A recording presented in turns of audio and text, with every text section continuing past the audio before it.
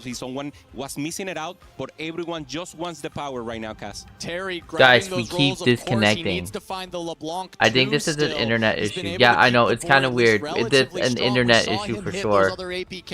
Yeah, my internet is not going so well right now. Zenbai from getting online, utilizing the gold from the loss streak to try and hold units, but it puts him in a precarious situation where he hasn't found his own, and he's down to what could be his last life in this game.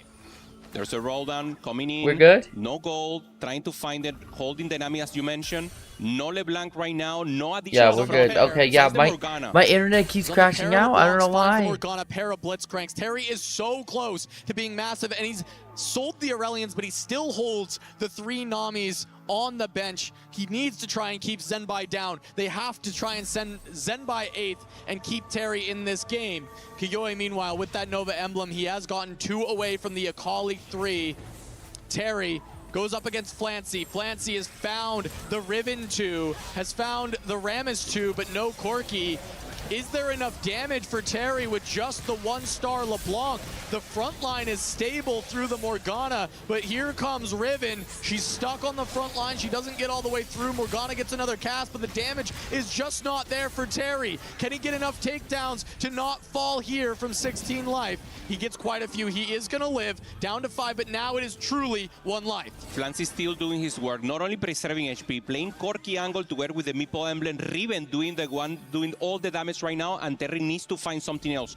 1 life only for Terry. Koji also in 13. One of these players will go down, and it will of course give 1 additional point.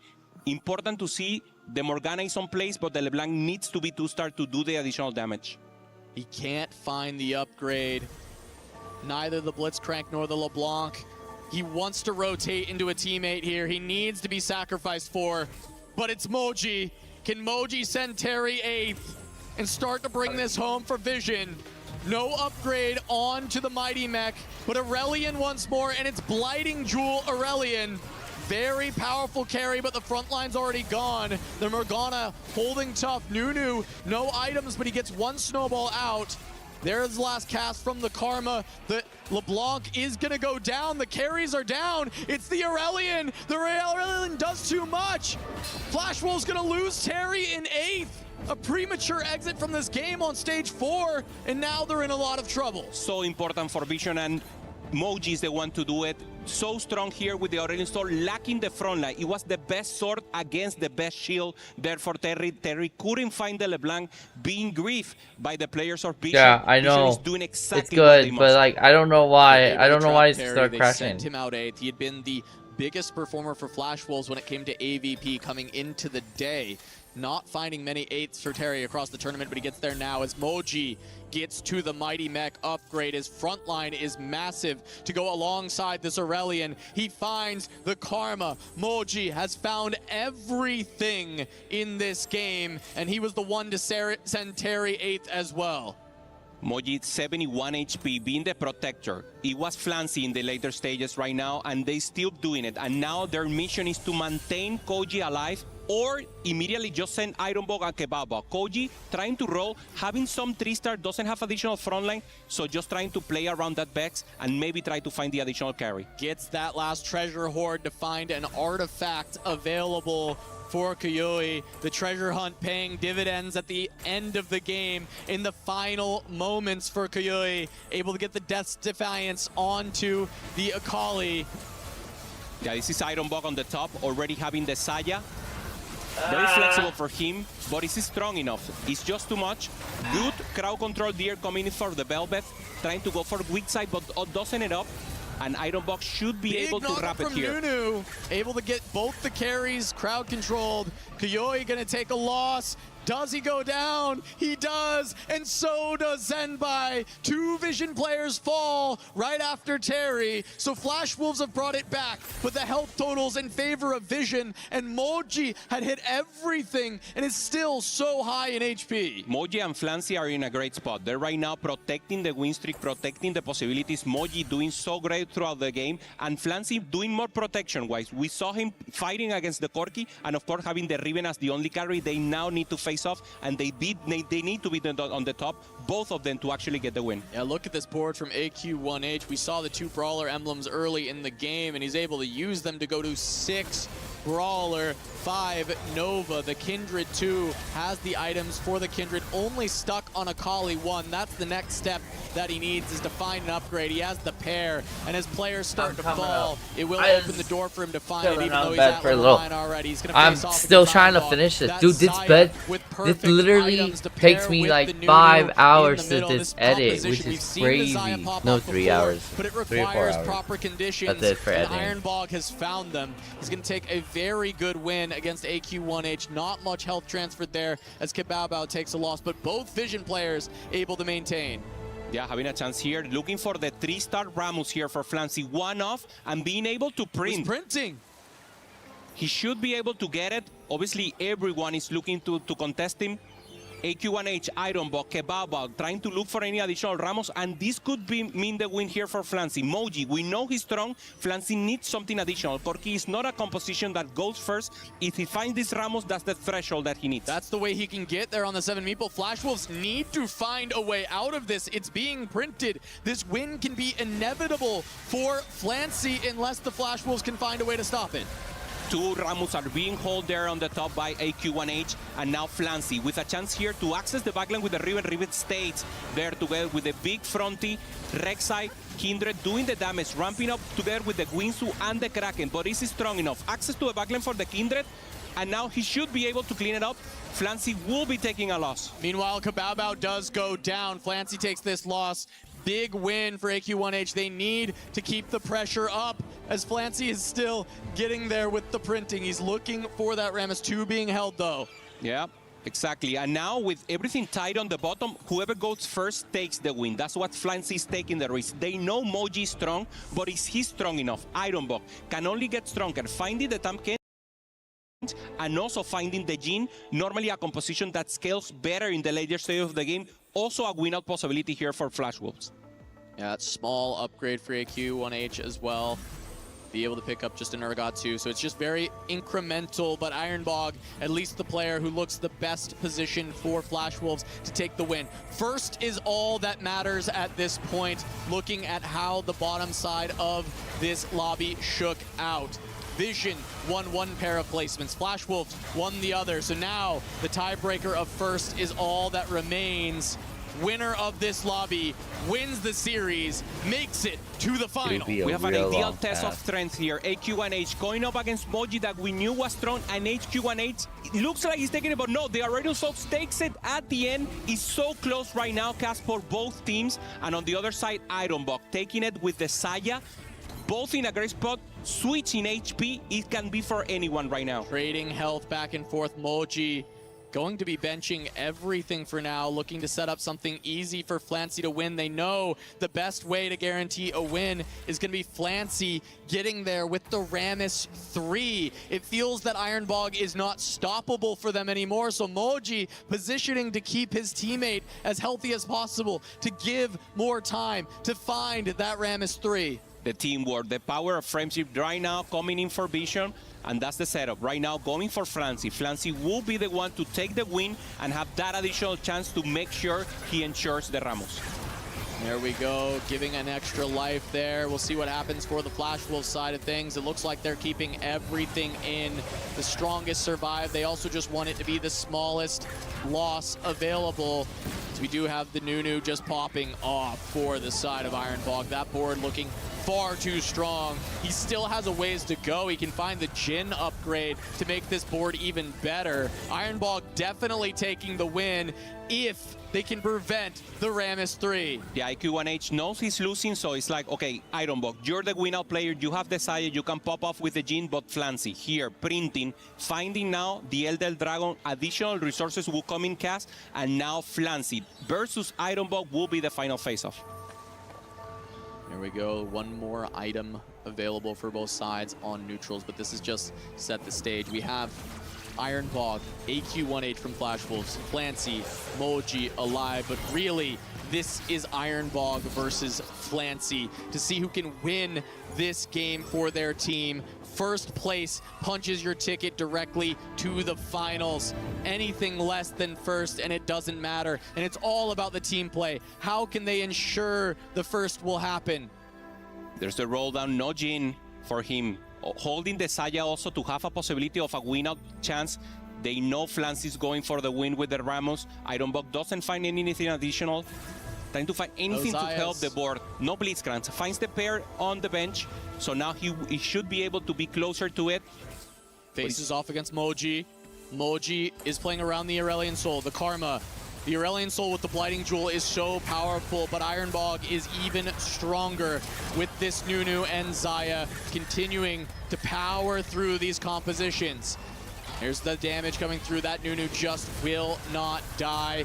Tanks for so long, and it gives all the time in the world for the double Kraken Slayers to ramp up.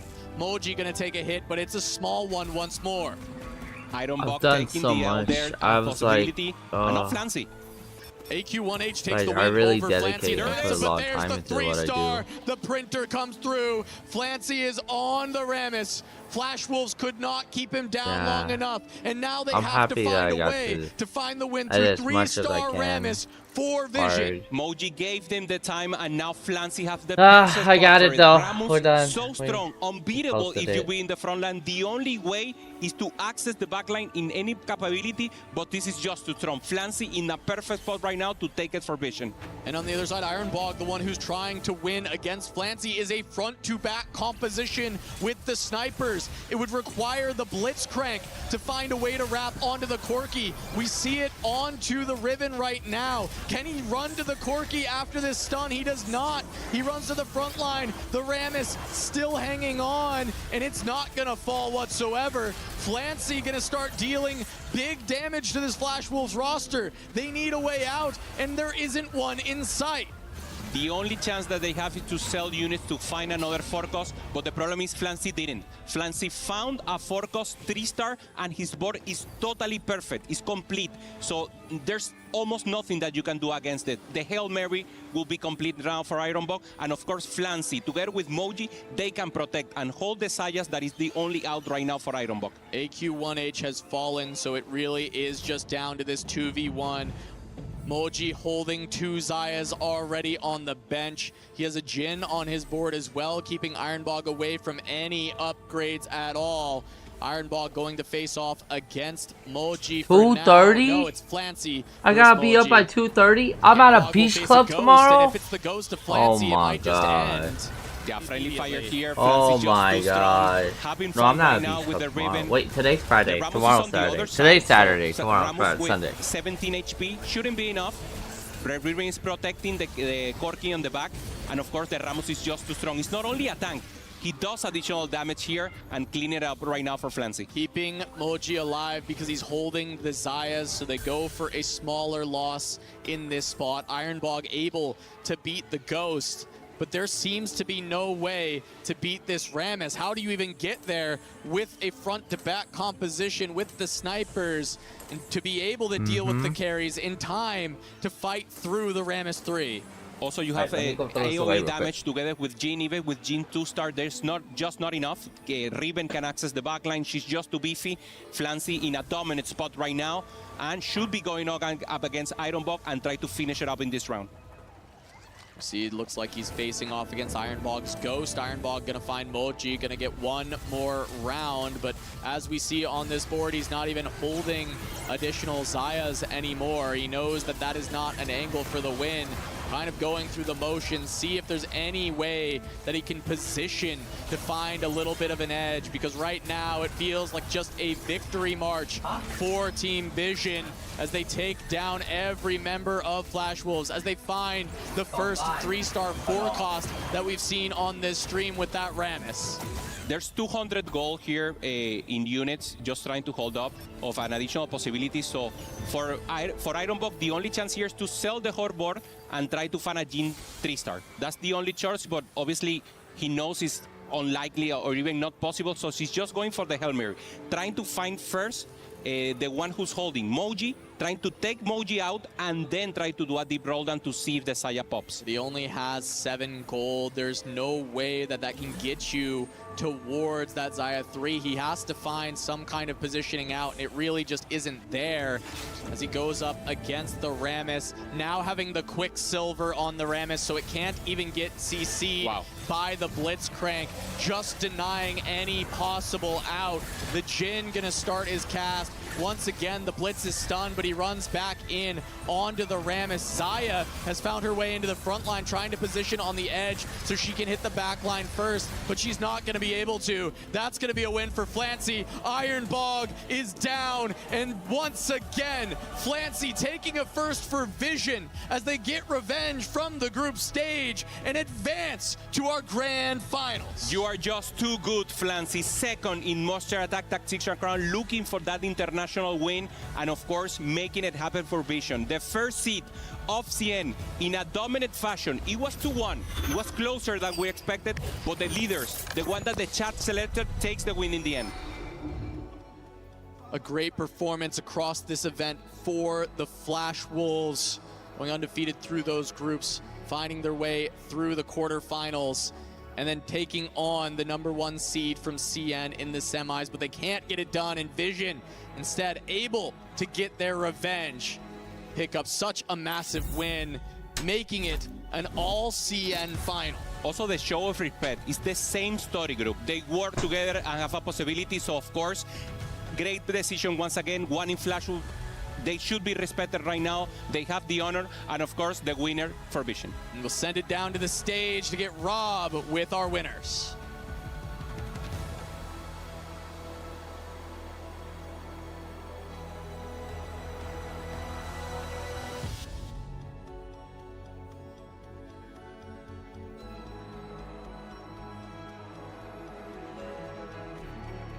And it is officially time for Flash Wolves to hand over their keys to Team Vision, who lived up to their word and moved on to grand finals. Now we have an interview with Kitty. Congratulations to Team Vision for being our first grand finalist at the EWC. 莫基，恭喜你们成功打进了 EWC 的决赛。This is also a revenge story for Team Vision as they get their final revenge against Flash Wolves from the group stage. So how does that feel? 毕竟你们已经打过 Flash Wolves 这个战队，而且还是输了，所以这次能成功拿下今天的比赛复仇，有什么感受呢？其实我们一直都是同一个学习小组的，所以我们也是打最多训练赛，我们彼此练的是最多的，所以对彼此也是最了解的。闪电狼对我们来说应该是整个 EWC 里面最难缠的对手。Because we scrim very often with each other, we understand each other's strategy very well, and we also think Flash Wolves is a very strong team. We are very happy that we are able to win against Flash Wolves, and of course, thank you for their practice as well. 因为今天也是成功拿下了3星龙龟，当时的沟通是什么样的呢？ We also saw in our semifinals a Rammus 3. So what was the communication like? 因为我当时的血量非常多，然后我们知道我只要给 Flancy 让到血量的话，他就一定可以画出3星。Because I had a really good status with a lot of HP, as long as I give Flancy the room to get the Rammus through the Maple duplicator, we knew we were going to get Rammus 3. Since you're also going into the grand finals, do you have any words you would like to say to the grand finalists waiting for you guys on the other side? 毕竟你们也是成功打进了决赛，所以对你们决赛对手有没有什么话想说的呢？ CNTFT Best TFT。 CNTFT, best TFT. All right, now it's time to crush Flash Wolves' key. China TFT, the best in the world. Emoji absolutely standing on that 10 toes down. How many times can Moji do it? Congratulations again. How many times can he do it? How many times can Flancy do it? Officially, they are in our grand finals and about to crush yet another key. Stone Cold Killers is what we have rocking this Team Vision jersey, ladies and gentlemen, and they are about to try to take it all the way. Flash Wolves. Amazing performance, but in the end, only one of them could make it to grand finals. Be careful, Moji. I know you a beast. Please be careful. Yeah. Complete and total domination, ladies and gentlemen. This is the creme de la creme. Officially, Team Vision moves on to our grand finals, and next, we're gonna find out who will be joining them.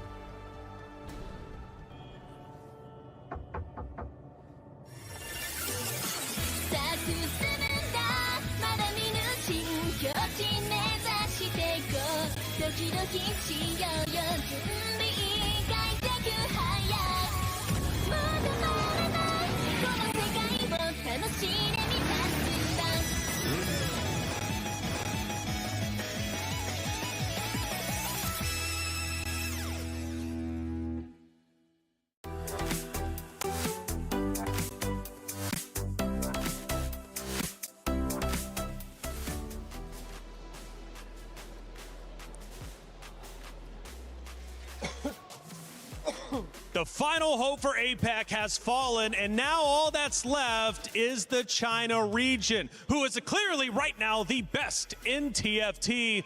Team Vision were stellar through the qualifier, stellar through the group play, and now find themselves potentially the winners of TFT here at EWC 2026. A momentous occasion, not only for the team, but also for the organization themselves in a club championship race. But we mourn the loss of Flash Wolves, a team that played so incredibly well. They made it this far, but unfortunately they must fall. Granted, we will see them later playing for third place. There is still that consolation prize and $50,000 they're going to that they had the opportunity to play for. But for Flash Wolves, let's praise them, man. They played well. Yes, for sure. And they also had beaten Team Vision before, but unfortunately this game was much more important, and Team Vision were able to surpass that and recover from the loss on group stage. Yeah, sometimes it's hard, right, Clement? It's like you're looking at you look at the team, you've already beat them before. That gives you some newfound confidence. But for the team that lost, they're coming in with some fire. 95% of the time, Flash Wolves would have taken down this game, but the difference maker is Flancy and Moji cooking up that alternate win condition. Realizing that they had the tempo in the early game, 100 HP up, and the Meeple emblem getting dropped by the spreading roots, they knew then and there that their win con was going to be Printer for Rammus. And by the way, a 3-star, okay, coming out. At that point, is it all lost? Did Flash Wolves know, wow, we might be cooked here? I mean, I think we were watching the game and we already knew the results, like probably a lot better, rounds y'all. Earlier, because there was My no way stuff's been uploaded. I feel a lot better. The Rammus is My internet hopefully is in that alive. Jeez. But going even For the entire time, series, I was just trying to make sure that it works, and then honestly, we died on me for no reason. But you know, we're good. Forget, we should be good for now. Lesson. Flash Wolves was all right, chat. We're good. We're live. We're here. We're how are we all doing? After all, though, we Flash saw Wolves ended up dropping the ball, much and it came down game to, 1 of course, only, which was Team Vision Moji, who were the star versus players for Wolf. this region 4, of course. This team it's in winning general, Flash. and of Flash course Wolves. Kiyui too. And honestly, everyone knew that Team Vision was going to win.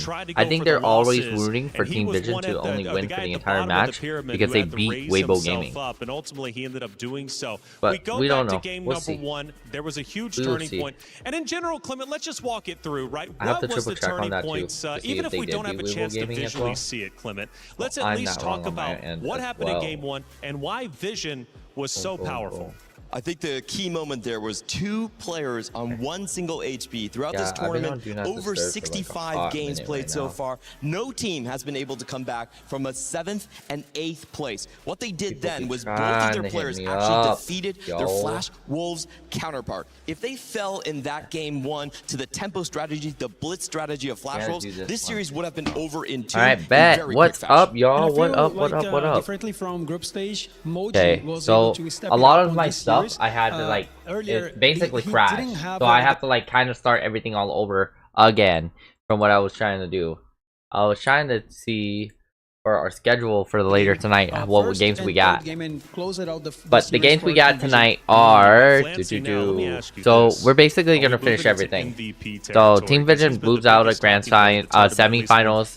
They beat Win and Fast Wolves. The team that beat Weibo Gaming actually the one coming up right now. It's Aurora Gaming against AG.HL. So what's gonna happen is this: after this match between Aurora Gaming, AG, and AL, it's gonna go into winning Flash Wolves against whoever loses this match. Then after it loses from that match, it goes all the way up to Grand Finals, where we finally get to see who can win first place.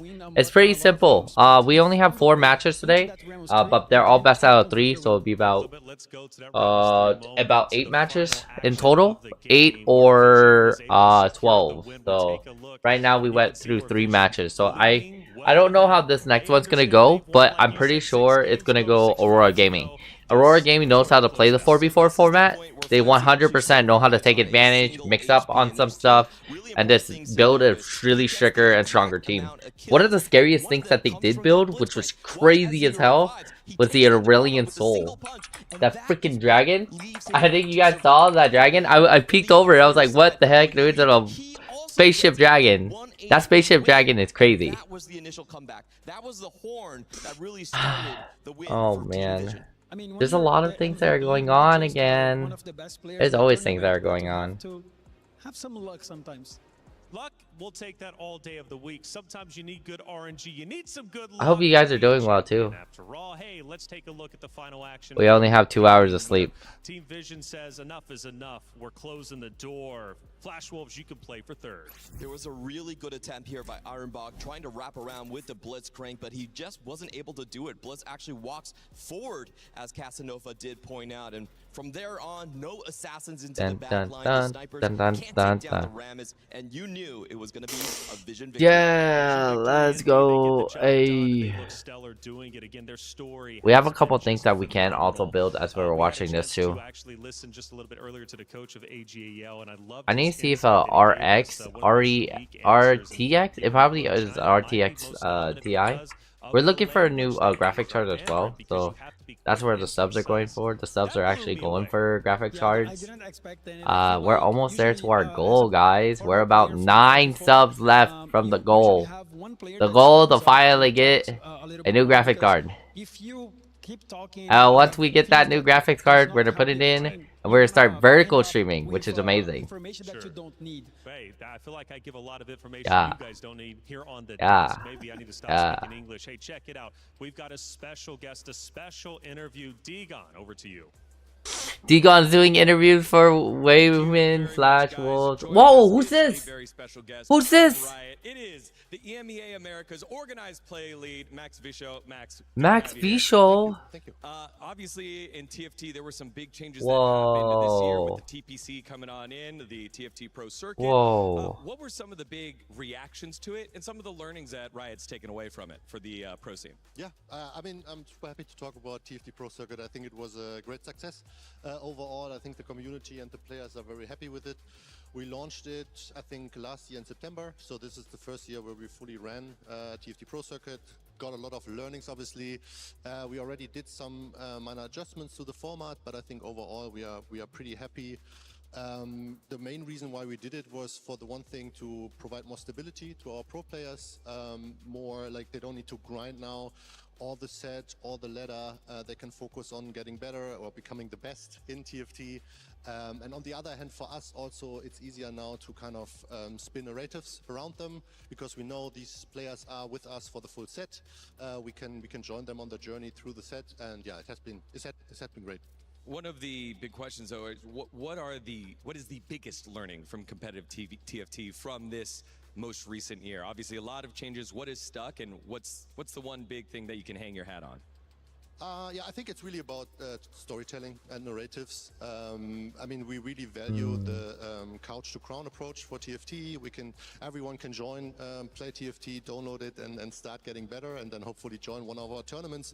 But in order to build this pro scene and also bring fans into it, you need these stable pro players, and we want to kind of have them with us for the full set and have the stability, and then tell great stories around them.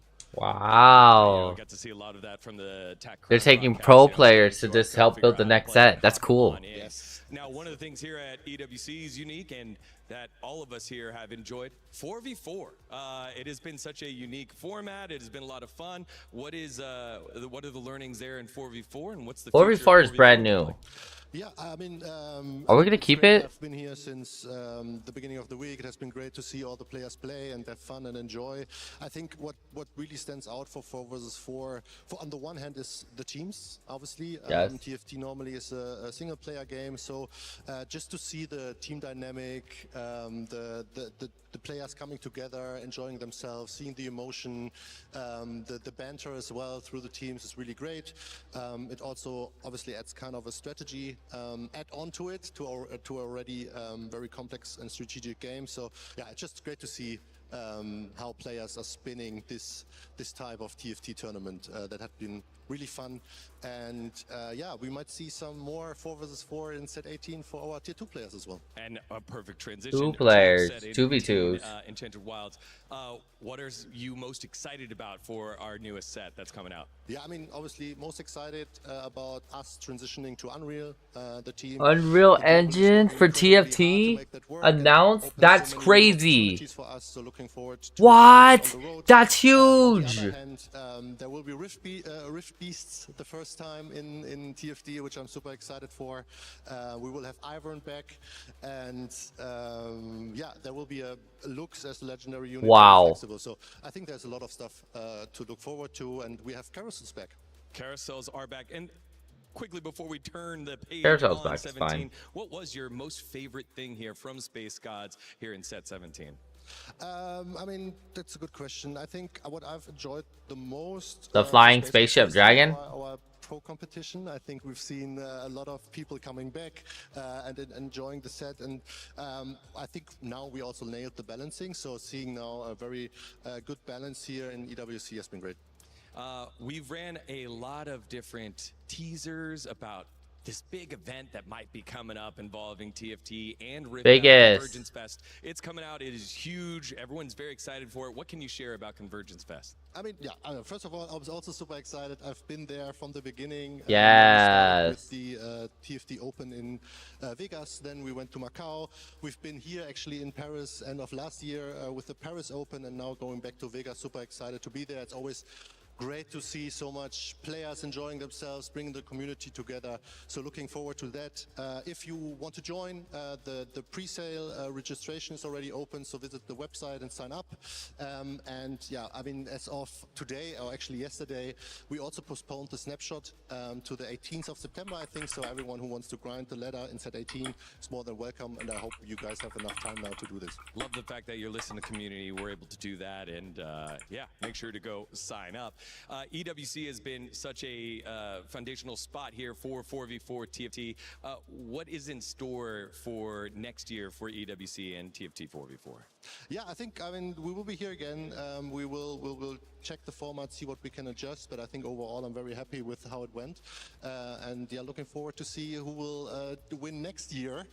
Hopefully, maybe an EMEA on America's team. Yeah, let's see how that goes. And then finally, any final words or surprises, anything you got here for the TFT fans around the world? I think just a big shout out to everyone involved in the production here. Thank you for the talent. Thank you for the players and the coaches who went here and did their best. I'd love to see like the mixed nations teams as well around Godlike and Mouths. I think it's one thing to be able to communicate in your own language, but then trying to kind of do everything in English, not your native language, has been great. So yeah, big GG to everyone, and looking forward to see the final games. He said GG, big GG. Getting this together, and yeah, we'll see what you have in the future. Thank you, brother. Thank you so much. Back to y'all. Bye, Max. Fist bump. The TFT Open is coming back to Vegas. I just hope there's no conflicts. Why would there be? This is when they combined it. To Vegas. So excited.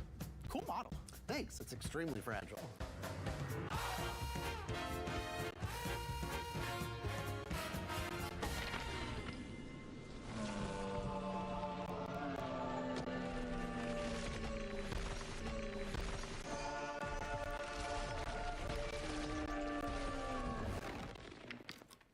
Where's my TFT Open? And my first ever NA Regional Championship.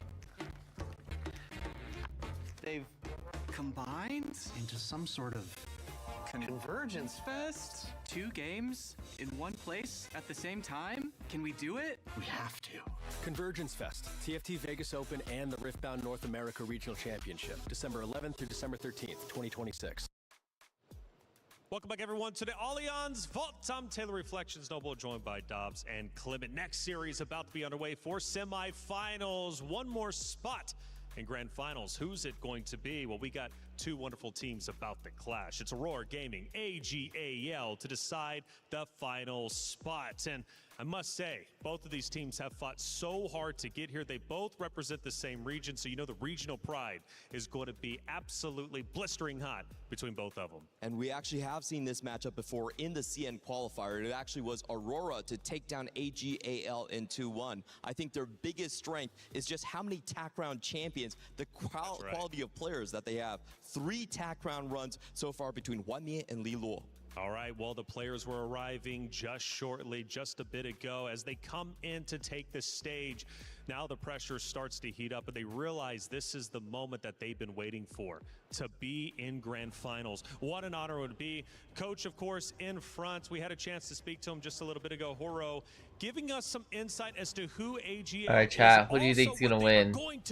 I was really gonna say Aurora's gonna say they're gonna win, but the problem is this: I don't think they are going to win. In the early parts of the set, and I think that the biggest question I had before this event was, will China dominate that again? Because on the I don't think they are going to win. Is like building a comps, hiding some strategy, but later on it's more about execution, and they just show that they're best in both ways.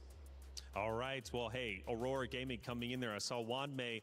He is such a phenomenal player with massive accomplishments. Let's learn a little bit more as to who they are.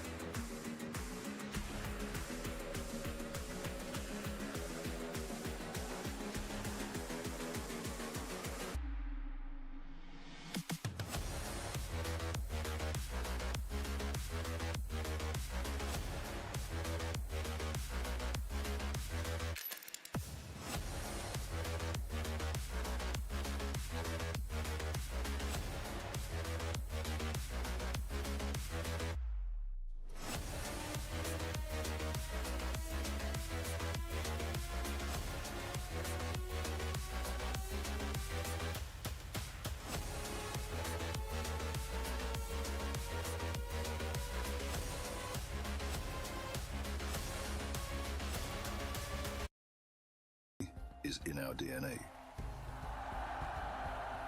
Whenever we let it out, it becomes our superpower. Now imagine an entire city being built to supercharge it. Kadir City, powered by play. We played a couple things.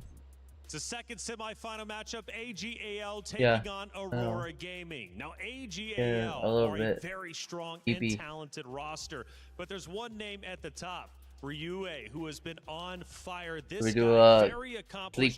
Snap cam. His resume is probably one of the most accomplished on the roster, and he's looking to add another title to his desk, man, because this is the only trophy missing from what I'm hearing. He is definitely the most talkative of the players on the team so far, and if you look, we should probably build some PCs, honestly.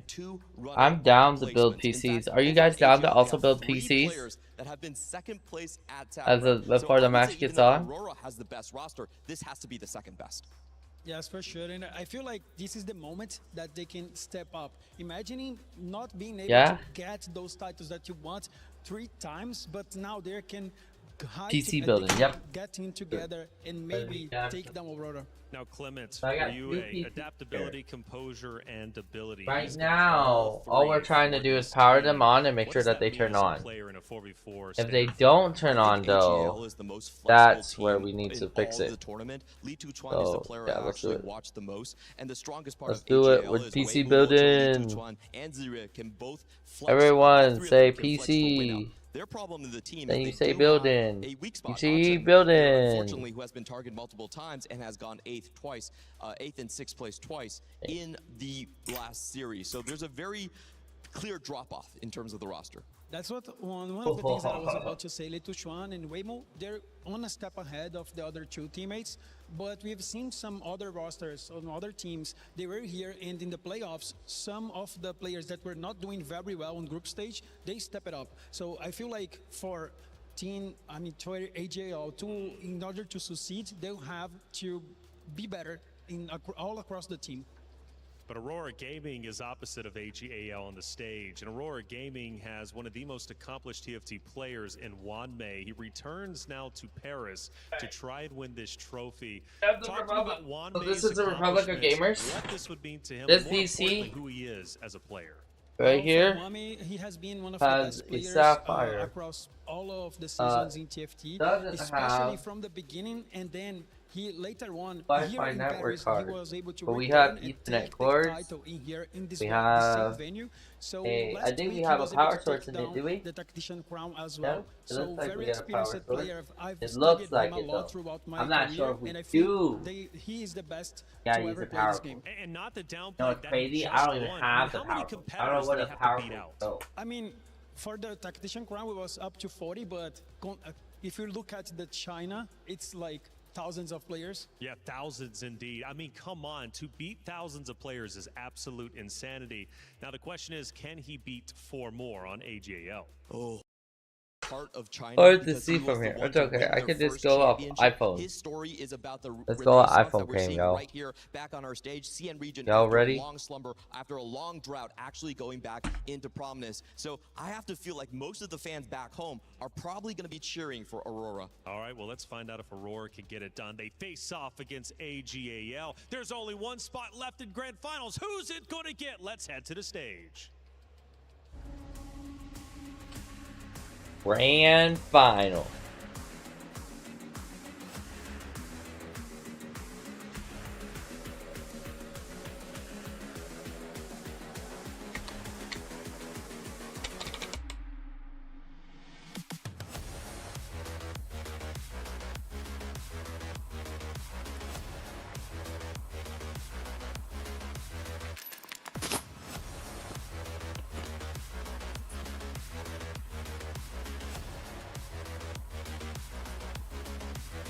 All right. Let's go. Grand finals. Gonna be Aurora, who's beat Weibo last night.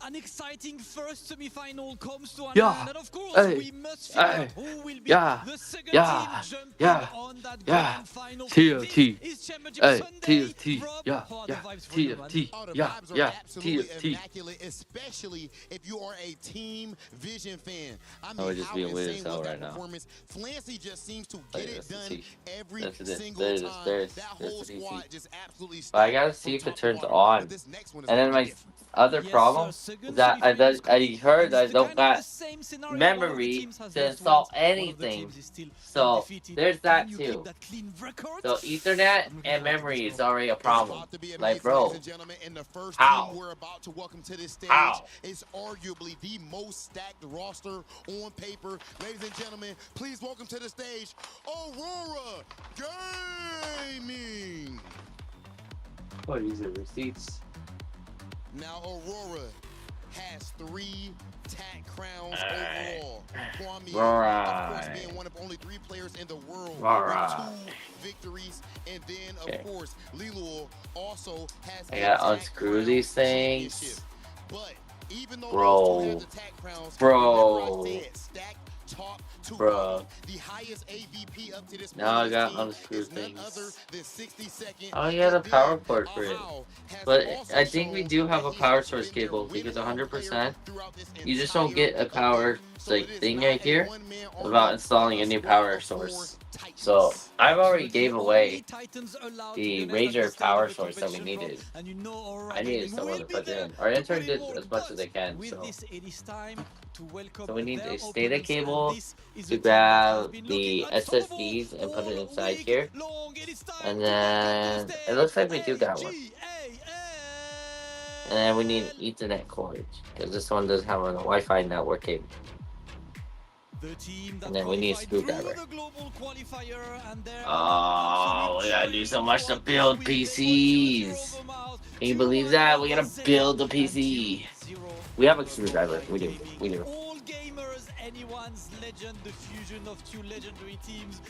All right, AGAL.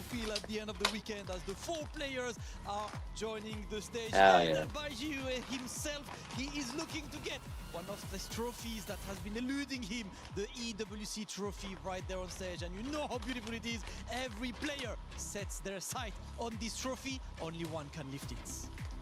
Only one can lift it. And ladies and gentlemen, we're about to lift the energy in here right now by speaking to the king of TFT right now, Hwamie. My question is simple. Early on, of course, you have the most stacked roster to a lot of people here, but you did have a loss early in this tournament. How did you bounce back to make it all the way here to the semifinals? 画面，你们的战队在纸面上可能是本届赛场上最强的一支战队了，但是你们当时小组赛直接就是吃了一场失利，然后但是你们现在也已经一路打回这个半决赛的舞台了。那想问你，你们当时从那场失败当中是如何这样反弹回来的呢？因为就是小组赛嘛，可能就是大家状态调整都没有到最好，然后也有一些试错的存在。 一旦进入淘汰赛，我们将以最饱满的那个姿态去挑战那个什么应对。But I get it. I mean, it was the group stages, and we might have, you know, a bit of a slow start, but with our engines have warmed up, and this is the semi-final stage. This is the biggest stage overall, and we are here at 100%, and we're here to give it our all. Damascus, Hwamie, and all of Aurora Gaming clearly believe that they are an unstoppable force up to this point, and it's hard to argue with that. Hard to argue, but against them might be the immovable object from AGAL. Listen, you guys have been unstoppable this week. 3 wins, still undefeated, and even though Aurora lost earlier, they just said that right now they feel unstoppable. You guys have not been stopped. How do you keep that consistency throughout the week? AGL 战队呢，你们现在在整场比赛当中目前为止还是未尝一败。你们是如何保持这个气势，保持这个不败之率，一直到这个 半决赛舞台以及更远呢？因为我们不管是输赢还是训练赛，我们都会保持谦逊，就是持续努力吧，然后也保持我们的自信。对。Well, our secret to being unstoppable is to stay humble, and you know, give it our all every single match, and to just never stop being, to never stop giving our all. Throughout every single match. Hey, you made it to the stage, you've got to give your all, but I love this, Rob. We've heard smack talk left and center, but they're saying stay humble, do the job. Ladies and gentlemen, we have heard the words, but right here at the Esports World Cup, y'all already know we handle it on the sticks. Aurora Gaming, AGAL, please meet us right here in the center for our face-off. Yet again, the team standing in front of you is also the last obstacle for you trying to get to grand finals and achieve your dreams. There can only be one that moves on from here. It is about that time. AGAL versus Aurora Gaming. Everybody listen.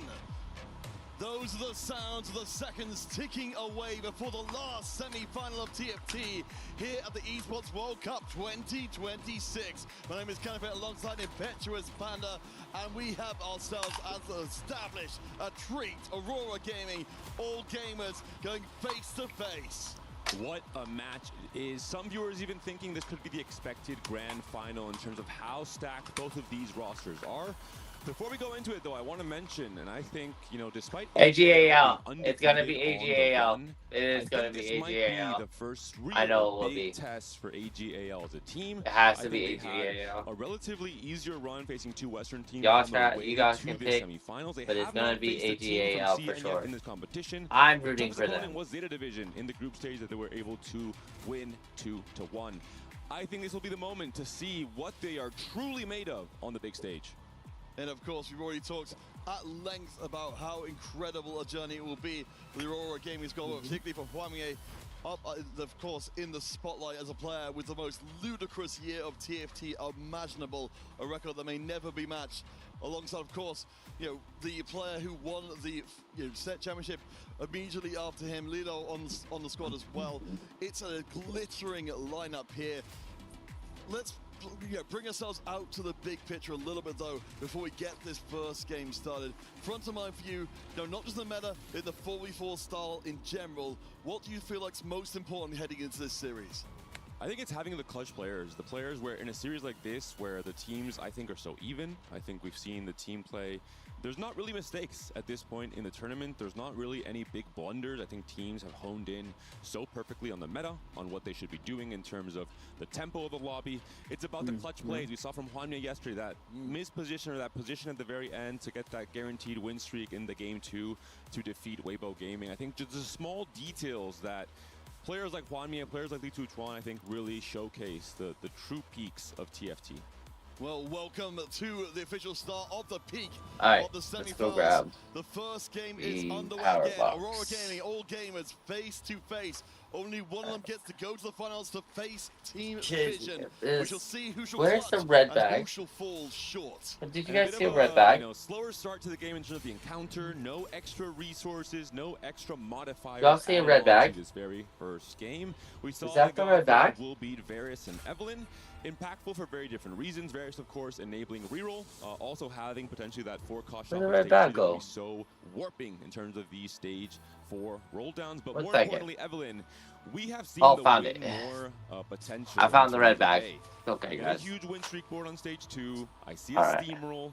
If you I'm manage to ready. steamroll on a 10 win streak, you will get so much extra gold. Oh You can my almost gosh. decide the game on the spot. So we'll see how players decide in stage 2 to play around more of a tempo or win streak option, thinking about the potential steamroll. And thank you, This is audio bag. Stargazer this game as well. Gosh, as I said, I This think is I'm bag absolutely right. It that feels has like we need to be nothing in it celebrating to see bag. these strong boards coming together, because the difference between a successful potential steamroller run and missing out is absolutely enormous. My It's intel not bag. an unbeatable situation. What's We have in some the teams intel get a bag? streak and lose, but it puts you We have so an far extension ahead. It cord. takes something miraculous to happen on the other We side. have That's right. And with a servant here, we are going to potentially see Zaya being a HDMI, USBs. I think this is the one I needed. variety, especially for those openers with a lot of extra bows. This is and a those Type-C mini adapter. starts. They're not all funneled into just a Nova line with the Akali and a Kindred. Yeah, this is a Alright, we'll be Type-C starting adapter. off I here don't with know. our gold augments, our Eh? players readying their battle Why lines do I here have a to see Type-C who can step adapter? forward instead into the I don't have a potential laptop for that steamroller stuff, position. that's why. Of course, if we know there's going to be Let me see what else I got. conceivably No steamroller way, players, that's what all we I need to have? know that Okay, going so to we gotta be go deeper in my the players who technology say, box. you know what, I can't win, I need to maximize my losses.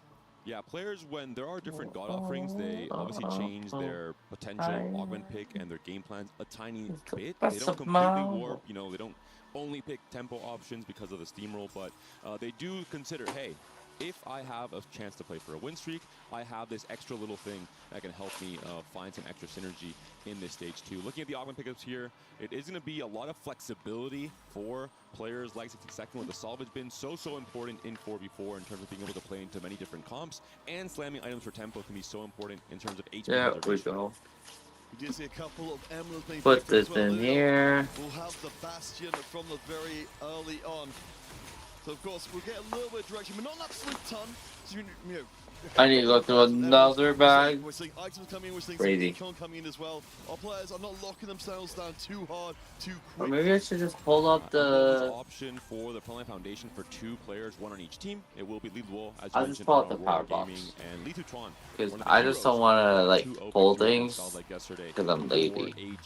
AGAL. I'm The being most interesting lazy. I would say, I think, are probably the advanced loan, A10, the chance to have just so much extra gold, potentially can be punished. This isn't Golden Gala, so there's a chance that if you go for Building a prismatic PC 2 gold harder. on 3-2, that's already Because it doesn't like work unless like you have the right pieces together. And if you don't have the right pieces together, and sometimes it's very fidgety, it's just not gonna work.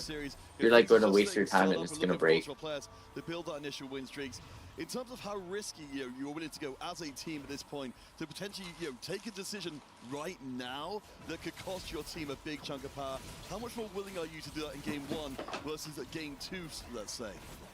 I think players, if they know those are EV, they're happy to take risks. I think we've seen augments that, we saw yesterday.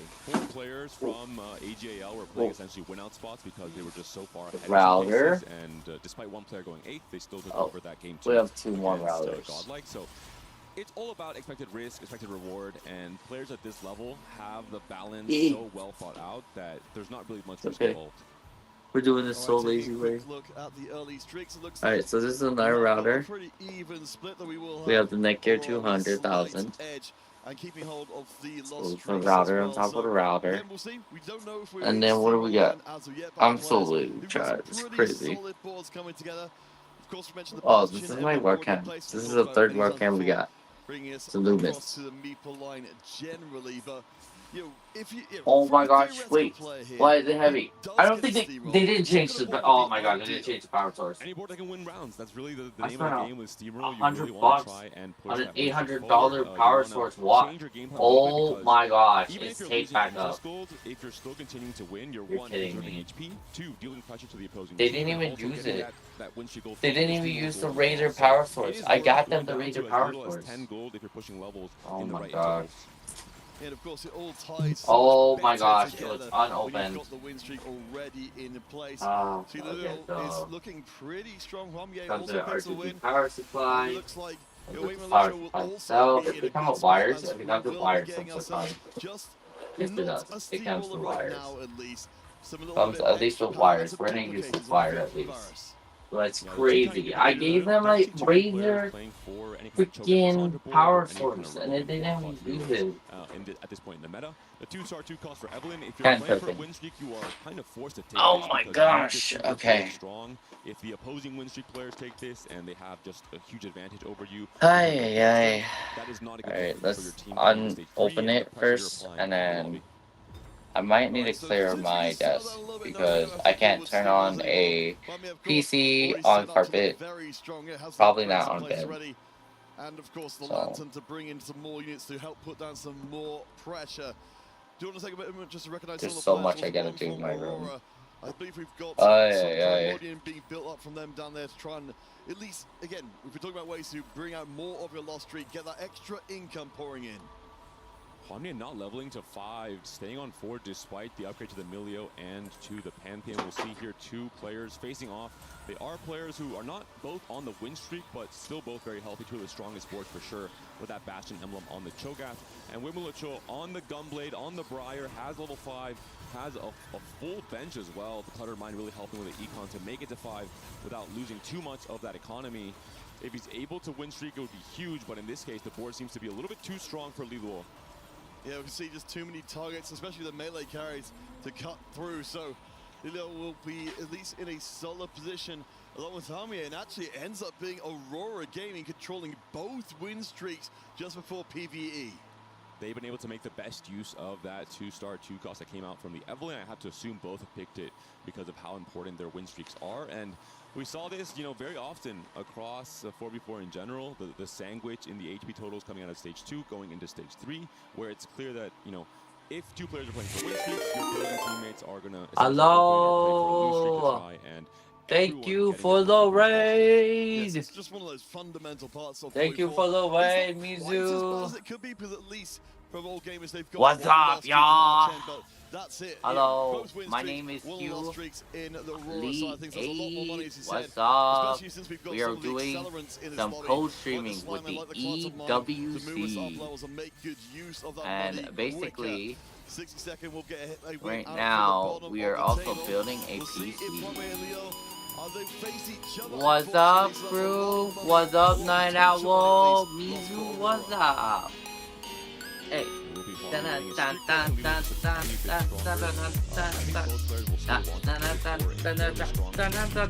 Hey.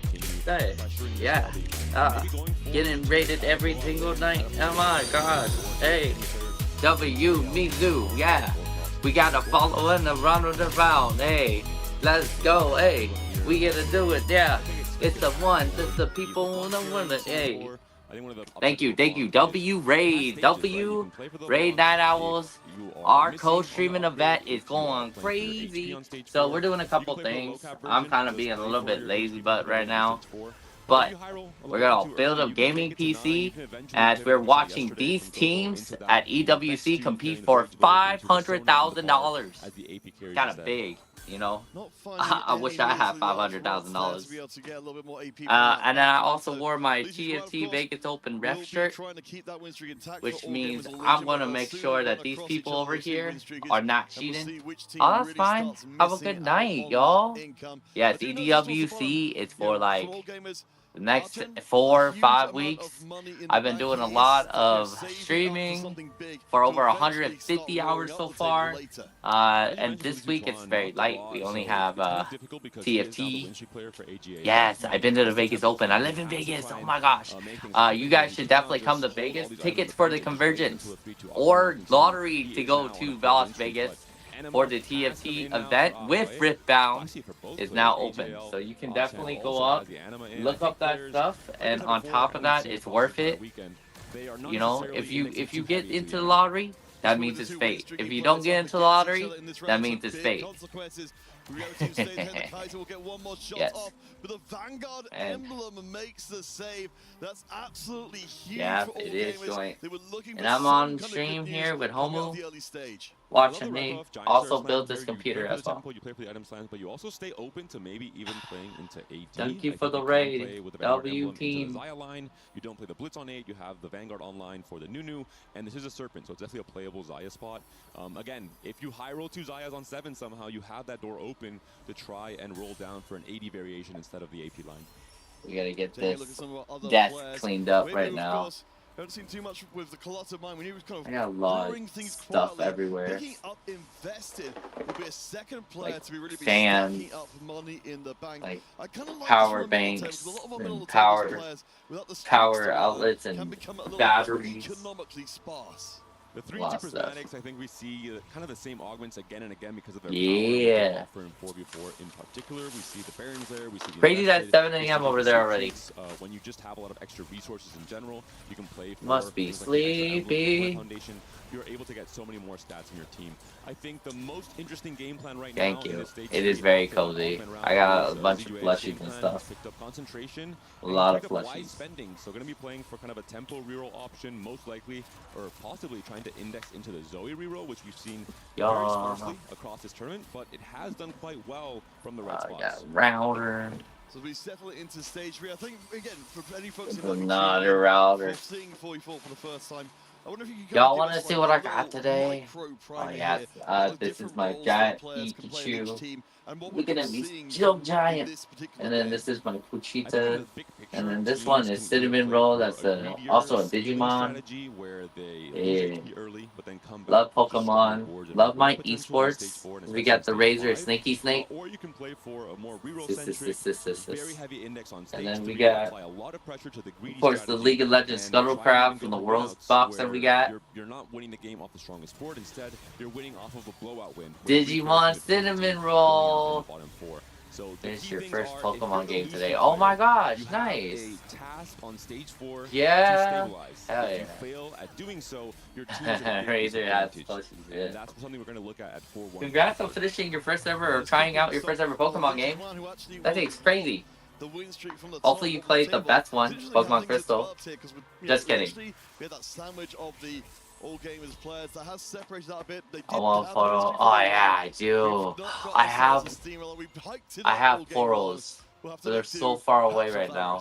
I have to travel across the Red Sea for it. And I was saying Homu about this too. I'm like lazy, but maybe I can show you next time though. Yeah, I'll be that game. Oh yeah, hell yeah. No, that's cool. We love Pokemon people. They're always trying to get new people to play Pokemon, honestly. But once you play it, you're hooked. Take that chance. Let's see what 60 second gets. Talon certainly has. Well, we know it's been very powerful in the early going. See 60 seconds. Yes. Thinking about the idea of playing it, certainly. Next time, 100%. Thanks for the follow. Something a little bit more unusual. Because he has the emblems and he has a salvage bin as well, I love the pickup Pokey here. dodge. You are so flexible from this game plan with 60 seconds to try and play around anything It you is. do hit. It is a very friendly game, not just new. It's friendly. Kind of vertical serpent board, but with the emblems Friendly like magic. I bought this today. It's the Final Fantasy Magic Collab starter kit. It's pretty cool. Haven't opened it, but I've seen what it is. As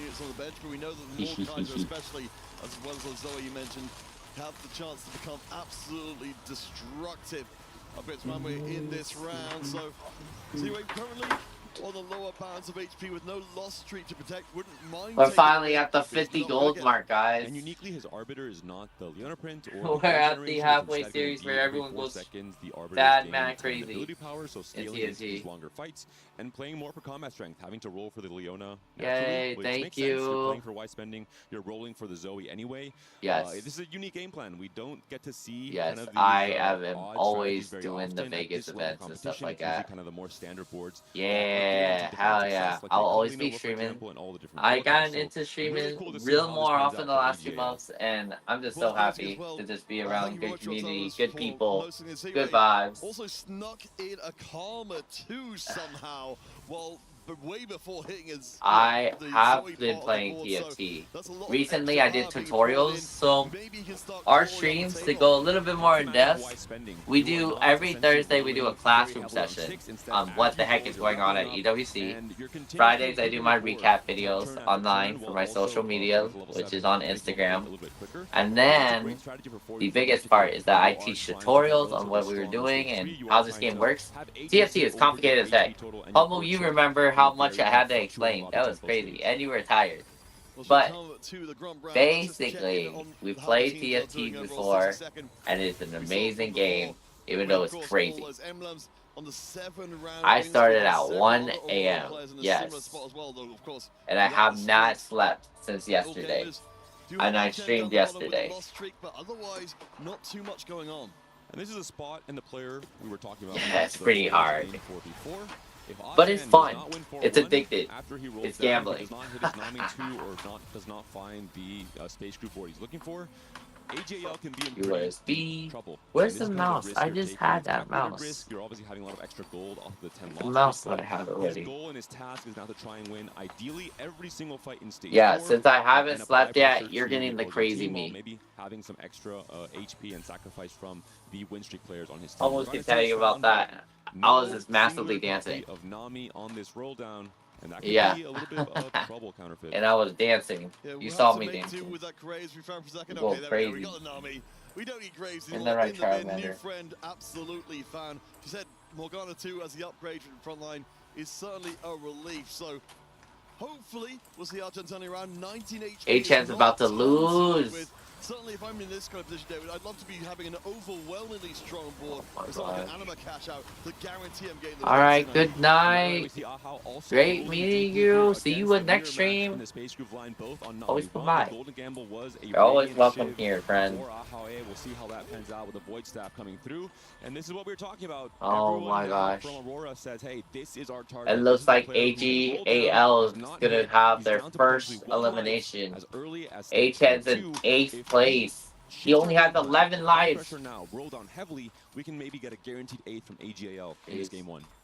Thank It does feel you. it's so risky for teams to put themselves in a position where, again, it's worth reiterating what you were saying there, that it's just terrifying to see a whole team decide, we're going to strip mine the Oh, who's pool gonna grab? with every single copy of that champion. Okay. So remember the early Put days of this there. TFT, I believe it was the French team who kind of, uncertainly in the first place, ISO, and that's the first people to do it. Teams would just be immediately blown away and say, "Oh, our whole plan's." I can't do it no more. I gotta go grab. I gotta grab the screwdriver. I can't be lazy as much as I can anymore. I actually have to get up.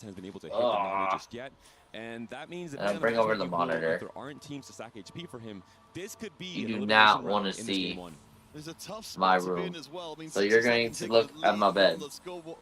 With the most HP. Crazy. You know it's crazy when the safest place to look at is my bed. cost them overall as well. We'll see how this concentration does.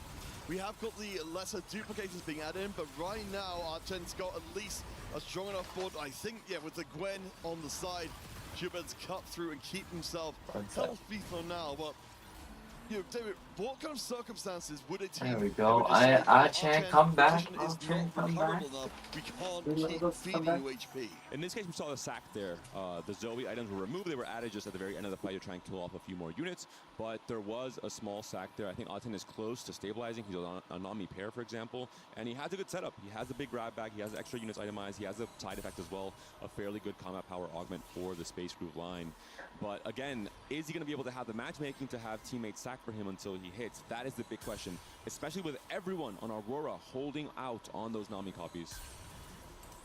Well, that's all going on. We have at least got Waymo trying to put together a strong case of his own. Also fighting up from the bottom of the table, which is very much far from ideal, especially if you're going to have to eventually run across your teammate and decide which one of you will give up the life. In this case, we can see the Fiora demonstrating a little bit of why she's so dangerous. With the Vex, a 1-star for Waymo, and a decent looking bench as well. He's not quite there with his full power board, so will, I imagine, to fall down in this round unless the Vex gets one big shot off.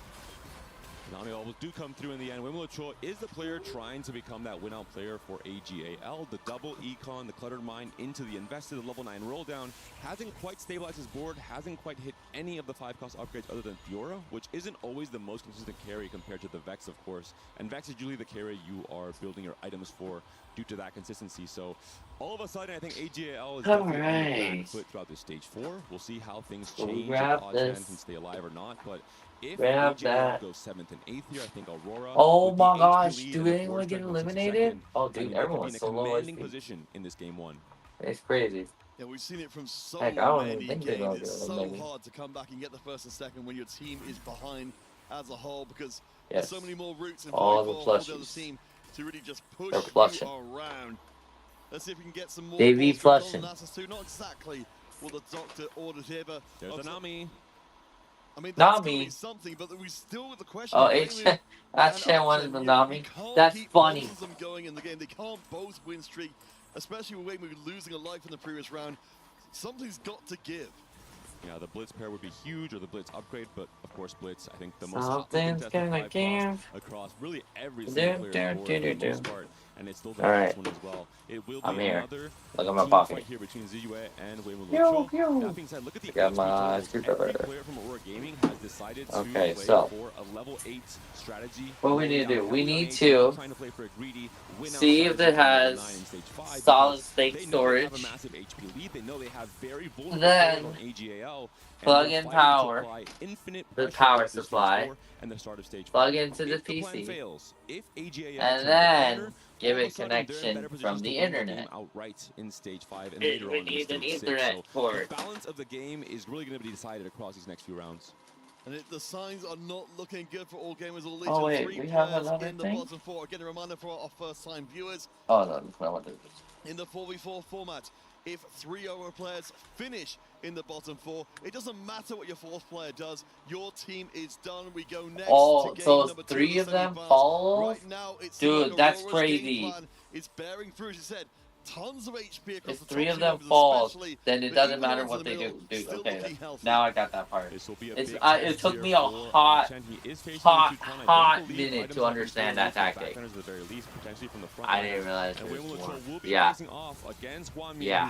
there's a lot, but it's very comfortable. Which is why you can understand it's hard for me to get up after I get into this bed. It does not seem like the board is strong enough. The frontline hangs on for a very long time, and suddenly, with the wins from Waymo Cho and Ah-Chan, they are starting to turn the corner. Yeah, seeing Hwame moving down into 7th position there is pretty alarming for Aurora. Again, they've still got the cards stacked in their favor in this game, but even the small changes of position here, particularly, of course, with 4v4, with everyone donating their HP to each other, we're already seeing there's very little in it from 4th all the way down to 7th right now. Dude, if AG.AL loses, then I am definitely a curse for TFT. to either I got to every just get single any team upgrades that on I the board as wanted to possible. win. And now I'm starting to get a little bit Lose. worried or concerned about the outcome of this game. It looked very I have not one-sided good luck Aurora for Gaming. TFT. I think now Don't have me bet on it. AJL is starting to come back. And it's what we're talking about, the balance between the pressure of the stage 3 Yeah. and stage 4 strategies and the greedier win-out Yeah, positions it's a of lot. players trying to play It's the a long lot game I'm instead. doing here. There's a balance in We're stage doing 4 a where lot. some players could get blown out. I'm always very doing a early lot. and go 7th and 8th. I think we've made it past that Alright, point so already. let's do it. So, And especially if Wemulacho finds a Vex 2, we finds gotta a Shen 2, we gotta really get finds a the 5+ screw. upgrades, he can be the winner Screwdriver. for AJL. And we're gonna unscrew We'll this. see what happens. Every round is a chance for a player to get knocked out unexpectedly, especially if the two lowest HP members face each other. I have to imagine that, I mean, Waymo was suddenly able to soak more of a loss here. Oh Of course, my you can't gosh. just be emptying out your items and giving the loss over entirely. We'll see if all gamers can manage to thread the needle here and keep both of their players alive. It would be ideal for Ah-Chen to win this round. He's 11 HP, he's definitely 1 life, and Wemulacho can still heal the Okay, floor I at guess super Ah-Chen 17. can win. It's a close fight, but I think in the end, Wemulacho No. so it will be Ah-Chen going out in 8th, Ah-Chen's unfortunately. on. And no other player has been eliminated, so it's only going to be AJL with 1 player down at this point in stage 5. Oh man. All right, so let's reset things here. We can see again Aurora back up to top 2 positions again, double the HP of Lijuan just below, and Waymu as well. We do see the 2-star Blitzcrank coming in from the middle of the table. Again, we're looking for, in the most immediate, whether All Gamers or Legion will be dropping 3 members into the bottom 4 or not. Based on that upgrade, at least that particular hurdle may well be passed. Again, Ahau next on the chopping block, the first and weakest player from Aurora on 1 life now here as well. He has an Omni 2 since very early. We're looking for is this board going to be strong enough to very deal small with wires. to deal with a setup here? The Riven is not moving on to the Nami just yet, so it looks Does like not it should be have Ahau. Should be a pretty clean win. And on the side of a Zoe, solid also state drive to help save storage. I bought some though. The Mordekaiser 3 was not found, for example, and it will My be question Zero is taken down. it So enough? already a 7th and 8th The solid for state AJL. drive is This 500 forces gigabytes a and heroic 200 comeback, a win-out position from both gigabytes. Li Tuchuan and Wei So we're gonna Mulucho. take the We're not 500 concerned gigabytes and we about put it on maybe here. hit the 5 plus if you make it there. Li Tuchuan though, he's on 2 HP. Yes, which means I there's need no a room SATA for error, cable, of course. You've got 4 which players is now connected. on 1 team for Aurora who can all position to make sure that his time is going to be the worst possible it could be. It just feels like, David, from what we're seeing, an overall game plan here for Aurora here in game 1 of the second semi-finals just seems to be the more reliable of the 2. The pressure was We also too need to high. connect Luton's power on 8 has not to found the his upgrades. He's GPU, still to paired the on graphics Karma. card. He's still paired on the Blanc. He only has the frontline upgrades. The pressure, it seems to have worked out. It is Wei Mulucho up against his own teammate. Unfortunately, they can't really trade too much HP. There isn't much to trade between them. Only 22 HP in total, and they need to go first and second. It might be an impossible task. And what a disappointing ending it would be for All Gamers if they end up being knocked out by their own team, and it will be the case. I think it was pretty much a done deal for quite some time, honestly. A fantastic first showing for Aurora on the road to the best year in TFT history for Huamier. That will be 1-0 in the series. All Gamers going to need to do some serious thinking heading into game 2. A masterful understanding of 4v4 lobby tempo, HDAL not the making weakest it player so on well. the opposing team, of how to lower your cap, but to apply pressure in stage 4 so this in is a particular. power cable. I think every single decision from Aurora We need Gaming 2 in this seconds. game 1 proved to be correct in terms of how they read Power their cable opponents, 1. how they tried to counter them as the game revolved. And I mentioned it would be a big test for AGAL, maybe too big of a test in the semifinals. All right, guys, we will be headed to a short break. When we return, we'll see if All Gamers can bring the series back to even, or if Aurora Gaming will be headed to the finals to face Team Vision. There is no SATA cable. So we take our cable. We're all bag.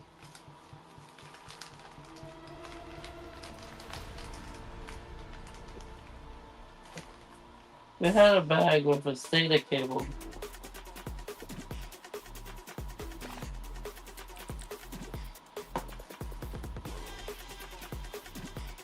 I'm pretty sure we had a bag that we're gonna use for SATA. Aurora Aurora Gaming looking hot off the start. They take a 1-0 lead. AGAL forced to come back. Can they do so? I believe in it. A game 3 is in our future. We just got to get to that point. Hey, welcome back into the Allianz Vaults. I'm Taylor Reflections Noble, joined by Hoope as well as Clement. Hoope, you're looking fresh, man. You got the golden spatula. Of course, we have to have golden spatulas. spatulas. In golden spatula or having the possibility to go to tackle. So of course, some representation here. I like it. Oh wow, I he has like a gold spatula. You know, I need to get one of those. Maybe one. I want a lapel. Clement talking about golden earning spatula Gaming, taking game number 1. I want to hear what the chat had to audio. say because we've been looking in, and you know, sometimes these comments they're fun to read, man, and they get spicy. AGAL fighting GoBot. Yes, they were, but they go down earlier than we thought. Yeah, they have a lot of fans, though. Of course, all they Legends killed each other. That's what happened. Legends as well. And Aurora crazy. Taking down game 1. So tough. They're so strong. They did everything. We'll break it down later. But of course, Aurora is right now looking as the favorites. Favorites indeed. Was he out? Where's the snake in my boot? I'm riveting, so I like this. Let's get a little bit deeper. Was I am also I riveting. don't think so. I think Wei Mulocho, he has to be the win-out player, and Achen was All dead in right, the water. so I got the you first kinda one have to let in. him go at some point. Well, let's start the conversation with Achen because it seems like that was the main game plan for the side of at least Aurora Gaming. They wanted to focus him out. All So right. from start to finish, Achen, was he the main target, and what did he need to do in order to turn the luck around? We have to pay attention to the augments right here. He took advanced loan and was the only player punished so far. Actually missed out on the prismatic. So very early on, the side of Aurora knew that someone was going almost dead last. All right, the Cat. tempo. Yeah, exactly. The tempo play was perfect. I need 60 my seconds plushies to to Lilo move. just punishing I every feel time, like doing you the early, plushies and at the end, are if they hiding managed to where get you. to the top 8, and they did, it was also HP preservation. So in the end, it was friendly fire. So Aurora did everything perfect, a full master's class in 4v4. Break smart to see the friendly fire. You know, even Weibo earlier in the days, friendly fire is what did them in the ends. We take a look at some stats from that game number 1. Achen obviously was a main talking point. Let's see who else was in the conversation. 62nd. Now this guy is just such a great competitor for Aurora Gaming. He finishes off 18-5. They knew their win conditions exactly. Once they saw Achen low row, everyone was just loading up, spending all their goal on level 8 to make sure the tempo was at the max. Yeah, 100%. We see Juanme. I had a blue data cable. Where did it go? To actually punish them as soon as possible. Where did it go? Any HP possibility. So of course, this is exactly what you want to see from Aurora Gaming doing in a dominant position the first game. You are expected to take about 40 HP in terms of friendly fire damage per stage, and they started stage 5 with only 50 HP across the entire team. Ooh, that's tough to say the least, man. Aurora Gaming coming out with a game plan. They executed, and it ends up working out. Now, for the club championship race, both of these orgs, they're fighting for something special. Trav, give me the update. Oh wait, if AGAL still lose, they're still gonna get a couple points for EWC.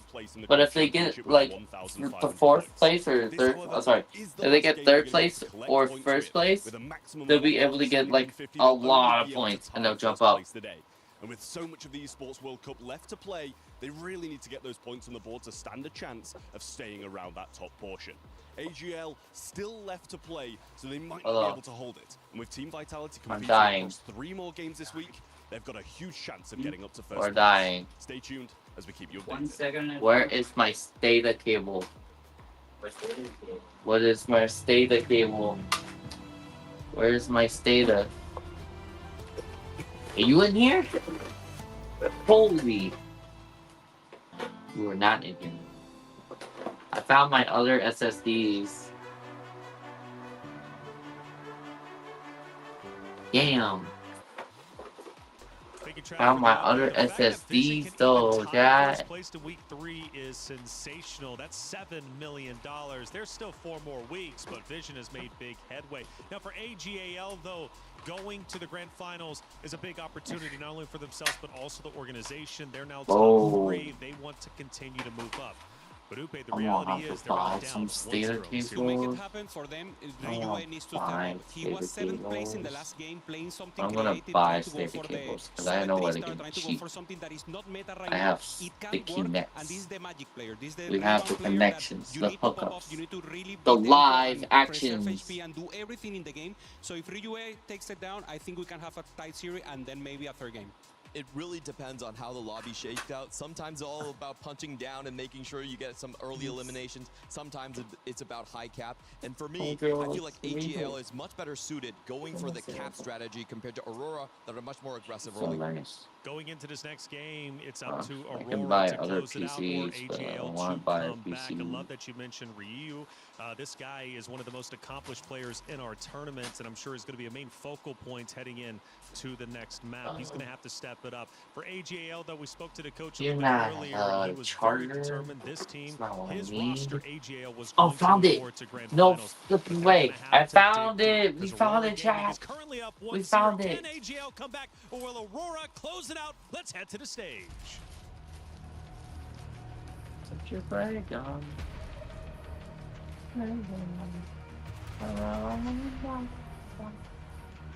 Here we go. Yeah, we found it. This is a SATA cable. It's colorful and it does one thing. It connects to the PC motherboard, and then it also connects to the hard drive. SSD. Where is?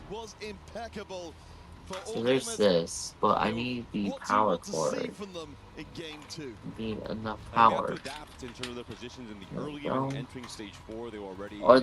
Or this one where the motherboard's broken. I think this is where the motherboard's broken. In my opinion, this match in the semifinals, and they were outplayed. We'll see. Game 1, I think Aurora Gaming just had a much better understanding. Because there's this blue board right here, and I don't know what goes to it. The players from AJL entered that late game on, and we'll have to see what kind of Shouldn't be what I think it. No, it is. It is. Uh-oh. That same low Uh-oh. that can get pressured in the late game. Uh-oh. This might be a dead board, y'all. Uh-oh. Uh-oh. It's a dead board. I do have a replacement, which is amazing. Y'all don't know how amazing it is to get a replacement board. Okay, Thinking about Echo in particular as a god offering and how to this adapt your game plan goes to around it, we can find things like divine motherboard, intervention that rewards you for doing exactly what which Odd did in the I last think game, going down to below 30 also HP over while you're there. entering stage 4 for a big juice up of resources. Golden Gala, I think, also a synergy directly with this. I think augments like Calclots, for example, could be very interesting. Patient study as well on 2-1. That could be ideal for that one lose streak player on your team.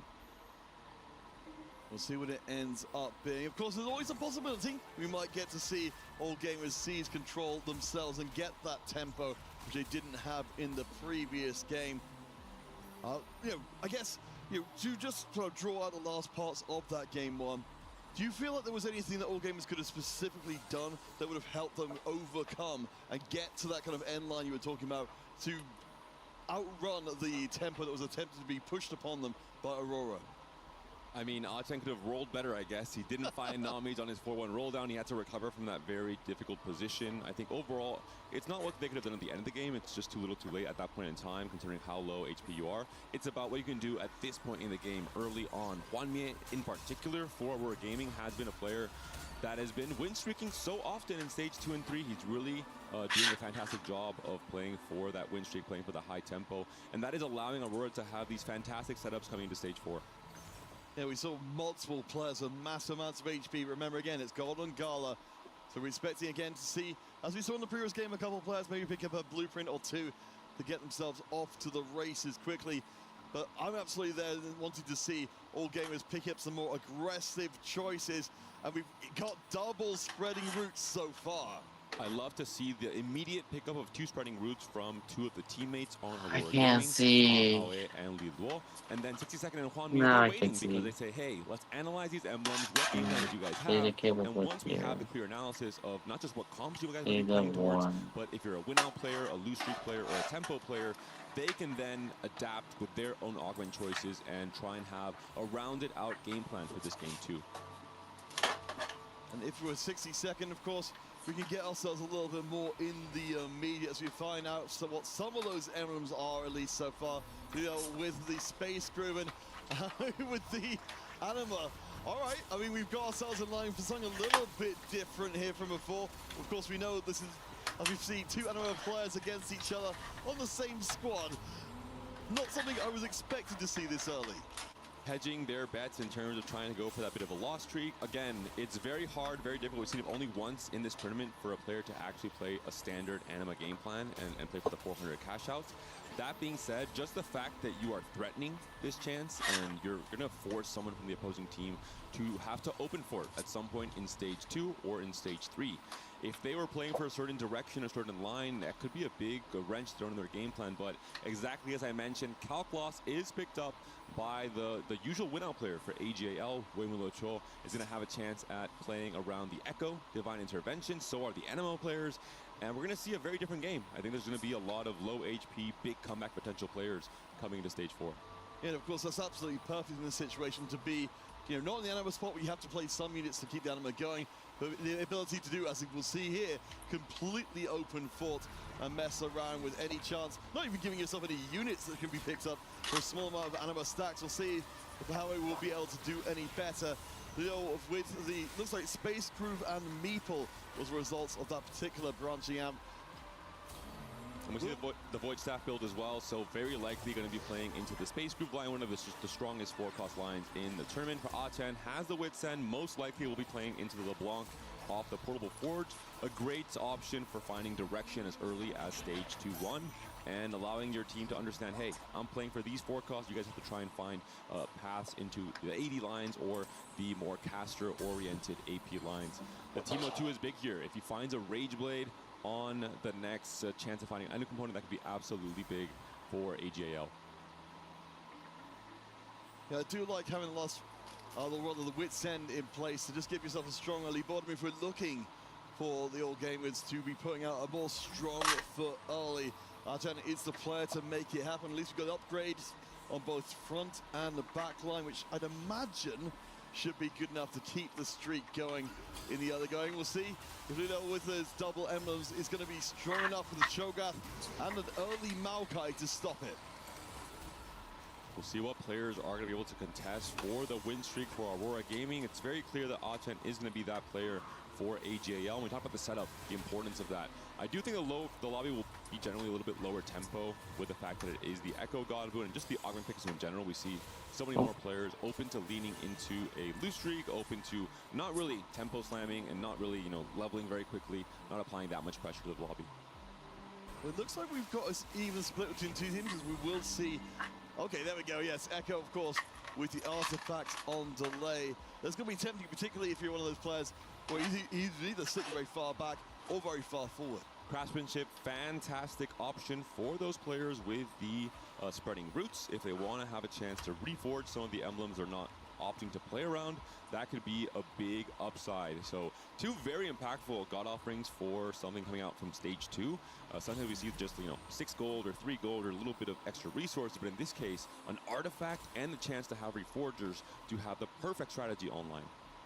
We all see some big upgrades coming in. Liu Chuan finds the Akali too. Of course, she who has been showing up surprisingly early in a lot of games, but right now exactly on schedule to keep this burgeoning win streak going. Right now, A10, Liu Chuan, we've got some good early pressure being put down by all gamers in a way that wasn't really there in game 1. Liu Chuan has shown a masterful understanding of the Nova line in general. Great synergy as well with the Echo God Boon pickup in terms of... Alright, we got everything on so far. We've seen how dangerous she can be across this entire tournament. Get the power forward and just try to turn it on. We'll see how it does in this instance. We do see Where the heck the power forward? Where'd it go? In the mix, so we've got something a little bit more unusual.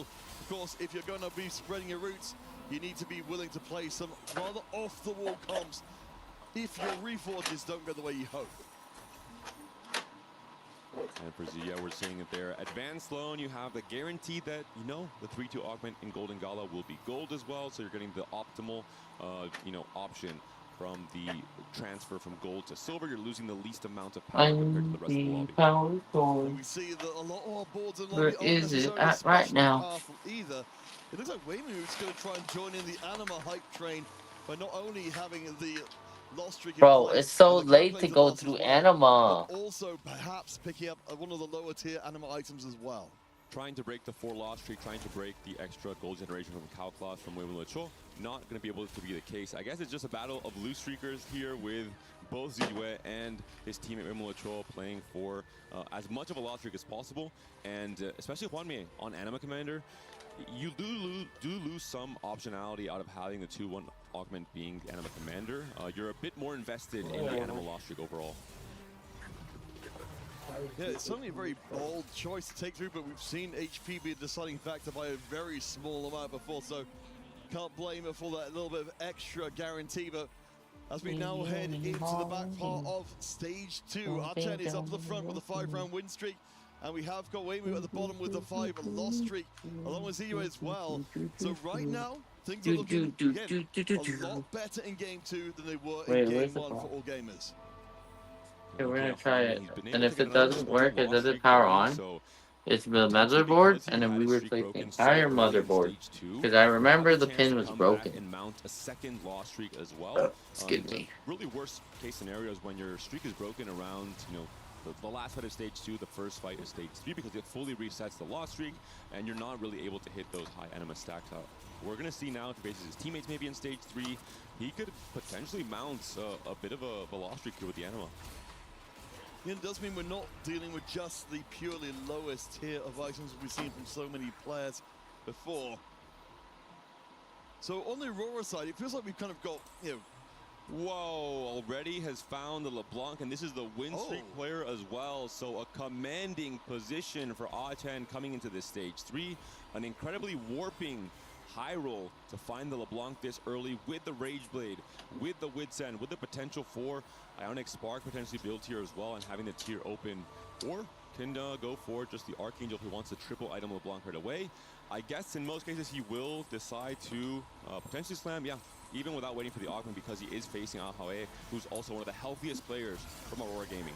So this is, as you said, a massive win here for all gamers to be able to have one player who's this strong as a team. So we assume for the time being, Achen's going to be winning, going to be keeping the streak going, keeping healthy.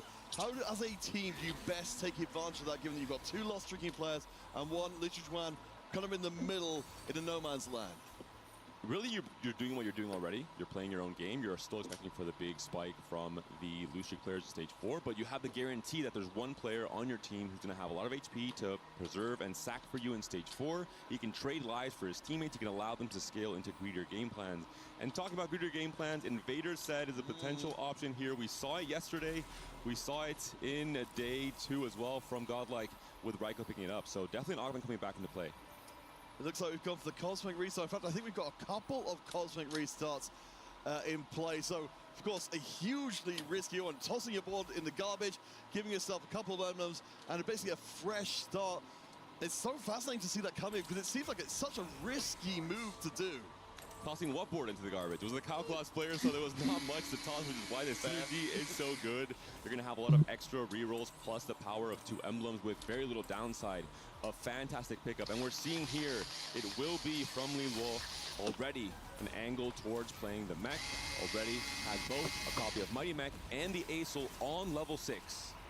Damn, that is scary. And a couple of Time Breaker emblems as well if you're going to try and fit in even more additional power. Yeah, Liluo with a fascinating setup in one of our Cosmic Restart players, but looking pretty good so far. Has absolutely so many emblems you can better keep track, because one way the Anima Commander does get up to 200. Has to look at his matchmaking pool, has to think, hey, can I keep this going? Am I able to go for a 300 or a 400 on a 5-loss streak now? As you mentioned, his streak was broken, but it was very early into the game, so he has been able to recover in some ways with the loss streak yet again. And now it's much harder to open for it if you are AGAL, unless, of course, you're a Calclass player where you really don't care. You're happy to go into a 10-loss and make Hwanmei's life as difficult as possible, which is why we see the early cash out. I do want to just kind of, you know, to follow up on that point, as we'll see if Hwanmei can keep that loss streak intact. Weimu, 86 gold in the bank as a calculated loss player. I believe, as of last count, 15 rerolls as well. He's fully primed to go off huge in this game. The second he decides, you know what, I've had enough of losing, it's time to start winning for presumably the rest of the game. The spot is very similar to Chen, except you have just more gold to work with. You have a better 2-1 augment for this specific game plan. You have a lot of gold, you can still miss. This is how TFT works sometimes. No matter how much gold you have, there aren't any guarantees. We saw it from Chen, of course, with the Nami miss as well. But seeing the kill now, seeing the Echo in particular, 2 5-cost champions being offered with some delayed tempo can be very interesting for the loose streak players. Yeah, we're going to see it's a very popular choice in this particular one. In fact, pretty much splitting it 50-50 between the teams. So we'll see if this does change things. But right now, you know, of course, we remember, this is a 3-game series for a place in the finals to face off against Vision. We need to see all gamers bring this series back. Kind of what's your confidence level based on what we've seen so far that that will actually happen? It's looking very good. I think they have the great setups. We're seeing Chen 8-win streak, huge high roll on the LeBlanc for already a perfect game plan. I think if this is their general strategy in 4v4, playing for the greedier win out lines and not playing for so much high pressure, the fact that it's Echo God is helping so much. We're seeing a much lower tempo game compared to the game 1. The contrast between the Evelyn God offering and what she tries to do for you and Echo is just the 2 opposites essentially in 4v4. And especially for all the God picks with stage 3. No one wants to, you know, level to 7 and roll heavily because they're just waiting for the 5 to see what they play around. So just very low lobby tempo overall. Yeah, one way going to be one of the players looking to try and take advantage of that 60-second. Of course, the win streaker a little bit behind Chen, but not very far, honestly, in terms of the comparison between the two. So we still need to wait to see when those two will face each other. But it looks like it doesn't actually take the win streaker. It's going to be already donating the win streak and the HP across to his teammate at the bottom. Already trading some of that HP, trying to keep Weimolocho a little bit healthier. We saw the problem with Chen last game when he entered stage 4 on 19 HP. He was essentially 2 lives, and the moment he low rolled, he was in big trouble. Weimolocho entering now with 36 HP. We'll see if he ends up winning this next fight, but that could potentially save him if he does end up low rolling. This is the win streak player for Aurora. This is the chance at pressure from 60-second. Yes, I suppose, I guess the good news for all gamers is they've already given up their win streak. They don't necessarily worry about that. Of course, the remaining objective, as you say, is to take it away from 60-second, who's looking very good. Hilio as well, you know, and Aho, obviously, all around roughly the same HP, all in with a potential chance of coming back. Goes against Chen in this round. Again, this is the player who is supposed to be unbeatable right now, unless he chooses to be beaten by his teammates. And we're seeing all the different artifacts now coming into play for all those Echo picks. After those 8 rounds, it'll be coming in very soon, and players will have to see how they can adapt. What can they play around coming to the stage 4 boards? I mean, right now we can see that LeBlanc is doing absolute work. A lot of scaling as well. The Archangels and the Ginses will be able to survive even when being targeted. So that breaks the streak. And honestly, Chen, it feels like, you know, if you could lay out a battle plan for him in this game, he's done everything he needs to. The LeBlanc coming in on the setup he already had such a huge hit of just for team morale, even in terms of, hey, we needed a high roll. This exact player was a player who low rolled heavily on the stage 4 last game, and in some ways doomed his team to failure in terms of how much pressure they were feeling because of that 8th place. And now he's the hero. He's the savior for AGAL coming to game 2. So let's start to bring in the other side of the picture then as well. Aurora, you know, if we would expect to kind of be flipping the table here and flipping the position as well. Hwamie on the 8-round loss streak, 25 life. Of course, we know as we're building up the anima for a little while, is going to have to make a similar climb that we saw, of course, all gamers failed to make in the previous game. He's certainly a player I'd like to put that kind of weight on his shoulders. Looking at the gold totals, we're seeing so many roll downs happening early on 4-1 because players have played a greedier game plan. They're able to jump in 1 round ahead of tempo, not the 4-2 roll down, instead it's 4-1. And this is what this game is made of. This roll down is do or die for so many players who need to find a way to stabilize. We're seeing the Corki 2 already found for Ziwei. He's a tempo player for AGL, holding copies of Nami as well. For Hwamie, he's trying to also get some of the upgrades online, has to slam so many items here on this round, and he's facing Ziwei himself. Yeah, this is the chance to deal out a big hit from all gamers if they can punch through. We've only got the 1 star already installed at the moment. The frontline tanks aren't absolutely amazing, and the Corki, of course, with the Infinity Force as well, will be hitting very hard.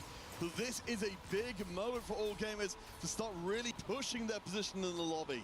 And this is where the APM matters in TFT. We have a huge lull of tempo across 2 stages, and the moment it's the 4-1 round, everyone knows it's time to go. The green light turns on.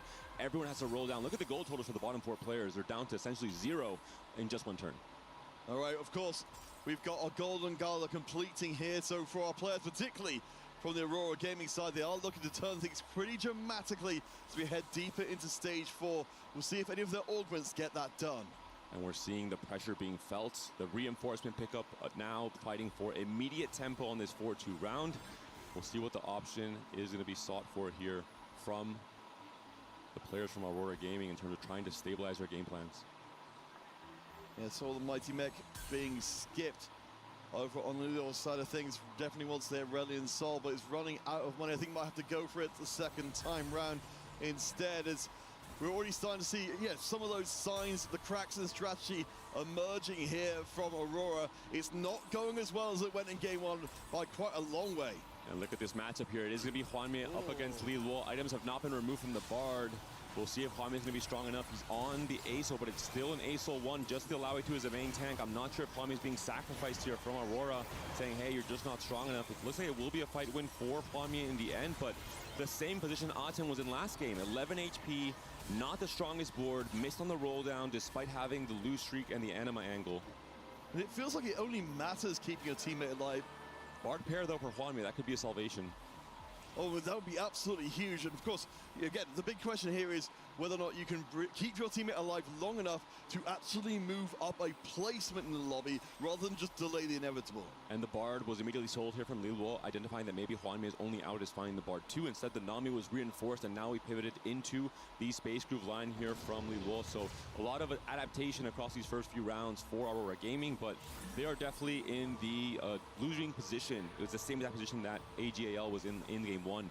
The roles have reversed essentially in this game too. Yeah, Alchan and Lichuan up at the top, looking very happy indeed with how things are going. Will be Aurora facing their own teammates again.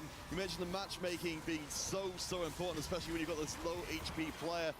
Yet we still don't have the Aurelian Soul 2, so it's going to be a heart-stopping moment from every round forward, particularly once you start getting into a less favorable matchmaking pool. I'm a little bit worried here that Corki might even still be too strong. No, the healing will be good enough. So Hwanmei holds on, but again, Weimu, who's just above him, ZUA as well, they're both in the 30s of HP. So for Hwanmei to get higher than either of them, it's going to take a while. If he finds the Bard 2, if he finds the Aurelian Soul 2, I think Hwanmei can definitely come back into this with the anima item on the Mighty Mech. And the plot armor as well, a really good synergy with the mech overall and how tanky he can get. We saw it there. No items removed from his teammates, but Hwanmei is still able to win these last few fights. He's in a position similar to Weimu Lichuo or Aten last game. He has to try and survive this stage and then try and become one of the stronger players coming into stage 5. All right, we'll get our last boons in place as the lines are drawn. It's at a hugely important moment to see how far Hwanmei can go. Are we at the point, David, that if Hwanmei doesn't manage to stick the landing here, that it's a done deal already and Aurora can start packing their bags already, or do they have any other form of hope? Not necessarily a done deal, but it just makes the game that much harder. Hwanmei, the anima player, you're maybe expecting him to go first. So the moment someone who you think is going to go first goes 8th, that's 7 possible points lost in this game too, in terms of the expectations of the game plan for Aurora Gaming. And this is kind of the risky part of 4v4 when you're playing from behind. All right, we'll see. We've, of course, got the small anima catch-outs. We'll be up against Lichuan in this round, so we'll see. I mean, you mentioned the Bard is going to be a little bit extra power to try and cut through the board. You mentioned, of course, as well, and it's so fascinating to see the lack of item removers coming in. You have to watch out with the Akali. If she moves on to the Aurelian Soul early, the Mighty Mech is holding on for as long as possible, but Lichuan has rolled down to 0 gold.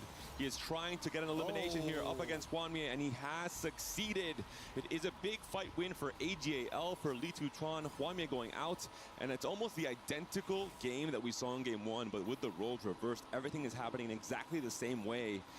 The pressure is there, the HP lead is there for AGAL. They were able to play around the Echo God better, play around the lower tempo stage 3, and come out ahead in stage 4. And this time around, it doesn't even seem like, as we look at Ahaway's board there, that we're kind of sort of chasing that kind of late game board that could conceivably get over the edge and start bringing things back around. Alchan has been at the top of the table for such a long time with his Shepherd board. Doesn't seem to be showing any signs of slowing down either. And look at the gold totals for everyone. The pressure is being felt. All the gold is being spent on level 8. It's only, once again, Weimolocho, the constant win-out player for AGAL, trying to go 9 yet again, trying to become the player to have the highest cap board moving into stage 5 in case they need to play for the actual win-out. And we're always looking out for one of these 4v4 games, where you can see a convergence as Ahoe goes down very low as well, but where you can see the convergence of not only have they got players in strong position with a good amount of HP, they've got Waymo, as you mentioned, in the middle rising up as well. The convergence of these positive points means that for Aurora, it feels like it's pretty hopeless to try and recover. This might be a blowout win. It's what we were talking about. If Hwami is expecting to go first, everyone else on his team has played for just lower cap game plans to win their rounds in stage 4. Ahoe probably not going to win the game with a quirky setup. It's usually a lower cap comp that plays for top 4. Lead Wall, similarly so. He has lost 2 fights now. He picked up reinforcement on 4-2. An augment that gives you immediate power, but does not cap as high as other econ or combat power augments in this space group line. So all in all, it's looking like it is a decisive, potentially blowout victory coming in here for AGAL, tying up the series potentially and forcing a fantastic game 3.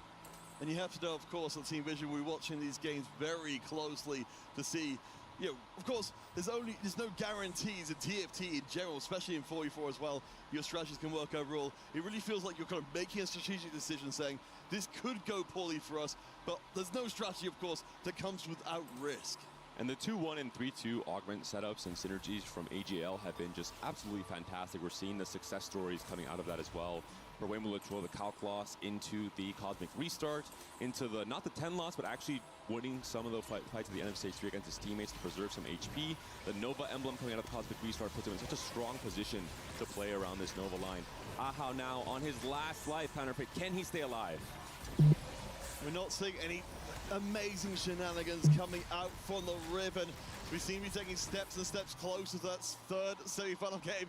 Oh, my apologies, I was looking at the wrong Riven. Apparently the correct Riven was in the other corner, killing the carry. That is how out of commission. 2 more members in the bottom 4. We said, unfortunately, it does seem to be pretty much a done deal here. But I mean, if you're all gamers and you're looking to recover from game 1, there's no better way to do it than to completely dominate your opponent in game 2. The signs were there as early as 4-1.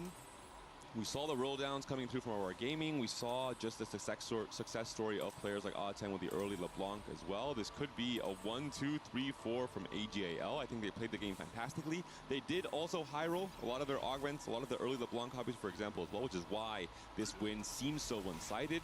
They need to go first and second for Aurora Gaming. With this current HP total, I would deem to say it's actually possibly not even a possibility at this point in time. So as we wait for this one to finish out, because again, you're right, we're in a position where it seems absurdly unlikely to change around. Of course, we'll keep our eyes out for if anything miraculous happens. For 60 seconds, I think just waiting to run out the clock here. How replicable do you feel like All Gamers' performance in this game is in a potential game 3? Not very. I think just in general, the augment situation made it so that there was just such a lead going into stage 4. So many extra resources, so much just better positions overall. It is hard to have this much synergy and also have control of the win streaks as well and the pressure of the lobby with Odd10. You had both the lose streak players on the best possible spots compared to Hwami, for example, not being able to get the huge anima streak, and Odd10, for example, as well, putting so much pressure with the early LeBlanc. The Teemo 2-upper we saw very early on with Witsend that allowed the 5 win streak in the first place. So TFT is all about these small little things starting to add up together, and for players who can identify these small things, add them together, and play into those high rolls, this is where we see the success story. All right, we'll see if Zero can close things out again. Little 60 second, both on a single life. One more in the bottom 4 will end the game immediately.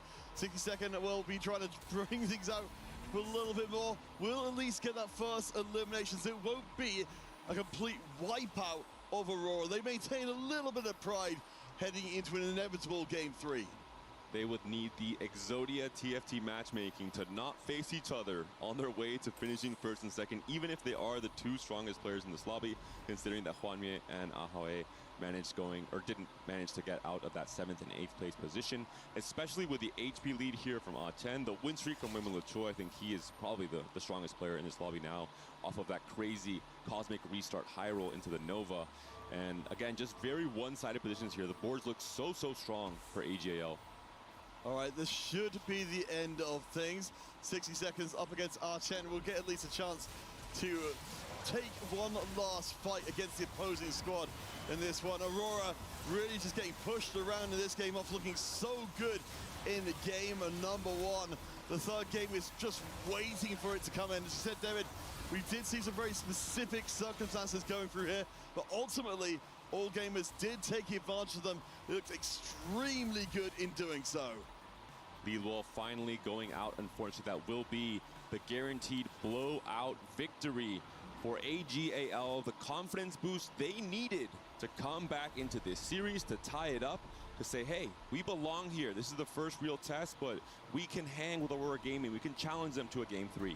You can see the relief coming through. Again, for anyone who came in late, that could have been the end of the competition for all gamers. As much as, you know, we ended up in a game there, but Aurora, they had a cushion to work with. There was no room for error in that game. They made their choices. In this case, it paid off. Game 3 is waiting for them, waiting for both teams. Team Vision, of course, will be waiting for whoever wins here in the finals. We will have our third place match as well. But what a game. A fantastic understanding of playing from loose streak, playing around the Echo God offerings as well, and playing into just the best comeback mechanics possible. All right, we're heading to a short break. When we return, Aurora Gaming, all gamers, one more time for a place in the finals.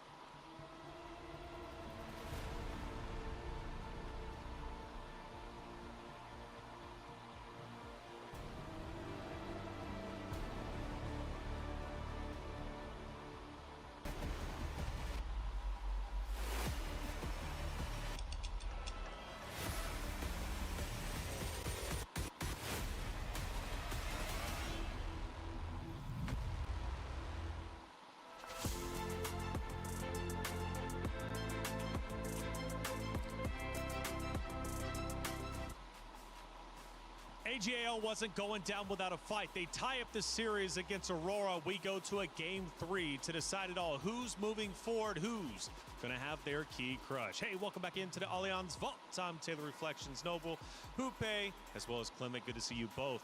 Game 3, it's about to be before us. There was a lot of mistakes made onto the side of AGAL for game 1, but game 2, they clean it up and they look great. They came with tempo. They came with good possibilities to actually pressure the lobby. And of course, in the start, Waymo Lucho look a little sketchy, but in the early game, they started giving their HP. That's normally what it doesn't happen in 4v4 that you give HP so soon to a player, but they knew they wanted to take Kwame out, and that's exactly what they did in the end. This game was a failure to launch for Aurora Gaming. I feel like their game plan was too difficult. They had 2 spreading routes to start. They had an anima commander, and everyone was playing musical chairs with each other, trying to find their own spots. They didn't even land on the emblems that they had for each other. So by stage 4, it was all falling apart.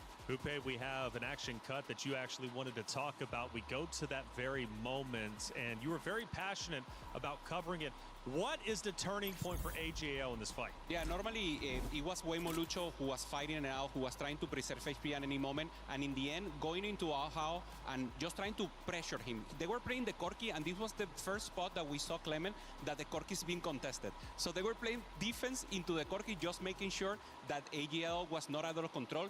In the end, Juanmi played the anima, cash out significantly, but couldn't find the H-Soul 2-star, and in the end, it just wasn't enough. And we saw the confusion we were talking about there. Ahao, he was playing Darkstar and Vanguard from his spreading routes, could not hit any of his units, and had to play the Corki. In the meantime, Wanmi on Anima, because Lilo hit the A-Soul and the Galio early, he also needed to ask his teammate to pivot out before he could land on a composition. Now the question is, who was the star players from that game number 2? We take a look at the stats, and for AGAL, it almost was a clean sweep, if not a clean sweep.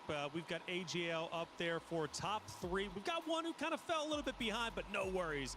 They take top 3 and therefore game 2. Achen got the artifact, had the withstand in the early game, then found the early LeBlanc and just punished the rest of the lobby. This is the hero player for them, and then was able to preserve AP and give it to the rest. Achen for me, the MVP so far, at least for the game, but we have one more to come. High roll and tempo, natural game plan. They get a really easy win. On the other side for Aurora, they had 3 spreading routes and Anima Commander. It was way too difficult to figure out who was supposed to go where. Now for Achen, game 1 was tough for him. He was soloed out. He was bottom of the leaderboard for everybody. But this time around, you guys are saying he was the hero. Yeah, he embraced the variance. You got the artifact, normally you can miss, especially if you go some ways, but he find a good one, he found with Send. Normally you want to scale with it, already having the Ginso, and it's a perfect spot for him. He knows now how to navigate it, and he made it happen. I don't want to say anything, but if I was playing from that spot, I could probably get a first place. You stop it. You stop, because I asked you earlier, I said, how would you do up there? You're like, no, I can't play. Let's go to some of the comments before he continues to get even wilder. Those emblems are crazy for Riven Space Groove. Yeah, Pepe, thank you so much for the comment. What do we think? It's the best composition to have any emblem. Space Groove has you play the vertical and have so many +1 that of course you want to go there. So if you play in TFT, try to go any emblems into Space Groove. I'm not trying to play from Dark Star and Vanguard though. I'm just saying. I'm just saying.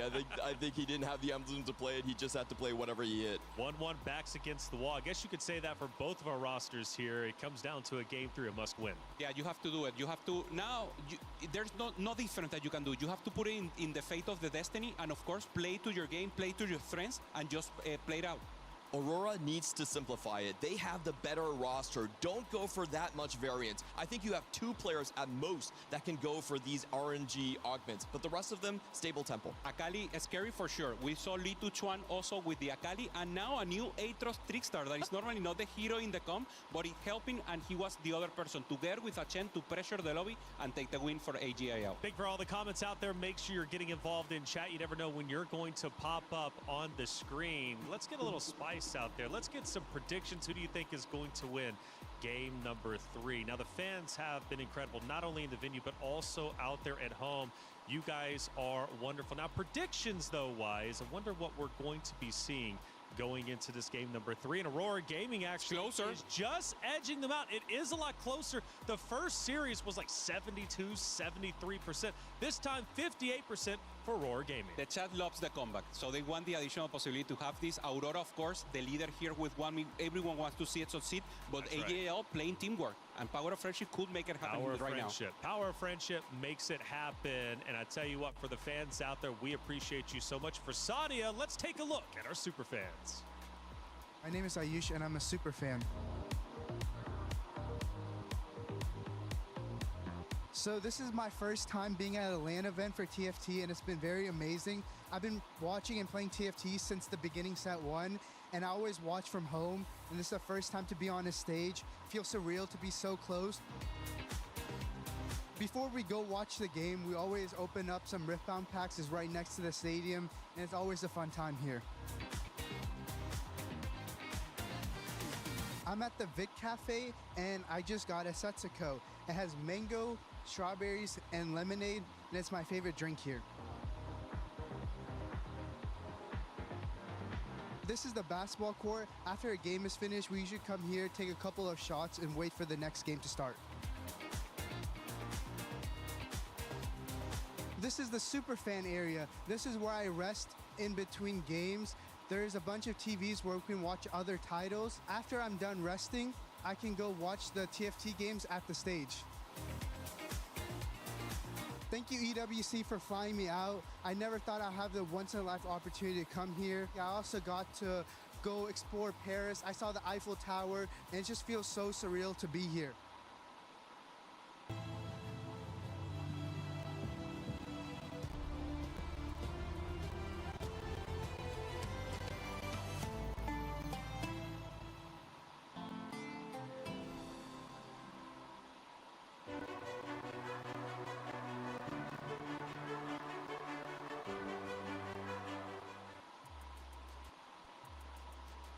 It always brings a smile to my face seeing our super fans who pay having a great time. Yeah, 100%. We saw him, and also Waishan Iverson is also on the audience there. Another super fan, normally an amazing player, one of the best in the world, you will. I think Juanmi, and here on the bottom, he couldn't make it to 4v4. He tried to do it for Cloak Qualifier, and is now rooting for the rest of the teams. Well, for EWC, it's a great product for sure. And if you didn't have a chance to make it into the venue or catch up with all the games, no worries. Amazon Prime has you with the Level Up series. A lot of people are haunted by their past. I'm inspired by it. They're not just playing for themselves, they're really playing for their entire family. They have defeated their demons! They have crushed the curse! Is in our DNA. Whenever we let it out, it becomes our superpower. Now imagine an entire city being built to supercharge it. Kadir City, powered by play. Comes down to this. Will the key be crushed for AGAL or Aurora Gaming? Game number 3. Let's head to the stage.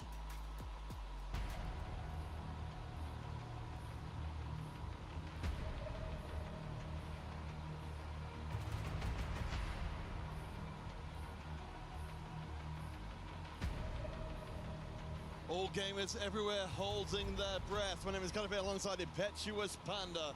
A single game of TFT that will send one of these teams to the final. David, the difference between third place and second place at minimum if you get to the finals is $40,000.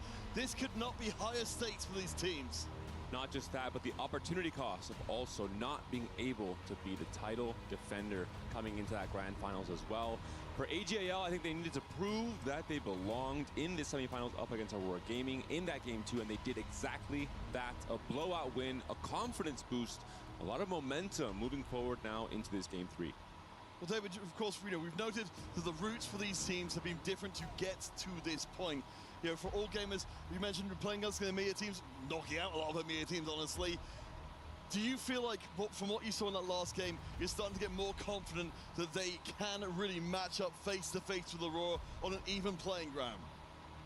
I think they did a great job of capitalizing on a lot of the high rolls, but I do think, as Clinton was mentioning on the desk, that a lot of Aurora's game plans just seem a little bit too complicated, and they kind of shot themselves in their foot on their own as well. So that's why we saw such a blowout win. I do think AGL has proved a lot on that game 2. You have to be able to identify these losing positions from Aurora and really capitalize on them. We saw essentially the roles flip from game 1 to game 2. Both teams have been able to, pressure out their opponents in stage 4 and stage 5. I'm only hoping to see a more balanced entry into stage 4 from both teams in this game 3, where there is going to be that much more parity in terms of the strength on the win streakers and also the potential of the lose streakers. We saw Huamie getting a little bit tempted by an Alawi showing up on his bench straight away. Of course, last time we saw him commanding the Anima. Didn't ultimately work out tremendously well, but has a chance to, again, try and find that way through, get the early loss streak, and slam some more Anima items. For the gods, for this final game of the semifinals, it will be Varus, or Yasuo rather, and Evelyn. Evelyn, we talked about in game 1, yet again showing up here in game 3. The potential for steamroll, the win more optionality for those win streak players in stage 2 or stage 3 has to be discussed. So much more important to try and play for those very high tempo win streak spots in stage 2. In terms of Yasuo, the chance to really hone in on those rerolls, the Cho'Gath reroll, really the cryogenic can work out so well for the Leona 3s as well, and any of those Giga Tanks coming into the stage 2 and stage 3. We'll see which of those do come through. It's worth noting as well, as much as the boons can be hugely influential in this lobby, we have no encounter either. So, we've waited for Golden Gala to literally the field be completely wide open. Again, no excuses whatsoever. This will just be as standard as we can get of a game of TFT to decide the other finalists. It will be golden augments yet again being offered as is usual. The spreading routes coming in early from AGAL, from Chen, able to communicate to his team, hey, these are my options. This is the direction I'm going to go in. This is the kind of role I want to play in this game. Now you guys can decide how to adapt with your own augment picks. See if there's any more augments, or any more emblems rather, coming through. Looks like items are being considered here across a few. Of course, we're looking for our players to try and find these divergent routes from each other. Z-Way has the, I believe, the clear mind to keep himself pouring in economically. It looks like they're all going for a similar kind of idea. We'll see which the remaining direction Uemu decides to pick up. Adaptability is the name of the game for some of the players in this stage 2 augment round. Salvage Bin yet again for 62nd. We saw the same from him in game 1. We also have the Pandoras for Li Tuchuan, trying to stay open to having control over his items for any comp that he wants to play into. Looking at Chen, we're seeing the augment players in particular. These are the players we have to hone in on in this stage 2 to see what their offerings are and what kind of boards they'll be playing into. We do see the Psionic now on the Lysandra there for Chen. Yes, in fact, both of our spreading route player finding Psionic In Achan's side, it will be with a sniper, and when Harry, it will be with the time breaker. So interesting choices coming in here to make sure that our players keep themselves on their toes as right as possible. Keep an eye on anyone who can put together these early streaks, of course, emblems or no. We're seeing there the Sniper +1, the Psionic +1, not really the best pairing in terms of what you can do with these two augments when paired together. Reforgers might be the name of the game. We'll see what the 3-2 augment round comes as well for Oddchan in particular, a player who has been very kind of polarizing in terms of his results. 8th place in that game 1, then the hero of that LeBlanc tempo play in the game 2. We'll see what he can do in this game 3. Do like this spot from Harry as well. Again, the Timebreaker and Psionic, both of them giving decent amount of defensive stats. Getting Timebreaker 3 in very early on is not too bad at all. Will face off against his teammate in this round. Of course, he's taken the boost attack and already managed to find a decent collection of units. With both of the emblems here, not really the most warping game plans being offered. There's no Space Crew +1, there's no Nova +1, there's no Darkstar +1. Reforgers could be very impactful. There is no kill as well, so we won't be seeing craftsmanship on the stage 2 God Offering to help out with that. No, and of course, that helped before to give a lot more flexibility as to where you end up. Of course, teams don't want to be nailed down too quickly through the game, as we'll keep an eye out on the second round results.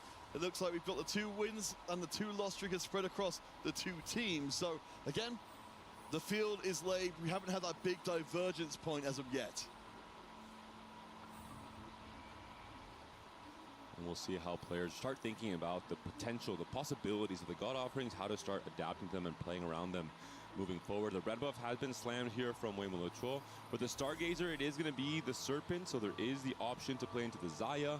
The red buff slam, obviously, very versatile. You can play into both AD and AP, but with red buff and a bow and another bow, thanks to replication, this is one of the premium spots to play into Zaya, a comp we don't see that often. It requires a lot of extra conditions with both the items and the constellation, but from the right spot, we've seen it winning out games. When you get to level 9, you play on the Jin 2 and the Blitz 2 as well.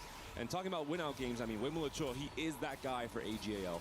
It almost felt like he was trying to fish for that kind of direction from his items, and he absolutely got it. Wei Mulucho goes very low on the Belveth, almost drops out from keeping the win streak, but it looks like both teams and will keep both win and loss. You mentioned the Yasuo coming in. Will be something a little bit different than what we saw before. No Steamroller, but a chance to start locking down these hexes and making some very powerful units. If Wei Mulucho goes for this acceleration hex and has all these bows already, I mean, this Zaya will be attacking at the speed of light, essentially, with all this extra setup. Look at the Evelyn there again, no steamroll for any of our players. And look at the win streakers. I mean, Huanmie, yet again, it seems like every single game we look at him, unless he's Anima Commander, of course, he is on that 3 win streak to start off the stage 2. He is that player trying to pressure the lobby for Aurora Gaming. As we settle in for the second half of the stage, I think we're going to offer a more theoretical question just as sidelines for a second there. Because we talking about Huanmie, talking about players like Binson we saw before.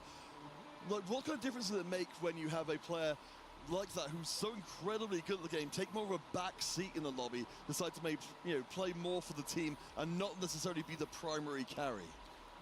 If you're talking about lobby tempo, I think it really depends on how good players are at different skills in TFT. There's some players who are just innately better at making stronger boards in stage 2. They have a better understanding of the stage 2 trait web in particular, and what carries and units just make the most sense for win streaking early. Huanmie seems to be one of those players in terms of the micro positioning stuff you can do in stage 2, which doesn't seem too impactful. Visually, it's not like you're these crazy late game fights, but if you're able to have these small edges in these fights and guarantee win streaks most of the games, it makes the game so much easier for your team because you have that extra HP to play off of. Yeah, Huanmie demonstrating exactly that against ZUA in that round. Of course, we still didn't break the streaks. Worth noting, as we saw on our screen just then as well, down at the bottom of the lost streaks, both of our teams have completely opened their board to say, you know what, mutually assured destruction here. If we run into each other, we both lose the lost streaks, but we both guarantee otherwise that our lost streaks remain intact. For Li Tutron, he is not making the best board at all. He's open forwarding, and you know what? Lilo is saying, I can do so as well. They sell off all their units. They're trying to play for the 5 loss. We'll see which of the players is able to guarantee that, and we'll see on the win streak side if Wei Molucho and Hwanmie can fight for that 5 win streak. It will be, it looks like a perfect loss streak for both players on each of these teams. An easy win for Wei Molucho, whereas Hwanmie has to fight a little bit harder for his win. Yeah, we can see over on our side of things, we actually have got the item slam and of course the drone as well, so it's not a guaranteed win by any means. At least you've got the Giant Slayer on the Victor there for a little bit more damage, but of course if Archen can punch through it, it's going to be a big if. This will be absolutely huge. There's the Victor going down. This could be the end of just one of the win streaks. Hwanmie takes the hit, and that's going to be devastating for Aurora. That's a lot of money out of pocket. Weimu keeps going, and even Archen with a win streak of his own. All gamers feeling very happy coming out of stage 2. For Hwanmie, maybe a bit expected to lose that last fight. It was a little bit of a fake win streak considering he had not found any natural upgrades. He was just playing for board strength, all pretty much 3-cost and 2-cost units with the MF coming in as well. But no actual upgrades on the board. He did also pick up an Econ augment on booster pack, so had no extra combat power or extra items to help with that win streak. Whereas Wei Molucho just had so many more item components, for example, with a replication. All right, so we'll head into stage 3.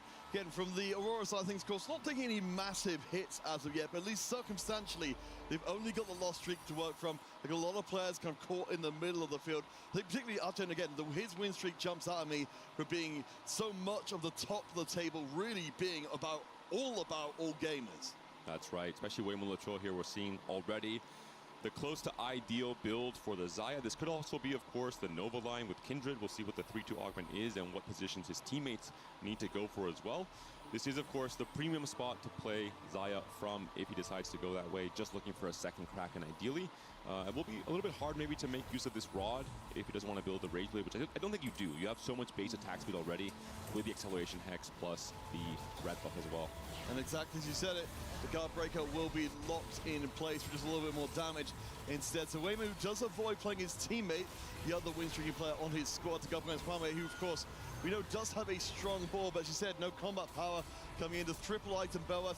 I believe should be able to clean up though. She's always going to make it a little bit of a heart stopper. If Archen can win out his round as well, he cannot, but still a solid enough start for all gamers into stage 3.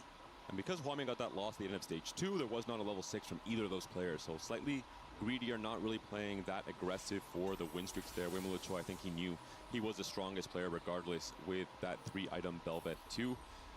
We're seeing now the augments coming through, combat power, econ, and some items here as well for all our different players. The maybe biggest player to look out for is going to be that Earth from Ahao trying to go for emblem. And the epic roll down from Hwanmie, again signaling, hey, I'm playing for a big roll down on level 8. If I hit, I can maybe go 9. I can start pressuring the rest of this lobby as well.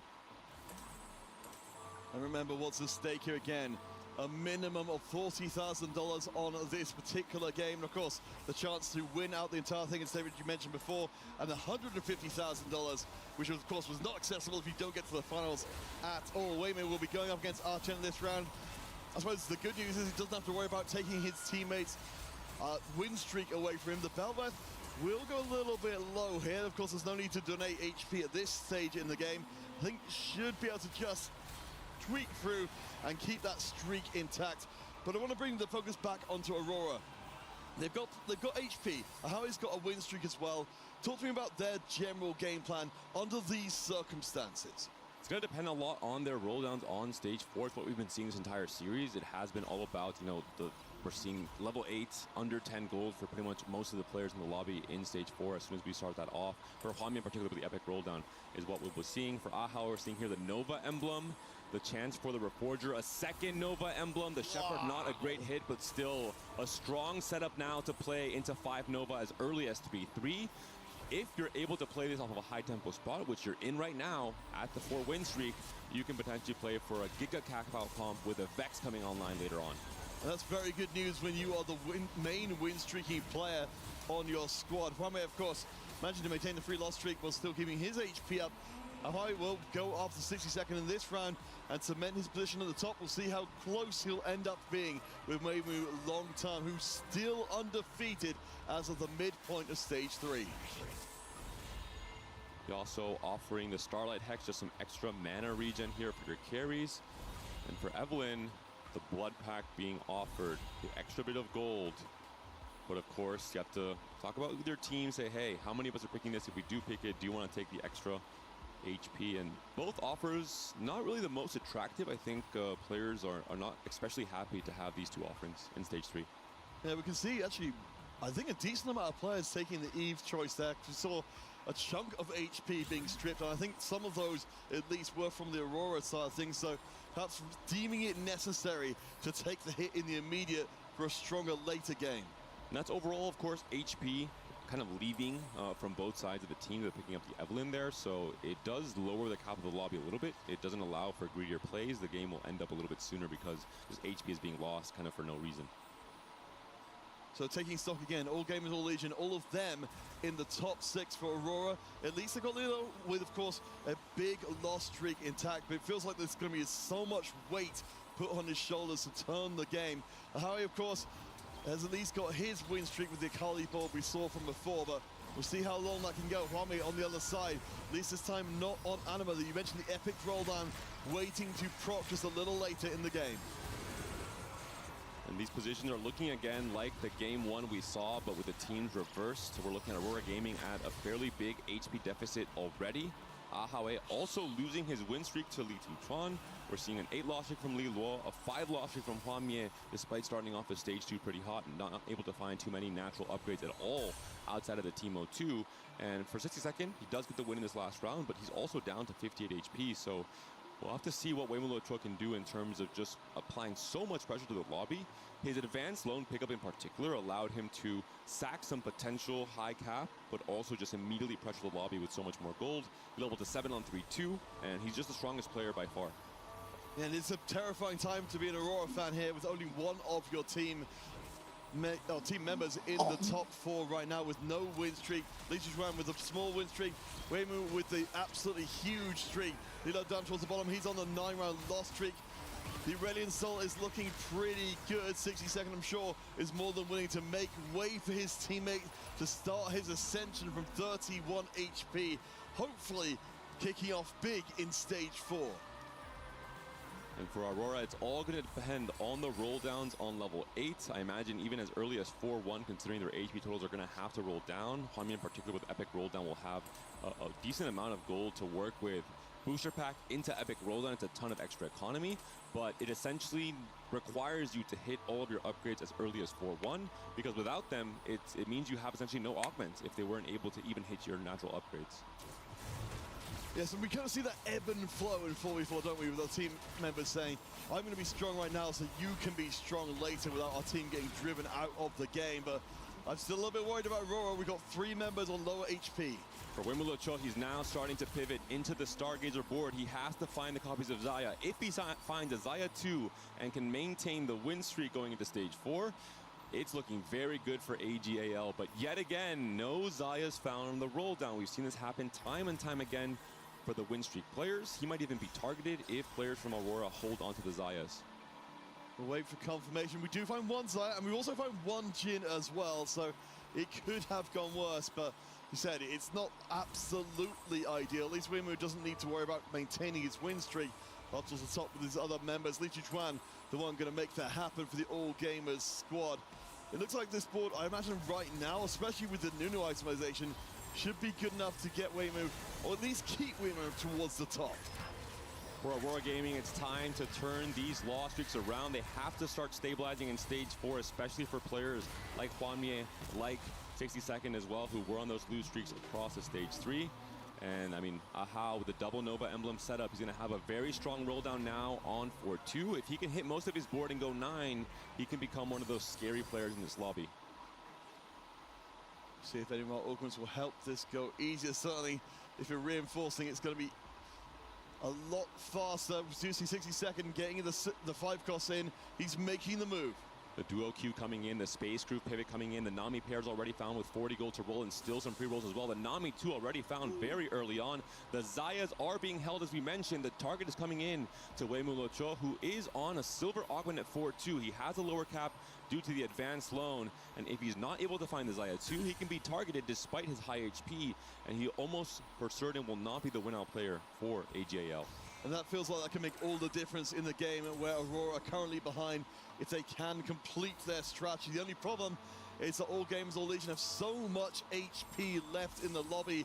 Time is running out. 3 members of Aurora around 30 HP. Any surprise losses, particularly big losses, would be devastating. We're seeing a lot of upgraded forecasts. Most of the players have hit. We're seeing ZU whether there finds both the Mighty Mech and the Aurelian Soul. 60-second, he finds the Nami 2 as well. And that's the name of the game, really, for Stage 4. Trying to grief and trying to win these fights with your upgraded forecast. 60-second takes a hit here. Hwanmye also takes a hit. It looks like Ahao as well. Things are starting to fall apart for Aurora Gaming. Let's wait for confirmation because it looks like we saw losses, if not across the entire team. No, not the entire team, but most of the team. When you're behind in a lobby like this, you cannot afford to have rounds that go that way.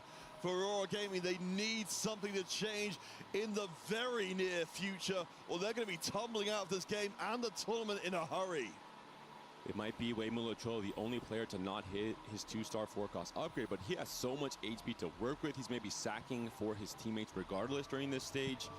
We have to see a turnaround for 60-second for Li Luo. They have their carries upgraded at least for 60-second, but do they have a strong enough front line? That's the big question. Legion trying to play spoiler here against 60-second. We do have the Akali rather working way through the backside of the nicely set up formation. There's no danger to that Nami for quite some time.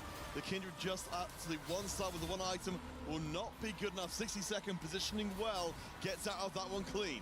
Big win for Li Luo as well. He's still on the Aurelian Soul 1-star. That is a problem on his board for Weimulu Cho. Losing, again, expected result until he finds his Zaya 2 upgrade, because he has just the lower cap in general coming to stage 4. All right, a loss, well, potential Hex coming in for our Yasuo players. They're pouring a little bit more power in Evelyn as well. Again, we're still looking for Aurora to start making the change. Sure, that last round was obviously a lot better getting the wins in rather than the losses, but if we're trading rounds backwards and forwards, that doesn't end well for Aurora. 2 very impactful offerings here in stage 4. The Cryogenic Hex, so impactful for the extra Nunu stuns, for example, for just the Giga Tanks to stay alive for that little bit longer. The Mighty Mechs, for example, we saw from Zidua earlier as well. And for Evelyn, the 2-star forecast coming through the Riven here, not the biggest hit for Li Tutron. We'll see if he decides to hold or sell depending on what he needs to deny from the opposing team. We see the deny targets are quite clear here. The LeBlancs being held because it is, I believe, Hwanmye who has not hit the LeBlanc just yet. He's hit the Karma, he's hit the Nunu, but he's missing one of his key forecasts. And absolutely everyone here understands what needs to be done at this point. There it is. Hits the 2-star. That's absolutely huge. You mentioned, of course, the Cryogenic Hex and extra mana pouring in as well. Weimu does not have the Zaya 2, does not in fact have 2 Zayas at all. The optimization you mentioned before is really, really good, but the damage might not quite be there. Hwanmye needs to keep the HP up. His teammates have already dropped down to 20s.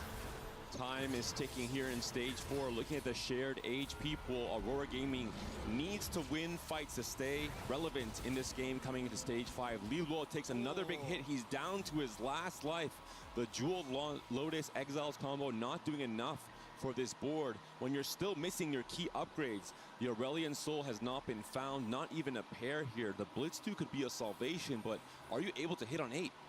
And if you've got no money, it's going to seem a little bit less likely. But if you're latecomers coming into the stream, do you remember, of course, the only Tacticians Crown winners left in the competition, Hwanmye and Li Luo, they won in back-to-back, as they were told at the time, global championships. Hwanmye are reigning champion as of this moment. We're so close to seeing All Gamers stop the dream of the absolute most incredible year. Leo trying to stay alive. There's a lot of AP on that Radiant Soul, but that front line is so big. It is only 1 star. Will this be enough? At 9 HP, a loss here, and you will be out. You will be going out in 8th place. Ahau, I believe, has not removed items here for his teammate. The Akali has just started to be targeted, but the Acel has already been taken down. It could just be that Lilo is being sacrificed. He's too weak. He's too far behind in tempo. He doesn't have a chance with the HP gap for Odd10 on 23 HP. And that's an 8th place for Aurora Gaming to start things off. Our first elimination in there.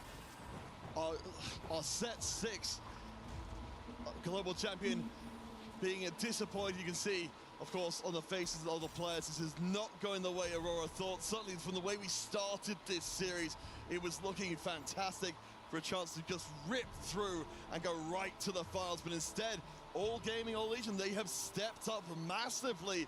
They have defied their path to this point. Perhaps they didn't face their opponents, but as we see the upgrades coming in, the Xayah 2, all the pieces are aligning here for a Game 3 victory and a place in the finals. A 3-loss streak for Wei Mulucho, but he still has 50 HP to work with. He's starting to try and save his gold to make it to level 9, maybe find the Blitz. This could be the win-out player now for AGAL. For Aurora Gaming, it's not just about preserving HP in Stage 4. Who's going to be their win-out player? Juanmia has rolled heavily on 8. He's playing 5 Shepherd board, doesn't have the highest cap unless you make it to those 5 costs. Similarly so for Ahau, he's still stuck donkey rolling on level 8. He's trying to make the best use of these 2 Nova emblems, but he hasn't found a Vex, for example, to add onto this board. It's worth noting again for any of you newer viewers that we've had teams from the CN region winning both EWC so far. That will remain the case in this event because we've only got CN teams left to play. We thought Aurora would be the one to step forward, the most decorated team by quite a long way. But again, All Gamers, they're showing us so much more than were showing us before. The 2 stars eyes, you said before, absolutely massive difference, making the damage is absolutely huge. One of the few remaining members of Aurora with a good amount of HP takes a big hit.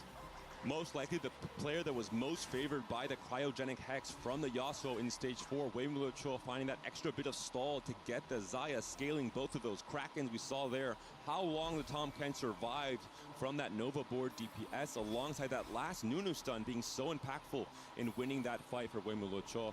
60-second, maybe the hope now for Aurora Gaming on a 4-win streak. And all of a sudden, Odd10 and Ziwei are slowly filtering off their HP. Odd10 down to his last life. And this is where we end up in so many of these very close fought games. Even if you've got the numbers advantage, you've been training your teammates' HP for a while. Lijo, of course, will be one of those players who's hoping to do that for his teammate here, Archen. Yeah, Ziwei will keep a close eye, particularly, of course, for Archen C if he gets knocked out early on. We could even see a game reset. We get 2 members from both teams with opposing finishes in the bottom. It means that all bets are off and the rest of the game is up for grabs. It's still a LeBlanc 1 for Odd10. The items have not been removed from his teammate, and Odd10, it seems like, will be taken down by Li Tuchuan here. Too big of a board to battle with that Nova setup. And it is going to be a 7th place for AGAL, essentially tying it up at the bottom of the standings there. So a most likely scenario is a reset coming into the second half. So if Ziwei especially gets taken out, then even the best case scenario for All Gamers, of course, is to eliminate one of the Auroras and then just leave us in a situation where only the first place finish matters. If that is the case, David, who do you feel like's looking most promising to make that actually happen for both teams? You know, time and time again, I think it comes down to whoever finds the Blitzcrank 2, the unit that is sought after so much on those level 9 boards. For Wei Mulucho, it would be the cap for his Xayah setup as well. All of the AP boards usually want to find a place to fit in that Blitzcrank 2, but it is now Ziwei with the Mighty Mech setup, with the Mech Acel facing off against Wei Mulucho, who has not removed items. He thinks he's the strongest player on this team. They maybe understand that it's all going to be about the 2v2 in the top 4, and they don't think Ziwei has the HP or the board strength to hang with the rest of the boards in this Stage 5. Looking to see, and it will be the confirm on the kill, so no more chances really here for All Gamers to do anything but try and make sure they do not get taken out early. That's right, Li Tuchuan potentially on 1 life, Juanmia as well on 1 life. There's going to be 2 players already eliminated for AGAL. This could be a blowout win if somehow Juanmia survives and Li Tuchuan is taken down in this 5th place position. all of a sudden, the 3 remaining players from Aurora Gaming have done a fantastic job of stabilizing their setups, their boards coming into the stage 5. Li Chuan hoping to hold on for a little bit longer. Hwanmei on just 1 life as well. What a difference this can make as to how this round finishes. We have to pay attention to both of these boards. Li Chuan trying to stay alive in the Nova mirror matchup. He's still sitting on a Kindred 1 carry on the side of Hwanmei. He's hit all of his upgrades except for the Sona. He's facing off against one of the strongest boards in Weimulucho's Zaya board. Can Li Chuan stay alive? That's the big question. It looks like he might be going out. Does Hwanmei stay alive then and fight for the 4th place? Ahao's clapping. It might be a win for Aurora Gaming. Li Chuan is down to 1 HP, it looks like. No, he's down. It's 3 players from Aurora Gaming in the top 4. It's a blowout victory in the end. And we didn't think that was going to remotely happen. It looked so good up until the end of the game, but for the lack of just a few HP, Aurora Gaming are sending themselves to face Team Vision in the finals. The golden road for Hwanmei of winning 3 major events in the same year is still open. What a final game! The star-studded CN roster on paper with a current GOAT status player from Hwanmei. A fantastic comeback in this game number 3. They were able to stabilize their stage 5 boards. The respect shown here between competitors who have been facing off individually for oh so long. But now in 4v4, it is Aurora Gaming claiming that top spot. Wow, what a series it can be. And of course, both teams are going to be able to look back at that one and say the what ifs. But of course, for Aurora, they found the only path through. We thought it was pretty much a done deal for them in this game. It seemed like all gamers just played such a spectacular game. We're heading across the stage now, though, because we need to see some more dreams ended, and Damascus will help us do it.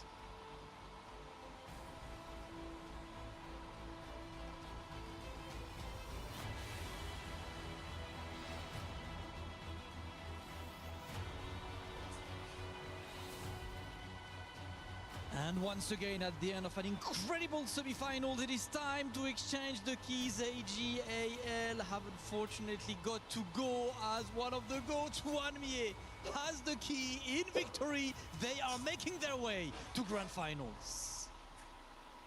Congratulations to Team Aurora for qualifying into the Grand Finals for the Esports World Cup 2026.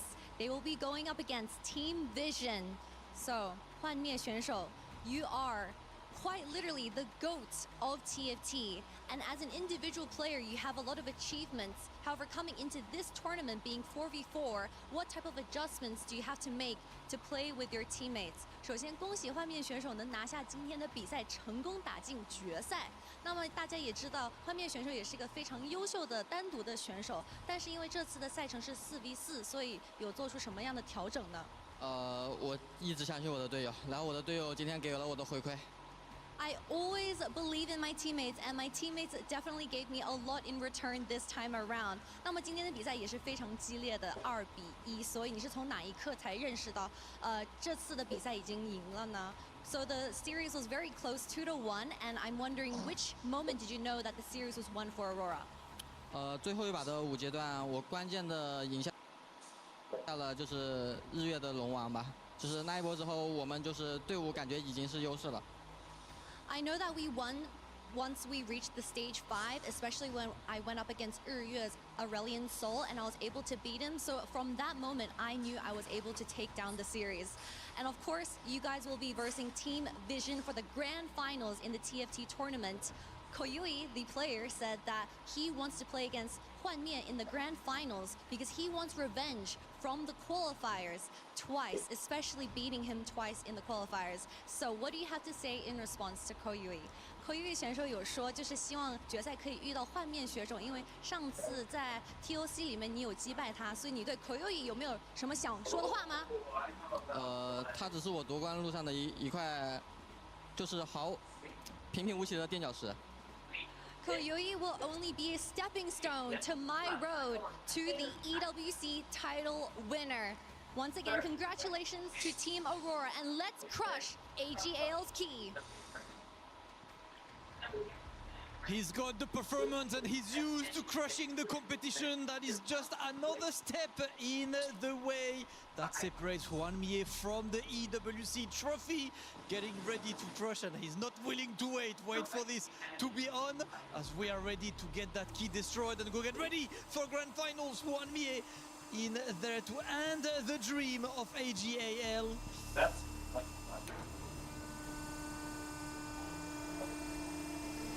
Snapped!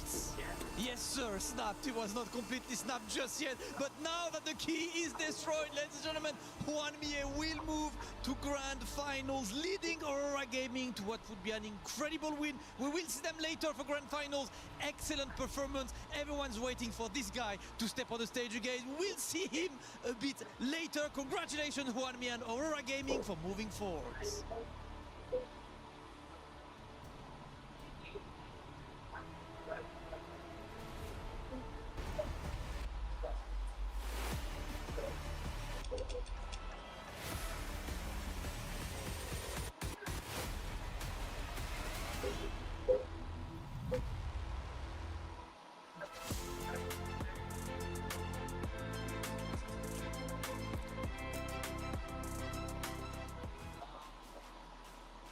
And the grand finals are set. Team Vision versus Aurora Gaming, taking down AGAL to solidify their spot to play for the title. Big news for Aurora Gaming, who have been absolutely phenomenal. And what an interview, by the way, at the very end. There is some drama brewing going into grand finals. And one thing that I love, Clement, the confidence from Aurora is absolutely astounding. I wouldn't be surprised if Juan Mie really doesn't know who Koyoi is. I mean, that is the gap between those two. I think the real fight is between Flancy and Juan Mie. There has been plenty of times where Flancy from Vision has been considered the champion, but then Juan Mie still beats him anyway, despite the perceived strength. Man, the strength, though, of AGAL. They put up a fight, they tied up the series, but game 3, where did it all go wrong? I mean, they sent Liluo 8th. That's exactly what you want to happen. But then the rest of the players didn't have a cap-out possibility. They was just trying to preserve HP. They were trying to be strong. Juan Mie was pressuring the Robbie, the rest of the team. Juan Mie mentioned it. Once we took out Ryue playing the ace, we knew it was done. That was the only player that maybe had a chance to step on to end. And in the end, they sent 3 players in the bottom 5 taking the win. I think Wei Mu Luoqiu just hit that Xayah 2 way too late into the game. There were a lot of players from Aurora that were low HP, but they somehow managed to turn the corner before their opponents. Also, Kindred 1, only their predominant for Li Tuchuan. Normally, on stage 5, having a Kindred 1 being your primary carry, that's not the way you want to go out. Well, we take a look at the stats from that game number 3 that ultimately Aurora Gaming was able to lock in and move forward in the tournament. And you guys mentioned some star-studded players. Who stands out to you when we look at the round results? Oh, there's a lot of them for sure. I think Ahao has been the consistent win-out player for Aurora. He does it again this time. Really, really creative and using that Rammus as a secondary tank. He's usually the most available of the 4-cost tank options. Juan Mie obviously doing again exactly the role that the game needs to win. And he said it. I'm trusting my teammates, and my teammates are giving me the trust back. 60 seconds, once again with the 4th place. Yeah. Teamwork for them and making it a great run in a close series. 62nd is putting up an MVP performance. He's been out of this world. Chat, we were watching, and once again, we bring up your comments after that game number 3, which was leading, I believe, what, 58% to Aurora Gaming, if I'm not mistaken. Chat, what were you saying? Were you saying some nice things? Were you getting crazy? Coming up with analysis. Let's take a look at our first comments here. Of course, coming out from our chat, right? The Floix Comics. Holy Loro, what do we think? I have to agree. I feel like this game was actually 70% win by AGAL, and then suddenly it flipped because of how bad those stage 4 rolls went. Yeah, having already the 8th place ensured and then not getting your 4-cost to 2-star. Xayah, come on! That's the default in the game, but of course, it can happen. Triple bot for GG, Casper says.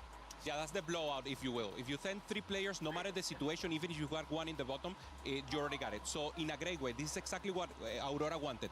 To get a great placement in the final game and then get the motivation for the next final lobby. Who are we talking about here? He is dead for sure against any Aurora board. This was definitely one of the 1-star Li Tuchuan with Kindred probably. Kindred as well. Nothing else for him to do. But was he dead?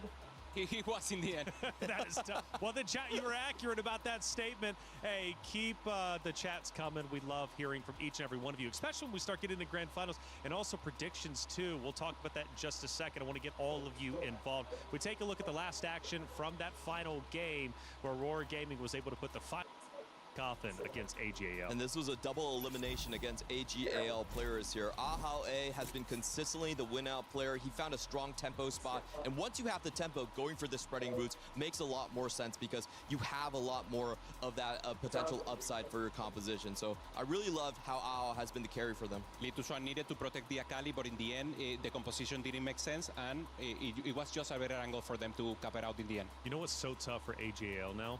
They've got to come back onto the stage where they just lost, and they've got to play for 3rd and 4th.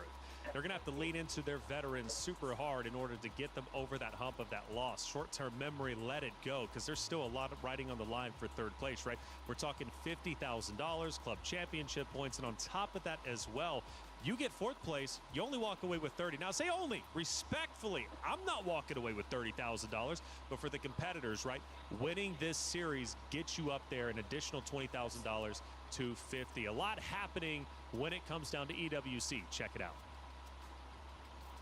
Here and play my game. He knows nothing.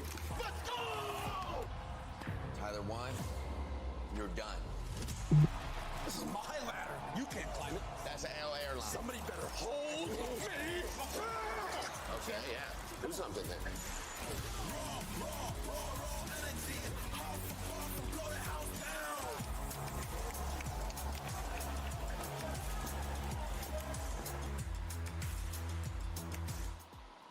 A lot of things happening, as I said, and I mentioned predictions. Let's start talking about them with EWC Play. It's easy to get involved. All you got to do is go to esportsworldcup.com. When you get there, click on play on the left-hand side. Choose the game you want to get involved with, aka Teamfight Tactics. Click on that, and you've got your match results here. Now, I haven't refreshed the page, but 3rd and 4th, as well as finals, should be popping up relatively soon. Now, when they do, you choose the team you think is going to win, plus the series score. Doing so gets you points, right?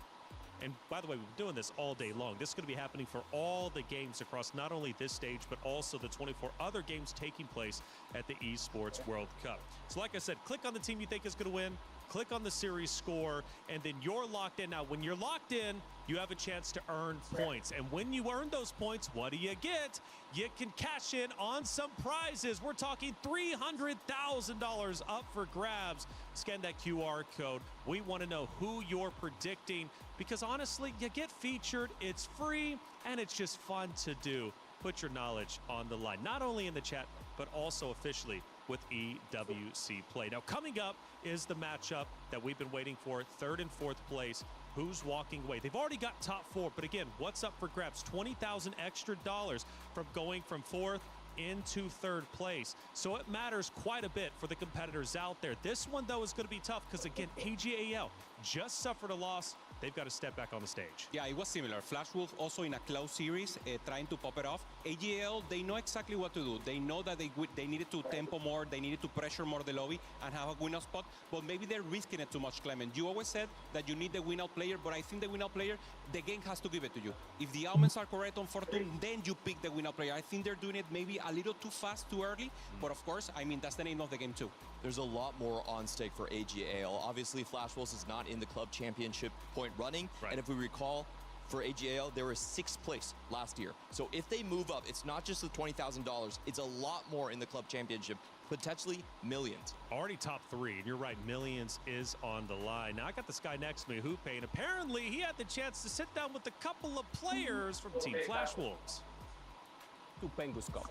Far from the Convergence and the Space Gods, we're here to ease a little before our next match for EWC 2026.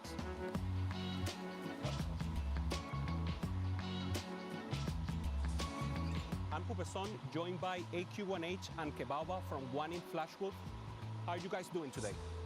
今天心情也是就是非常的兴奋，第2次来到 EWC， 希望可以这次会有个好的成绩。心情就是很兴奋，然后今年也是第2次来到这里，就希望有更好的成绩。Now we can relax. We're going to have a wholesome chat, so you can lean back, be present with the moment. And now let's just have a chat. What is one positive quality about your teammate? 我觉得他游戏的天赋很好，就是他会在可能训练的时间比较少，但是他可以在游戏内找到一个适合自己的一个打法，去打出自己的更高的上限。Okay, Bobo, give me one positive quality about AQ1H. 我觉得他就算在不同的版本都会有自己的理解，然后每个版本他都会做得到。就算可能每个人都会有自己不太适应的版本，就算在他不适应的版本，他也是做的差不多是最强的玩家这样。What is one thing you admire about your teammate that you don't have? Haircut? Oh, really? 我觉得没有，就是我们互相学习、交流的非常多，所以我觉得对方身上的我也能够学到，所以我觉得我们目前来说是几乎是能做到同步的。我觉得他对不同的版本的理解都是都会很准时跟得上那个版本的理解，所以我就觉得很多时候，因为我可能就是会跟不上那些进度，然后他都会可以跟我说到不同的版本理解。I want you to think about a moment where you were very grateful to Kebabo and you never told him. 我是一个比较直接的人，所以基本上我会就是能说的我都会说了，就可能像平时游戏里面的一些他打得好的地方跟打得不好的地方，我都会直接跟他说，这样，所以就是以往的我都说掉了，所以目前就没有其他话想说。对。For you, Kebabo? Give me some time. 就是我觉得自己有时候玩游戏会有些失误，可是他都会比较包容我。Thank you. Tell me one word that describes both your teammate and this secret lab chair. 无坚不摧。Perfect. Human body was built to move, not trapped at a desk in one singular posture for 12 hours a day. It's time your chair evolved. This is Secret Lab Titan EVO. Ergonomically engineered for you, gamers, hybrid workers, artists, backing your every move.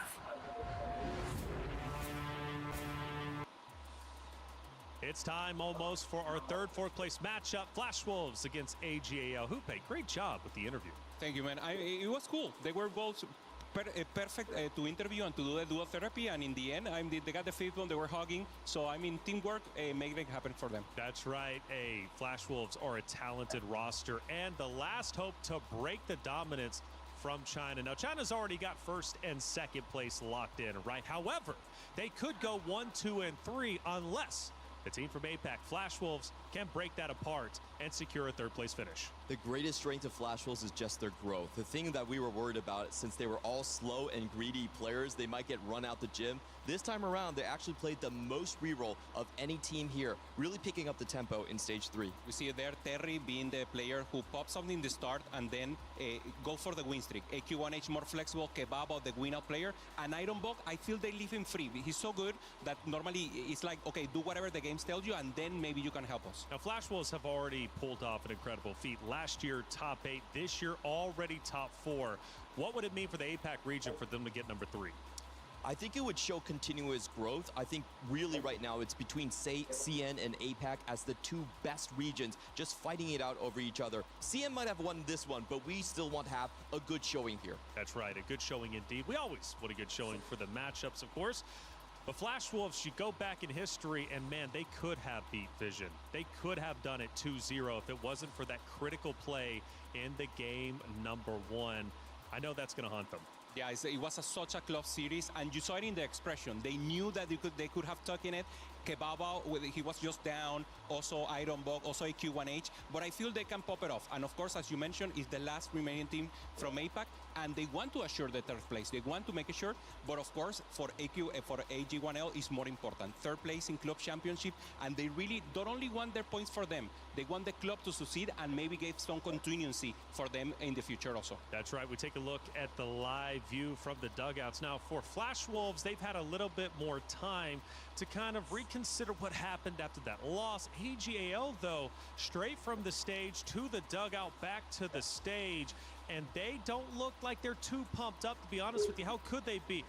But again, for AGAL, coming into the series again for $20,000 additional dollars, plus just the pride of China riding on the line to finish 1, 2, and 3, I think they're going to come back out there nice and strong. They're warriors, after all. It's rust versus readiness. How does playing on stage just after that really affect the team play? I think for AGAL, the one that really has the most on his shoulder has to be Li Tuchuan. He was a former winner in 2024 in EWC here. He actually split up the Falcons team to go with AGAL with a new squad to conquer new peaks, but he hasn't been able to do it. He wants to still make sure his decision is worthwhile in third place. Well, you mentioned one. How about Ryue? We had a chance to sit down with him after that loss that they just took. Let's listen in.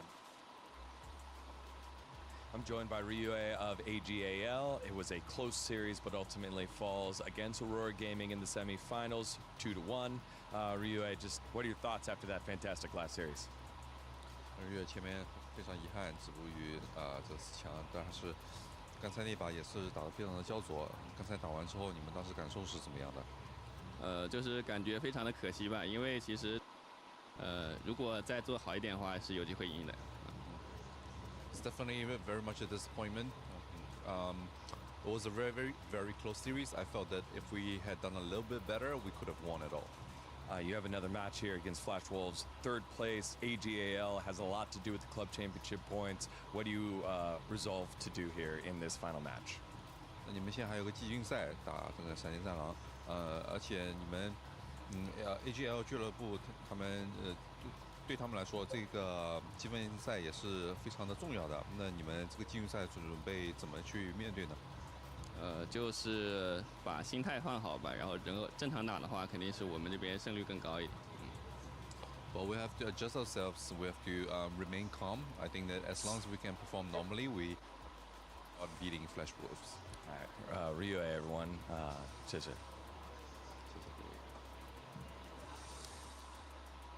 Ryue, Lichuan, the two veterans for this AGAL roster now have to implement their veteranship to go back on that stage, get their other two teammates back on board. Fresh series, fresh starts. Their job's not done with just yet. A top 3 would mean a lot to these guys.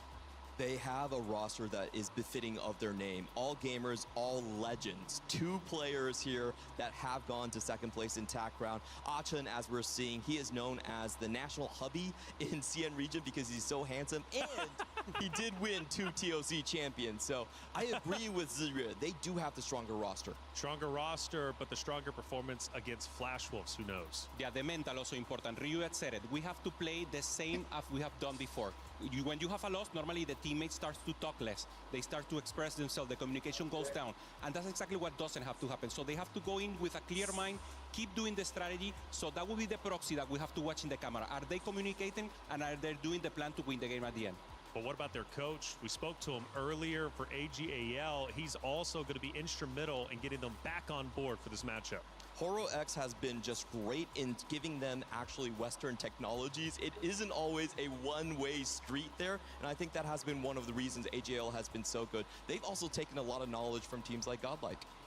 Also, they've done it so far. I mean, in the Chinese region, they made it happen. Individually, they have already good performance. So I feel these teams are very similar. Ryue, maybe AQ1H, they both had similarity on the world stage, if you will. So individually, they're perfect.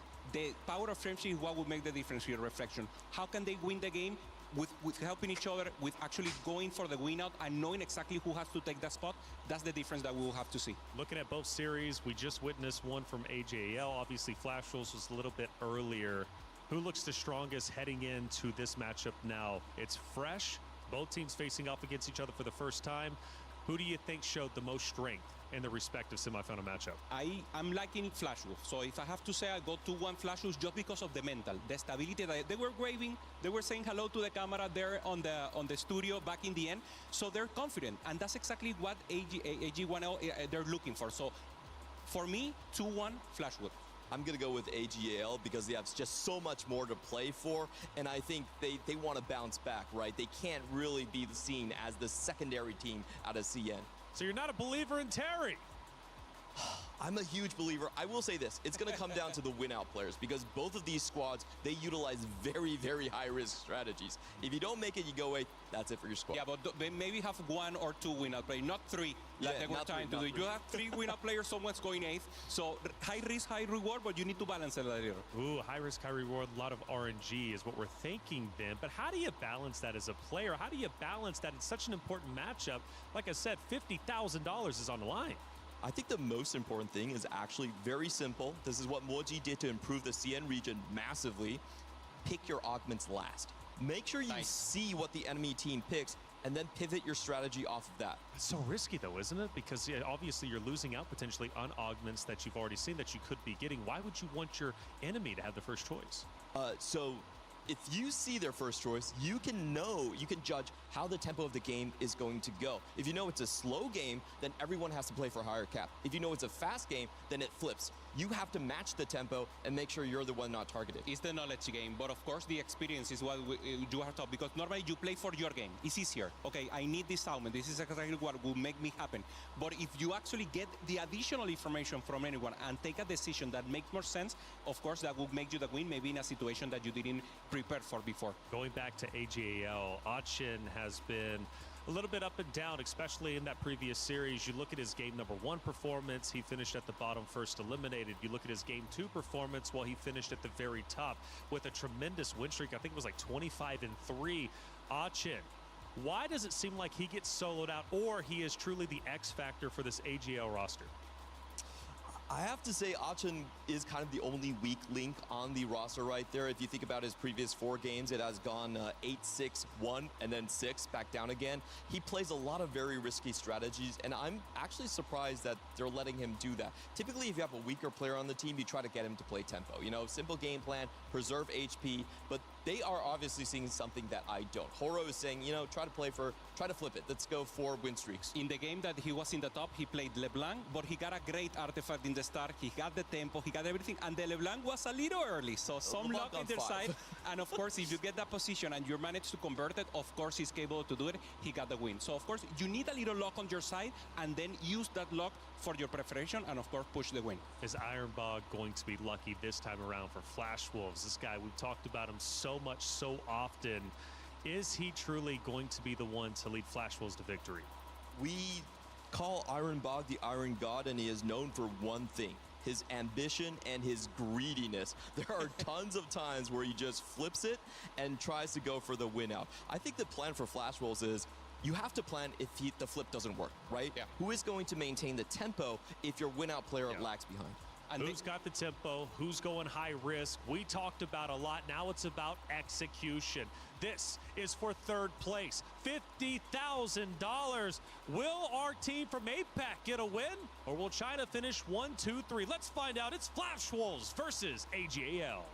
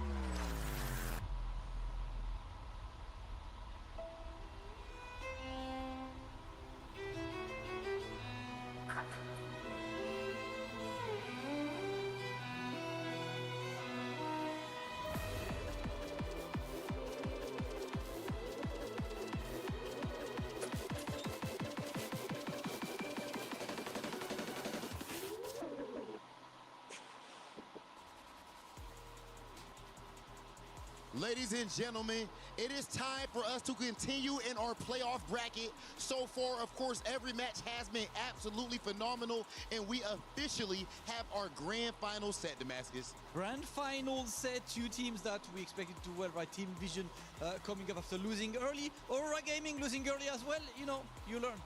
Yes, of course, they have made adaptations. That said, our next two teams, Damascus, we do have some unfinished business before we make it all the way to grand finals, because this right here is the decider for who finishes in third place and who finishes in fourth place. Whole lot of paper, whole lot of chicken on the line, ladies and gentlemen, and of course, club championship points as well.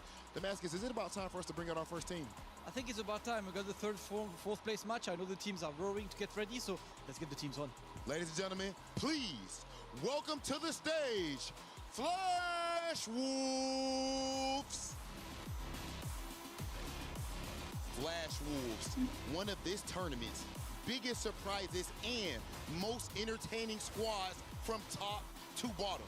And have you seen my dog, K Bow Bow, putting on an absolute fire performance back to back, absolutely clutched throughout the entire time, but their coordinated finishes as a squad have been the personification of teamwork make the dream work. Will they be able to finish in third place? We're about to find out.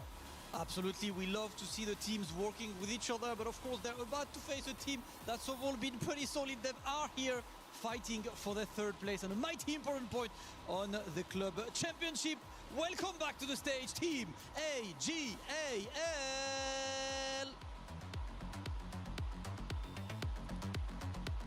AGL putting up onto the stage right now. All gamers, anyone's legend. It is time to fight for third place and for mighty important club championship points, because this team used to be third on the club championship ranking and they're currently fourth behind Vision, because Vision's in grand finals. Right now there is one objective: get as many points as possible to make sure we tail Team Vision and we don't get too far from that third place.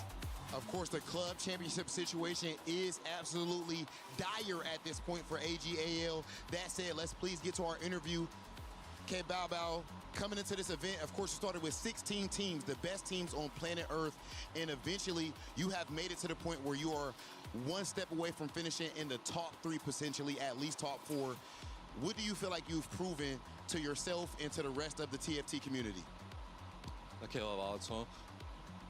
从这个比赛的16支世界顶级战队一直打到现在，你们进入一个保持争三的一个状态。你个人认为，你们战队是否已经向世界证明了你们的实力了呢？我觉得这次我们没打到冠亚赛，其实是挺可惜的。可是接下来我们就希望能拿到第3名吧。It is a shame that we are unable to step onto the grand final stage, but over here we're still going to do our best and we're going to fight for the third place.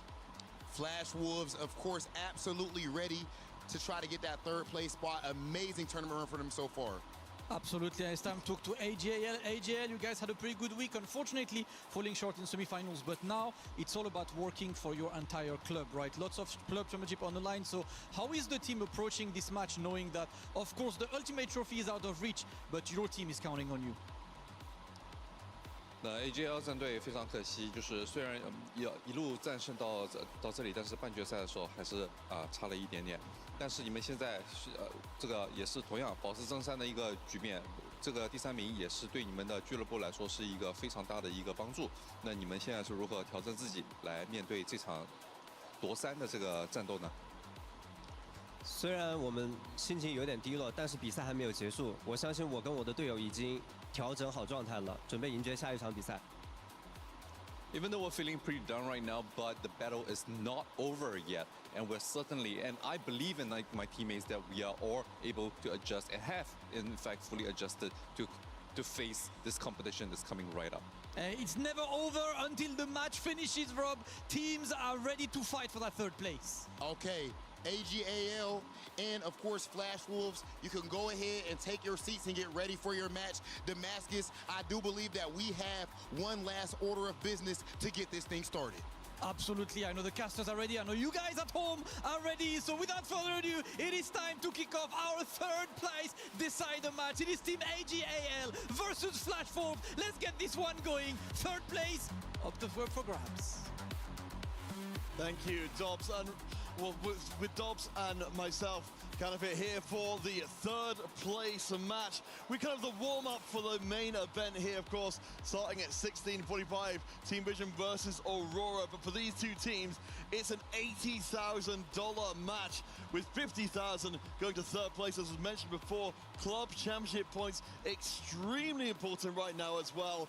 But Dobbs, coming to this one, all gamers, you've got to feel for them just coming off of a devastating loss. To be able to reset for this game would take a superhuman level of mental control. Yes, for sure. I feel like from the both interviews, the players showed they were a little bit with some kind of disappointment on themselves because nobody plays for losing, right? But thinking about that, I feel most players are going to do their best in here to secure a win on this very matchup.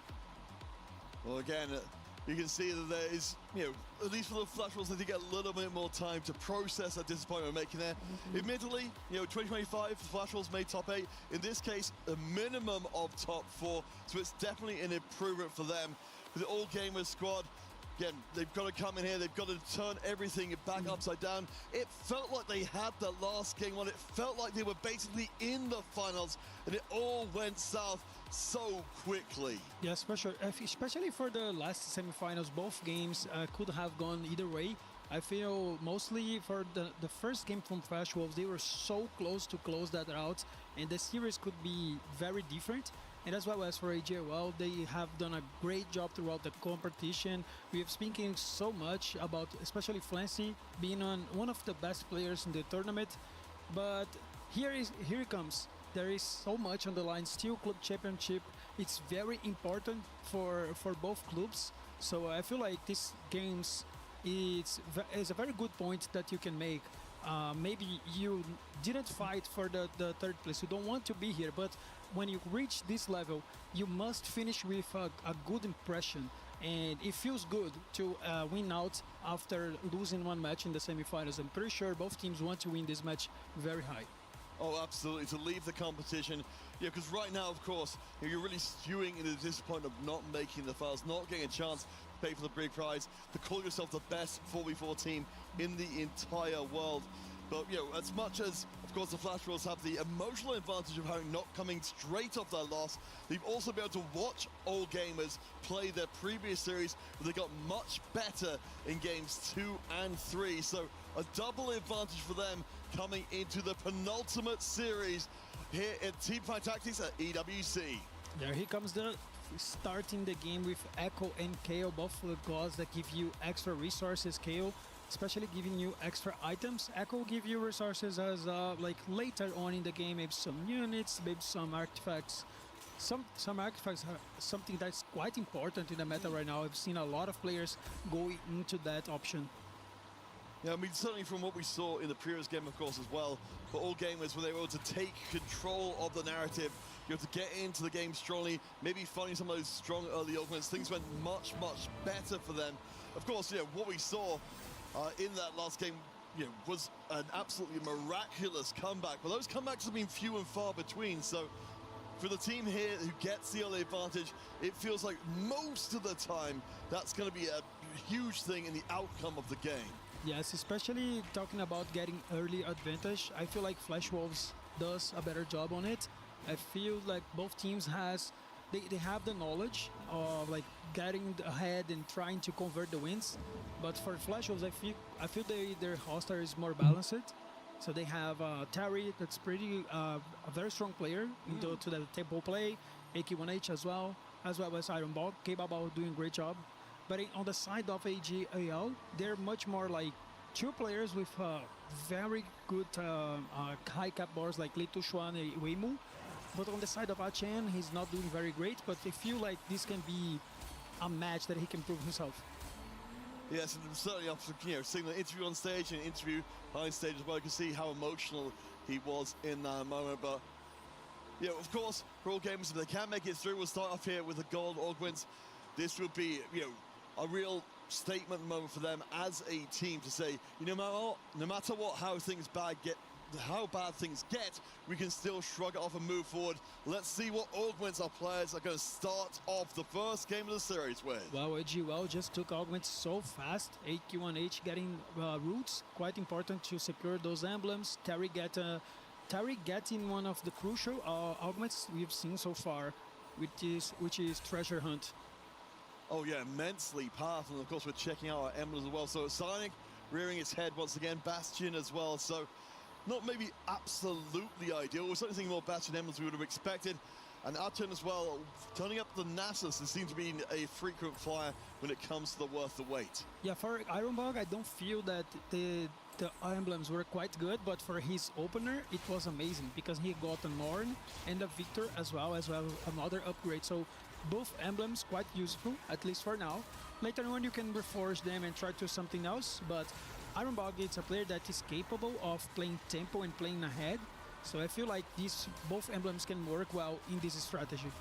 It's worth noting, as we see on the screen, that we've got, of course, a much better selection if you don't win that particular round.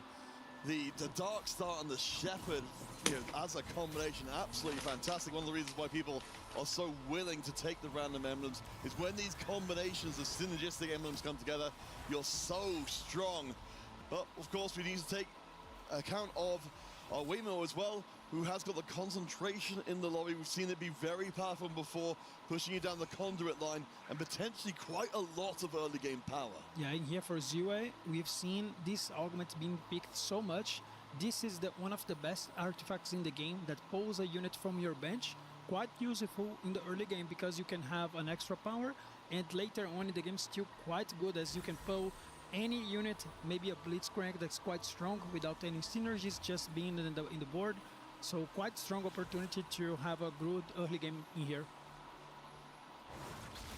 Something which I'm really hoping to see in this game as well. Having had the chance to spend a little bit of time with all gamers and kind of see exactly what they're made of. I'll tell you a player who really stood out when we were recording some content. He was there with his teammate playing some of these games before. He was doing really well, and he decided he was almost winning one of these kind of games we were playing together. His teammate was not doing well, was really falling out of the game. He decided to basically give up on the game and help his teammate win. He was the only player I saw across every single version of that content who specifically made sure that his teammate, who was looking embarrassed, he wasn't getting any points, he made sure that his teammate left that piece of content happy, and it really made an impression on me. Yes, I feel like this is one of the most important things in a 4v4. You're talking about content, but I will talk about like in-game stuff. So sometimes your play, it doesn't work. Yeah, I mean, some players will have like amazing performance. So we've seen Flancy doing so well, for example, but in other times, another player might not have the same average placement, but at the end of the day, it's all about giving the trust for your teammates, because you're gonna need them sometimes. It's very important to everybody stay together and with high energy. So in here, it's this third matchup, it's very important to elevate the morale of everyone. Well, as we come to our first boon, David, of course, talking about this before, the God of Time at Echo, able to give really an extra reason why you want to go heavily into Lost Streak. Yes, especially this one of the best opportunities to get high value later on in the game. Having the cash out from Echo, it's quite good, and also matches a lot of the strategy we've seen here. Leitushuan, money hungry, does not have any units on his board, and also K-Baba with savings account. Both of these players are already going to lose a lot of HP, so you can match your own strategy with a good God pick in here from Echo. Check in with Ironbog again. For any of the folks who maybe, of course, we've talked about Ironbog in a general, but just a reminder of just how impressive a player he is. 5 times has made it to the Tactician's Crown, 2 of those times to a top 8. An incredible player and very much worthy of being spoken of in awed whispers again and again. Yes, for sure. You're speaking about Tactician Crown. He was not able to get the win just yet, but I feel like it's a matter of time. He has proven himself on TPC. It's a quite high competition there in APAC. One of the best players on the region. Yeah, and he's 2 times APAC regional champion as well. I forgot the laundry list of accomplishments, being very much helped out by the team. He will be the win-streaking player for the Flash Rolls. Keep an eye if Weimu is able to do the same thing and quite catch what his result will end up being. What we'll see in just a second. Yes, this guy has been an amazing player throughout the years, and I feel like in the EWC he showed a great opportunity and a great time. And I feel like next year he might come back as a Flash Wolf. Maybe he can get into the finals that he always wants to go and play. Well, one of the keys to getting into 3rd place at least is making sure that your loss streaks stay intact. Lichuan will be sending out his entire board in a hurry. AQ1H on the other side for the Flash Wolves is going to do the same thing. So both of them, if they run into each other, and will negate the streaks on both sides of the equation, which means nobody benefits from all extra goals heading into PvE. Honestly, I would say that I don't like much this kind of play from AQ1H because he doesn't have an augment that gives him extra economy. So I feel like breaking the streak from Lichuan kind of doesn't matter much because Lichuan will always have more gold than him, especially because he has money hungry.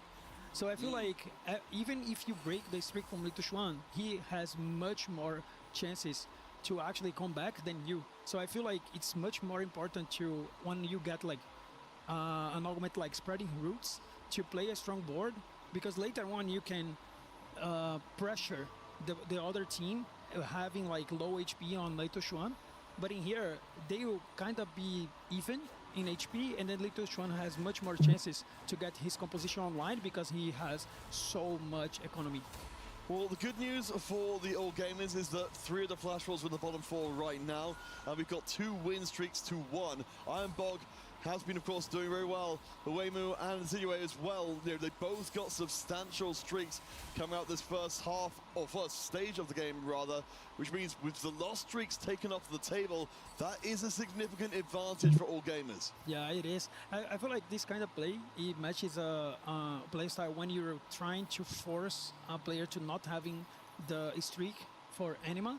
But as Lichuan didn't have it, I feel like it's a kind of waste. But on the other side, AK1H, at least he got a good board right now. He got some upgrades, so maybe he can build up his board for the next stage. All right, checking back in with AQ1H. Again, sold the board before, has the incredible emblems for a long time. Extremely good board. But we do need to check. We've got Ironbog up against Weimu in this round. This is the 2 win-streaking players. Dobbs, these boards look pretty similar, but I think it's about to drop down in favor of Weimu. We'll see. Yeah, we can see that Weimu even forced at the level 6. He's so strong with a Mordekaiser 2 already. And I feel like this is going to be the end of this streak for Ironbog. Still in a good position. I wonder if he's going to aim to get those Reforgers in order to have like different combinations of emblems. So we go straight into Prismatic. We'll check to see if All Gamers maintain both of their win streaks. If they did, it's absolutely huge. But you combine these with Prismatic augments as well, and we're suddenly accelerating things dramatically. Wow, I want to call out the augment from Terry, Wise Spreading, one of the most powerful augments in the game, and it matches what he has now. He has Treasure Hunt. It's an augment that the more you roll, the more rewards you get, and then he will roll a lot throughout the game, and as he rolls, he will level. So this is great for the strategy, because Akali, you want to ramp up, you want to get the Akali 3, but you also want to reach that level 9 in order to be very strong. So great position right now for Terry, and he has been one of the best players in the Flash Wolves throughout the whole EWC. No, absolutely. Terry is definitely a name that's stuck in my mind, much more being somewhat unfamiliar with his game coming into this, but he's been really impressive. It's worth noting as well, as far as I can tell, at least not on the boards, we're not seeing anybody else so far going into the Nova Akali line. So if you're going to be around here for a while, why spending, re-rolling, looking for the treasures? There's a decent chance Terry might actually find the Akali ahead of schedule and start being a real rock for the Flash Wolf squad. And not just that, when you have some augments like this, like Was Spreading, you have Prismatic Ticket, that is so good on a 4v4, because the more shops you have, the more chances you have to see units from the other opponent team. So he can still go to the Akali tree, but as well as hold key units from the opponent. No, it should be very impressive long term. But as we take stock again, we see we're going to have an interesting spot here again. The Flash Wolves, they're keeping themselves mostly towards the bottom four. Seaway, of course, keeping up the win streak from 4. So, all game is looking pretty good right now. Again, there's no loss streak in place. Right now, it feels like we've got some bits and pieces brewing for the Flash Wolves, but not maybe as quickly as we would like to see them. Yeah, I feel like the game is not solved yet. Both teams has great chances to have like great finishes, especially Zirya. He has so much HP. He will have like he continues his streak, and he has Baron Lair. Actually, this augment is an augment that honors Kwame's win in here in Paris for the Paris Open. Oh yes, I can just say good memory there. Of course, for any of you folks unfamiliar, there are various organs through the game celebrating those big moments of TFT history, just like the one coming up in our finals a little later on. Will be absolutely huge for the scene. We'll get our second boon coming in. The Echo side of things, of course, was popular before. Yeah, so I feel like KO having such a good position in here to be picked by most players, having extra items, always good, and having it gives also a little bit of gold. So players trying to get some tempo in here, some tempo play. We can see that most players took the blue orb, which means they're going for KO. Yeah, itemization is going to be pretty key, especially for players like Wenwu who are going to be pulling out, as we can see here, some very, very specific lower cost reroll, which are going to really multiply up those extra items. We've got the dual gauntlet. In fact, we've got doubles of it right now if we want to go for maximal power. Yeah, I like the play from Weimu. This is a composition that we've not seen that much, but the players that were able to play Zoe reroll, they had quite great results. And when you play Zoe, you're actually helping the Akali, because you're taking out of the pool 2 cost units. So it's very important for him to actually hold every single Akali he sees. Otherwise, he'll help the opponent team.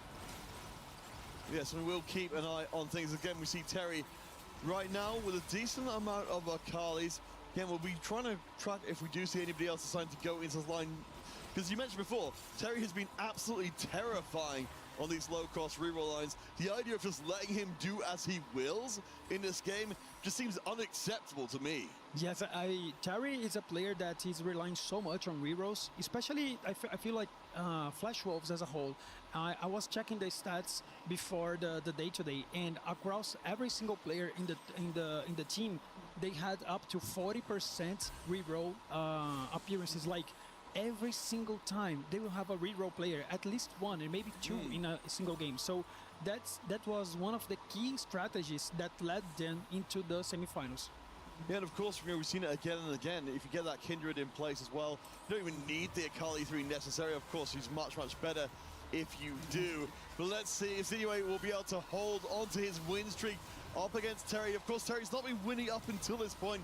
The Akali isn't 3 items as well. So, as much as we are anticipating Terry doing well, I eat my words, actually, that front line evaporated in a hurry, and it will be good enough to break the streak just ahead of Wolves. Yeah, I could see that Terry actually rolled until he gets into that level 7, such a strong threshold for his comp, and he was able to take down Zirue. That wasn't a huge win streak. That could be one of the keys to Flash Wolves to actually convert the game into the win. Well, Kababo also, I'm sure, going to be a big part of that as well. Low HP, just got a cash out on the savings account, so has a chance to really join the field in terms of power. We'll be going up to level 8, or just short of it. We've already got the Corki in place for a little bit of power, the Morgana frontline as well. Kababo on 36 HP in a decent position to make a substantial comeback. Yeah, I feel like he doesn't have a quite great spot because he's playing economy's augment in a Corki line. That's not one of the best compositions to cap high, but at least he got Baron Lair, which is a great augment. Maybe he can find another great combat augment, maybe try to finish the game in 3rd or 4th, but winning out, it's so difficult with this position.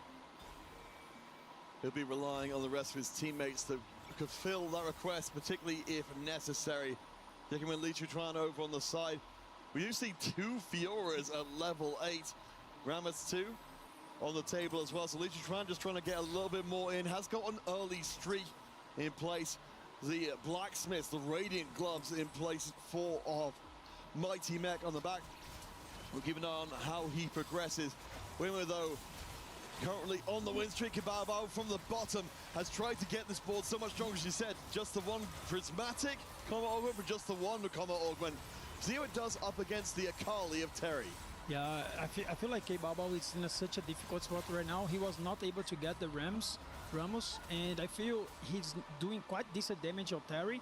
So these games might look be in the favor of AJL. Gosh, as we come into our next one, so it will be gold to close this out. We're really not seeing too many streaks being maintained here, so these augments going to be big in terms of setting our direction from this point forwards. Yes, for sure. We can see here on the side of Waymo, he's rolling a lot, trying to ramp and try to get the Zoe 3 online, holding 2 copies of Akali, but still on the side of Terry, he has 2 duplicators on his bench, so he might be very close to reach that Akali 3. Yeah, I wonder if anything, as we saw in previous games, just trying to hold off a little while, because certainly Terry's not on a streak right now or anything to that nature, so unless he wants to pull the trigger and start climbing up the table. I mean, right now, 2 of his teammates are on lower HP than he is. Maybe he just doesn't need to in the immediate. Yeah, honestly, especially for Terry, I think he's one of the players that has can cap higher the board, and Splash Wolves need to search another player to help Iron Bog right now, because K-Bao is not going to last that long, I guess. Yeah, and AQ1H is low on HP as well. We've seen these situations so many times before behind in the game HP-wise. Sure, you can have this incredibly high cap out, but a lot of times it can end up in a blowout. Akali 1v1ing the one-star Fiora. I think that says it all there as Terry continues to be a menace. Yeah, this is the time that Terry needs to focus on rolling down and getting damage into AJL, because it's quite important. Later on, he'll fall down a little bit. Even though he will reach Akali 3, it's possible that he doesn't reach the higher caps in the game because he has 2 economy augments. But at least the treasure hunt, it's on one of the greatest combat augments in the game, so that can actually give him some balance. We are seeing a few upgrades creeping in. Ironbog finding some pretty good units as well. Of course, making good use of his emblems to make sure that Shen is more of a threat. Goes up against Terry in this round.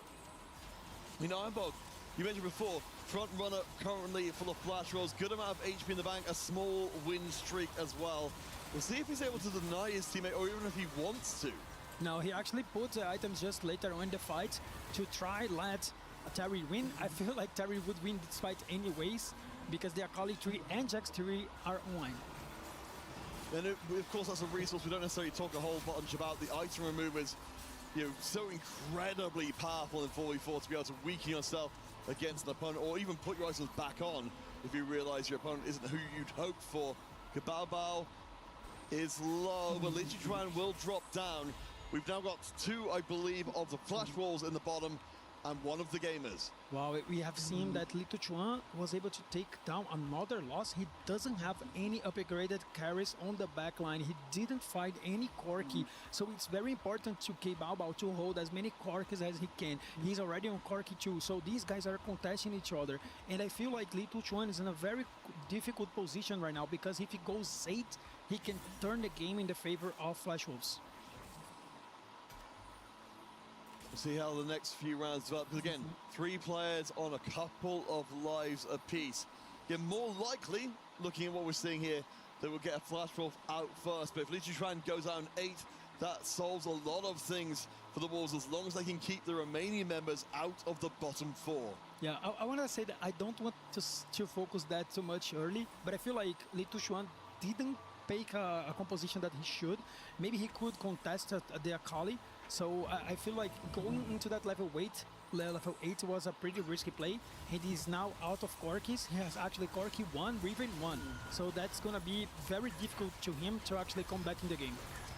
Yeah, I think we're going to be seeing a lot of fighting, as you said, the contesting of compositions. What we'd expect to see in 4v4, but you cannot let your opponents get out of control. But AQ1H We've got, of course, the Dark Star 6 in place, the Red and Soul with a Dark Star emblem. That is a very strong board to start your climb up the table.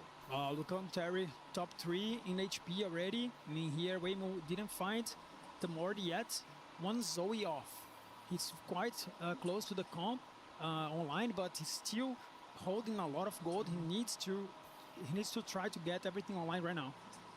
Something I'm getting a little bit worried about for the All Gamers side is that while they've got a lot of members in the higher HP bands, they've all got losses on their records as of the previous round. It's starting to seem like the Wolves are in the ascendancy. AQ1H from the bottom, Terry from the middle with the reroll board. Kabao starting to look a little bit more dangerous.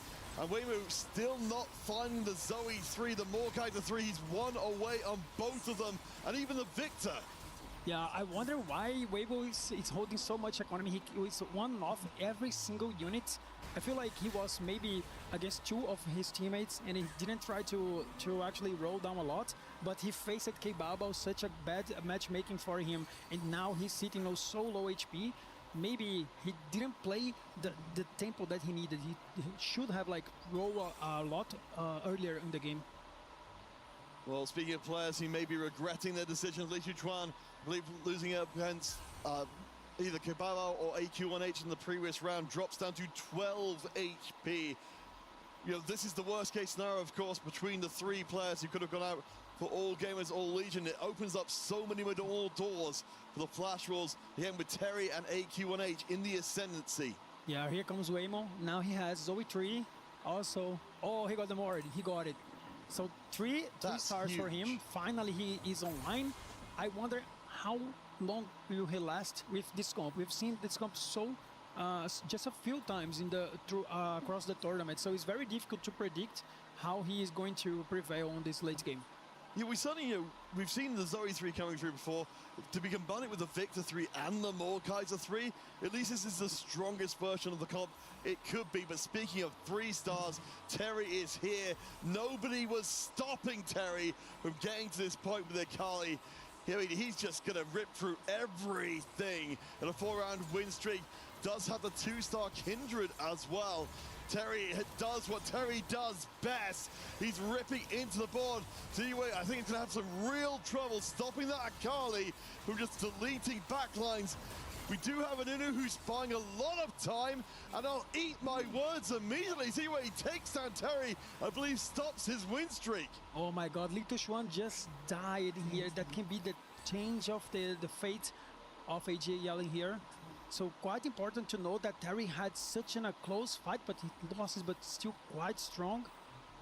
The game is looking very difficult in the side of AGL right now because they lost Li Chuan very early in the game. So maybe Waymo has a plan. He hold his economy to actually ramp up with a lot of 3 stars. Is that enough for them? We'll find out. Archen will sell up a little bit to make his board stronger. Again, for All Gamers All Legion, if they can break some of these low HP streaks, then they are in a great position. But if they can't, suddenly the Wolves as a pack will surge forward in this game and make an absolute ruin of everything. That's a big hit. That's another All Gamers member out in now 7th place. And it means that we're going to be, I think, seeing the Wolves really making impact. I don't know if they can even be stopped at this point. Well, as Clement said, no team came back after going 7 and 8. And here on our 3rd place matchup, they will have to prove otherwise. So they're relying on Ryu, Ziyu, and also Waymo. They have the HP lead at least. So, but they will have to play very well right now in order to secure the victory, because they must finish it at 1st and 2nd. Well, Dobbs, what we've seen so many times before is that teams have lost their members in 7th and 8th and then not had the HP to do it. I mean, you're still up against 4 of the Flash Rolls. They've not lost a single member. They can now target the 2 remaining All Gamers players as much as is humanly possible. Iron Bog will be up here. I imagine that more than happy to give way for Terry. He thinks that Terry's the one to take the Flash Wolves across the line here in the 3rd place match. Yeah, we have to put our eyes on Akali. She's still full HP, very strong right now on the side of Terry. This guy has been amazing throughout the whole tournament. with an average placement up to 3. So it's such an crazy average placement throughout the whole tournament. So as we come into the second half, one of the more unusual setups means that the Flash Wolves have got the points advantage. If they can finish either of their members in second place, it will become impossible for all gamers to win. Yeah, it's quite important to know that Waymo just lost a round, so they might finish at first and second. It's still possible. We didn't see a game that they had an actual lead like this of HP. Zuri can still help his teammate, giving him HP. Remember, this is only game 1 of our third place series. The team's playing for a prize pot just in this match of $80,000. So every move is going to count and be one to stick with them for a very long time. CUA, of course, we nurtured before he was a sacrificial player when it counted to save the emotions of his teammates. In this case, he steps up for the squad. He gets the win. Oh my God, Waymo just took a loss. Zuri is so strong right now in the game, but that might not be enough because Waymo is actually 2 losses in a row. He might not have the strengths to actually win the game. And that's all that matters. I mean, as we said, this is pretty much the best version of this board we could imagine. Sure, we'd like another, 2-star Aurelion Sol in the mix, but a 3-star Victor is more than anyone could reasonably ask for the Flash Wolves. All they need to do is get someone into second or knock out Waymo in this round, and it's all over. This is going to be the last fight of the game. AK1H relying on Dark Star Aurelion Sol, such a strong unit, as well as Karma with good positioning in three items. Look at Zoe, she's going down. She gets ripped to pieces, which means all gamers are not getting into the top 2. No way at all. The Flash Wolves lock the door. TUA may never be defeated in this game, but it doesn't matter anymore. 7th and 8th place means the Wolves' pack tactics have paid off. They move ahead 1-0 in our 3rd place series. Yes, at least from the past series, I think they were more concentrated on this matchup. The AJL was kind of down, still recovering from the loss from the semifinals. And I think the game plan just worked it out to Flash Wolves, spread tempo, played ahead, and they had Terry having a great spot with the Akali, but he was uncontested. This is the thing. This is a thing that we have not seen so far across the whole tournament. Yeah, it just feels like, as we were saying at the time, a completely unacceptable. But we're heading to a short break. When we return, the Flash Wolves and all gamers will play one more time at least. The 3rd place at stake. We'll see you guys after the break.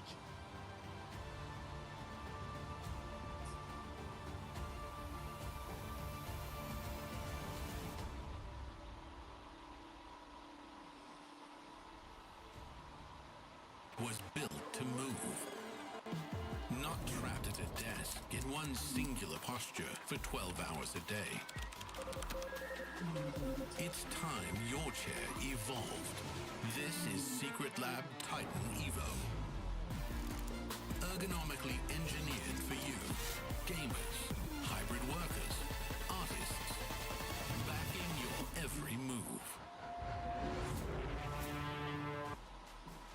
There's a $20,000 difference between 4th place and 3rd. And on top of that, a 200 difference in club championship points. That's what's up for grabs. And currently, Flash Wolves are looking like they might be the favorites in this series. They lead 1-0 over AGAL, who now need to come back. Welcome into the Allianz Vaults. I'm Taylor Reflections Nova, joined by Stuart and Panda. Welcome to the desk. How you feeling? Thank you, brother. Feeling great. That was a great showing from Flash Wolves, to be honest. I think they played some of the best team TFT, the comeback mechanics as well, the pressure, the stabilization in stage 4 in particular. Yeah, they had a little bit more time to, rest, recuperate. AGL, though, they had to go right back on that stage. No, exactly that. And they tried to take the game to Flash Wolves early on. They had 2 players on a win streak early on, tried to play for more tempo, but Flash Wolves played very well at trying to save as much HP as possible during the early stages and trying to play for them win-out compositions, which we saw later on. And right away on 4-1, we saw Kebaba with a savings account roll down. If he misses, he goes 8. But he was able to stabilize. He hit. On the flip side, Litutron did not hit his upgrades at all. Odd-Shen, similar situation with the 4-cost carries. And that's what resulted in the 7th and the 8th. A lot of great moments throughout that game. We take a look at the final action from game number 1 between these 2 wonderful teams. This is where we start to see Flash Wolves taking control and ultimately closing the door on game number 1 for AGAL. Yeah, we're seeing Spreading Roots in general just be a very strong augment in a 4v4 environment, trying to get the high roll opportunities here. We see one of the strongest comps with Darkstar, Aurelion Sol being very powerful. This being the last fight, sending AGAL 7th, 8th, and also down in 4th place as well. And the Zoe reroll not quite able to hit that high cap to finish first or second. I think the Darkstar, the combination with the Sweet Treats as well on the 3-2 augment round, I think everything went well. AQ1H was 1 life in stage 4, but he survived, he stabilized, he started adding his own pressure. He rose up to the top 4, and it was done and dusted by the time we got to stage 5. Crazy to have 1 life, but stay alive. I'm starting to learn, look, you're never out until you're fully out. Chat, what did you have to say? Let's take a look at some of our comments from that game number 1. Did we get spicy? No way, Meepsy 2 is a better tank than Ramus 1, is it? Meepsy's pretty strong, especially if you have meatballs as well.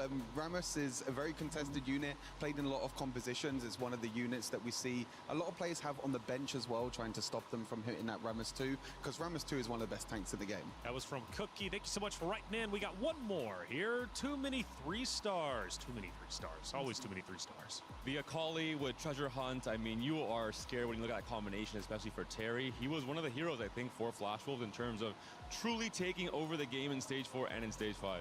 How was the pacing, though, from the side of the AGAL? You mentioned that at the start they were looking pretty decent. When did it fall apart? Yeah, it kind of fell apart when they unfortunately didn't really hit on stage 4, as Panda was saying as well. I think they had the early game, they had the tempo as well. But when Flash Wolves have, you know, savings account, when they have the Akali 3 online with Treasure Hunt, just that extra economy that's going into your bank account helps you out a lot. Going into this, Panda, one of the things that was broken down before the series started was that both rosters really love to play into the randomness of TFT, including the RNG. So for AGAL, they were trying to hit on that stage 4. They didn't. Was there a chance maybe, okay, we don't hit, but we still make a comeback? I think they didn't really risk too much. They just low rolled a tiny bit, which happens in TFT. Even the Zoe reroll we saw, end of stage 4, he still had not hit the Zoe 3 or the Mordekaiser 3 or the Victor 3. It was all basically 1 copy off, and he lost a few fights in stage 4 because of that. Yeah, I think the big thing with Terry being able to hit the Akali before the Zoe as well, you saw that his roll downs, he was holding some of the Zoes, he was holding some of the Victors, which is such a huge thing with Treasure Hunt being such a popular augment. You roll down, you get that extra economy, you hit the Akali 3-star, it's one of the most stable units in TST, especially with the artifacts. All smiles from Flash Wolves, but man, there was a lot of pain in the faces of AGAL. Again, they just took that loss in semis, they stepped back onto the stage, and they're going to have to dig very deep in order to come back in this series, just to get your head back in the game. Coach Stewart, what's the game plan for AGAL going into game 2? Don't know if I'm good enough to be a coach, but I'll try. But yeah, I think AGAL, they can stick to the same game plan early on. I think the tempo works very well early on. We've seen it in previous series before, that saving the HP early on can actually help you to the top. But it's about how you cap out these boards, how you get into the late stages of, you know, stage 4, stage 5. What are you looking for, and what units are going to be stronger at them stages to win you out the match? Well, speaking of stages, we head over to stage 2 for a club championship update with Trav. We're into the finals in TFT, but I've ran over to the Qiddiya City grid where PUBG's happening, and I'm joined by Lauren, who's ready to give us an update. Everything Club Championship over here. Yeah, because we actually have a really stacked top of our leaderboard right now. It's day 2 out of day 3 for our finals, and today will determine a lot because the maximum points set today will determine the match point thresholds tomorrow. But if we're talking about CC-specific teams that are in that top, hear me out, okay? We've got VP, first place. Falcons, second place. Defending champs Twisted Minds in third place. Na'Vi in fourth place. And Vitality in 5th right now. All teams that we are looking at when it comes to the CC leaderboard. Yeah, that is seeming quite scary. Maybe a few changes coming up on the Club Championship leaderboard over the next couple of days. So stay tuned as we'll keep you updated.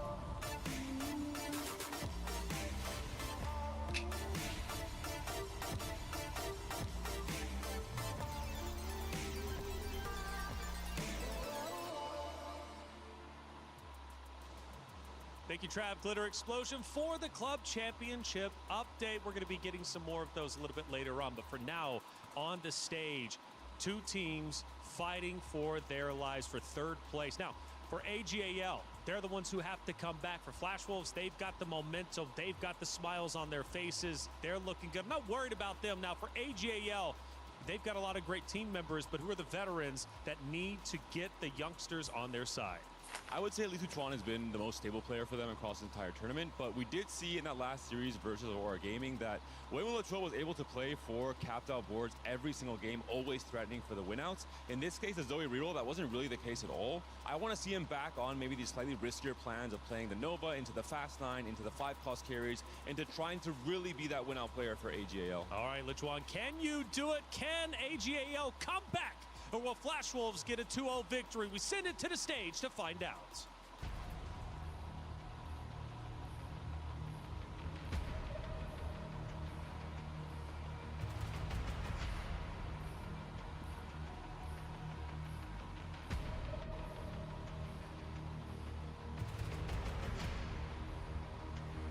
Welcome back, one and all, to the third place match. The Flash Wolves and All Gamers going at it at least one more time. It did not go the way of All Gamers. The Wolves were relentless in game number one. They're looking to try and secure the largest part of an $80,000 prize pool and victory on their way out of the competition. My name is Kanavit, joined by Dobbs once more. And Dobbs, it really feels like we need to see something quite different from All Gamers in game two. Yeah, so we've seen the breakdown from our analysis that I feel like the game plan on the side of AGL was not that good on the first game. Obviously, they just lost to the semifinals. It was a huge disappointment for them. But I feel like you have to recover, you know, you have to play with energy, you have to be focused because there is so much on the line. Club championship points, prize money, that's a lot. And perhaps one way to shock us into a change of pace will be a prismatic party. Our teams, especially All Gamers, need the shock to the system. I did see them backstage trying to reset, huddle together. You know, Horax, of course, talked to him a little bit before, the team coach. That's the moment, of course, when teams really benefit from having the support staff with them, the outside voice to try and bring the team back together as a whole and say, again, these are the most difficult circumstances the team can play up, just coming off of a series that kept them from the finals, just coming off a loss that might keep them from third place. Yes, for sure. And you can see on the faces from Flash Wolves from the later, in the right after the game, they seem that they're happy. You know, it's very important for yourself when you come to a tournament like this that so much stakes. I mean, everybody wants the piece. Everybody wants to get the title. Everybody wants to be the champions of the winners of EWC. But ending up the tournament with a third place, you might get something out of it. You recovered yourself from a loss, and then later on that can help you throughout the whole season to focus on coming back again.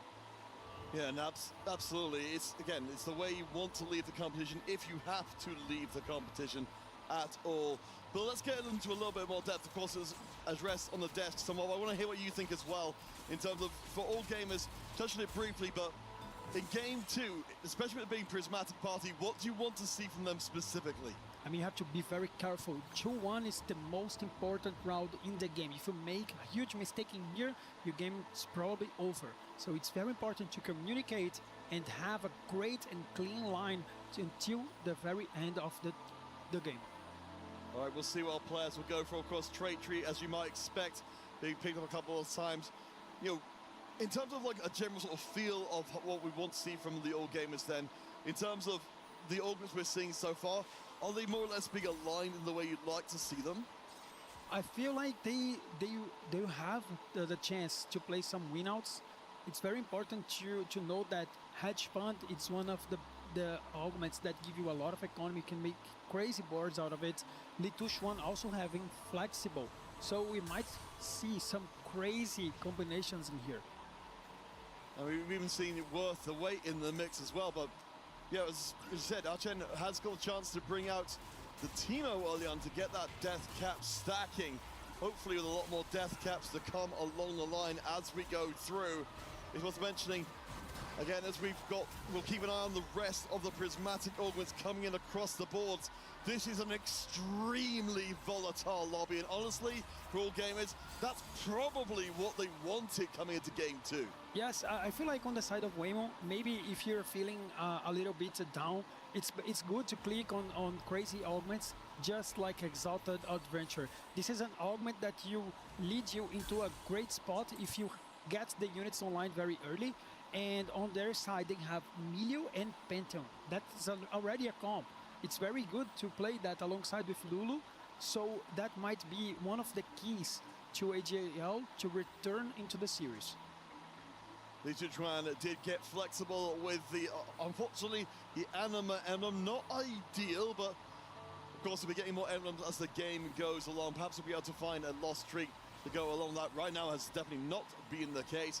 We'll go up against his teammate here. Of course, Archen would ideally, with the deadly cap stacking after each kill, be allowed into a win streaking position where he can stack up as much AP as possible while keeping hold of his HP. Honestly, on the side of AJL, I feel they have 3 augments that doesn't give much tempo. So that can be a window to Flash Wolves to explore them. Flash Wolves has been the best team to actually play it from ahead because they use too much, they rely so much on rerolls, and rerolls usually you do a lot of damage on the opposing team. So I feel like this game for AJL has to be very careful play because they can ramp up a lot with Hedgeman, they can ramp up with Flexible as well as Exalted Adventure, but they can foul off very fastly.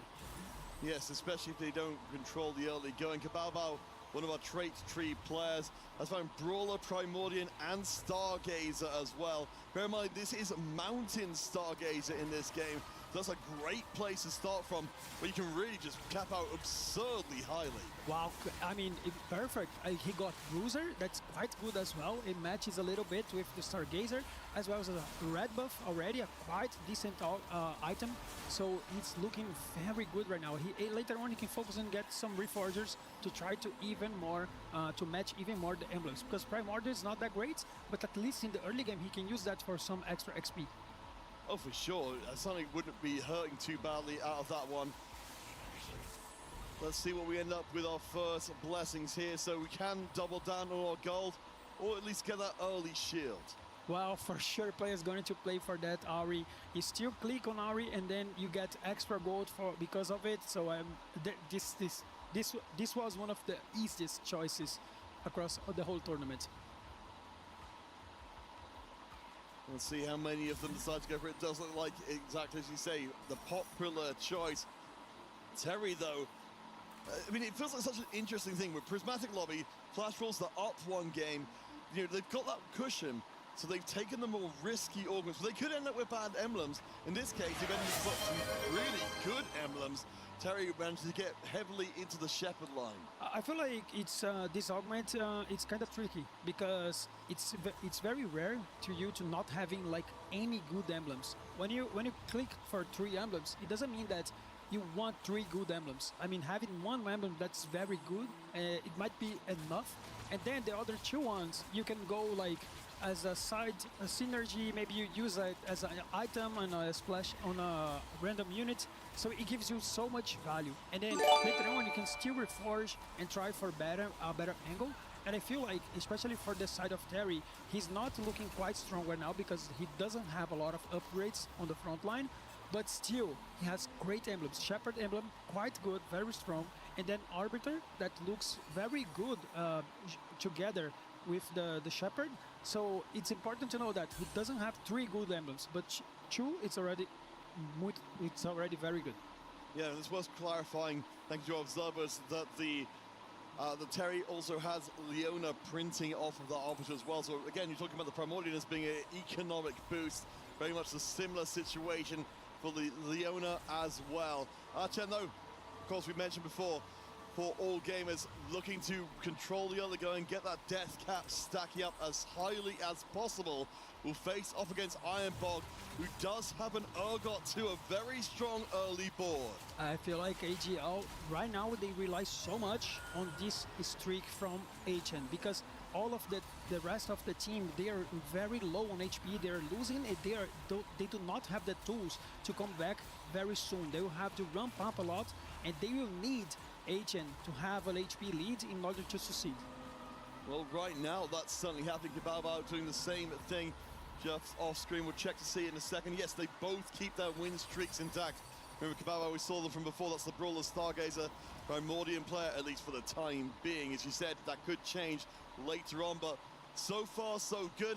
We're seeing both teams with the win streak in place. Though loss streak-wise, we're actually seeing the All Gamers controlling 2 loss streaks down at the bottom. That's what one of the things that I was saying.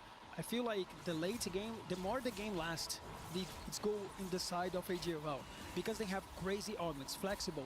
It ramp up so much, tons of emblems. You have more HP on the top of that, as well as Exalted Adventure. You have so many resources out of it, and then Zuri, he's able to go into that level 9 very fast. Depending on the composition that he aims for, he'll have gold enough to reach it. So it's very important to HN to deal damage to the enemy team and also save HP, so later on he can trade HP with his teammates in order them to succeed.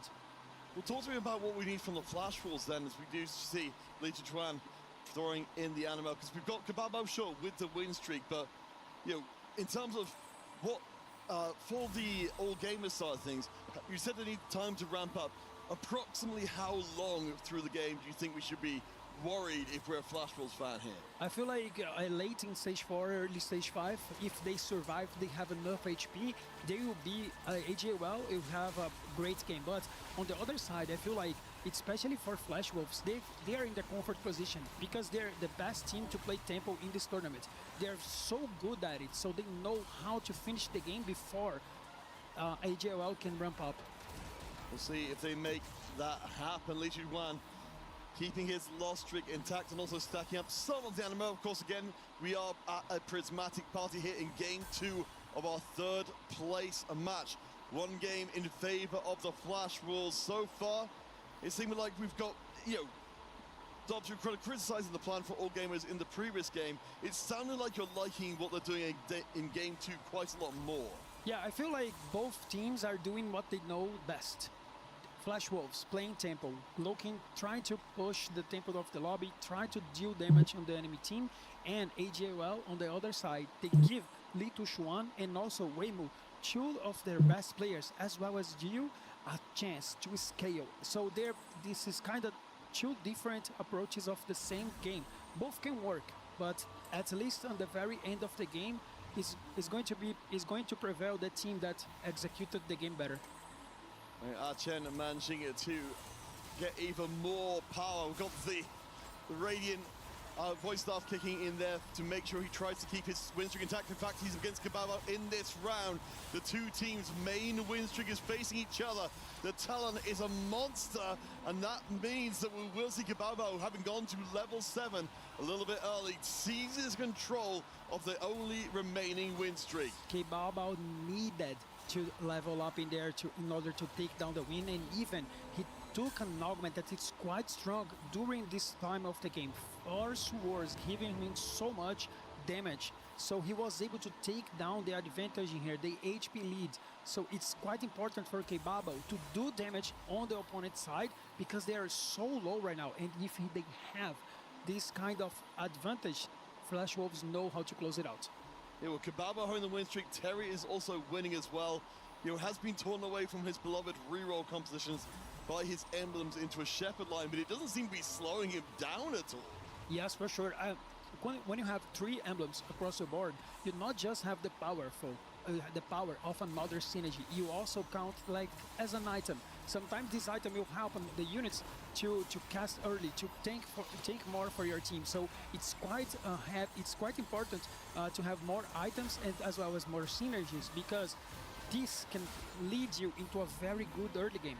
And right now, Flash Wolves is taking a huge advantage out of it. We're going to take a second just to recognize the Waymo, of course, has got the Exalted Adventure. You mentioned the big payout later on. It's also got Mountain ticking as well.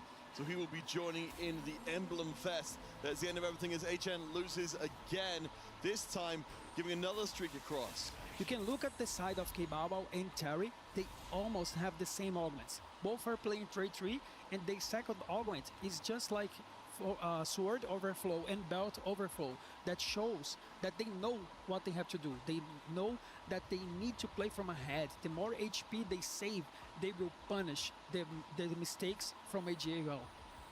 Yeah, I mean, it seems like, again, as of course, we would expect this deep into the playoff bracket. These teams know absolutely how to play their 4v4 game. I think you said it really well, the clash of styles that we're seeing in place here. For the Wolves, just a question, as you said, of how well it can line up. As CUA has managed to get actually relatively deep into the anima. Of course, a consequence of seeing the Flash Rolls playing so aggressively. Wow, look at his gold right now, 133 gold. I think that might be the most amount of gold that we have seen ever in EWC, not only for this season. Yeah, that's absolutely crazy. Picks up the Blacksmith glove for a little bit of longer-term investment. Li Juan, of course, is the Anima squad as well, though nowhere near as impressive. Does have, of course, the Anima emblem for perhaps some reforging later on. But Li Juan, of course, one of the lower members in the lobby, HP-wise, has a couple of wins under his belt, has a Radiant Death Blade as well. Maybe this Belvez can punch through. Unfortunately, he's against his teammate in this round. It's looking like we're not going to be seeing that death cap stacking anymore. Yeah, so in the side of Litushuan, he has so much on the line. He has the Nova emblem, which is quite good. So he can ramp up a lot with Flexible, because Nova, it's a composition that you have so many sides in there. You have Bruiser, you have Bastion, you have Marauder, so you have a lot of synergies in there. So it's quite important to know that every single emblem that you have, you add something else to that composition that is already quite strong in the meta. Yes, no, you're right. Very lucky in that one. I think making up somewhat for the first emblem, not really being what he was looking for. An echo of the previous game here, though. ZUA managing to find the Akali. This time round, all gamers are not going to let that one go for free. In fact, we have to check around the lobby, I think, and I'm just going to double check this is the case. In this case, it is being contested. Li Juan does have at least the one Akali so far, and looks like, yeah, it looks like that will be the main contestation in the lobby. Yeah, Akali especially, it's a composition that if you have Akali 2, it's already good enough. Of course, having Akali 3 is quite strong, but you can now, this is a composition that it allows you to overlap your composition wise.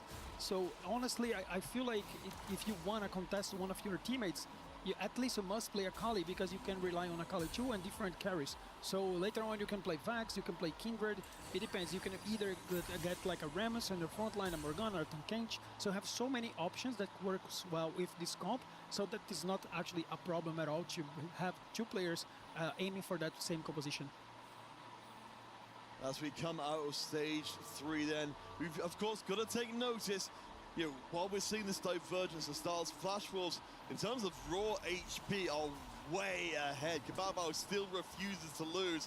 And we've got Waymo and Ziwei down there, sub 40 HP. It does feel like we're seeing the old gamers playing with fire here, but maybe, just maybe, they can turn the corner in this game. I want to highlight something. In the first game I said that I thought Li Tuchuan actually took the wrong decision going to Corki, but in here he did just an amazing choice. He's playing Flexible with Nova, and he was able to lose streak the first stage in the game. He didn't have like 5 losses in a row, but still rolls on 3-2, finds a path, and then he's looking very strong right now with a lot of HP. So in order to AGL to come back in this game, they will need to rely on him a lot later in the game, especially in this stage 4. See how the win streaks hold up here in this round. Again, we're close to our third augment coming, our third prismatic augment coming in, so time is limited. Remember, of course, Archem, I think, you know, for all gamers, they were really hoping to have him dominate the early going. He has got a double death caps for at least getting them both stacking, but ideally is winning rounds rather than losing them, dominating rounds rather than being pushed all round. Instead, he keeps this loss streak going. Yeah, I'll have to keep an eye on Waymo. Remember, he has playing Exalted Adventure and he needs a Pentel and a Milio, but still found a Jax 3 stars, but is not able to get those upgrades that he needs.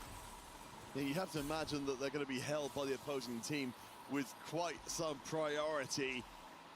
Let's see, Waymo, and on the left-hand side, ZUA is going to be spinning out. He's hit level 9. This is what he's been waiting for the whole game. The hedge fund finally really paying out with a pretty spectacular looking board. Yeah, he's trying to play that Nova 9-5, looking for a Graves, looking for a Vax, still not able to get upgrades. Okay, Vax quite important, one of the best units on this comp. Still missing the front line though. He needs a Nunu, he needs a Blitzcrank to help him.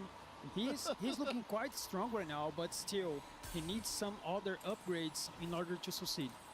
And nice to see some All Gamers fans in the crowd trying to cheer them on. Again, this could be their last game of the competition.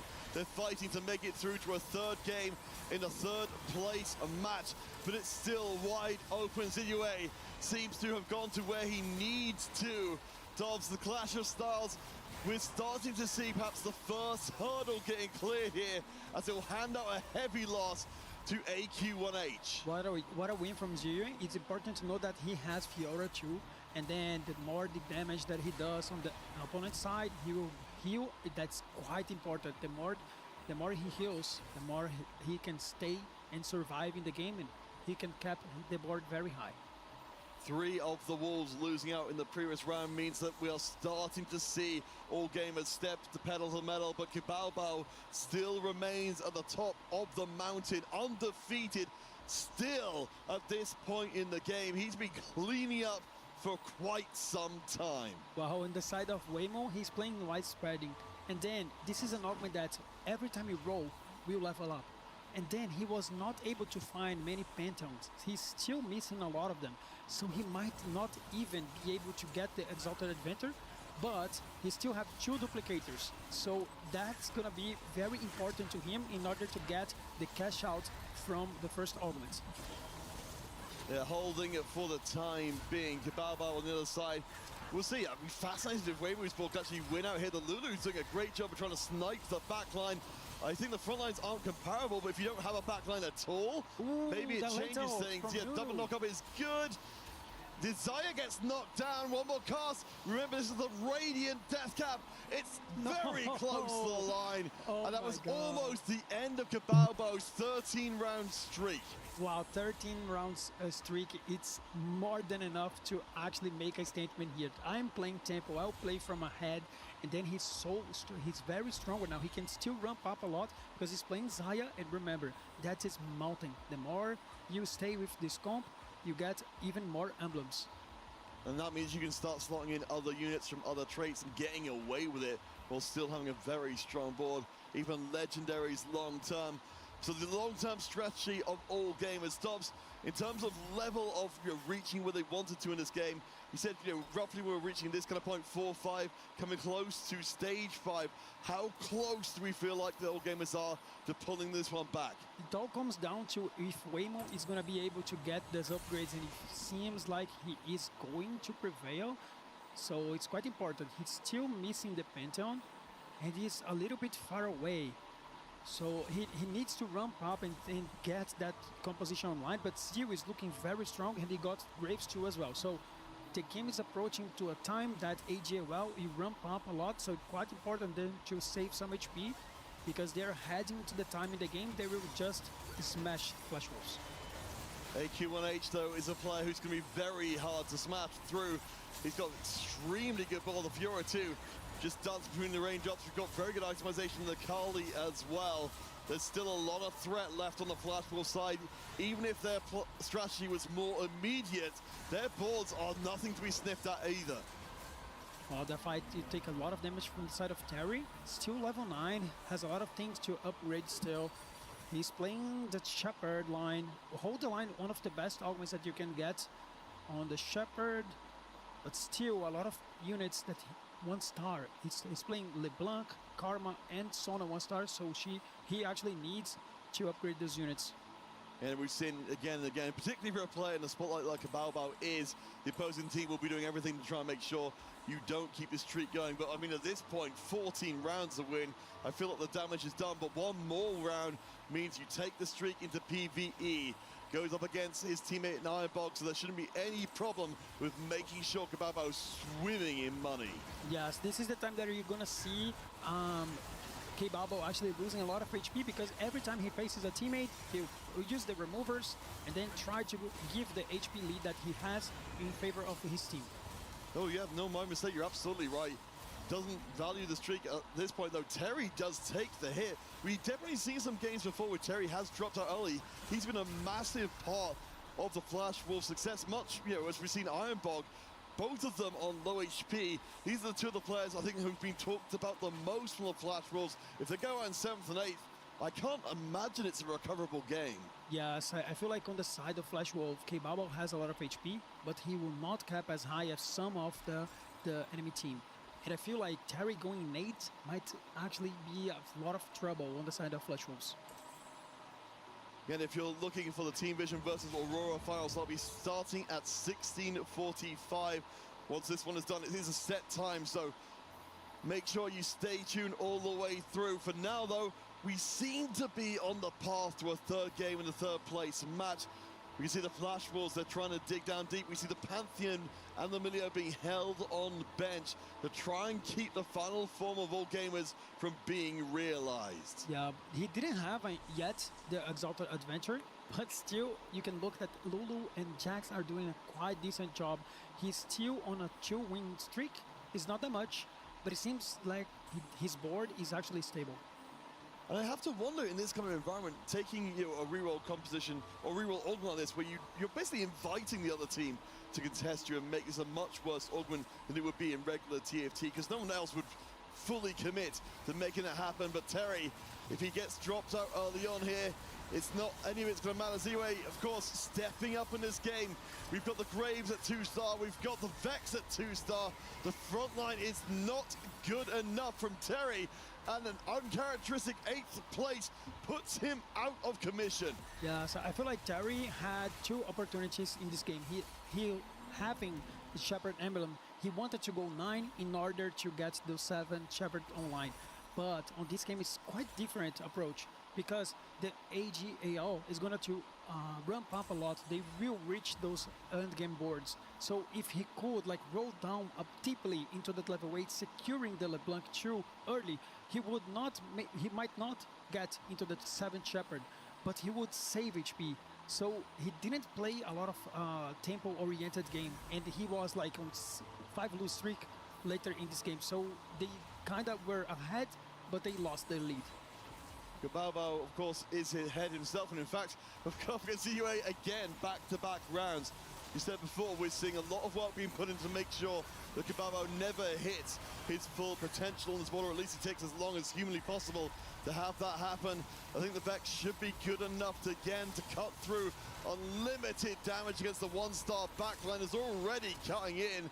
For all gamers, they don't have a lot of HP left in the tank, but this time the Vex just about gets through. Yeah, another player in here, Kababo, going into that level 9 without having the 4-cost unit. I feel like this is a double mistake on the side of Flash Wolves. They had both players that could deal a decent amount of damage on the side of AGL.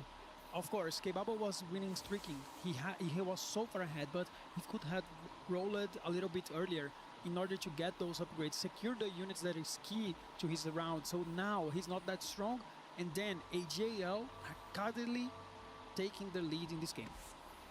Something they need to be careful of for all gamers is the low HP across the team, though, as we will be seeing some friendly fire coming the way with less targets in the lobby. You're forced up against your teammates just a little bit more. And it still feels like a very narrow window of opportunity for all gamers to draw this season, draw this series even by winning out this game. They take each other out, it won't matter how well the plots and plans were laid. Oh my god, he's still alive. It's missing 1 Phantom, I believe, depending on if he used his duplicators or not. I think it feels like the problem here is, for all gamers, the Flash Wolves have got so much HP left in the lobby.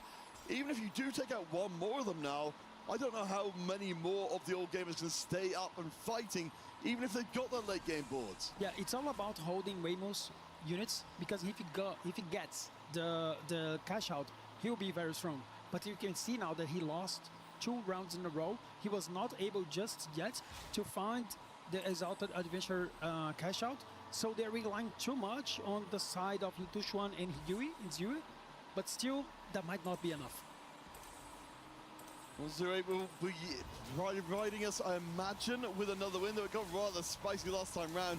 This is up against more of a late game ball. The Fiora will be hit very hard. Waymo is, of course, very low on HP up against Cabalbo in this round, who's got a ton in the tank. This Lulu is up at 3-star, the Milia's up at 3-star as well. The board's about as strong as it could be, but it's been kept at bay from its full potential. It doesn't even need it, though. Waymo stays alive. Achen is up, and it looks like all gamers don't drop a member. Look at Ironbog, 5-win streak. That might be the key to Flash Wolves' victory. It's still anyone's game. Everything is still open, depending on the very next round.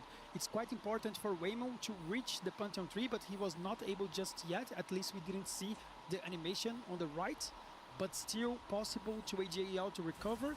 And for Flash Wolves, they just don't want it. They need to close that out this game very soon. Yeah, if we see more members, well, potentially we could see 3 members of All Gamers drop in this round if they're particularly unlucky, which would end the series immediately. AQ1H, though, one of the vulnerable members of the Flash Wolves, playing on the left-hand side. Li Chuan playing on the right. We do see the boards and the Fiora going forwards. The Edge of Night cuts it through, and that's the first elimination.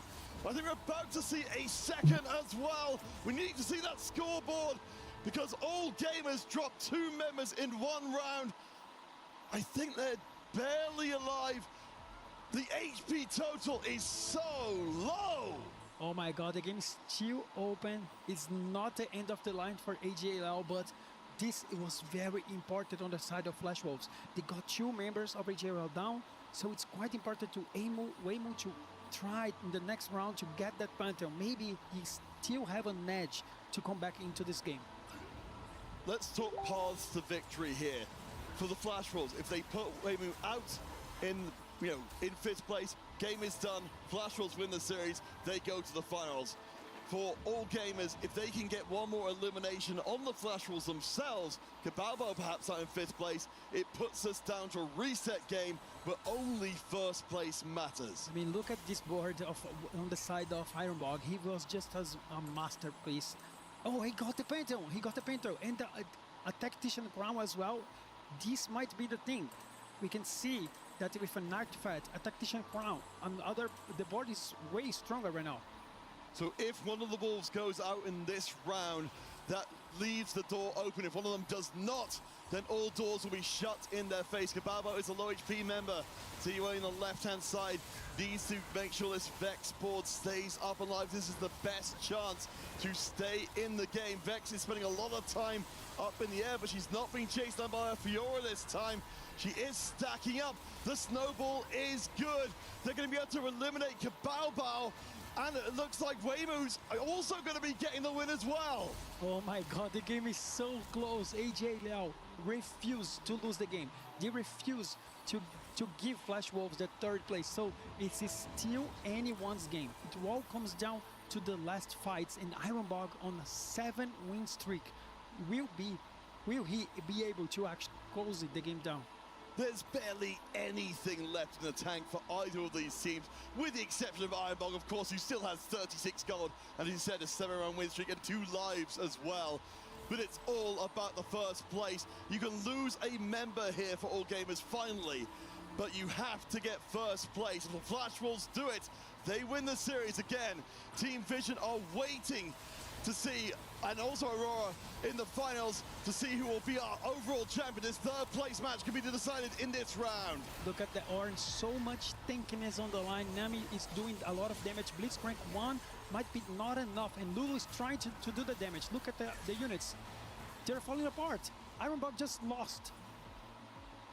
That's 1 Wolf down, 2 All Gamers. Remember, it doesn't matter how many members from All Gamers remain. First place is all that counts, but this is a major advantage. Ironbog finds the Blitzcrank 2. That is a big step forward of power. But all gamers, they're so close to drawing the series even and leaving EWC potentially in third place as a result of the next game. Ironbog's trying to change the combination of his items in order to try to win the round. This will be it. I think ZUA is the player with the best chance. He goes up, he puts the Vex up in the front of the board and gets immediately cut to pieces. Not sure what the idea was there, but maybe it will become clear in time. The Graves is the only damage dealer left, but I can't imagine it's going to be able to finish off the job. I say this, and watch out for the Fiora. She is going to be dancing through. That's still 2 units, which means that ZUA is gone. Weimu is left 1v1 with Ironbog, the exalted adventure that took the whole game to realize. It all will come down to the last round in the game. Whoever takes down the win will tie the series, or if it's Flash Wolves, we win the third place, a lot on the line. Position is going to be key to win this round. We've seen the past round, it was very important, the positioning. Blitzcrank 2, a lot of great items on the side of Ironbog. He kept out his board so high, level 10, a lot of great upgrades. But look at that Lulu, the perfect Lulu mounting. It's with a sense of mounting certainty. Ironbog faces off against Weimu for the last time in Game 2 of the third place match. Keeping an eye on whether or not the front lines hold. With the exalted adventure denied all game long. What poetry it is indeed for Weimu to be the one who was kept at bay, who brings all gamers back to a third game. The Flash Wolves will not take third place this time. Wow, all gamers just have done it. They came back. They were down from game 1, feeling down from losing the semifinals, but suddenly they find the win in this game on the hands of Weimu. He was waiting the whole game to actually get that Pantheon 3 and the Exalted Adventure. But on the very last round, he was able to get an upgrade and he was able to get the rewards, and then it was just impossible to take him down. Very striking what we're seeing from the All Gamers just a second ago. They didn't look victorious, they just looked tired. This has been an odyssey for all these teams through this competition. Horo, of course, their coach, asked so much from them in the game just past to get back to this point. We'll find out, of course, in Game 3 if they've still got anything left in the tank. Quite important to recover from a loss, especially in the third match. So much on the line from the club championship, and then AJL back to the conversations. All right, guys, we'll head for our last break here in the third place match. Stay tuned. One of these teams will end up EWC in third place.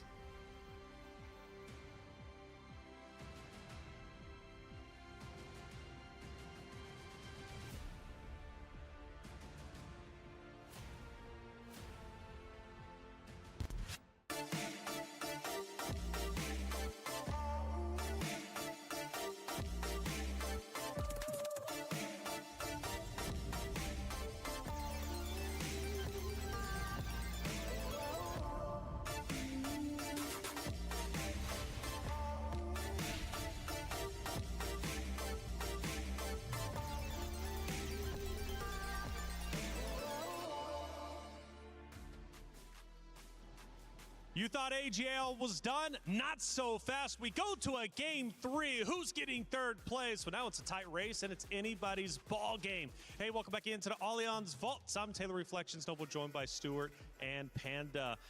I couldn't tell who was going to win that, especially based off of your guys' reactions, Stuart. You were going so back and forth. But for AGL, though, they played in a special way. They made some mid-game adjustments, and it ended up paying off. Yeah, the high risk factor from AGL, I think, paid off tremendously in this game. They went from a game 1 that was all about tempo, trying to save HP. This game, they were like, okay, we're having a party. We're having a prismatic party. It's all about the high risk. High risk indeed. We go to the final round, Panda, where it ended, AGL taking the win, and it was a tense 1v1. Ironbog tried his absolute best in capping out this Space Groove board at level 10, but we saw the extremely late cash out from the Exalted Adventure on 6-1. That Pantheon 3 finally coming through, and that next big spike that allowed Wemolocho again to be the win-out player for AGAL as we requested in that last task. Yeah, it was incredible to see the kind of high risk that I was mentioning as well. You know, it all came down to the wire, and us two were standing here as well. We were like, Flashballs are going to win. No, AGAL are going to win. Like, it just went back and forth and back and forth. But I think the big call out, the Exalted Venture coming in, the extra items that he got, the extra economy that he got, allowed him to outcap and win out the entire lobby. But there was a big moment outside of that 1v1 that ended it where the commentators were losing their mind. We lost like 2 or 3 players at the same time. Check it out. Potentially, we could see 3 members of All Gamers drop in this round if they're particularly unlucky, which would end the series immediately. AQ1H, though, one of the vulnerable members of the Flash Wolves, playing on the left-hand side. Lisha Chuan playing on the right. We do see the boards and the Fiora going forwards. The Edge of Night cuts it through, and that's the first elimination. I think we're about to see a second as well. We need to see that scoreboard because All Gamers dropped 2 members in 1 round. Panda, what's going on in that clip? Because I'm hearing All Gamers drop 2 players. It was an absolute bloodbath, and I think you really have to look back at what caused this in the first place, which is really the golden gambles, the high roll factor. 3 players from AGAL picked golden gamble. They all hit their radiance. ZUA as well went in for the super high risk hedge fund into one big 140 gold roll down, hit the Vex 2, hit all the upgrades, and he took over as the win out player. Took over indeed. Now we go to our final moment of that game number 2. We go back to stage 4-2. No, exactly that. I mean, this is the high risk that I was talking about with AGAL, taking hedge fund, going to level 9 at 4-2, which is something that you rarely see in TFT. But because Rue took the early hedge fund, went for the full loss streak as well. He also had Anima, which I believe was 300 cash out, if I'm not mistaken. So he went full high risk in this game. He was one of the win out players for AGAL, one of many with the Exalted Ventures. And this is just a roll down that happened. He was able to hit the Vex 2-star, the Fiora 2-star as well to stabilize his boards. So many things had to go right for AGAL in this game. Even just Exalted Adventure into Pantheon Milio on the mountain, into a Golden Gamble Lulu item as well. We didn't catch it actually on the broadcast, but there was a round where K Bao Bao had the Ghost board loaded in for Wemolocho, and he was able to win that fight before the Exalted Adventure cash out to stay alive on that final life, and I think that decided the win out in the end from that same player. Insanity for sure. AGAL had to dig deep to get that win. They weren't looking too happy after game number 1, but they find a way to persevere. Now, what does game 3 look like? We're going to have to wait and find out, but as far as Riot goes, hey, they're heading to Vegas. The TFT Open is coming back to Vegas. I just hope there's no conflicts. Why would there be? We're bringing the first North American Regional Championship to Vegas. So excited. Cool model. Thanks, it's extremely fragile.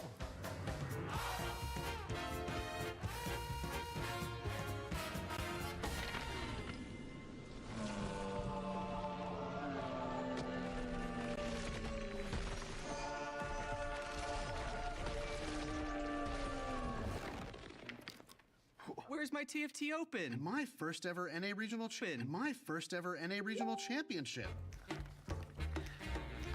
They've combined into some sort of Convergence Fest? 2 games in one place at the same time? Can we do it? We have to. Convergence Fest, TFT Vegas Open, and the Riftbound North America Regional Championship, December 11th through December 13th, 2026. Now, typically throughout the game, you see somebody go with a strat, the team go with the strat, and they stick to it. But as far as augments go, sometimes you can throw that out the window and change things up super quickly. For AGAL, how spectacular was it that they changed their strat from beginning to end? Yeah, I mean, the encounters at the start of the game was one of the most important things. We always talk about the first augment, the 2-1 augment, being the most important point during the game of teamfight tactics. And AGAL, with the Prismatic Party, all these Prismatic augments means that you can go for more high risk. There's more cash outs. There's more potential of being able to cap out your board. And it's completely different to a normal game of TFT. Well, it was fun to watch. I will say that. Now it comes down to this. Game number 3. And let me remind you, club championship points on the line. An additional 200 if you go from 4th to 3rd. And on top of that, your prize money goes from $30,000 to $50,000. That's a $20,000 difference, and it comes down to one more game. Will it be Flash Wolves? Will it be AGAL? Let's head to the stage to find out.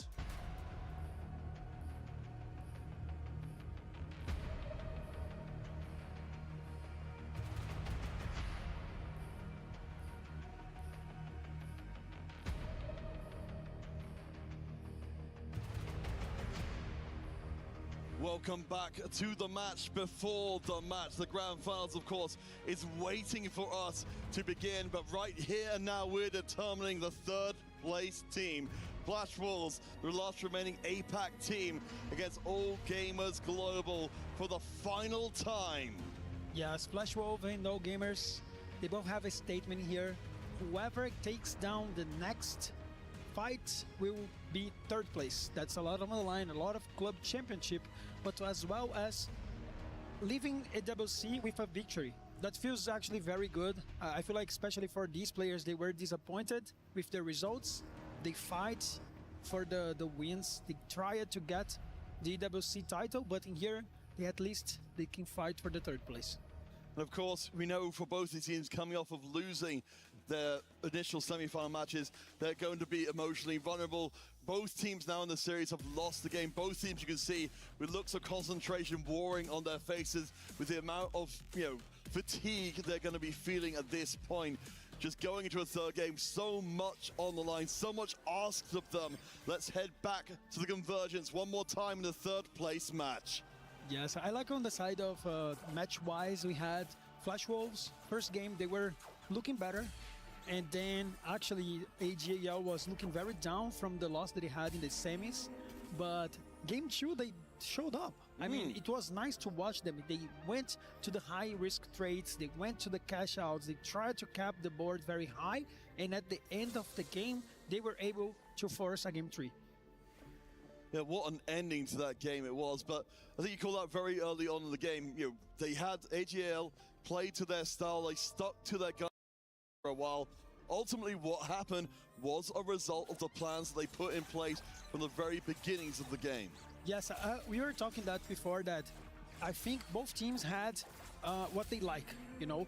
Flash Wolves were playing tempo. They were playing from ahead, trying to finish the game early. But AGAL, they did a great job capping high their boards. It's what one of their players like to try to force the win-outs.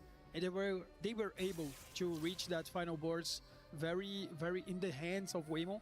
That Lulu was like one of the strongest compositions that we have seen across the whole tournament. Yeah, and of course, having the just so many enhancements upon enhancements. But let's take in this last game then of at least the third place series. Howling Abyss, which means we've got, of course, the extra units in play. If we're talking about things that favor a particular team, we've talked a lot of Flash Wolves. They like to play the tempo style. We're seeing a lot more 2-cost flashing up on the right-hand side of the screen, and potentially some very strong early game boards. Yeah, differently from last game, we had Prismatic, Power, 3 Prismatic augments, but in here, it's going to be gold. Some less power, but still a couple good augments that you can reach. Bodyguard training, quite good augments. They can reach that. Actually, he's just rolled it.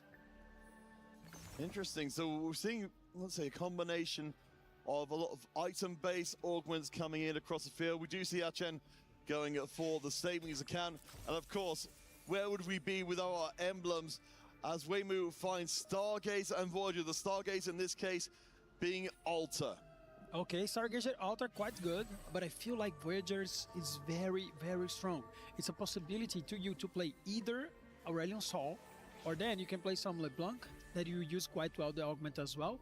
But especially this game is an opportunity to play Asol, because this is Yasuo, the god. And then when you play Yasuo as a god, it helps a lot the mech, because you don't rely a lot on positioning. You can place your mech on the front line, you can place Asol in whatever positioning, and then you have a strong composition. So it's quite important to note that Waymo might be heading into play this composition. Yeah, well, right now at least does fall against Lichu Juan. We're looking out again to see how these early rounds develop. Kabalbao, of course, we're seeing one of the reasons why people would take Worth the wait at the moment, managing to get Lissandra as the drop from that, which is absolutely astoundingly strong. I do wonder, of course, we're going to be getting Lissandra in early on, but we've talked about before, the Cho'Gath, an equally important part of the makeup. You need to be getting up to ideally 2-star, ideally 3-star as quickly as possible as well. Yes, I feel like when you get worth the weight, usually you don't want to roll a lot. So I think that he's going to just like ignore the Cho'Gath. Maybe he can play some kind of Dark Star comp with Lissandra, but he will have to rely on another front line. Jen, with the one with the savings accounts, so at least we're getting to see our players lay things out a little bit more clearly. Again, Howling Abyss, we've not got any guarantees as to what this game looks like at all, as we will be seeing a proper brawl to start us off where ZUA managing to seize early advantage. Yeah, on the side of HN, actually playing open forward. This is a player that didn't have the quite success as Waymo across the whole tournament, as well as Zuyui. I feel like the key of the victory in AGL here relies on this guy, because across the whole tournament, he didn't have the same success on capping the board very high. And I feel like this is the opportunity to him to actually say, I know how to play this game, I know how to cap high my board, I know how to help my team to reach the win. And savings account is also a great augment that lead you into the Mac line. So let's see if he's going to be able to reach the comp, or if he is going to play something else. Yeah, I mean, certainly when you've got the money, you've got the option. That's, of course, what our teams are playing for again here. $80,000 dispersed in this match, 20,000 of it more to the team that wins this game. So every decision is going to be one that lasts in the mind for quite some time. To see Lissandra versus Lissandra. Right now, the Flash Wolves have the advantage in terms of the win streaks. Yeah, on the side of Ironbog, trying to defend their win streak. Trash gonna be a quite important god for Ironbog right now. He's playing Birthday Reunion. It's an augment that honors Dish Soap's win in set 13. So it's quite important to him to reach that level 9. I mean, set 11. Set 11 was this one. And I feel like Ironbog is a great player as well as other players like Terry, but having a Birthday Reunion on the side of Ironbog, he showed last game he was capable of capping the board very high with that Nami, but now he's going to be able to close that out the game. That's an interesting departure, isn't it? Focusing more on the very late game than what we saw from the Flash Wolves before, focusing early. But one big piece of news if you're a Flash Wolves fan is that Terry is back on the Akali. No more getting knocked out of the game early. Oh, look at that. He got Trash, and Trash actually gives you a random power of any god, and he got Steamroll. This is huge on the side of Flash Wolves because he has a Kali 2. He won 3 rounds in a row, and the more he wins, he'll get more units. That's going to be very important to them to succeed. That's going to be the high roll of high rolls or observers, just confirming that is the case as well. I mean, if you need a moment in TFT that signals to you that this is your time to shine, Terry finding Steamroll completely randomly while also having a strong enough board to take advantage of it, it feels like a real stars aligning moment. Yes, for sure, and especially for Terry, he came with an 8 in last game, and I feel like he is playing his comfort zone. He's so good at playing Temple. He's so good at playing Nova. And then with this setup, Akali 2 already, a lot of upgrades on the front line, and getting a 2-cost unit every single round, he'll have so much gold to work with. And Ironbog as well with a streak. So it all comes down to if Terry is running against Iron or if he's running against Zuri. If Flash Wolves get both of streaks in here, that might be the end of the game. We're here in stage 2. You can see AQ1H moving over. We're seeing a little bit of that team dance. We'll see, of course, from teams that want to maximize the chances of the correct players getting the correct results.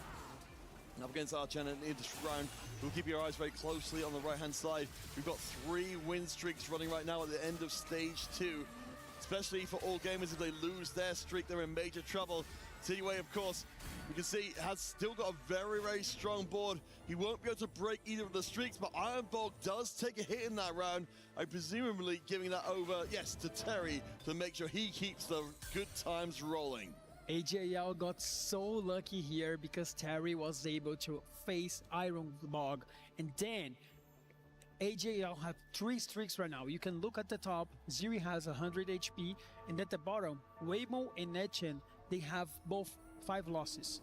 So it means that AJL has a lot of gold to work with across the board, but on the side of Flash Wolves, you have to keep in mind that Terry is the key to their victory. If he can perform well the mid game, he'll have a huge advantage. So if you're on the All Gamers side of things, what do you do about Terry at this point? Because it feels like he's only going to get stronger. I feel like depends if you are strong enough. If you're strong enough, you can beat him and you may force a level early. Maybe you roll a little bit, but like if he's very far ahead, you have to work trying to take down his teammates because he'll be unstoppable. And we can see both of our win-streaking players making their boards as well equipped for the other as possible. A little bit of maneuvering to try and make sure that Akali lands in the correct place. You can see here, Ziri leveling up just late in the fight, but he was not able to face Terry, which means Terry is gonna be able to streak 1 more round. I do like the attempt to try and snipe out, especially because, of course, this Talon has got the Hextech Gunblade, which means that once he drops aggro, he's going to be healing up substantially. But as it is, Terry keeps his win streak going and 2 extra gold per round thanks to that steamroller. They're going to face each other eventually, just not yet. Yes, exactly. And the augments are just silver. Breach out, what a good opportunity. Very good augment, very strong, can give you a random emblem. Sometimes gonna be something great. You have a Reforger as well to work with. Quite strong opportunity for Terry. Okay, maybe he's going to fight the center. He can be strong right now. This is a great augment when you play Akali, because you're playing usually on the round of a solo front line. But Glass Cannon can be a good opportunity as well. We have a lot of units on the back line. He goes for a Glass Cannon. Okay, that fight, I feel like this augment is quite good because you place all of your units on the last row, and also when you play Akali, you usually you go for a Gunblade. Yes. So you start the fight with a little less HP, but you will be able to recover that very easily.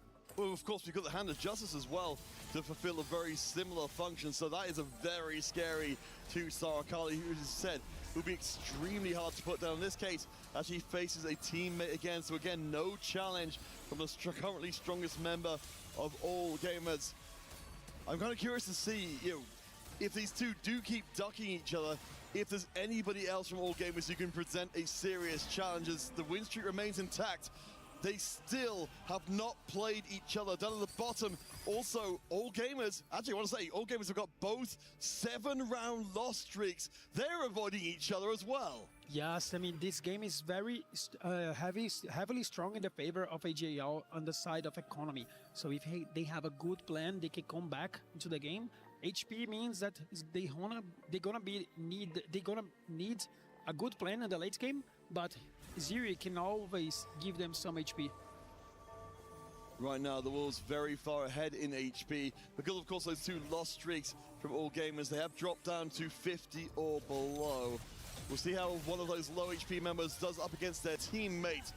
We have also got the Anima in place for a little bit of extra and time breaker. Bachen, so trying to gather as many resources as possible. He also took the Glass Cannon looking towards the later game. We'll see how the win streak is through. Terry, of course, with that Akali, is basically unstoppable. I think we got the idea of this. No, wait a second, the Talon gets one more shot in and breaks the streak, even being behind a level versus Terry. That's massive for All Gamers. Wow, that Talon was a challenger level play. Oh my gosh, and that was all thanks, of course, to Rogue and the Hextech Gunblade just getting across the edge of the line. Everyone back on Thresh again as we expected, but oh my goodness, for All Gamers, they're going to breathe a sigh of relief, not only breaking Terry's win streak, but stopping the steamroller before it gets too out of control. Yeah, other thing that we can look is that Terry went level up to level 7 very early, but still didn't win the fight.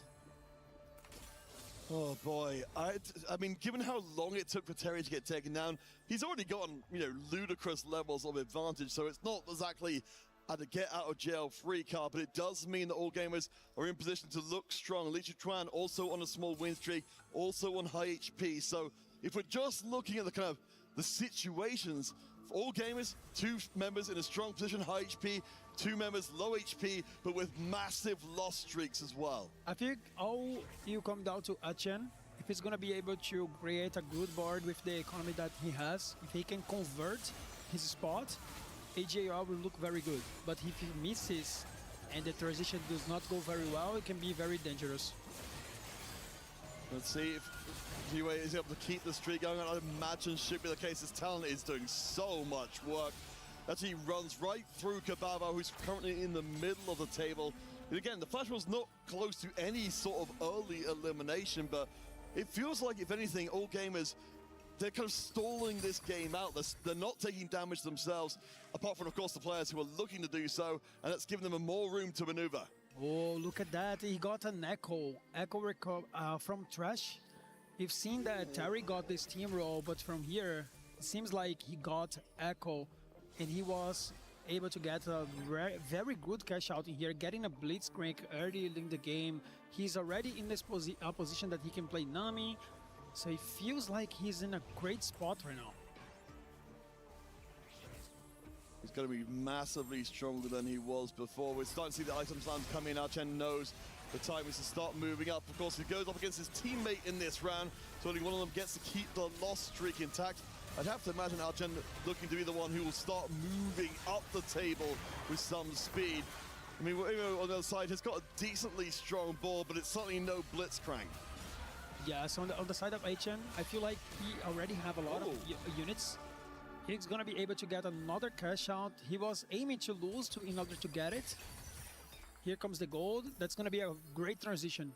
Of course, I didn't even take account of the savings account paying out. So yeah, we'll be not only has found the 5 costs from before, but a massively stronger board. This time, we're not seeing Nami's being denied, and these shops are ridiculous. Yes, he's very ahead of the curve. Already gets a Nami 2. His items is great, and I feel like he's very down of 15 HP, but he's gonna be able to hit everything. Look at that, Blitzcrank pair already. If he gets everything online, he will have a huge advantage across the board. Weimu leveling up to 8 as well. Both of them on low HP, both of them needing to push forward. Nice hit on the Mighty. Maybe you have Graves going through, but not what the doctor ordered. Weimu definitely looking like a much less impressive board overall, between the two of them at least. We have 5 Namis already. TK2, also Ornn, very early in the game. Got a Shen. This board is looking quite strong on the side of AGL. If he gets a good augment in the last choice, he can be the win-out player.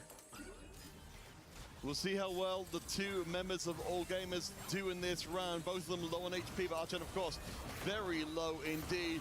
Goes up against his teammate in this round, who's, of course, more than happy to donate across, again, the win streak and his completely untouched HP pool to make sure that Archen has enough time to finalize this board and become a major menace. Yeah, we have to be careful with the augments, because depending on what Archen gets, he can get quite strong in this matchup. All Gamers having a very good round last time, playing against only teammates, but you're right, this last augment can change everything.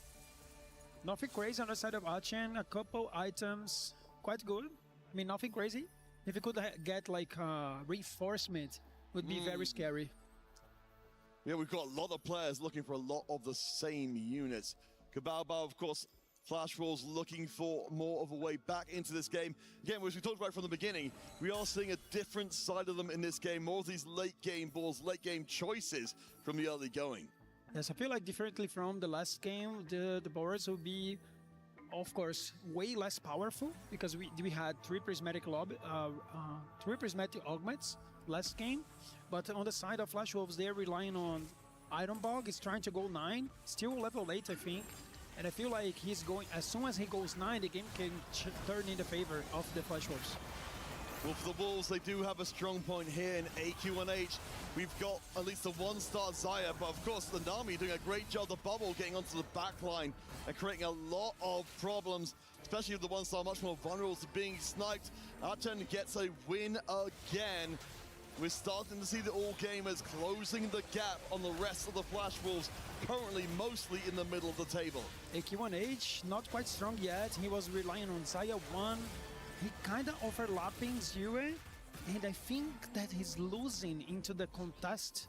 I feel like he's not quite strong just yet. He's the weakest player on the side of Flash Wolves. They have to be very careful in order to not go wait on this game. AQ1H doing a lot of work here to try and hold units on his bench. He's still got the one-star Zaya. Rather than selling and trying to roll for more, he's playing for the team. Yes, for sure. I feel like for Flash Wolves, they have to send Waymo 8. They have to, because otherwise they will have a very difficult job putting on AQ1H in a good placement in here, because he's down. Not like someone you can know. Thanks for the sub. So bad. He is playing Corki without any pairs, and he's relying on a We have the phone issue. Phone died. Yeah, it's one-star Cook in the back line as well. AQ1H has a chance to get the Phone job died, done grand final. himself. We have got the Ribbon who with a little bit of damage, but gosh, that is a huge Nunu right in the middle of the pack. Honestly, I'm kind of impressed by how Waymo's frontline is standing up to what looks like a much more superior board. We have got the 2-star Samira, but 1-star Zaya. We're still it's here. Not good enough. I think he's just alive, yes. Yes, Waymo, quite dangerous spot right now. He was down due to the Nunu. Nothing that, okay, Trash can actually help Waymo having more gold to get the composition online. All right, last few blessings trickling into place for the Flash Wolves. I kind of want to hear from you, Dobbs, like, what's the next step for them? Because right now, they've got Terry Still here. up in a decently strong position, but the rest of the squad kind of floundering a bit in the mid-table without an obvious front runner. I feel like we have a clear fight right now. Both teams are trying to send one of their sides 8th place. In the side of AGAL is a Waymo. He's trying to save the 8th place playing Corki, which is a composition that does not scale very well. And on the side of Flash Wolves, they are trying to save AQ1H. And I feel like they're relying on a very better spot. And right now we can see Ironball going level 9. He got Fiora 2, very decent pairs. He can scale up very high. Oh, hey, they're playing Corki. Yeah, I mean, if we thought the last round was going to be the end of the line, running into a legendary suit board, it's going to send Waymo out of there in a hurry. Archen just above. It's presumably going to be the player who will try and rise up the rankings, but Iron Bog, who's been given many names, but this time it will be Executioner, runs through the board. Waymo out by an absolute mile. Oh my god, that Fiora just did too much. I mean, she almost died like 100 times in that fight. She was able to heal and deal the damage that the Ironbog needed. And everything now comes down to how long will Ironbog survive, because the more the game lasts, he will be even stronger, because he's playing on Graves. It's a unit that scales a lot, as well as Fiora, as well as Vex. So the game is looking in the favor, the side of Flash Wolves. We do have the 2-star upgrade coming in for the Zaya for AQ1H, one he's been holding out for a while. Faces it off against Iron Bulk, but I think you're right. It feels like so much rise, and whether or not Archan can push past some Flash Wolves on the way up. Currently on a 4-round win streak, but there's so much HP left at the mid-table. The Flash Wolves, so many players to get past, and all it takes is a player like Ironbog to run into you, and you're in a world of hurt. It doesn't look like the Zaya board with the upgrade is fine to punch through, but keep an eye out for whether Archen won that last round. He did. Ironbog drops down. We've got 3 Wolves in the 20s. It's such a volatile situation. Oh, Blitzcrank 2 in the hands of Archen. That's gonna be quite important to him to come back. 5-win streak. You've seen the road down here for Dewey. It's important for him to get the Zaya. Still missing it. 1 copy left. Here he comes. That means there's 2 2-star Zayas in the mix. It does seem like at this point it's going to be almost impossible to try and push Archen out early on, so it should hopefully reset the game and push us back more to even. I think the point of concern for me here is what comes next for the Flash Wolves now that they don't have that immediate objective in mind. I feel like Flash Wolves has to send another player from AGL bot 4, especially because HN have a great chance to win out this game. So they need to push down the tempo. Of course, we were very late in the game, but I Thank feel you like for the follow. Ziyu and Litushuan, they have so much HP to work with. So it all comes down to HN if he can convert the win. This board is extremely impressive. The 3-item Blitzcrank 2 is scary as anything. Of course, with the Yasuo Hexes making these units that much more terrifying as well. We've got Ironbog's board on the other side with the 2-star Vex, but I have to think with this Blitzcrank fully equipped for destruction, this will be the Ghost version of the board, but I think Archen could easily take that fight with the real deal. Yes, for sure. On the side of Flash Wolves, they need to rely on Ironbog. He's able to cap the bot higher. If he is able to survive a little bit longer, they'll have a win-out player. But otherwise, HN can actually get the first place, and that's going to be where the game will last. Well, yeah, with HN seemingly being unstoppable for the bottom of the table, we're saying the only option is to take out other members of All Gamers, but they've got 30 plus HP left in while the Wolves have less. So time is running out. Even if the Wolves have got a numbers advantage right now, even if Terry is at the top of the table, it feels like the table is turning against them. Yes, for sure, but the game is still open. All comes down to Ironbog. Is able to get that Vex online. K-Bubble just gave up in here the board, trying to go 7. Archen needs to win this round against his teammate, of course, who's very happy to oblige him. So anyway, with a good, with the most HP, certainly a lot more than Archen has in the tank. It's worth knowing as well, 15 HP, it's conceivable Archen could drop around and not die if it goes very close. But this is again a volatile moment. Ziyu down to 19. Archen, of course, on a single life. Yeah, Ziyu, 15 HP to work with on a 5-loss streak. It all comes down if he can actually survive and get into that top 4 finish. HN still be able to go into that win. It all comes down to HN, AQ1H, and Ironbog. Those 3 guys are the strongest players in this lobby. Terry's holding down the HP, but he will actually get a little bit behind soon enough. Yeah, Ironbog seems to be the front runner because we're going to AQ1H in this round. Thank you for the follow. POV. So hi. Check in with Ziyu, of course. It's very important that Ziyu goes out in this round. Terry will be his opponent. It looks like the snipers will be bothered throughout this round, able to pump out DPS for the bucket load, while Akali cannot punch through that Tam Kench front line.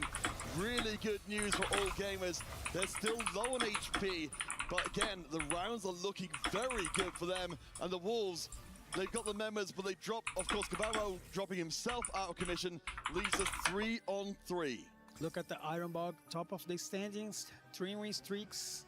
I feel like the game will come down to whoever is going to take the win, because we are very likely to have one of the players going bot 4 in here. So it all comes down to whoever is going to be able to get the highest cap in this game. Worth noting that we've got Ironbog with the Graves here built for DPS and tankiness, along with the hyper-scaling Vex. So you said he seems to be an unstoppable force. Goes up against Ling Chuchuan, who I can't, well, no, sorry. Let's reset that because it will be Ziyu going up against his teammate in this round. So that's a bunch more HP being taken out of the All Gamers side. If they play this one right, they should be able to survive it, but it's gonna be narrow. The LeBlancs do so much damage. It's still alive on the fight, but not front line just enough. Ziyu is gonna take down Litushuan. AQ1H just drop it. This changes a lot. We're very close to Terry, who's on a 4-round loss streak, going out in bottom 4, which would end the game immediately and give the 3rd place to All Gamers. Okay, Peter, now the conversation just changed. Because if Terry goes down and he is in a 4 lose streak, Flash Wolves can lose the game. Litu Xuan also not that strong. He's on 2 loss. So this could be the last round of the 3rd place match. Thank you very much, Rob Starbucks, for keying us in on Terry. It looks like he will be playing a ghost round, so probably will be surviving. He's actually playing, I believe, against the ghost round, or maybe the real deal. He's sneaking through, at least we're seeing from the backside. With this particular board, Terry seems to be absolutely fine. So we'll check out whether Litu Xuan Thank you for the follow. the round or no. Oh my god, that all comes down to Litu Xuan. He was able to take down Ironborg. Look at him. Look at him in the camera. He was so hyped that he was able to take down that fight. So important. He was on the last round.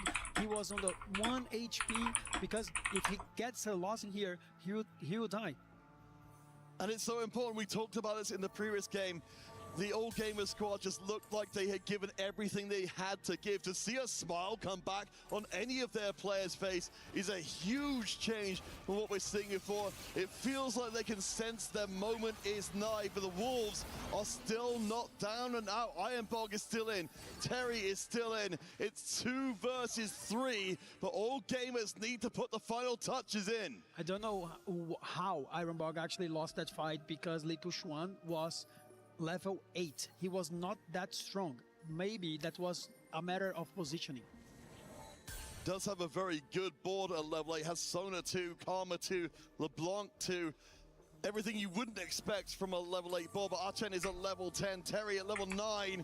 If he drops down here, he's only got 1 life remaining. ZOA has been the savior of the squad for a while. It's Snipers versus Kindred, and Vex on the back line. Look at the Akali, she's a quite important unit. How long that Morgana will survive? Akali is doing a decent amount of damage on the left. The CC from Nuno was enough? I mean, it was a lot. Look at the Blitzcrank. The Xayah seeds have gotten the job done. All Gamers have been waiting for this for a while. The last shot comes through, and no! The denial on the very last second means that we have a full game reset. Only first place matters, and All Gamers must fight on. Oh my god, I can't believe it. Terry just did it. It was so close. And I mean, Terry is still fighting for their win. Ironborg took another loss. We have saying that he was very strong. He was going to be able to scale up the Graves. He is relying on a Vex that is so strong, but he's not able to win the rounds. Flashwall's looking to simplify things. Are going to take Terry out of the equation. Of course, has already done all he needs to for the team. I imagine we may well be seeing something similar from the All Gamers side as well. At this point, Litu Xuan, I can't imagine has too much more left to give. So we're left 1v1. Archen will be going up against Ironborg for the game for the 3rd place. Nice. So we have a bracket reset for 3rd place. 2 Namis away of Nami 3. That can be the thing to beat, but next round might be the last one, and something very important. Terry won 2 rounds. Ironborg lost twice, but instead they trusted Ironborg to try to finish the game, because they know this board can actually ramp up way more. So it's important to see how it's gonna be the positioning into the late fight. For the final time, Flash Wolves face off against All Gamers. We'll keep an eye on very closely on where the Fiora and the Graves go, especially because they will be such menaces. Good CC in the center of the board. The Blitzcrank, of course, is chewing through absolutely everything. All Gamers had everything demanded by them, by their coach, and it finally comes true. The smiles return to All Gamers' faces. They did what they needed to do. And All right, EWC 2026. Let's go.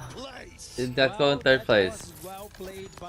Those are the points that they actually needed before they could actually get for the club points. Nice. From the first game loss, and then the player that didn't have quite success along all the tournament, he clutched it out on the very last game. HN making a statement. He's one of the best players in the world here at EWC, helping AJL to close it out in 3rd place. We saw the signs in the crowd. I'm sure the energy being funneled into the squad was exactly what they needed. As we said, coming out really coming into game 2, they had nothing left to give. The Flash Wolves, you see the look of shock on their faces. I don't think they even considered this was a possibility. They did such an incredible job, but all gamers, thanks of course to their hard work and Horrex's coaching, get across the line. They look devastated after the previous series, and now they get to leave EWC with a win on their record. I feel like Flash Wolves and also AJL, they have to be proud of what they have done in here at the EWC. 3rd and 4th place is not a bad result at all, especially for AJL recovering from the semifinals. It was just an amazing opportunity to them to recover. All right, let's head across the kitty on the stage. Congratulations once more to all gamers.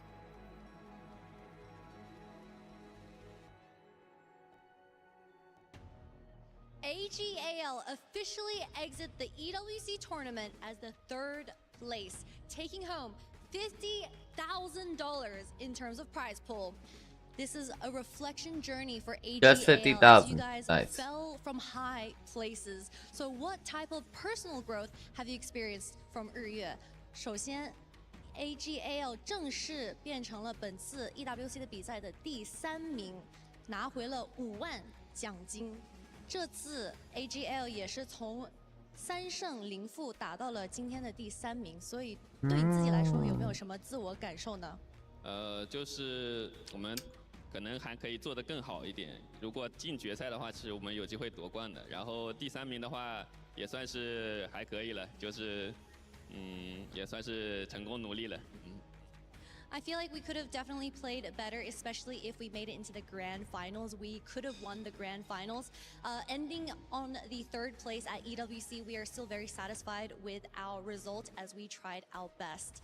那么今天晚上会是 Aurora 对阵 Vision 的决赛，也是一场 BO5， 所以想问一下日月选手，你自己认为今天晚上的 BO5 谁会是胜者 ？Who do you think is going to be the grand final winner for tonight between Team Vision and Aurora? 我觉得两边的实力都很强嘛，然后他们也都是我们这个 CN 的队伍，我们 CN 包揽1、2、3名，所以说他们两个谁夺冠我都会比较开心。I think both the teams going into the grand finals are really strong, especially both the teams being from the CN region 1, 2, and 3. So I'm encouraging both teams for doing well in the grand finals, and whoever wins, I will be happy for. Thank you once again, 日月，谢谢日月选手的采访。We'll send it back to stage.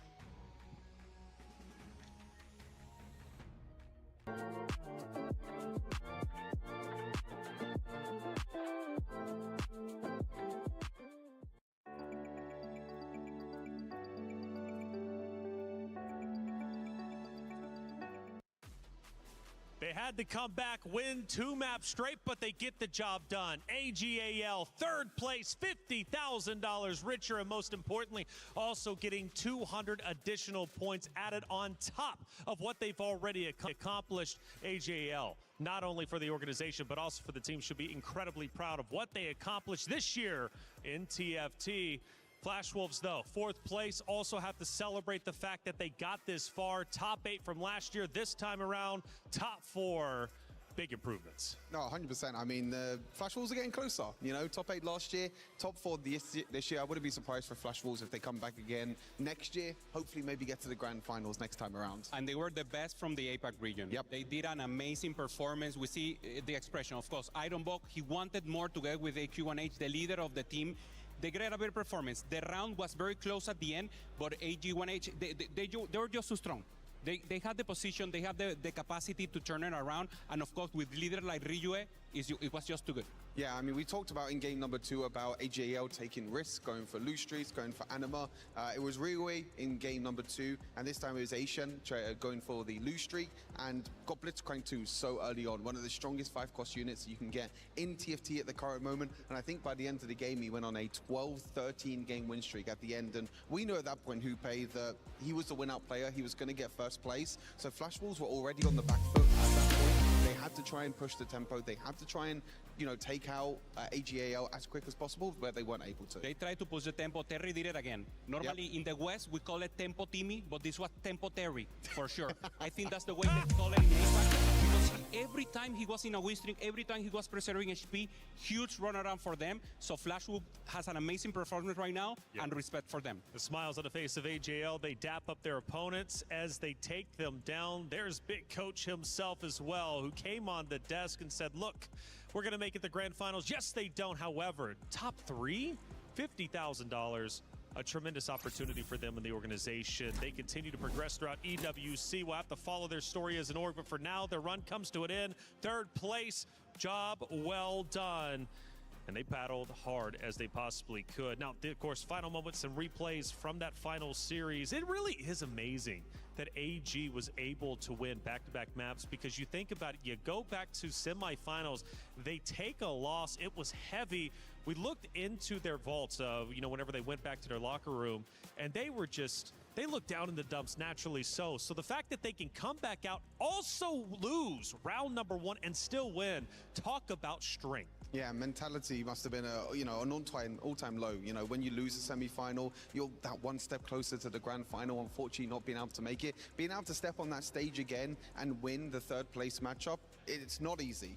As a player, you wanted to get to that grand final. In your head that you was like one step closer to get in there, but unfortunately they weren't able to. But 3rd place, as you mentioned, Taylor, still an incredible performance. $50,000 plus club championship points. We take a look at our bracket before we head into grand finals. Playoffs has been exhilarating. We started quarterfinals yesterday. That led into semifinals that we have been watching all day today. Was Team Vision taking down Flashwolves to secure the 1st spot into grand finals. But one more spot remained, and Aurora Gaming was able to secure it, taking down AGAL. Of course, for Flashwolves, AGAL, they just played against each other, and it was, in fact, AGAL who was able to get the win. A tremendous job, and a job well done for sure. But grand finals is about to be before us. Now, when it comes to our creators, though, we've got several that are special, including this one. EWC の TFT コストリームやってたリーリです。 What? 楽しみすぎる。 I wanted a cold 俺 stream. がずっと応援してたのが日本のデータリー Oh グで、 man. で APAC の予選から勝ち Oh, I am 抜 cold いて、 streaming. もう配信 Ah ha ha ha. 日本のみんなで超盛り上がってたんだよね。で、忘れられない Hello, のが Reed. 脳シムで Hello. の試合。相手がステージ4の2で一瞬でガリオ2、オレソル2、フューラーを引いてきて、もう盤面が一気に完成しちゃって、で、マジで絶望したんだよね。で、その人は HP14。で、一瞬のハイロールでもう全部ひっくり返る。これが TFT の怖いとこでもあり、面白いとこだと思う。で、今日のファイナルも絶対そういう紙一重の瞬間あるから、瞬き禁止。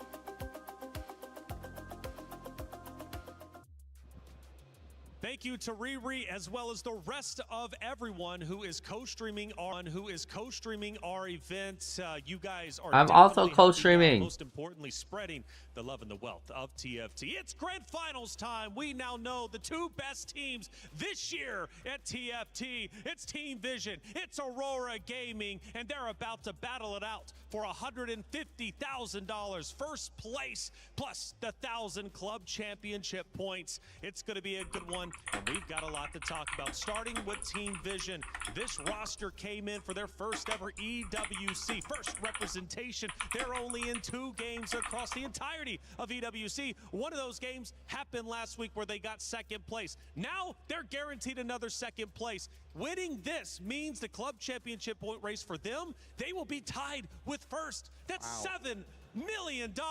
Of course, plenty of weeks remaining. But the fact is, I think they've had one of the most miraculous club championship point races we have seen yet. They're just, it's just stunning. No, I mean, it's incredible to see the kind of growth of Team Vision ever since that CN qualifier as well, securing the first seed as the CN qualifier. But we've seen before that, being the first seed from China doesn't mean you're going to be the best in the world, but we see now that China has been dominating this entire tournament, and overall Team Vision and the individual talents that they have on their roster, it's just unbelievable. Team Vision is out of this world, and Kitty had a chance to talk to him before heading out to the stage.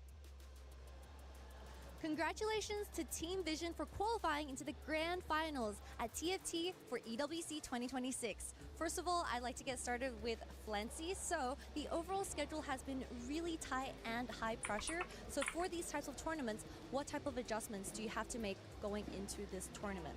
首先想问一下 Flancy 选手，因为这次的赛程非常的紧张，所以打这种非常紧张的赛程会做出哪些改变呢？因为 EW 赛程比较紧张，所以我觉得我们最先做好的应该是每天要休息好。就是因为在该练的东西，我们在来 EWC 之前已经练得差不多了，所以说我觉得在这边主要还是调整一下自己的作息啊，保证自己有一个充足的精力这样。So I think the most important aspect going into a really tight schedule is our rest, because all of our practice should have been done beforehand before we arrive to the EWC tournament. So I believe that the most important aspect is just taking care of ourselves and of course getting enough rest. 下一个问题想问一下真白选手 My next question will be for 真白. So this tournament is mainly 4v4 and every single EWC has been 4v4. As individual players gathered into a 4v4 format, what would be the most important? 因为这次 EWC 的赛程会是4v4，所以从单独的选手转成4v4的这种赛程，最大的改变会是什么呢？最大的改变主要就是个人的执行力上面吧，因为4-4和个人其实差别还是挺大的，就每一步都得执行到位，如果有一步出差错的话，其实很容易导致团队崩盘。I think the most important aspect for the 4v4 in comparison to solo play would be the individual adjustment that you make because of the team play, because when one player makes a giant mistake, it can also affect the rest of the team. So I do think individual performance needs to be consistent and of course adaptable for the 4v4 format. 下一个问题想问摸鸡选手 So you guys are going to go into the grand finals, which will be best of 5. So from best of 3 to the best of 5, what would be the main point that you will be looking out for? 因为你们下一场的比赛会是总决赛，总决赛会是 BO5， 在 BO5 里面最需要有足够的休息，要吃饱，保持良好的精神状态，就吃饱睡好，一直都是我们队的宗旨。吃饱睡好，健健康康就可以拿下冠军，是吗？该练习的我们在飞来之前就已经练习的足够了，来这边就是足够的休息，发挥好我们平常最好的状态就行了。As long as we have our tummies filled and we are rested up, we will perform our best. Because for all the practice that we've done beforehand, it should have been done before arriving to the EWC tournament. So as long as we take care of ourselves and our tummies are filled, we will perform to our biggest potential. 最后一个问题想问口优一选手，下一场就是决赛了。Who would you like to verse in the grand finals? 决赛想面对谁？我想遇到 AOR 吧。因为里面有幻灭选手，就是这个决赛对于而言，可能是他生涯大满贯的一个很重要的一仗。但是对我而言呢，我在上一届 TOC 的决赛，还有这一次 TBC 的决赛中，登顶局都输给了他，所以我想要赢回来。I would like to verse Aurora Gaming in the grand finals because there is 幻灭 on the opposing side. In my previous 2 international tournaments, I lost to 幻灭, so this time I would like to get my revenge against 幻灭. Thank you so much to all the players from Team Vision. 感谢大家的参与，决赛见. See you guys in the grand finals. See you. We were there. For every click, every clutch, every respawn. We were there for the years of grind, and we're here. Now, the proud founding partner of EWC, powering the biggest event in gaming. How are you doing, chat? It is 8 a.m. in the morning. It's a Saturday. Greatness deserves a stage. It should be a good day. Not gonna like the camera pasta, but it's okay. We got a sub from Not Someone You Could Know. We also got a raid from Mingzu last night too, 4 hours ago. We're still here. We're still streaming. We hope you're still having a good day. I hope you guys still are good. UA from Team Vision once said in an interview he wants revenge, and that revenge is now. Again, first ever appearance for Team Vision at EWC, and they are making big waves. This team is survivalist all the way. They once dropped down to the lower bracket during the groups, but they fought their way back up and are now in grand finals. But we're in the grand finals, y'all. Are y'all ready for this? They beat Virtus Pro. They absolutely deserve where they're currently at. And every one of Ready, these players has we're stepped ready, up. Kojoy we're being ready, the one maybe we're with ready. the most luck and the one doing the crazy things for the team. Moji, the one who has grown the most and is the most communicated one. And of course, Flancy, the leader from the team. Second in Tactisha Crown. He didn't have the major tournament internationally and is 3 games away, if they do the 5 theories in a row, of course, from getting that. Kojoy, the laughter, the joy, dancing, already being present for the moment, and Moji, this is exactly what we want to see. Him taking a laugh and obviously enjoying the game. That's the moment when they perform the best. I mean, Moji has stepped up huge in the semi-finals. You know, going into the semi-finals, this was a player that I was calling out to step up. You know, he needed to be the one to step up for his team. Yes, he's the one that's, you know, got the brains, he's got the communication there as well. But we saw in the interview as well, each individual player needs to step up when it comes to the grand final. Flancy getting the 3-star Ramos, the first time we've seen a 3-star forecast on the A stream as well. So this team has got what it takes. Clancy, Moji, but Zenbai has also been tearing it up this year at they TFT have here been, at they have EWC been. 2026. Zenbai, a veteran in his own right. The same is similar to what Ryu said in the last series. Ryu said, we need to keep it cool. Who's the coolest one in this team is Senbai. He's always cold, he's always analytical. When everyone's emotional, he keeps his eyes in the game and he's always giving the advice. So this is the player, the anchor player, if you will, the veteran that is the sage for them, and of course keeping them in track to take the win. Of course. Yesterday, Koyui was in a position where he had to step up because Flancy was getting double teamed. And remember, Koyui absolutely did so. You've got a team that can all go back to each other when times get rough, not only as friends, but also as wonderful competitors. Yeah, we talk about in the 4v4 environment that it's not a one-man show. You know, it's not just one person that steps up. It's the entire team that needs to step up. When one person is down, when one person's being denied by the other team, you need someone else to step up. Everyone needs to be flexible in a 4 versus 4 environment to make sure they could be the one to win out the entire lobby. Well, it takes 2 to tango, and on the opposite side is the dance partner of Aurora Gaming. And Kitty had a chance to talk to him before stepping on stage. Welcome in everyone to the grand finals where we are about to watch Team Aurora versus Team Vision. Here I'm joined in by the 4 players from Team Aurora, and starting off with Ahao. So Team Aurora had a rough group stage where they were dropping to the lower bracket. So I'm wondering, what adjustment did you guys make going into the playoffs? Because it's very obvious that Aurora are starting to look really, really strong. 首先想问阿豪选手，所以你们也是从小组赛的败者组打回来的，所以想问一下阿豪，在本次季后赛有做出什么样的调整呢？我们开始的时候状态其实不是很好，但是呢，这个游戏本来就要一直学习，我们一直也在研究对手，研究我们自己的打法，然后做出适应的调整。So groups, however, we are still learning throughout the entire tournament and trying to find our flow, and we try our best to adjust to the schedule of EWC. 下个选手是幻灭. So we have a lot of international teams joining us at the Esports World Cup, and I was wondering, as a lot of people obviously are very impressed with Huan Mie's resume. So which team or player has left a very big impression on yourself? 想问一下幻灭选手，因为本次 EWC 有很多国际赛的选手和俱乐部，对你自己的印象比较深刻的选手或者俱乐部会是谁呢？我觉得是上届冠军微博吧，因为跟他们打完之后，我跟他们那个少平民很熟。他跟我们说，他们的所有人其实都是由关少一个人在指挥的，然后他们其实执行力很强，然后玩的也很决绝。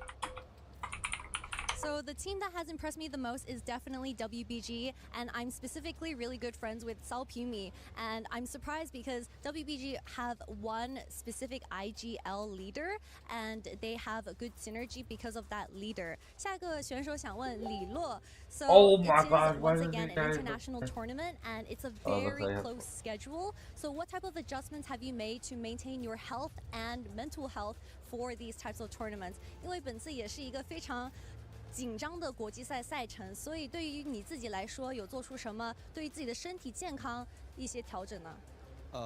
健康的作息吧，不熬夜，早睡早起。The only way to maintain good health is to not stay up late and of course wake up early. Not stay up late and wake up early. Down. We are going all the way across the game with this one, guys. We are not doing that at all. Is going to take the grand finals, and what is your prediction? 你今天决赛的预测会是什么？几比几？因为我们中国预选的时候被他们侥幸战胜过，然后我觉得决赛的话是我们3-1战胜了他们。Because we've already versed Vision in the regionals and they took that victory, this time I will predict a 3-1 victory for Team Aurora. Wow. 谢谢各位选手们 and best of luck in the grand finals.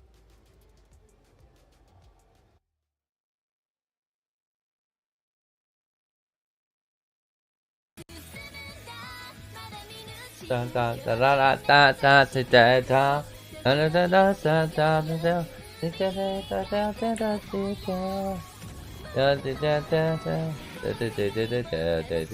da da da.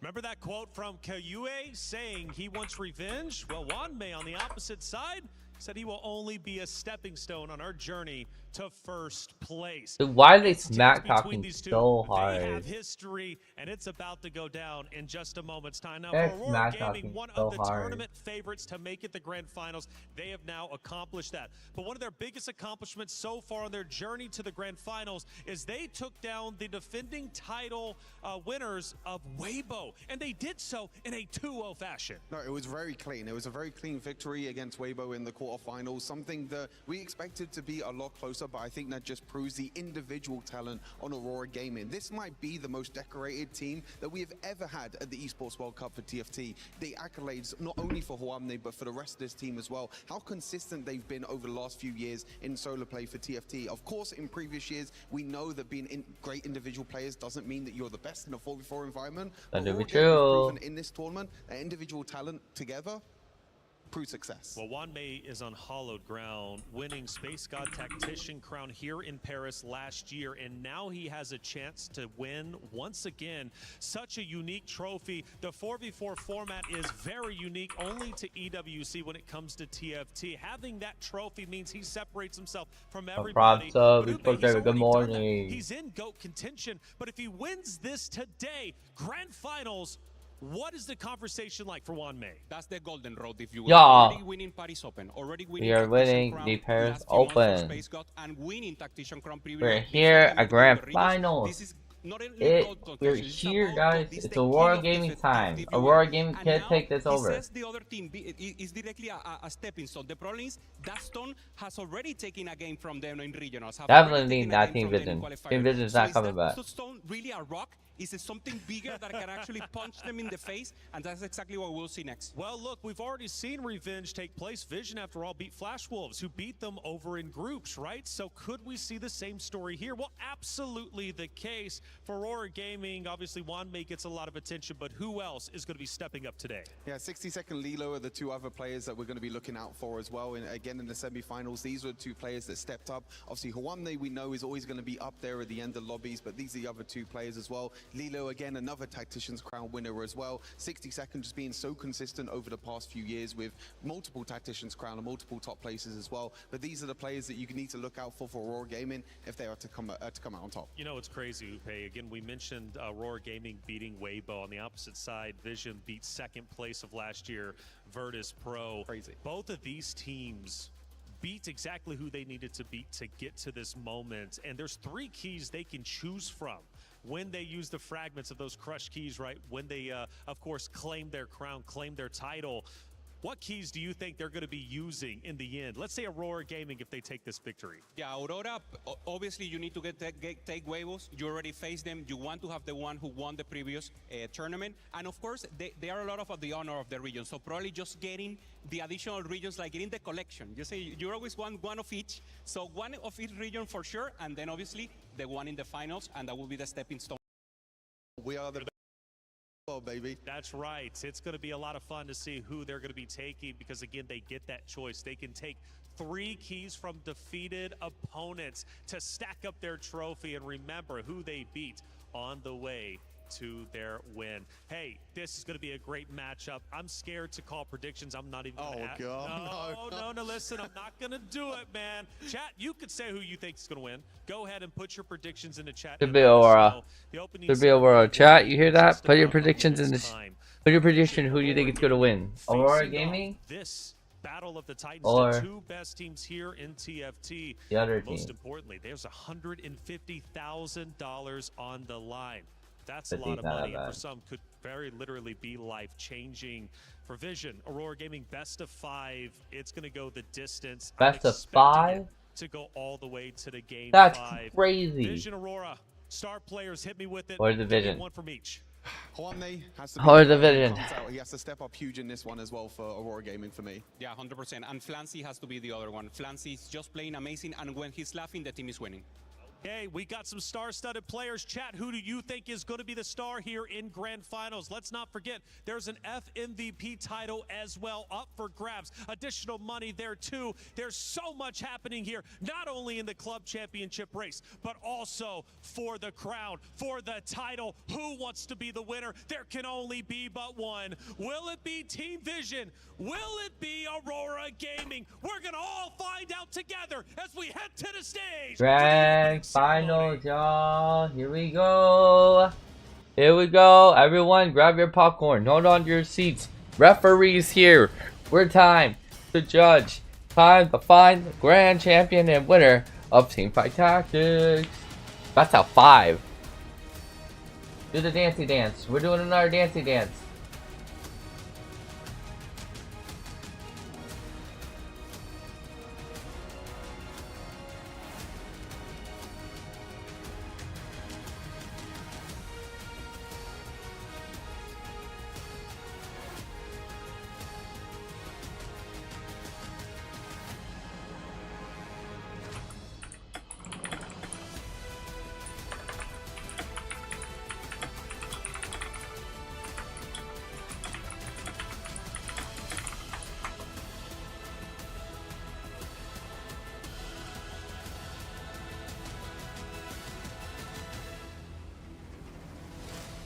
Nice. Rise.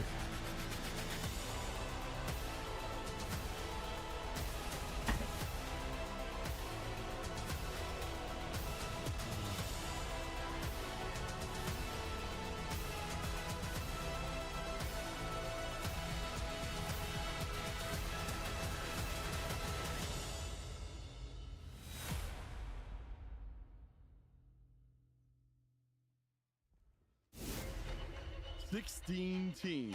Open nothing! Getting first here. Insane upset. Incredibly proud of themselves. T1 totally destroyed Zeta Division. Well deserved. The dark horses of the competition. Handshakes coming through from both teams. Respect has to be given. You have to be proud of these players. Now down to the final 2. Team Vision. Aurora Gaming. Get ready for the final battle.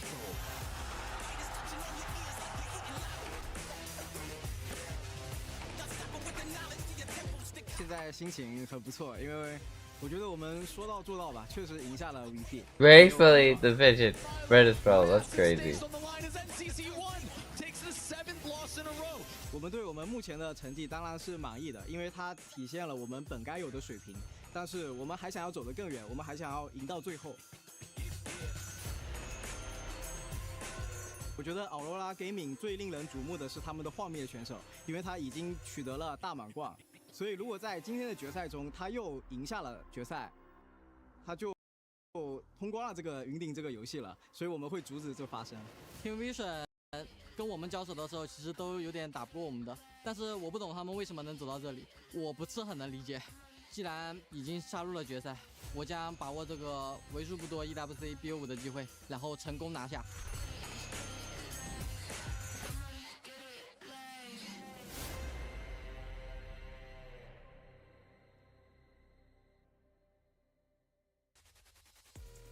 Ladies and gentlemen, it's show time! time here at the Esports World Cup. We started out with the 16 best teams on planet Earth in the world of teamfight tactics, and now we are down to our final 2.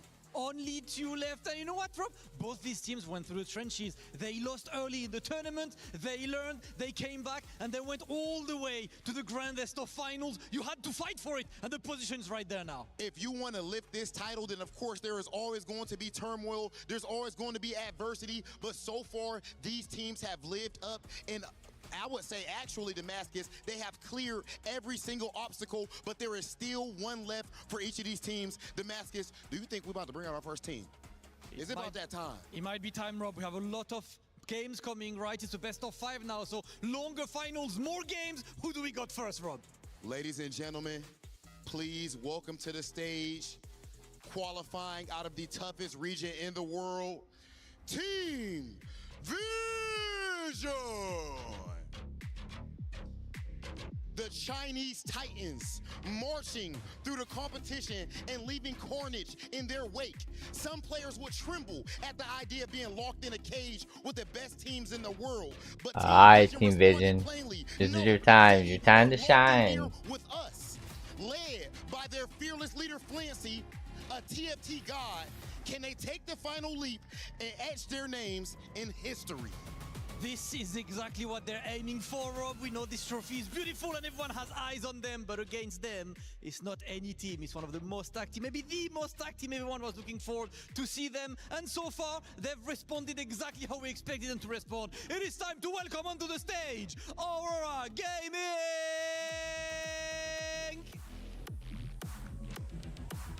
The stack team, Lirio, Ahau, 62nd, then of Yeah, Aura. Dude, Aura's scary. Like, I got chills just hearing that and seeing that. Over 5 major solo titles. This man's absolutely ridiculous, and all he's looking for is to lead his team towards a massive victory. This team is massively experienced, and all they need now is to climb the final step to the absolute glory that is the Esports World Cup. Okay, now before we get into our grand finals, of course, we have to hear from the superstar that is Flancy, leading Team Vision. In order to qualify, you had to fight through the toughest region in the world in the closed qualifiers in China. And even here at EWC, you had a loss, went down to the lower bracket, and you fought all the way back to be here in grand finals. Flancy, for you and your team, what would it mean to lift up this EWC TFT trophy?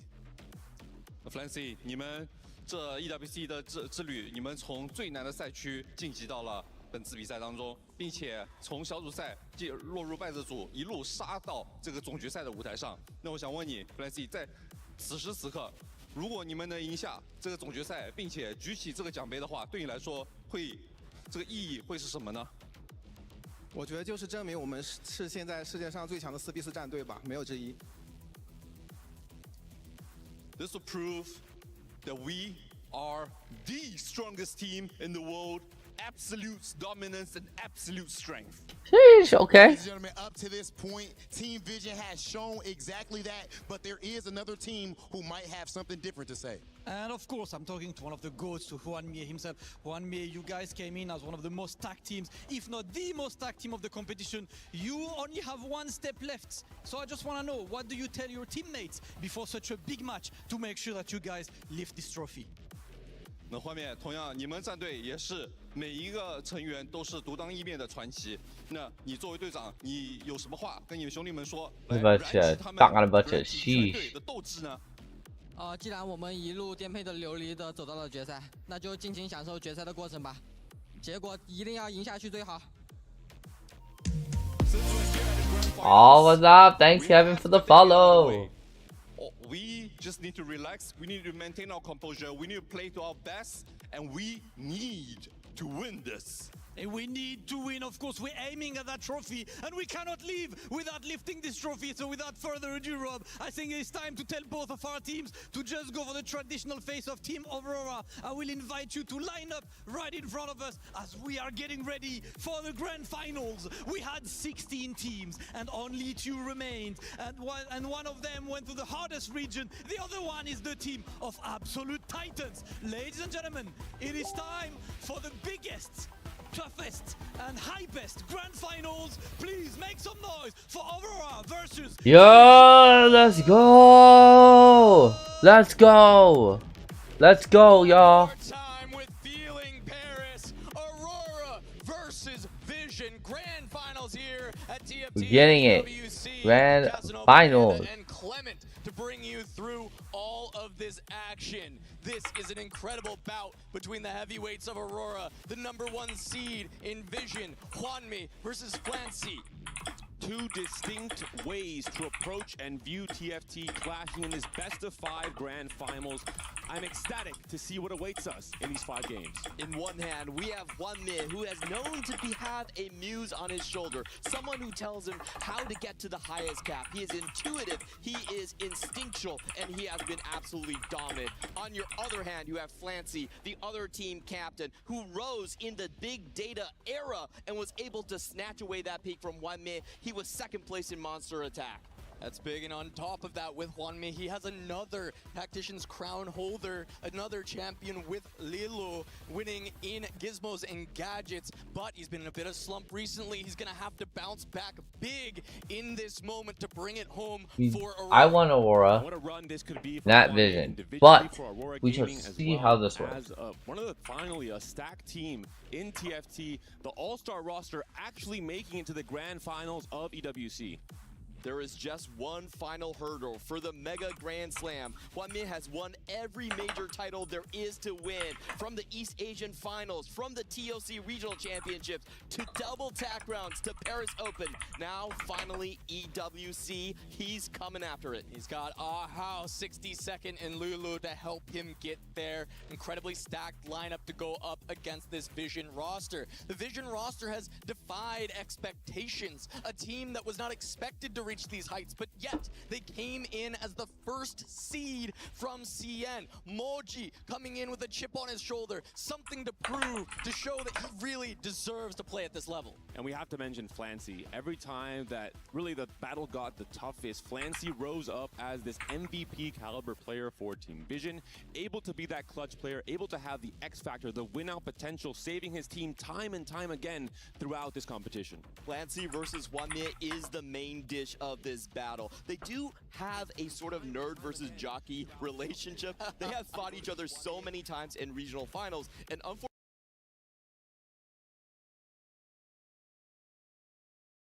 wow, it frozen. Hwanmi has took his lunch money 6 of those times, and Hwanmi even thinks that he has a specific counter against someone like Flancy, who might be too rational.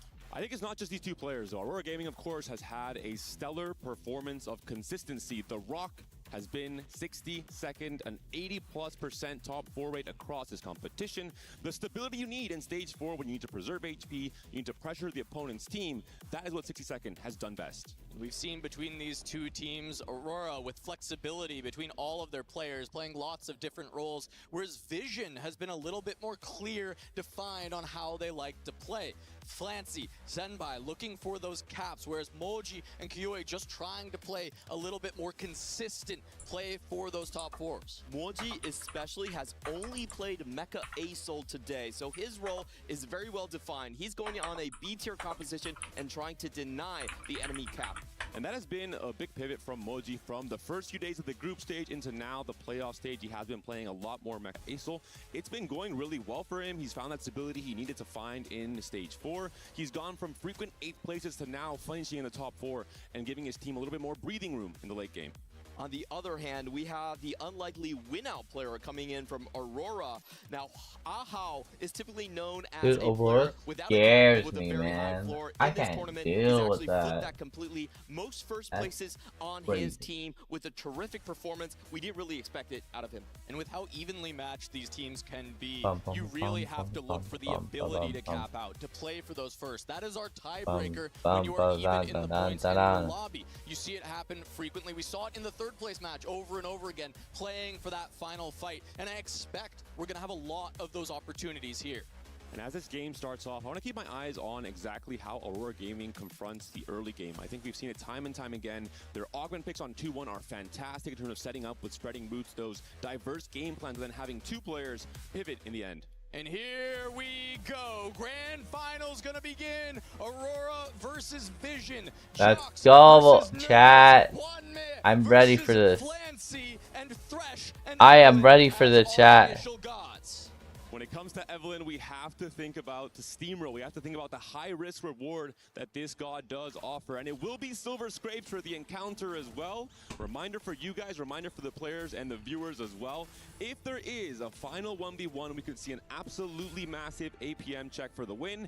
And if I think about APM check, I'm thinking about 62nd as a player who would be best suited to go into that line. But how sweet would it be for Flancy to finally go into 1v1 versus Kwanmi and finally take a crown off of him? No longer being stuck in his own lockers in the hallway, but finally taking it to the jocks and getting one for the nerds. Yes, let's go. Of course, it is best of 5, so a lot Best out of 5. in store So for we're us gonna take across this a this long series. time. For Thresh, a lot of randomness. I think the Thresh boon in particular in the late game can be so impactful in terms of all the extra resources you get to maybe make it to 9, to play those high cap boards.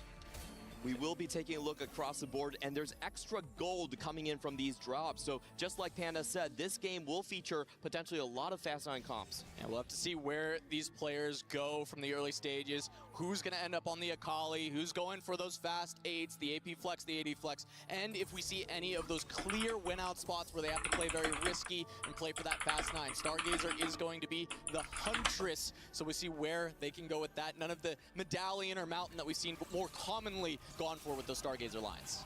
Not too impactful in terms of playing for Xayah or for Lulu, unfortunately, but maybe we see a Jax hero augment. We haven't seen it all tournament long. Why not in the grand finals? The sort of defining moment for both of these teams is who gets the Akali spot early. It really allows you to streak, and worth the wait could give you that opportunity. Can give a big opportunities. We have Prismatics to kick things off. Wouldn't be a grand finals without a little bit of variance for these players. Worth the wait, a great one. It's been picked up quite a bit because if you see that Akali, that can just be curtains out the gates for your team to have a win out player. We are going to see a lot of rerolls here. Upward Mobility and Deadlier Blade's going to be the other looks and going to pass the worth the wait. Already we're seeing upward mobility from 2 players on Aurora Gaming, so they are thinking about trying to play for those high cap boards, for those fast 9 boards in the very late game. We also see some explosive artifacts from Koi with the Forge and Strength, the trait tree as well, emblems coming to play as well in this game 1. That's where we start to identify the win out players. A couple Forge and Strength. We've seen the value Ahawe gonna match Koyoi on those Forge and Strength. And I have to say, Moji might be the one to dominate stage 2, stage 3. He has Deadlier Blades, 2-star Belvets to start, and if you look across the board, there's multiple upward mobilities, multiple people coming in with Forge of Strength, very low lobby tempo, so this Belvet, these Deadlier Blades are going to be massive. And we go back to Moji's initial strategy in the very first day of group stage, which was mainly being that Akali tempo player for Team Vision. We'll see how it fares as well in this game 1. You mentioned it, Clement. The fact that this lobby tempo will be so slow, I think is going to pair so well with Deadlier Blades. And again, Vision has another player who is going to come in rather fast. He's already leveled up to 4 right here, and he has 2 econ generating emblems to start things off. So just looking across the board, I think stage 2, stage 3 tempo will be on Vision's side. Yeah, pretty crazy for Senpai. He even, of course, has the Reforger, so he can use these for the econ early game, and then look to ship them later and see what he gets to cap out the board in the end game. It is going to be comeback story for Flancy right here, going for a later game plan and going for another high cap with the Space Group. Yeah, it's going to be big for Flancy. He's been the win-out player for the team time and time again. We mentioned that they have their more defined roles. Flancy and Zembai going to be looking for those win-out, and Moji already setting up to just play tempo for the team. Reminders for the win streak players, someone like Moji, for example. If we find a steamroll from the Evelyn Godboot in stage 2, we saw how warping that has been all tournament long. We have seen a lot of games where the winner gets 100 HP, as we have seen in Along in this most recent TAC round with Deadlier Blades, with Steamroll. Definitely one of those scripts that Vision would love to see. Especially Deadlier Blades into Sword Overflow on 3-2. That is one of the craziest augment synergies we can find on the Akali line. See if he ends up finding it. Last fight before we end up getting the first God Blessing. That's where we're going to start to see if that steamroll can show up for Moji. Full open fort from Flancy. We've seen him in this position before, and with that comeback story, certainly going to be where he wants to live. Ahawe is going to be contesting into the Akali line with that gold collector, a very strong artifact for that line. A very strong first artifact. We'll have to see the ones he gets after the cash out. We have seen some explosive Akali games with things like the Prowler's Claw. Yep, Prowler's Claw and Collector for crazy movings. Big win out for T1 earlier. We'll see if there could be a repeat of that as Ahawe. Lots of gold being generated here on Zembai's board. Quite a strong win, for Koyoi's side. Now we go into the Evelyn Boons. Can we find what we need? God Selection, is the steamroll there, or will it all be Thresh? 2-star, 2-cost. That randomness can create some crazy opportunities if you can find that Akali in particular, but the random boon going to be significantly more popular across the board. And for the win streak players, you are kind of forced to pick Evelyn here. You'd fall behind in board strength and in tempo otherwise, so we'll see what kind of 2-star, 2-cost can spawn in for these players. This is actually considered quite a win for the players that aren't full win streaking, because they can suddenly introduce parity with the win streakers at the top right here. So not exactly something that Vision necessarily wanted to see. It gives Aurora a chance to come back from the early deficit. Yeah, we'll see what happens if Moji is able to keep the win streak. He finds Emilio. If he had a Bel'Veth there, it'd be just 2 off of a Bel'Veth 3, and the game would be well within hand for the side of Vision. So a breath for Aurora as Moji does not hit that high roll. As we take a look around the lobby and see what else has been picked up. Zembai also going to be win streaking for the side of Vision. And I think for good morning, he's the good one morning. that actually got the Akali 2 online right here. Could switch. Switch Battle Source. Especially with the gold collector in particular. I mean, some incredibly strong boards being assembled here. Yeah, look at that. The Akali 2 for Ahawe. As you mentioned, Clement, going up against Zenbai, looking to snap the streak. They can't really allow Vision to keep 2 big streaks going into the end of stage 2. So Aha really wants this win, but that MF is just too powerful. Putting in a little bit too much work, and it is all about Team Vision in this stage 2. We've seen the importance of these win streak players in terms of applying tempo, not just in stage 2, but in stage 3 as well. 2-4 win streakers on Team Vision. And in the meantime, we're going to catch a glimpse of the full open by 62nd. He's going to try and just damage Flancy's game plan here on the comeback story. Those are the 2 players going for the full 5 win streaks here. And I feel like if 62nd does break the streak for Flancy, it actually favors him a little bit more. Yeah, very notable to have multiple loss streakers for Aurora, but multiple win streakers for Vision. We've seen this a couple of times where either you get a blowout win or you aren't able to finish them in time, and Aurora comes storming back to close out the game. So it is going to be Flancy, but the open fort takes a loss, so does 62nd. Moji going to find his win. Good morning, Lord Dita. Well. And Aurora Gaming not having the strong starts we are used to seeing, especially from Hwanmie. He's been that win streak player in stage 2 in particular for Aurora Gaming, starting off with a 3-loss. Buried Treasures, you get your resources little by little, but on 3-2, if Hwanmie goes into the Akali line, he can be incredibly strong. We have seen this game plan actually backfire for Aurora, where they play too much for their camp, where they play too much for the late game. And right now, Hwanmie is the only person that actually has any say in the tempo with the Buried Treasures. He's the only one that can keep the team afloat and maybe trade back HP on stage 4. And of course, he's on the 4 loss, so he didn't get to play that early tempo, but now he finds Akali 2, and that can be where he starts to slingshot on stage 3 and become that big winner for the time being. We did see a Pike 2 there, going to be very strong. The very start of stage 3 will fall off a little bit for Lidwall as we move along. Hwanmie just has to stabilize for his team right here. I expect him to be the one to roll down and try to contest on stage 3. At least give the 2 upward mobility players a chance to even hit that level 9. Gonna have to be the punching bag for the team. Hold on to the health so that they can expend it later. Ahau and Hwanmie both going to be in that Akali line. For the side of Vision, there's only going to be Zenbai in that currently, and he's on the trait tree. I wonder if Hwanmie considers playing into the MF reroll as well. Has an MF pair here, did play it once before in this tournament, and it was a first place in that very first day of the group stage, so that's a consideration. As you're saying, Clement, I think someone has to step up from Aurora and contest that tempo, contest that win streak in stage 3. It's, I think, Hwanmie, if he finds a good 3-2 augment to pair alongside that tempo spike. And certainly, with Ahau having having this Hello. strong Akali Thanks for the spot, follow. great initial artifact. You don't want to fully be contesting into that line, finding a way that you can get out, not looking for just the Akali, allowing the flexibility for Ahau to either play for level 8 or play for reroll. Ahau, I think, is going to be playing for a later game plan because he is on Forged in strength. So you typically want to actually kind of throw away your stage 3 and then have that big spike on stage 4, stage 5. So for me, like, Hwanmie really is the only stabilization point. If Hwanmie doesn't do well, there's a high chance that all 4 of them are going to be in the bottom. 3-2 augments coming up. Jeez. Construct to champion, Apotheotic Forge, and Earth. We have seen a lot of these spatulas being a big deal in this event, but Moji gonna pass that up as he is playing tempo. He's looking for the extra swords, does not find it. And a big hit for Flancy right here with the Cosmic Restart.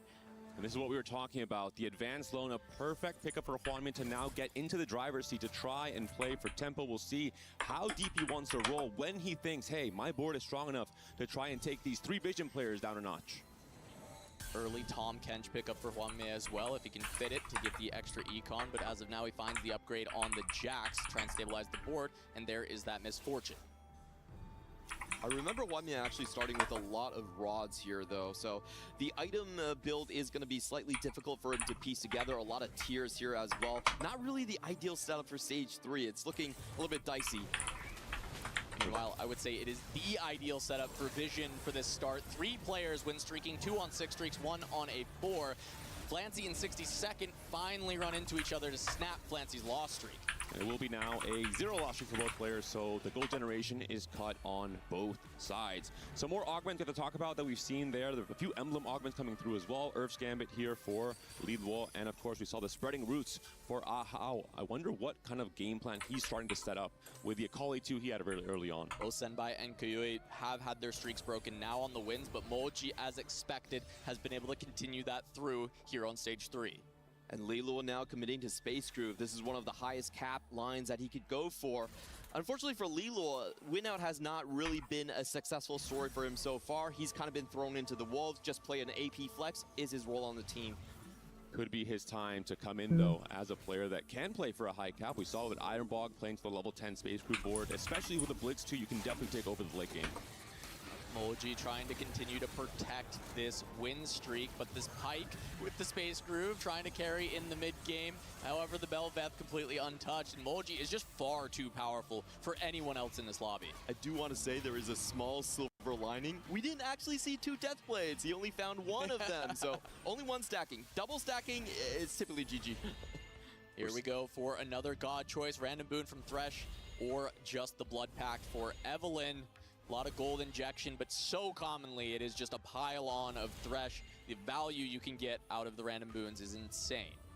I think this is a very unique situation where everyone on Aurora would like to go on the right side, but they would all lose HP. So unfortunately, it's like, okay, we have to take the dice roll. And they would dig themselves even deeper in the ditch, considering their HP totals right now. We haven't seen Flancy's emblems as well off of the Cosmic Restart, truly playing for a comeback strategy off of the comeback story into now having all those extra rolls and emblems to play around as well. In stage 4, Flancy might be an incredibly scary player to face. Yep, Hwanmie gonna push to 7 on 3-5, just trying to play for tempo as he now has the win streak. We mentioned earlier, going for that MF in this spot has to be the player to hold HP for Aurora. Leave it to 62nd and Li Luo to potentially play for the win out. And speaking of, here is Anima for 62nd.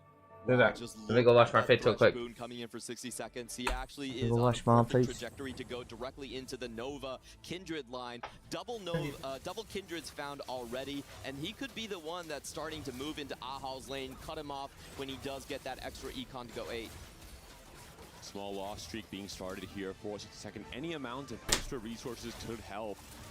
Looking now at Zembai, he's able to get a win there. Again, Team Vision is still on top when it comes to the pressure in this lobby.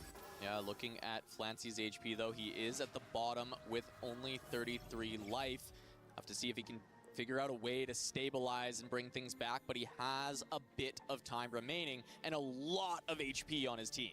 Flancy might be a bit of worry for Vision right here because he actually missed on his emblems, getting with the Primordian and the Vanguard, not really leading into any strong compositions outside of the Space Groove, which one of his teammates is going for too. So his position is very nebulous, actually very difficult to play through. He may have to push his teammates out. We see him holding a lot of Space Groove ready for that transition. They may need to give Flancy the ability to play this line, which can hurt the team as a whole.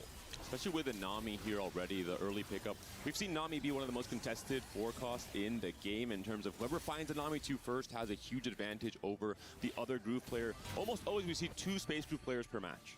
Their gambit right here is that the side of Aurora is too low HP to actually hold any units. If they can start holding Namis, it's going to look really bad for both Lilo and Flancy. And that's where Hwanmie and Ahao's win streaks are massive here. They've actually brought the HP totals back closer to even. 60-second already rolling down on creeps. Is trying to pick up any kind of upgrades here. That's going into the LeBlanc, the Shepherd's line. Finds one immediately, but Flancy holding strong is not rolling yet. 77 gold, he can push to 8 before this big roll down, and he's got the 2-5 costs on the bench of a Vex and a Jhin. Looking across the board, I do have to correct myself. It was Lilo from the opposing team that is contesting on the Space Groove. So Flancy is completely fine in terms of not creating a dent for his teammates. If he gets these Namis early, Lilo is the one in trouble. Just slight correction there. Already the LeBlanc build on their board for 62nd. We'll see the roll down now from him if he can stabilize. He is also fairly low HP. Same from Flancy, finds a Blitzcrank immediately on 8 to go with that board. Trying to find the Space Groove. He's actually on a Blitzcrank pair already alongside the Nami pair. 35 gold remaining. A lot of room for Flancy to hit and hit hard at the bottom of the table, but so much. He finds a Shen TK upgrade.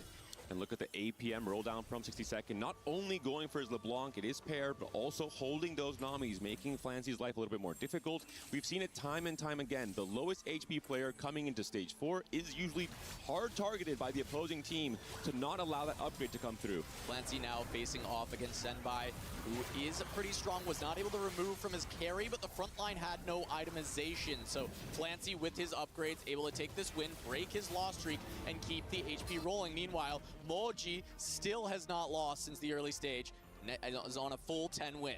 And he has the double Death Blade. So all the win conditions for a max HP win is still there. He only lost 3 due to the Evelynns. Now we have the augments coming up.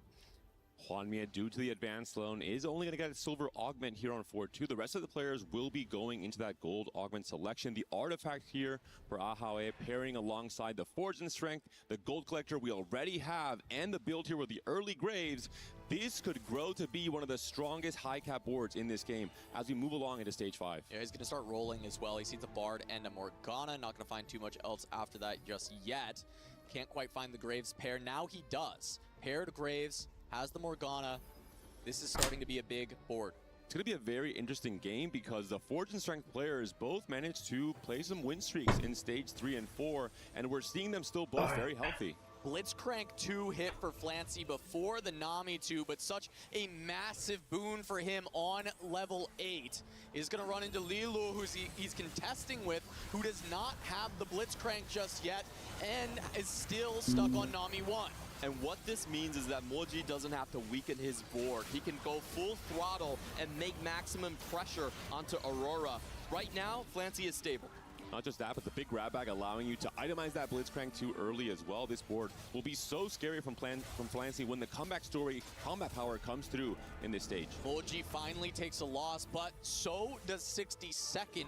Down to 14 HP. He has to become stable now, or this could just be an 8th already for Aurora early in stage 4. I think you have to sell the Namis at this point. You're 1 copy off of the LeBlanc. Flancy should be stable even if he doesn't hit the Nami 2 at this point. You have to kind of fight for your own game plan. We could see it happen at the very end of this prep phase. There is also a Sona pair. Potentially we see the high roll come through as we saw with that Blitzcrank. Depends on who's in his pool. If it's just teammates, maybe they can sack for him. And it is going to be Flancy that he hits. Flancy is clearly significantly stronger with that Blitzcrank 2. No upgrades found for 62nd. The Namis may be going back into the pool regardless, but it is just stage 4. 14 life should be enough. The Blitzcrank tries to wrap. He needs to get 2 units. So impactful against the 7 Shepherd as well. The stun comes through, does not do enough. The LeBlanc 1 is not able to do it. 62nd takes a huge hit. He's now down to 2 HP. Meanwhile, Koyui going to take a massive hit as well, so Vision is going to drop very low alongside. But Lilo on a free fall, 9 loss streak. 2 Aurora players in a lot of trouble as we now get to roll the bones for Thresh. It's down to the god of packs. Can you actually find something? Can you get a good roll right here? Standard, you get 10 gold. That's only 3 rolls you have to find that LeBlanc, to find that Nami on the 2 Aurora players. All eyes on Koyui as he gets the Forged in Strength cash out on that last loss as well. It's going to be hard. It's very late to adapt to whatever you're given if you don't have Reforgers, if you're going into a line that has already been pre-selected. Let's look at the drop. Koyui gets the Riven 2. Finds Fishbones, Light Shield, and Hatchet. Not bad. These are pretty generic artifacts. You can fit one on a tank. You can fit the Fishbones and the Hatchet on the Riven potentially, or even just on the Corki. A lot of extra stats on that Fishbones.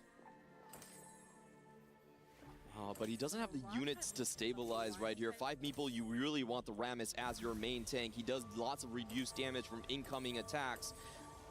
Isn't going to get anything on the Corki. Riven has to be the hero. 62nd. What does he have? He found the LeBlanc and the Sona upgrade, but he doesn't have the items.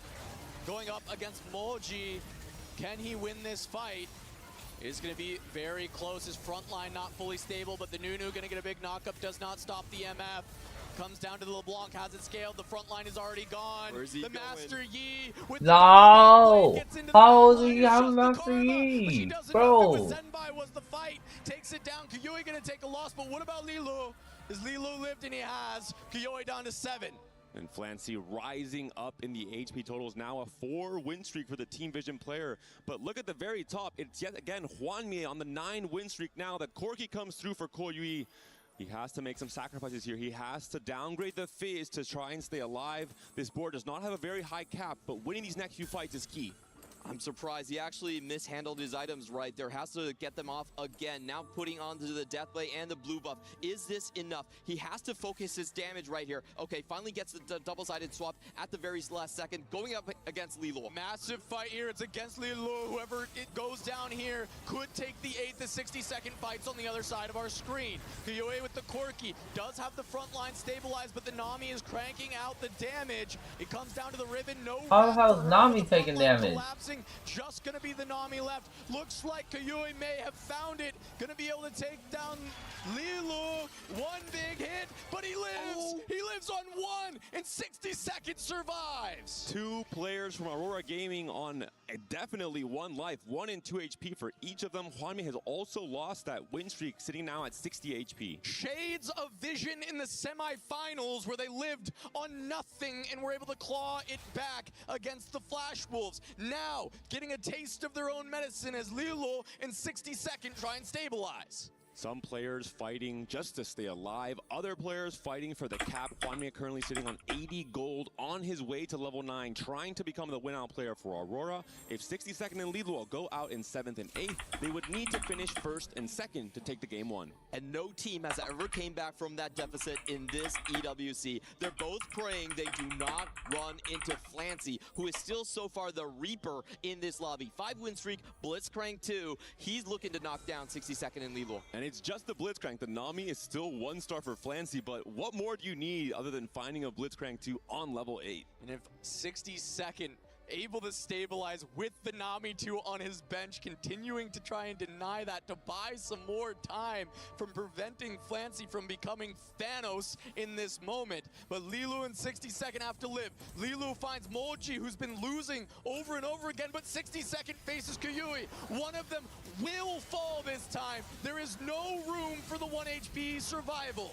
The 7 Shepherd stun so big on the Riven. The front line is still holding on. Can the LeBlanc scale in time? The Riven's been taken down. The burst comes out from the Corki. Is it enough? A last pass comes through. The Corki targeted. The damage comes through. Koyui is taken down. And I believe it's 8th place. Lilu lives. It is gonna be Lilu living 60-second living, and he takes out Kayui. A huge performance from these bottom two for Aurora. Hwanmie is on his roll down, level 9. It's time to become the strongest player in this lobby. That's the goal for Hwanmie here. He has to step up for Aurora. The fight rotation not working out for Flancy in the end. He was strong enough to knock out either player, doesn't run into him just yet. And now there is a chance that Aurora can bring it all the way back. Moji now trying to strengthen himself to run into someone else. Ahau has picked up all of these additional artifacts too. He's holding them back for now so that he can protect 60-second just a little bit longer. Now he slams. They may be willing to sacrifice 60-second now that Kyoi's gone down and keep Ahau as healthy as possible. They see the Graves to his target. They slam to try and kill off a few more units. So this is as clean of a loss as possible because Ahau is not that healthy either. We have the artifacts coming through. The Graves has been scaling. Uh-oh. The Sona cannot do it. And Ahau is taken down. Lilo is taken down, rather. They both fall, and Hwanmie finally takes a loss to Zenbai. It's Flancy, Moji, both on low HP, but Flancy has not lost. 7-win streak since he was at the bottom, and he's level 8 with 50 gold. And the problem here is for Aurora, they still need to knock down Moji. If they knock him down, they make it equal in the bottom. Whoever wins will take away the game, and they're betting on Ahau and his Graves too with triple artifacts. And it's been scaling for so long. He has all these artifacts, all this scaling. It may be enough to take down Flancy even though he hasn't lost yet. On the flip side, Mojiji, he's played the Jinx reroll. He's just playing to preserve HP in stage 4. At this point in the game, he's getting outscaled. Here we go, the fight against Senbai. This is going to be an opportunity for them to sack. They're not able to take off items, but the positioning has put the Velvet there. We swap over to Flancy. He's fighting Ahau. This is a preview of what could be playing for first. The Graves is trying to fight, but nothing can pair to Flancy's board. A massive hit gonna go on to Ahau. The Graves trying to fight back for now, but it can't hold on much longer. Damn. Moji takes the loss, but Damn, that's 3. Ahau, there's still No, life it's 2. for Aurora, but it is fleeting. I think this will come down to whoever can take the first place. I don't think Hwanmie hit enough on his roll down. And Ahau, let's be honest, the artifacts were not that great for the Kindred. The Dawn Core combination with Yasuo's blade work, despite the Graves too, I think you're not able to get the most out of this artifacts. We're seeing the change up here on the itemization for Ahau. He knows he needs to try and become the strongest player. He's sitting on 50 gold, trying to make it to level 9. Yeah, he's definitely looking at some of the Akali items to get here. Instead, transforms over to a full bruiser build. Is this actually enough to win out? Against what we saw from Flancy, it wasn't enough. He needed more rounds. He will face off against that Master Yi. It's immediately going to get onto the Graves. The early stun is helpful. Hwanmie is trying to take down Moji. He needs to send him out next in order to even have a chance in this game. The Graves is finally going to go down, and that was a wrap onto the Kindred. The carry's being eviscerated, but Akali's doing the same. One more onto the E. He gets there and survives. And Moji will What? not. He takes a win over Hwanmie. Oh, yes. Vision still That's has crazy. to close this out with a blowout. All they need is Flancy to just rotate into Ahau I and was close just the better. game down. We just This is wanted not a Aura super than high cap win. raise, by the This way. is why we're The never gonna do subframe this again. being taken, so much more We're never gonna bruiser decide build. who can win Where in will the TFT. damage come from? It's just way too luck, and I'm not that With the lucky. Blitz 2, with the Nami 2, he's now hit all of his upgrades. He's trying to even make it to level 10. He's trying to become the win-out player in this lobby. Ahau and Mojiji, they are just trying to stay alive. Here comes the fight once more. Ahau is going to find Moji. This is the fight to keep Aurora alive. The Graves has everything hitting him for now. See if the Akali can wrap and get back towards the Jinx. There's the cast. Akali gets focused. The Graves is tanking everything, and now it's just a Morgana on the Jinx in the backline. It's all collapsing. Moji falls down. Aurora is still in it for now, but maybe not for long. Zenbai is going to take a big hit here from Hwanmie. Can he send him out? No. It's 1 HP, but all that matters now is first, and Flancy is on the 10 win, and it doesn't look close. He's sitting on 30 gold. He's trying to make it to 10. He's trying to find the highest cap possible as we move into the stage 6. Hwanmie is still sitting on potential upgrades and also sitting on 50 gold. He's taking it very slow in stage 5, understanding, hey, we're going to play for first. I can't roll down all my gold right now. I have to go further. This is Silver Scrapes as well. Let's remember, there's a huge influx of gold coming in for the 1v1.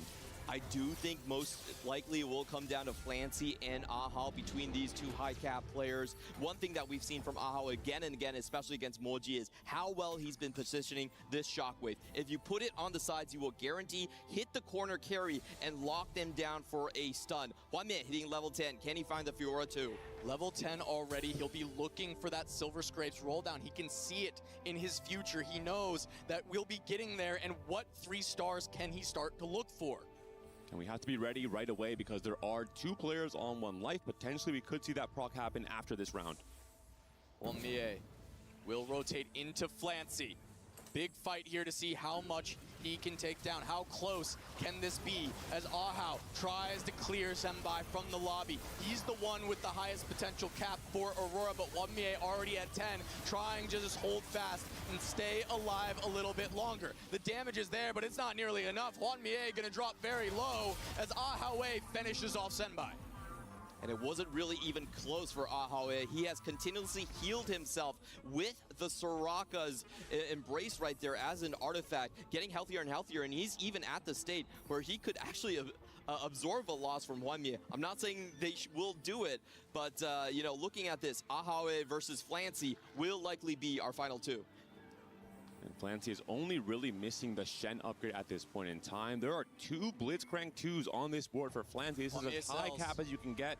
Hwanmye sells, he sacrifices himself. He knows that the final fight will be between Ahao and Flancy.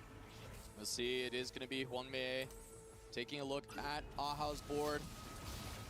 Is this the final fight? It is going to be Ahao versus Flancy. Just a preview, but it is level 10 Flancy. It's too much. Akali makes it to the back line, but it's the wrong side of it as the Nami clears her immediately. The Grave's still alive, but the damage is not there. It's not close at all. Ahao is going to take so much damage, and he's down, and so is Hwanmye. And Flancy says the stats don't care about your feelings. He's going to take game 1. What a tremendous win coming in from Flancy here, hitting that Blitzcrank 2 very early on in the stage 4 roll down. He comes back from 22 HP to secure the final victory. Playing like a true MVP, finding the high roll and then taking over the lobby across the next 2 stages. Blitzcrank 2 pushes to 9, finds the Nami 2 finally, then he hits in a second Blitzcrank 2 to cap it all off. Absolute insanity from Flancy time and time again. Vision Congrats. plays for this play style. They Congrats. play for this player. Congrats, They you played. play Congrats, for you played. Flancy to carry them across the finish line, and they've done it here again in game 1. One sec. of Be the right back. Grand Be right back, Finals. my homie. 1-0 Vision. Be And your more to come beach. after this. Alright, Poggles. Poggles, where are you? Poggles, hold it down for 1 second. 1 sec. Doing teaching. Poggles. Poggles gonna hold it down, guys.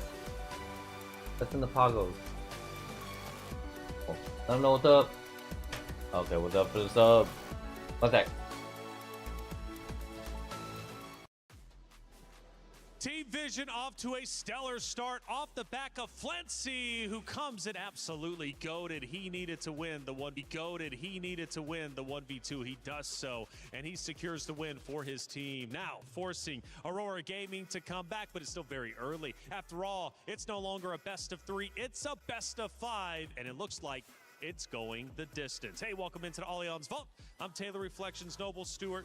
Hoope. Flancy, the absolute hero. Yeah, 100%, and in a different way. Normally, he's the tempo player, he's the one pressuring the lobby, but Hwanmye was doing that for Aurora. So both of the heroes of each team taking different roles. Hwanmye trying to pressure the early stage of the game to then pop off, and Flancy doing the opposite. Stacking low in HP, 20, to then pop it off with the Blitzcrank that we all saw. I mean, we all talk about how important augments are in TFT, and the first augment choice is always so important. You know, the communication in a 4v4 environment, and Team Vision every single time they think of Flancy as like, okay, what position are you in and what role do you want to take? In this game exactly, it was a comeback story into lose streak, into double Blitzcrank 2 right at the end of the game. And it was perfect as well. They had all streaks. It was Zenbai with the 5-win streak. It was MoGG who went on like an 8 or 9 game win streak as well. So they put Flancy in the perfect spot with Aurora Gaming like dropping like flies two of them were like on single-digit HPs in the end. We thought that they could maybe come back, but in the end, Flancy was just too strong. Flancy too strong, and he's been too strong. He's one of the main stories heading into this grand finals. Of course, we got Wanmei on the opposite side, but Flancy is truly that guy at the current moment. The casters were putting their heart and soul into that cast, and we go to stage 5-1 to watch the reactions. The 7 Shepherd stun so big on the Riven. The front line is still holding on. Can the LeBlanc scale in time? The Riven's been taken down. The burst comes out from the Corki. Is it enough? A last pass comes through. The Corki targeted. The damage comes through. Koyui's taken down. And I believe it's 8th place. Lilu lives. It is gonna be Lilu living, 60-second living, and he takes out Koyui. A huge performance from these bottom two for Aurora. Hubei, they were going off, but you were also smiling during the clip. Lilu lives. That was the expression there for Casanova, and it was perfect because in that moment, Aurora was taking the lead. They turned it out, they sent Koji in 8th place, and it was perfect for them to set up. But in the end, Vision turned it again, and Flancy taking a win with a cap-out possibility and a perfect board. Honestly, I have to say that might be one of our most entertaining games so far in the entirety of the 5 days of competition. And why not? It's grand finals after all, and the teams are giving their all. Hey, but we've got a lot of great co-streamers in the building, virtually everywhere you look. And one of them I want to speak to, his name is Gotaga, a very special individual. Gotaga, first off, it's great to finally talk to you. I quite literally have been casting over you for more than a decade. How you doing, my guy? I'm doing good. I don't know if you hear me, but I hear you. Okay, nice. I'm doing good, thank you. Hey, it's good to see you, man. Gotaga, first off, you're coming in big for the Esports World Cup. Not only are you here for TFT, but you got plenty of other teams competing, and you have your own booth with the Gentlemates. Yeah, we have our own booth, and we are coming for many games at EWC. Unfortunately, we are not at the TFT one, but that's the game. That's okay. You know, one of the things that I love about the Gentlemates, that they always bring the energy. I remember last year in Riyadh for various different games, the drums in the streets, the energy they have. You guys are hyped up because you got some other titles. Gentlemates mean to you because obviously you're one of the leading faces and owners of that great organization. What it means for me, I think we want to create something big in France, and I don't know how to explain it. Sure. But we want like people to be behind something big, you know, and come to many events like EWC. I don't know if you saw the major at Paris for the CGL on Call of Duty. It was pretty big, I hope one day we're gonna have this kind of thing for every game we are on it, you know. That major was insane, by the way. Probably one of the best audiences I've ever seen in that respective title. But clearly, Riot Games also mean a lot to you, and especially TFT. What's your journey been like as a creator through Riot titles, through TFT, and what does it mean for you to support this great scene? I love this game, to be fair. I think it's my main sub-game, you know. I'm playing a lot on it. I'm trying to be challenger on every set. At the moment, I managed to do it, but I'm still bad compared to this kind of player on the stage right now. I love this scene. I want to support it, and that's why we came to it with Gentlemates.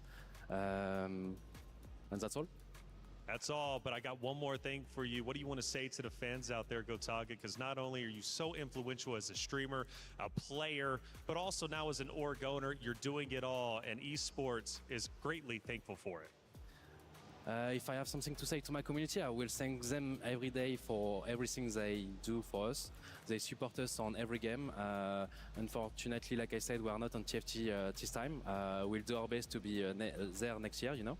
And thank you for everything, and keep following us, keep following TFT. It is a great game, and thank you guys. Gotaga, thank you so much. We'll be seeing you around the venue. Thanks for the co-stream, and keep up with everything, Gentlemates. Gotaga, such an incredible individual. Again, I've been casting over for a decade, finally get a chance to talk to him, but now let's bring it back to where we're currently at, the grand finals. And it's Team Vision leading 1-0. We've only got about 45 seconds before we head back to the stage to start game number 2. Adjustments to be made for Aurora Gaming. What are we thinking? Yeah, Aurora Gaming, we need to find a win-out player for them. You know, Huamne was a tempo player, but no one else really was the player that needed to win out the lobby. I think in the end, Team Vision played around Flancy incredibly well in game number 1, and it's now time for Aurora Gaming to find that win-out player. 100%. If you only play tempo, you have to send 3 players on the bottom, and that's very difficult to absorb. That was the plan for Aurora. Didn't make it happen. If you want to go one-on-one, you need to have the win-out player, and it has to be Juanmi. Aurora, can you come back? You're down 1-0 in the series, and right now, Team Vision is taking your lunch money. Let's head to the stage to continue on with game number 2.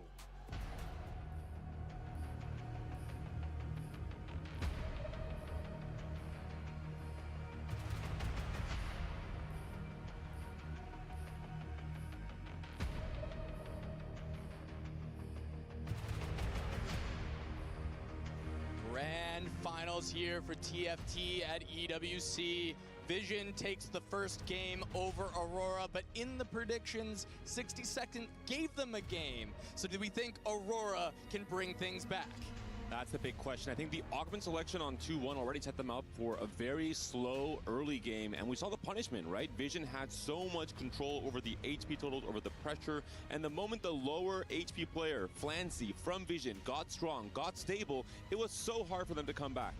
I absolutely agree with you. I think Aurora played way too greedy, way too disrespectful to their opponents. You take upward mobility and you die on level 8, then what is the game plan? I think they have to have a 2-2 even split. 2 players on tempo, 2 player for the win out. Sometimes copying Vision with fixed roles is good. It's exactly what I was going to say. We've got Vision who's done this time and time again. They've figured out that fixed roles. They've been able to make it happen. And now they're going to see if they can do it once more to try and gain a 2-0 lead over Aurora. It's Ari and Echo for the Gods for game 2. Those are the only changes because it is once again silver scrapes for the encounter. The 70 gold injection will come out in that final 1v1. And of course, we also have the Stargazer is going to be the Huntress. So Zaya and Lu once again, not really a viable option in this game too. One of the things that Juanmi says you have to play around when you see Echo is the potential for 2 5-cost champions at the start of round 4. If you just play onto that like something with the Space Groove and you get lucky, it massively enhances your composition. We also have the chance for Divine Intervention as a stage 2 God Offering from Echo. So if you're playing into a loose streak line, if you're playing into Calc Loss or potentially some Anima as well, that could be a viable synergy to get you even more resources coming into the stage 4 roll down. Create some crazy opportunities when you get that on Silver Scrapes in particular. You'll probably already be set up to be level 9 going into that, maybe even level 10, and that's where the 3 stars really start to rear their ugly heads. And we're taking a look at Flancy's board right now, trying to hunt for a Teemo to round out his trio of Shepherds. It will be a very strong board to start him off if he can get it.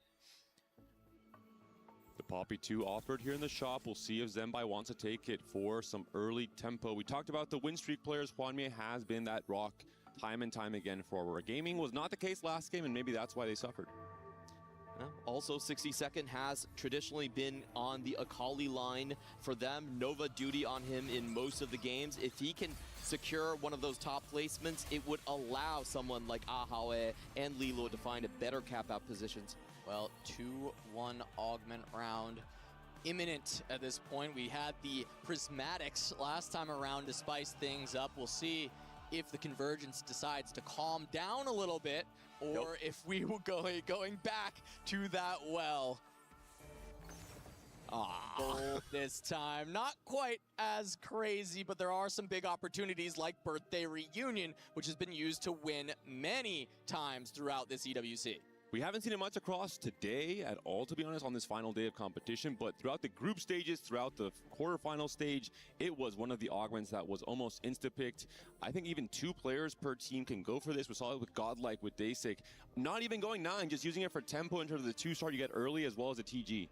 Especially when you have an Ari map on you, you know you're going to have a lot of injections of gold here. We're taking a look across the board in these augments. A lot of randomness being selected on the side of Aurora. Ahawe going from the frontline foundation, and Lilo chancing it for an artifact.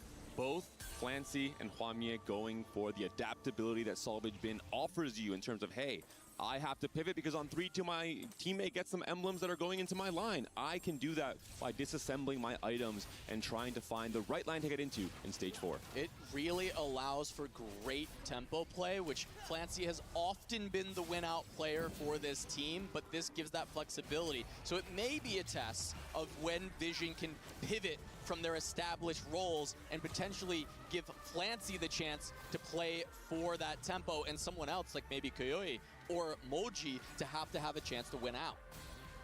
Yeah, taking a look at Lilo's board right here, I wonder if he's going to take a page out of Moji's playbook. We have seen when artifacts are offered much more compositions heading toward Mecha Asol, a very more stable AP flex composition that sometimes Lilo has been lacking. We're only seeing a singular Cho'Gath, so quite unlikely this would be going into that Cho'Gath Lissandra reroll, especially without the Yasuo God. And he does find a dupe with this as well, so quite a strong position to just go for a mecha if he wants to have a stable game plan. On the meantime, for AHA, we get the answer to Frontline Foundation. It is going to be Vanguard, actually one of the best options for Space Groove. Yeah, we'll see if he can find his way into that Space Groove line. You mentioned the Echo earlier, maybe getting those early 5 costs. Getting that high roll Blitzcrank was what led to Flancy's domination, and that might be an opportunity for an early Blitzcrank to take over this game, but for Aurora. We're seeing the win streak starting to come through now. We're seeing the players who are trying to posture for the win streak in the first place. Other players not leveling early, playing weaker boards, thinking, hey, I'm going to spike either on 3-2 in terms of the reroll options or just simply on stage 4 for those big comebacks that we saw from Flancy last game.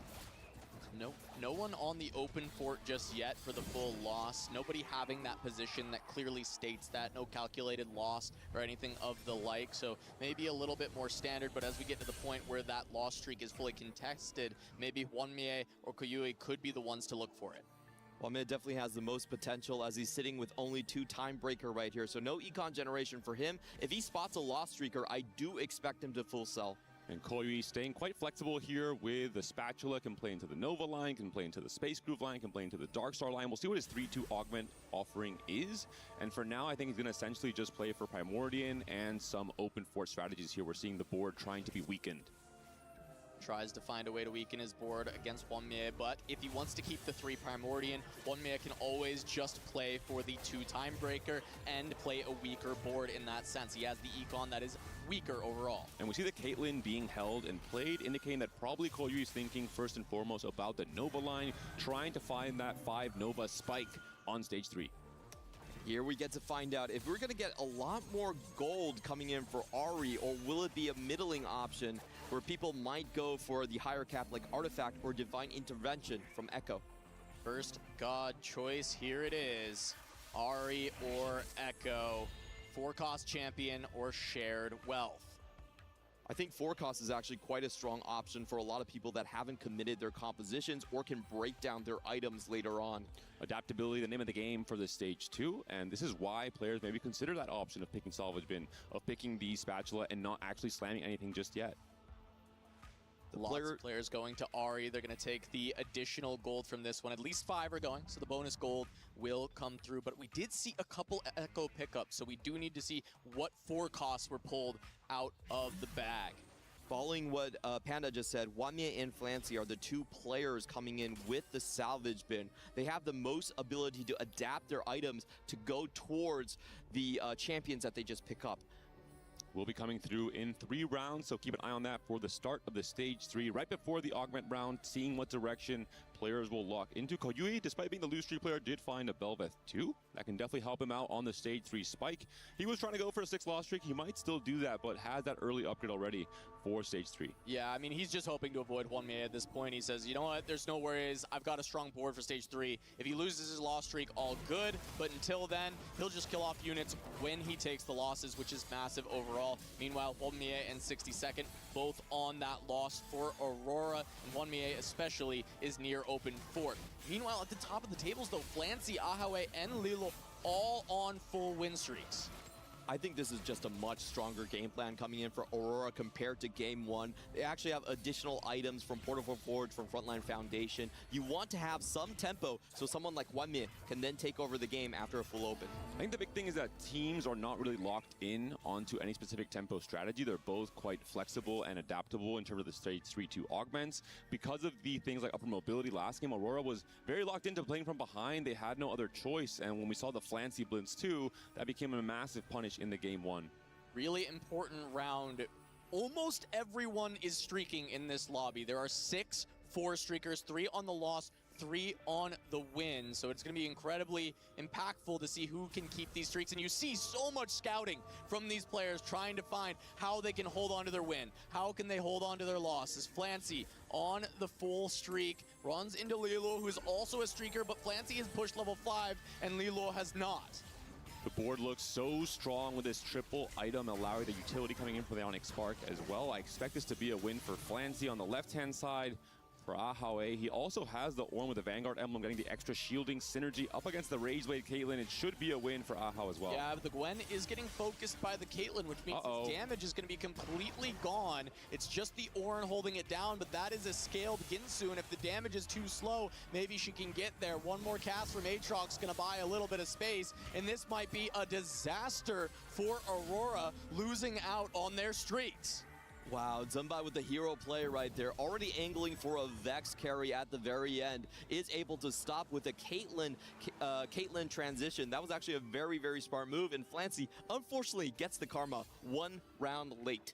And we do see the 5 loss coming through for both Hwanmye and 62nd. Koyui with that Belvet 2 he found earlier did end up getting a win in that last stage. Immediately, though, Hwanmye does find the Akali too, so he is set up to play around that Nova line. This attack to beat the Krugs. Gnar with a stone plate and a Warmogs. I'm learning every day of the set. I just want to say, I feel so bad for that Gnar. The only round he's played, he goes in and it's like, you're going to tank against 3 Krugs. Good luck, buddy. What is my purpose? To die. Hey, he survived. He did live. He did live. Mission failed. Yes. Mission failed for this poor astronaut. Gnar is going to go back to the shop very soon for Hwanmye. And there he goes. Thank you, Gnar, for your service. We'll see you later. Taking a look, if he finds any of the Leonas, I assume he still needs some gold generation right here. Doesn't get it just yet, so just kind of a tempo find for Hwanmye. He's going to rely on 3-2 augments to show him the way. The next fight can still be the loss streak continuing for Hwanmye. He has improved the board, of course, with the Akali 2, but no items slammed. Still holding on to the anvils. Finds Zembai. We'll see if he decides to slam anything or just accepts the loss, because, of course, this will be the 6th loss on the streak. A little bit putting foot down so that he can play for a couple kills, but 62nd also on the loss. This is a scary setup already for Zembai on stage 3. Has the Gragas upgrade with the Stoneblade. He's on Bertha Reunion with the Rageblade. He can play into the Vex carry for the Fast 9 game plan. Depending what we get from this 3-2 augment alongside the Ahri economy from the God Offerings. Here come the 3-2 augment selection. It is going to be silver. We saw a Recombob. I don't think we had any positions where that was going to be too terrifying. Just want to say, Flancy did have a Karma right there, so he could potentially play for it. He's thinking about it. He's also in a win streak position right here. He could throw it away, could guarantee he gets the 10. It is going to be a pass on that. Instead, the team building for Hwanmye for the Akalis. Just trying to play for a bit of a spike now, a bit of a spike in stage 4 as well when he gets a second duplicator branching out, offered here for 62nd. Augmented power as well if we want to see a bigger spike. It is a sniper +1 for 62nd. Does have a Reforger, is playing around Warlord's Honor, trying to play a bit of a combat or scaling combat power augment, but he's on a 6 loss right now. The Bastion comes through, very flexible emblem, can play it into so many different lines. Yeah, we have seen this both for the Quirky Riven line as well as the Space Groove line. He will still have to decide later on. Hwanmye as well is locked in now into the Akali. So we're starting to see these players start to take position regarding where they want to end up. And one of the loss streaks now snapped, but that is anticipated into stage 3. 62nd now going to turn this into a win, and Hwanmye can continue to lose if he needs to. And we're looking now at Zembai's augment setup. I talked about him before the 3-2 round. Late game specialist with Birthday Reunion. This is starting to assemble all the pieces of Exodia in terms of that Fast 9 Vex 2 game plan. This was a really critical win that Flancy just took off of him. Usually the best game plan is for someone with Birthday Reunion to skate all the way to level 7. You get that Thieves Gloves, and then you continue to win streak. That break was so pivotal for Vision. I will say I think it's better for Flancy to keep his win streak. It's going to be less fake compared to Zembai, who does have just essentially an augment down until he goes level 7. Yeah, so the chance for Flancy to hold on to it through stage 3 going to be a lot more likely, but Zembai, of course, going to want that HP back, and Flancy's going to owe him. This is going to be Ahao versus Wanmie. Wanmie has now found an upgraded front line in the Ornn 2 to try and start stabilizing this. He has items for the Akali, but because it's Ahao, he's not going to slam. He is trying to allow as many units to go down as possible, and in fact, even donate the win to Ahao so he can continue making money on this loss streak and find the rest of his composition. Such a cool play coming in for Wanmie. He's actually not rolling that deep to turn into a win streak, willing to wait on what Ahri gives him. Sometimes Ahri can give you extra interest. So if you can hit that earlier, then you are punished if you roll early. Echo is going to offer 2 5-cost champions, so we could see another delayed spike coming through in stage 4. That's the big look for those Blitzcranks on our Space Groove players especially, but even finding something like an early Graves with a flexible board that you can play around. We've seen it in the past. We didn't expect it to be that great, but there are opportunities where it really can work out. Really massive for someone like Zembai that could use 6 different 5 costs to go into his 9-5 Nova composition. So definitely expect him to go towards that direction. The moment we see Zembai go 9, I think players have to start preparing for how strong his board could get even as early as stage 4. We won't have to wait till stage 5 to see that come through thanks to the late game specialist and whatever we see from the 4-2 augment in particular. Zembai does go to level 7 on 3-5, still continuing to be as strong as he possibly can. Big frontline upgrades as a whole. This is a pretty strong board, even though he's on the 2 lost. And the early Tahm Kench to give a little bit of extra money as he goes is a great way to help him get to that level 9. I have to say, once again, Aurora looks like they are in a deep hole. They don't have the win out spots, no Nova Fast 9, no Space Groove, and they are losing on HP at the same time. That being said, for Liluo, an early LeBlanc on the Rage Blade setup has a duplicator as well. I think he can almost guarantee stability on stage 4 for his team. Yeah, big flexibility there. If he can find the LeBlanc naturally, being able to save that for the Sona, so you've got your second carry setup, can make this comp a lot scarier, but not good enough to outcap something like that late game specialist. So they need to start punishing Zembai, and it's tough because he's played for a very strong board. I'm not a huge fan of banking the game on stage 4 fight rotation. That has not been a winning strategy for me, and unless they can actually spike really hard and always find Vision players on the other side, I feel like Vision are just going to skate by into level 9. Here's a bit of a roll down from Koyui. He's on the 5 Nova. He has the emblem online. Who's going to be the win-out player for Aurora? That's my question as we move into stage 4, stage 5 even. We have some clear answers on the side of Team Vision. Zembai currently lower in HP. The teammates pressuring the lobby now for Zembai to rise up later in stage 5. But for Aurora, who can actually play for a first? I don't see anyone in position. When we typically think about those win-out spots, it's usually the AP flex into Bard Sona, or you have the Nova 9-5 composition. They don't have any of those in it. So you might have to have an alternate win condition. Someone has to find a lot of 4-cost copies. We'll see if they can get there. It's incredibly tough to hit that 3-star in 4v4. So easy to hold the copies away. We've only seen it once, and it was Meeple Printer to get us the Rammus, and we are going to have Flancy continue this reign of terror, taking down another win against Liluo, who's on a massive loss streak. And once again, Team Vision executing their strategy perfectly. One high roll, tempo, win streak player. This time it's Flancy. And a second player, Moji, forcing the win streak. This is his role. He wants to pressure in stage 3, pressure in stage 4, and then start falling off in stage 5. This has just been a master class in flexible play coming in from Flancy, getting those early items and then running into a very lucky Karma to extend the streak. I think he's kind of crushing the dreams and hopes of Aurora here. We asked the question if they can swap the roles around, find somebody else to take the reins to go for the big win out, and if Flancy can just play for the tempo, and he has set it up beautifully once again. This might be the player to look out for in terms of the win-out potential. It's a similar spot to what we saw from Flancy last game. All it takes is one Blitzcrank 2 on 8 to all of a sudden become that player. Well, and if he did end up taking the 5 cost from the Echo, that's the opportunity to get there early and often. Did get the Echo selection in, and there's so many fans here, so many people cheering for these two teams, the GOATs of TFT. Who does the crowd actually favor? I really want to ask them about it. Yeah, well, we'll have to see. We go to 4-2 in just a moment. We'll get that last augment selection. Ahawe going up against 62nd. It's going to be the Gwen getting on the back line. Great itemization already for this, but need to find the Nami, because right now Gwen 1 as an item carrier is not good enough. This is not a game plan we've seen very often across this tournament. The Zoe without concentration, the Zoe reroll with just the Warlord's Honor.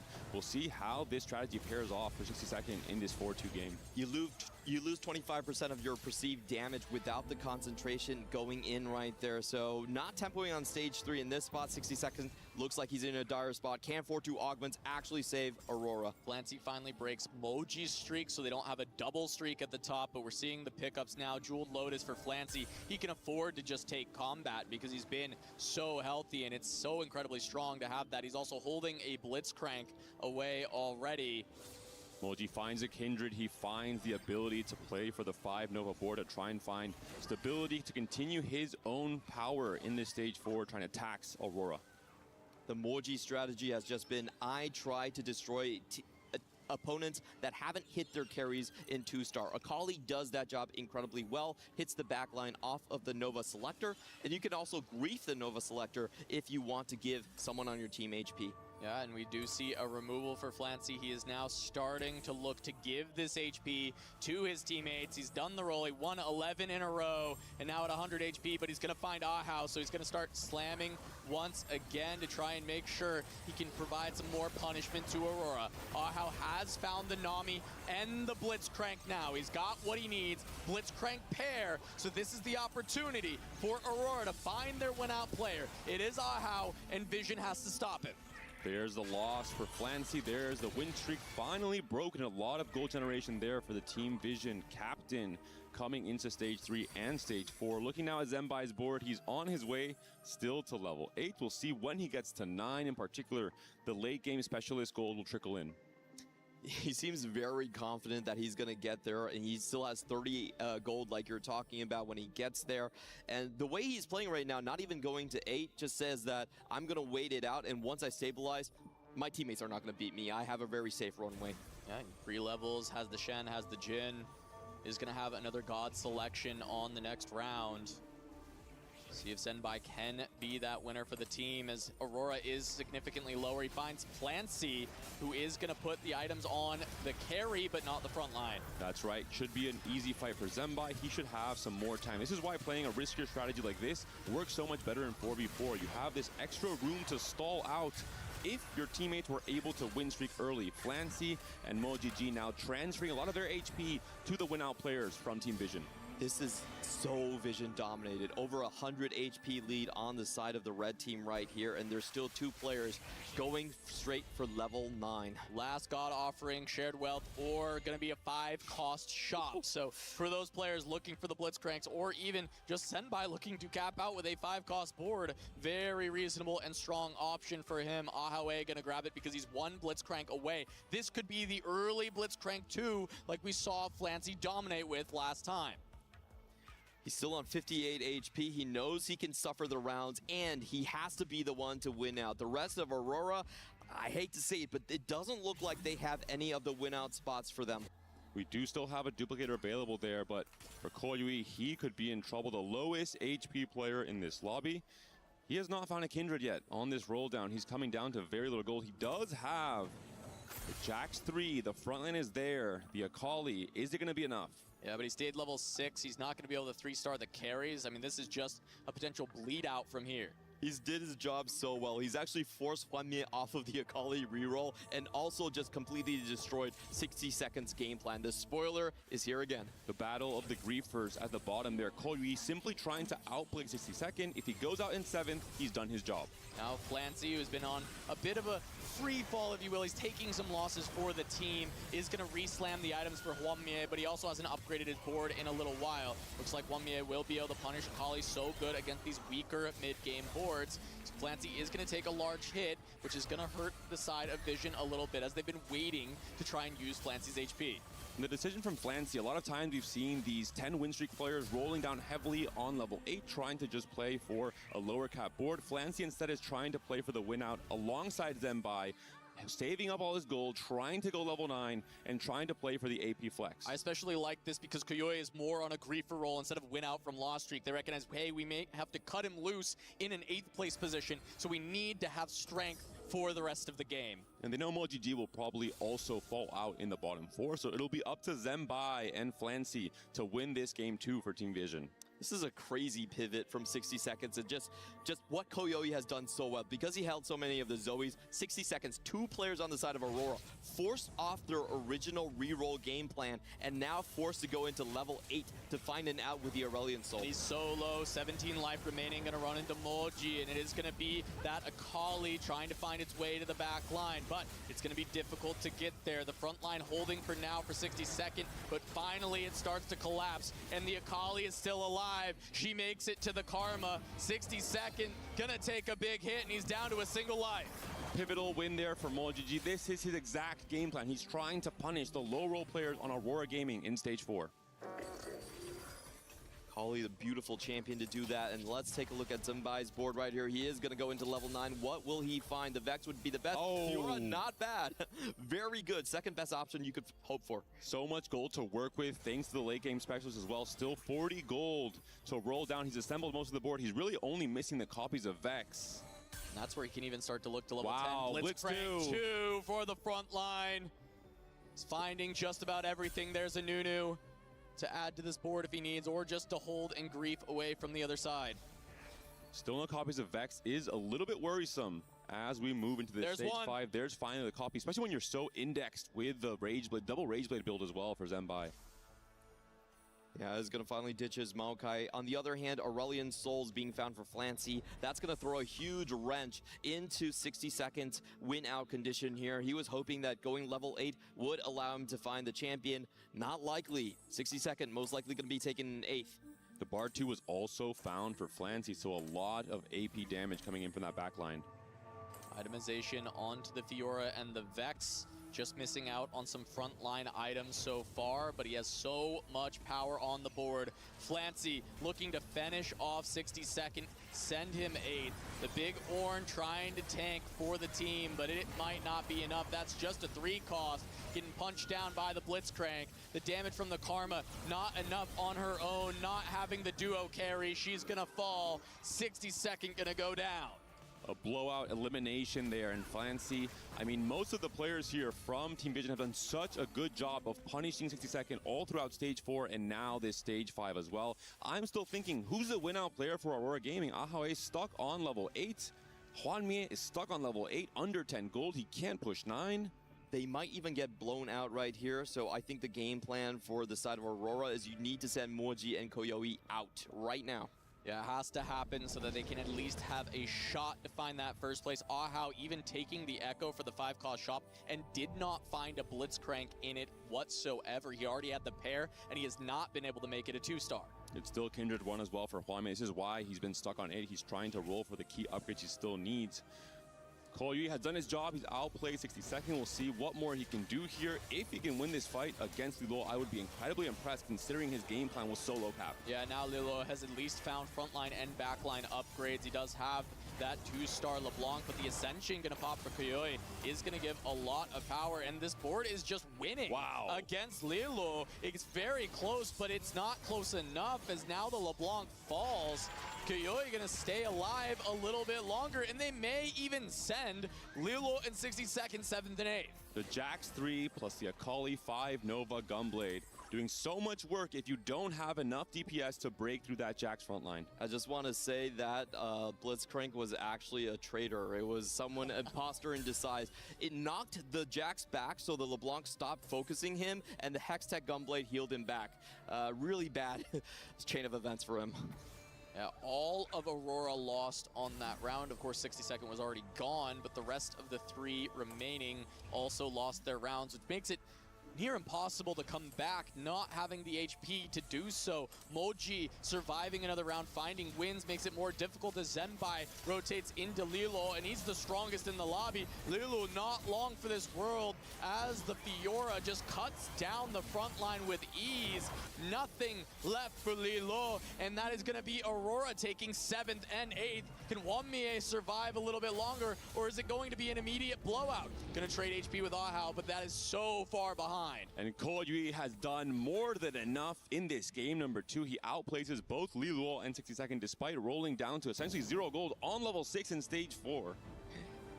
Oh, that's just stage 3 tempo for you. I love it when a griefer gets a good result like that one. Being able to destroy 2 game plans for the cost of 1 just going into it.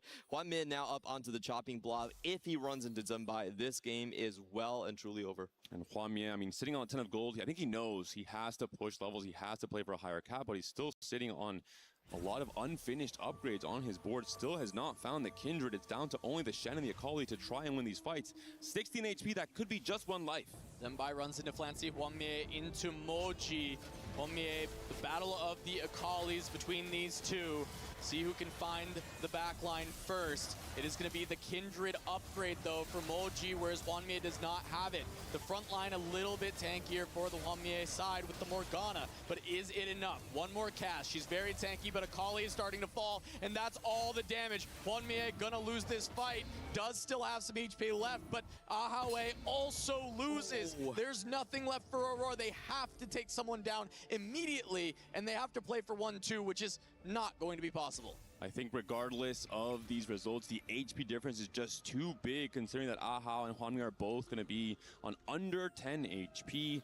They weren't able to stabilize. They weren't able to play for cap. They weren't able to find their upgrades in stage 4. The pressure game plan from Vision, yet again, Flancy and Moji coming into stage 4 with so much HP has made it impossible. Can this Shen do it? This alternate sort of carry condition Shen with the Archangels and the Guinsoo's Rage Blade. That's what Hwanmie has to do against Zenbai. It's doing its best, but its best is not nearly enough. We see Zenbai trying to take him down with the many legendary upgrades. Ahawe against Moji, who has just continued to still scale up through the game. He will still have the Akali alive. That's going to be Hwanmie down, and that's all that matters, as he is going to fall in that bottom 4, meaning that is Vision taking game 2, leading this series 2-0 and 1 win away from becoming your TFT at EWC champions. All smiles on the side of Team Vision. This was a team that was underrated, disregarded. There was no CN org that was willing to pick them up in time. We had Twisted Mind, who you had Hwanmie earlier, not willing to pick them up. Finally, they proved their worth, their strength, and their newer generation of CN players in Zenbai and Koyui.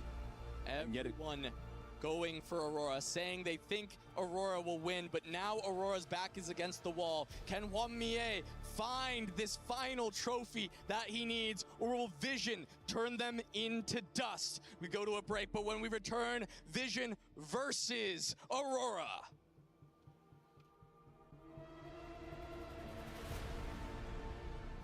Play is in our DNA. Whenever we let it out, it becomes our superpower.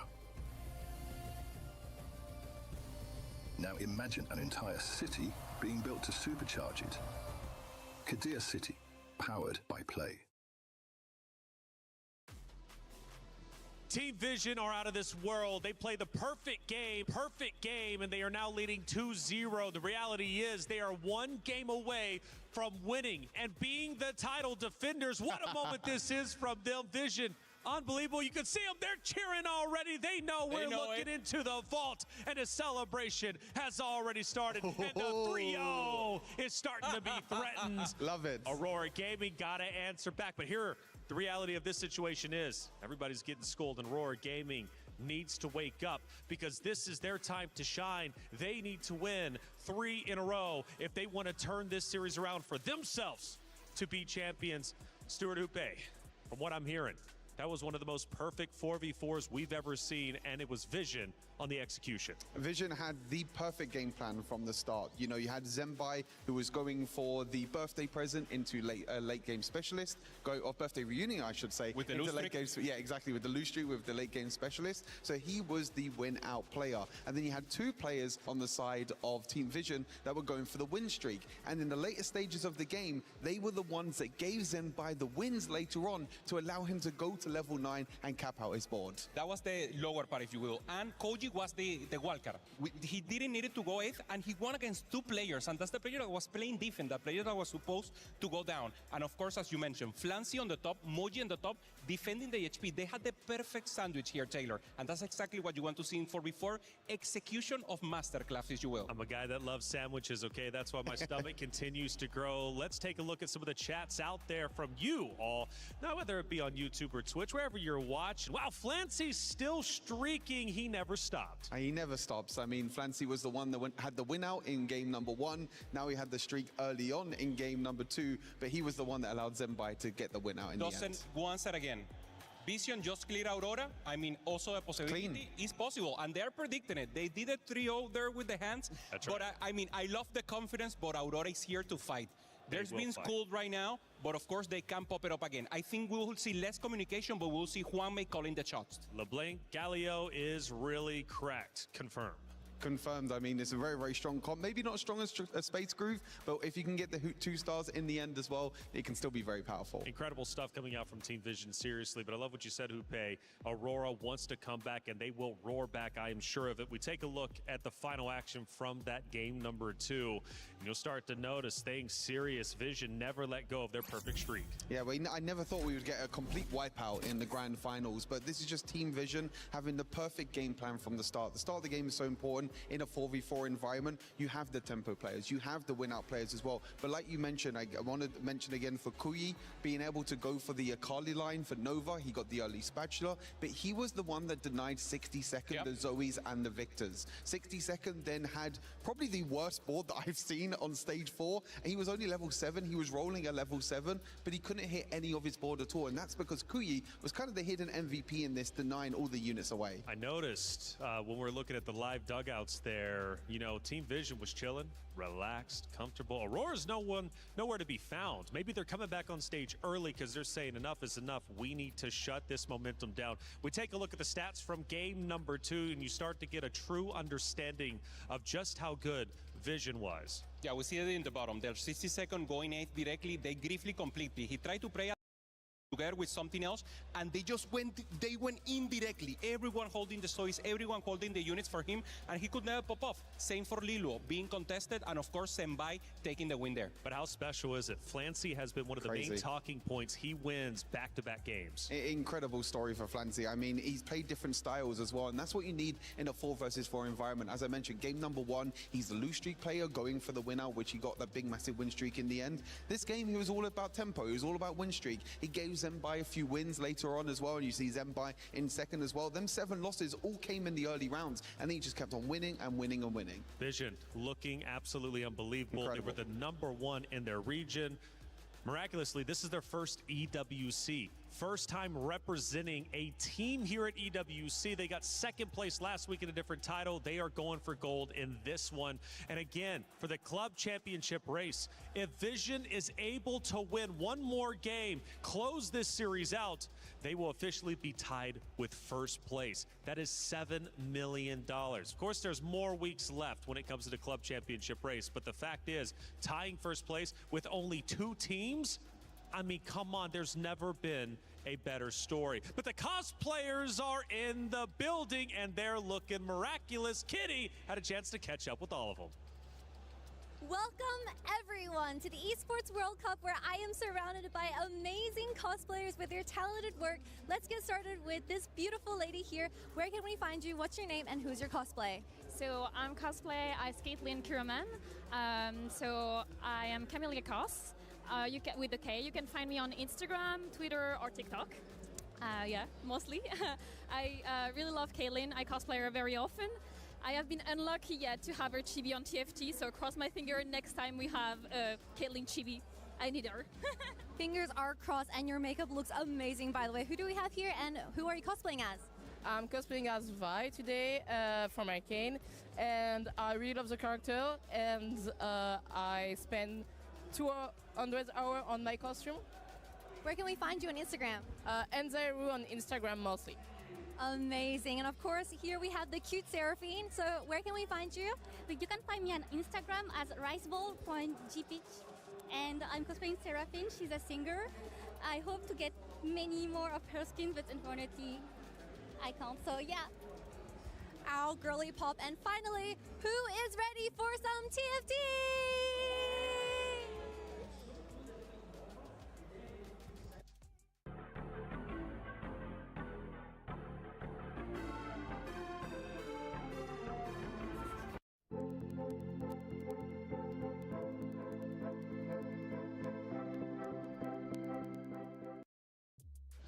Amazing stuff coming out from our cosplayers. They have been absolutely wonderful, and I tell you what, it's been great here at the Esports World Cup. But this series is something special. Team Vision are making history, and for TFT, they are looking sensational. But this series is far but done with. Aurora Gaming, they want to come back, and they have the opportunity to do so, but they're going to have to dig deep. We saw them in the vault. We see them now on stage. Question is, are they ready to go the distance? They need 3 in a row in order to take it over. We're going to head to the stage in just a moment to continue our grand finals.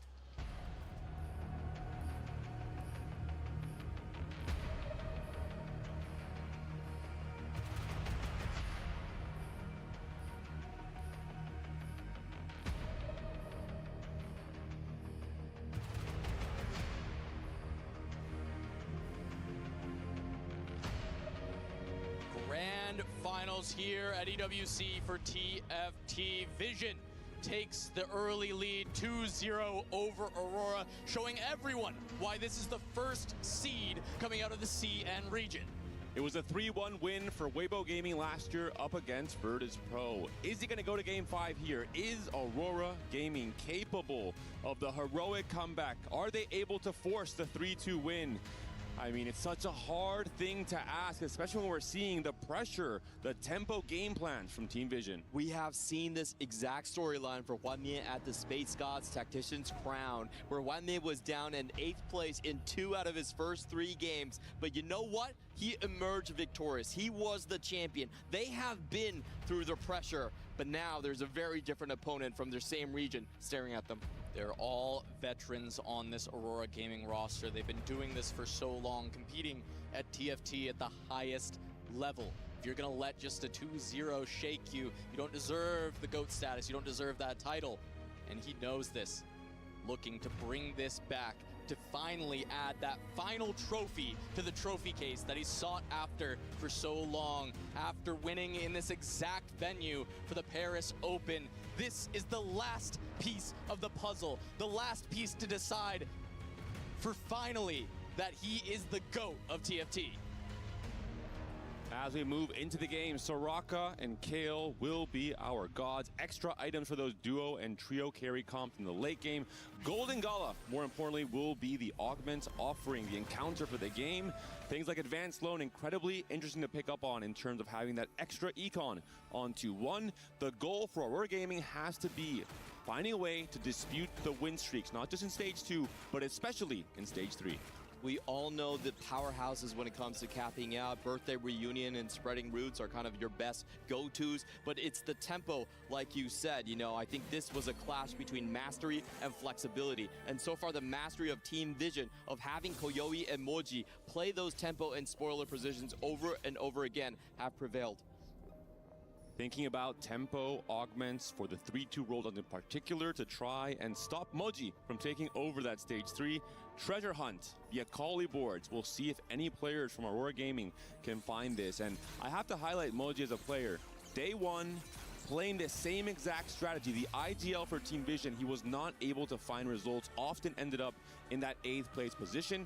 In this finals and across the last 2 days, a completely different competitor.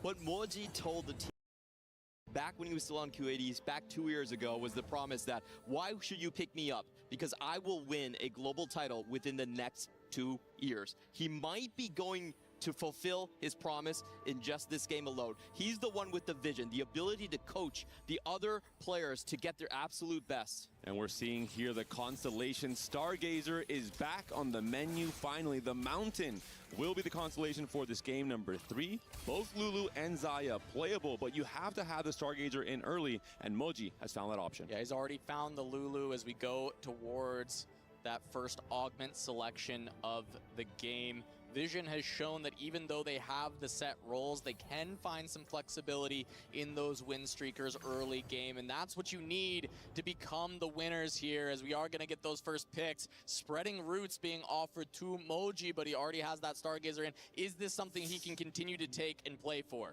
It's actually a difficult decision for him right now. Spreading Roots, of course, higher value, but he has such a set path with the Lulu here, so he actually rolls it away, trying to stick to a position that his teammates can understand better. And may end up just getting that with booster pack. Very basic, very simple. Just get some extra gold. Meanwhile, the other two are a lot more committal, as we have a lot of the augments coming in. Looking at again for Aurora Gaming, there are more scaling options. Hwanmie on the Clear Mind, Ahao on the Bodyguard training, not the immediate tempo spike augments we're asking for. And I just want to point out that Aurora picked every augment before the side of Vision did. That's the biggest thing that Moji tried to teach everyone from the CN region is, hey, why don't we just play our strategy around theirs? Look at Flancy in particular. He saw, hey, these are some slower tempo augments coming out from Aurora Gaming. I pick up Advanced Loan. I can go for a potential roll down on 3-2 with all this extra gold. And yet again, Vision might be playing for the tempo, for the pressure game plan in Stage 3. This is where we see the experience and pedigree from Aurora, having all these players, 3 TAC crowns between them, 2 on Hwanmie, 1 on Lilo, going up against the team play from Vision, the knowledge of 4v4, what Moji brings to the table. Hwanmie trying to be the hero for the team because they don't have a very obvious win-out spot just yet. He is going to go for the full loss streak. Competing against him will be Flancy with that advanced loan. So we have the 2 carry players on each side now trying to go into a full loss streak situation. It will be about a couple of factors. Can someone pick up the Anima maybe to play around this one? Or what type of win-out augments can he get on 3-2? And with the power of Stargazer and the inherent scaling capabilities of the mountain, we do have 2 different players from Team Vision fielding Stargazer boards right now. Zembai and Moji G. Moji G potentially going for the Lulu, and Zembai might consider playing for the Zaya. 2 lines available. They can both go those different paths without contesting each other too heavily. 60-second is going to slam items and start to look to win streak for Aurora. He can still go into any direction, even though it looks very much like a Corki. I will have to say the mountain game plan on this Golden Gala is so incredibly powerful because you can go into that Pandora's items and just roll away into whatever type of vertical trait you want. So very strong game plan and start from Vision. We'll see if Ahao can get together a tempo start here. A bit of a win streak going for now without getting really full value from the Bodyguard training. Of course, an augment that scales you into the late game as you level up. If you can make it past this early game with a 5 win streak and then also have the additional power in Stage 4, that could be a possible win condition for Ahao. Hwanmie is going to be able to keep the loss streak, does not see Flancy yet. So both of them continuing to open fort in the early stages, but of course Advanced Loan and Clear Mind going to give them a ton of economy. Flancy already at 50 gold at 2-3. Hwanmie, of course, still going to be keeping up a little bit because of the Clear Mind. And do we see the commitment onto the Lulu from Moji G? If we do, that could be one of the targets for Aurora in terms of trying to hold the Lulu, trying to stop that from coming through on the mountain. We're going to take a look at the gold boons right here. Both of these are actually fairly tame. It's really about the items. Can you get something, some good components that fit your build currently? Bow is one of the most popular ones, of course, for the Nashers, for someone like Moji as well.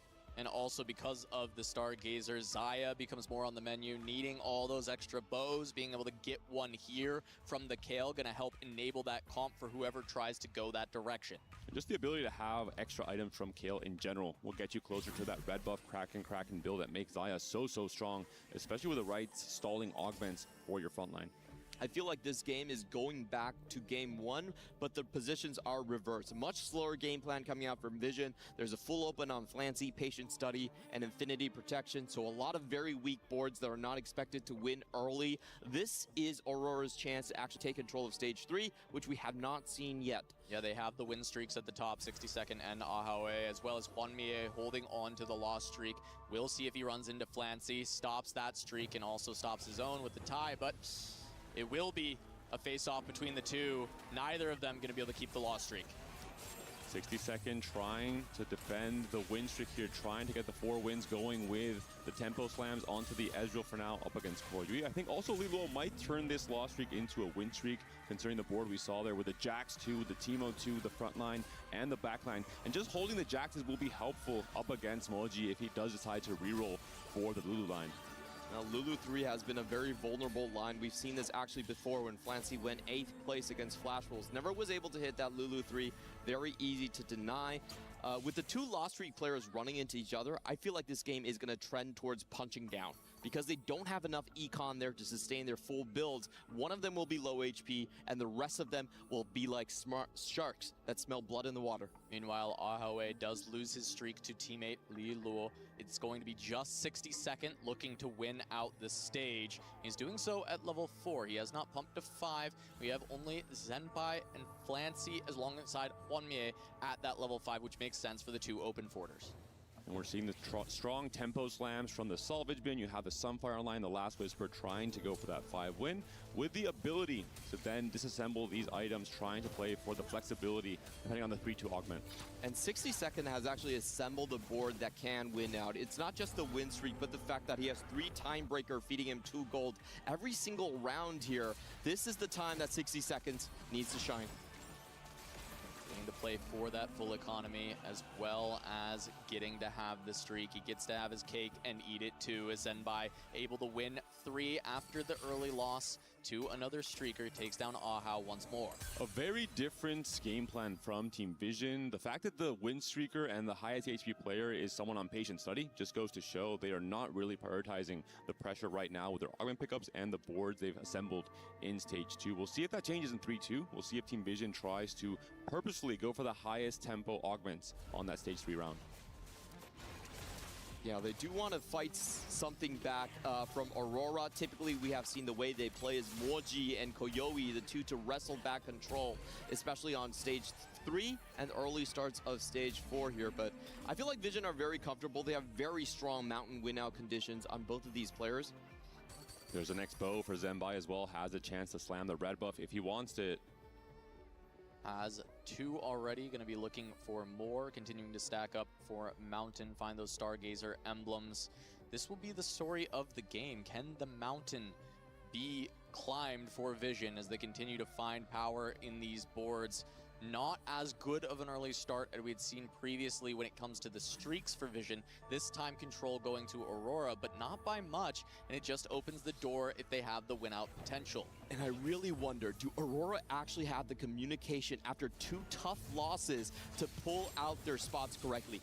All 4 of their players are currently undecided on where they are going to end up. As we move into the stage 3-2 augment round, reminder, it is Golden Gala, so we'll be seeing some gold augments coming through for Hwanmie. Cosmic Restart could be pretty insane considering his open fort strategy, the chance to find 2 emblems, and the extra rerolls for a player like Hwanmie who can adapt so well could be massive. We're seeing Epic Rolldown also offer some tempo options with Construct a Companion for Li Luo. See what the pickups end up being on this round. We mentioned that Pandora's items as well as an opportunity. Not seeing any of those being found just yet. Booster pack once more. Replication. Could be more bows as a possibility. This is Koyoi's strategy every single game. I'm going to be on Akali duty, make sure that nothing stabilizes based on this Nova comp. Perfect synergy between the cash out of the Infinity Protection and the Epic Rolldown on level 8. 4-1, his goal will be to find the Kindred 2, to find the 5 Nova, and to try and tax every single player from Aurora Gaming, especially the low rollers in stage 4. Comes down now to the win streaks. Can 60-second keep things going for Aurora? Zenbai finally breaks it. It's going to be against Lilu, his teammate, instead. should be able to hold on to this as he's continued to level up the board. 2-star Gragas for the front line, and another item slammed. Salvage bin allowing for him to slam an interesting medley of items that he can change out later. That being said, it is epic roll down for 60 second as well. Not a tempo option in the 3-2 augment round despite the 6 win streak. Potentially just trying to think about, hey, I have stayed healthy enough for now. I need to find a way to have the extra econ to hit my board on stage 4. Shepard so far has been a completely open line between these players. We'll see if anyone goes for that. In the meantime, Moji, if he wants to play this reroll, he should be rolling down now. He is 6, does get the Lulu pair already. If he hits the 3rd booster pack on 4-2, does something special happen? He gets triple boosted. 3 packs is out here playing Ripbound, you know? That's what we got in the grand finals. Remember, TFT Convergence? Oh no, sorry, just the Convergence in Vegas. Moji going up against Lilo. Has gone for the Lulu direction, at least within that mountain. And 60 second does hit Zenbai now. We will see one of the win streak snap. And with these 3 items on the Jack, Zenbai having to anchor around this Talon dealing all the damage. Ezreal trying to be the carry for 60 second, but the Jax, if it can get one more cast off, is going to be far too much, and it doesn't even need to, as the Talon makes to the back line, not getting another tempo option. 60 second going to lose the win streak at 7 as Zenbai turns things around. And this red buff Edge of Night build on Talon was one of the menaces of the early game in the earlier parts of the set, when Talon could carry you through into a very easy tempo game plan for the Stargazer line. Flancy just naturaled another Karma. Things looking really in Vision's favor right now. The 2 forecasts for AP Flex on the side of Flancy is going to be very difficult to keep him down, even though he is in 7th place. I would say he'd be one of the fastest players to turn the corner. He's done it time and time again for Team Vision. Flancy being the hero. So many firsts for the team across this tournament. He's identified as the all-star for this, and they've built a lot of their game plans around him, being able to have him as a win-out option once again. Well, you can't stop someone that just naturals everything on level 6, so that's a little bit unreasonable, but very high roll for him. And we were talking about punching down in this tournament because both of them lost their streaks in stage 2 between Hin and Wanmie. Now I don't think Flancy is going to be collapsing very easily. Especially the synergy with the Arbiter for the Leona. For every interest he has, he can print out Leonas. He picked up advanced loans, so he's been having a really good time in terms of advancing that Leona print. Meanwhile, Wanmie is still homeless. You can't really tell where he's going. He's trying to hold on to pieces of perhaps denying the Xayah, perhaps going straight into the space group. I think he has to get really, really lucky with hitting those Namis, while everyone else on Vision will be looking at him. Escaping this spot, further proving his legend, his legacy as the GOAT of TFT. If he can escape this, he can escape anything, and that's going to be the question when it comes to the stage 4 roll down for Wanmie.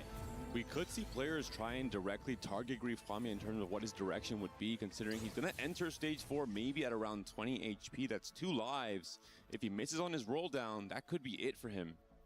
He's already committed to double Nasher, so I have to assume that he has only just the pathway towards the space groove as his only answer right here. That makes the game plan so much easier for Vision. Going into the last fight of stage 3, Wanmie has gone for the full loss here. Zenbai trying to win out into stage 4, keeping 97 HP alive for Vision. Their game plan coming to fruition once more. The Lost Streakers looking to turn the corner already. Bioi and Flancy both being able to do so, as it's going to be Zenbai against Ahawe. He has the 3 items on the Lissandra, but the Talon is wreaking havoc on the backline already. This carry is insane, and the tanks are too strong. Zenbai is so powerful. With this win streak, with this setup, with these item slams, and with the Mountain Stargazer into the Xayah line, if Zenbai is able to hit Xayah too quickly, he can very easily win out this game by pushing to 9, finding the Jin 2, and finding the Blitz 2 as well. Wanmie on 19 after stage 3. Going into stage 4, he is going to have to find his comp immediately. He has 80 gold to work with, but he's only pumped 10 into level 7 so far.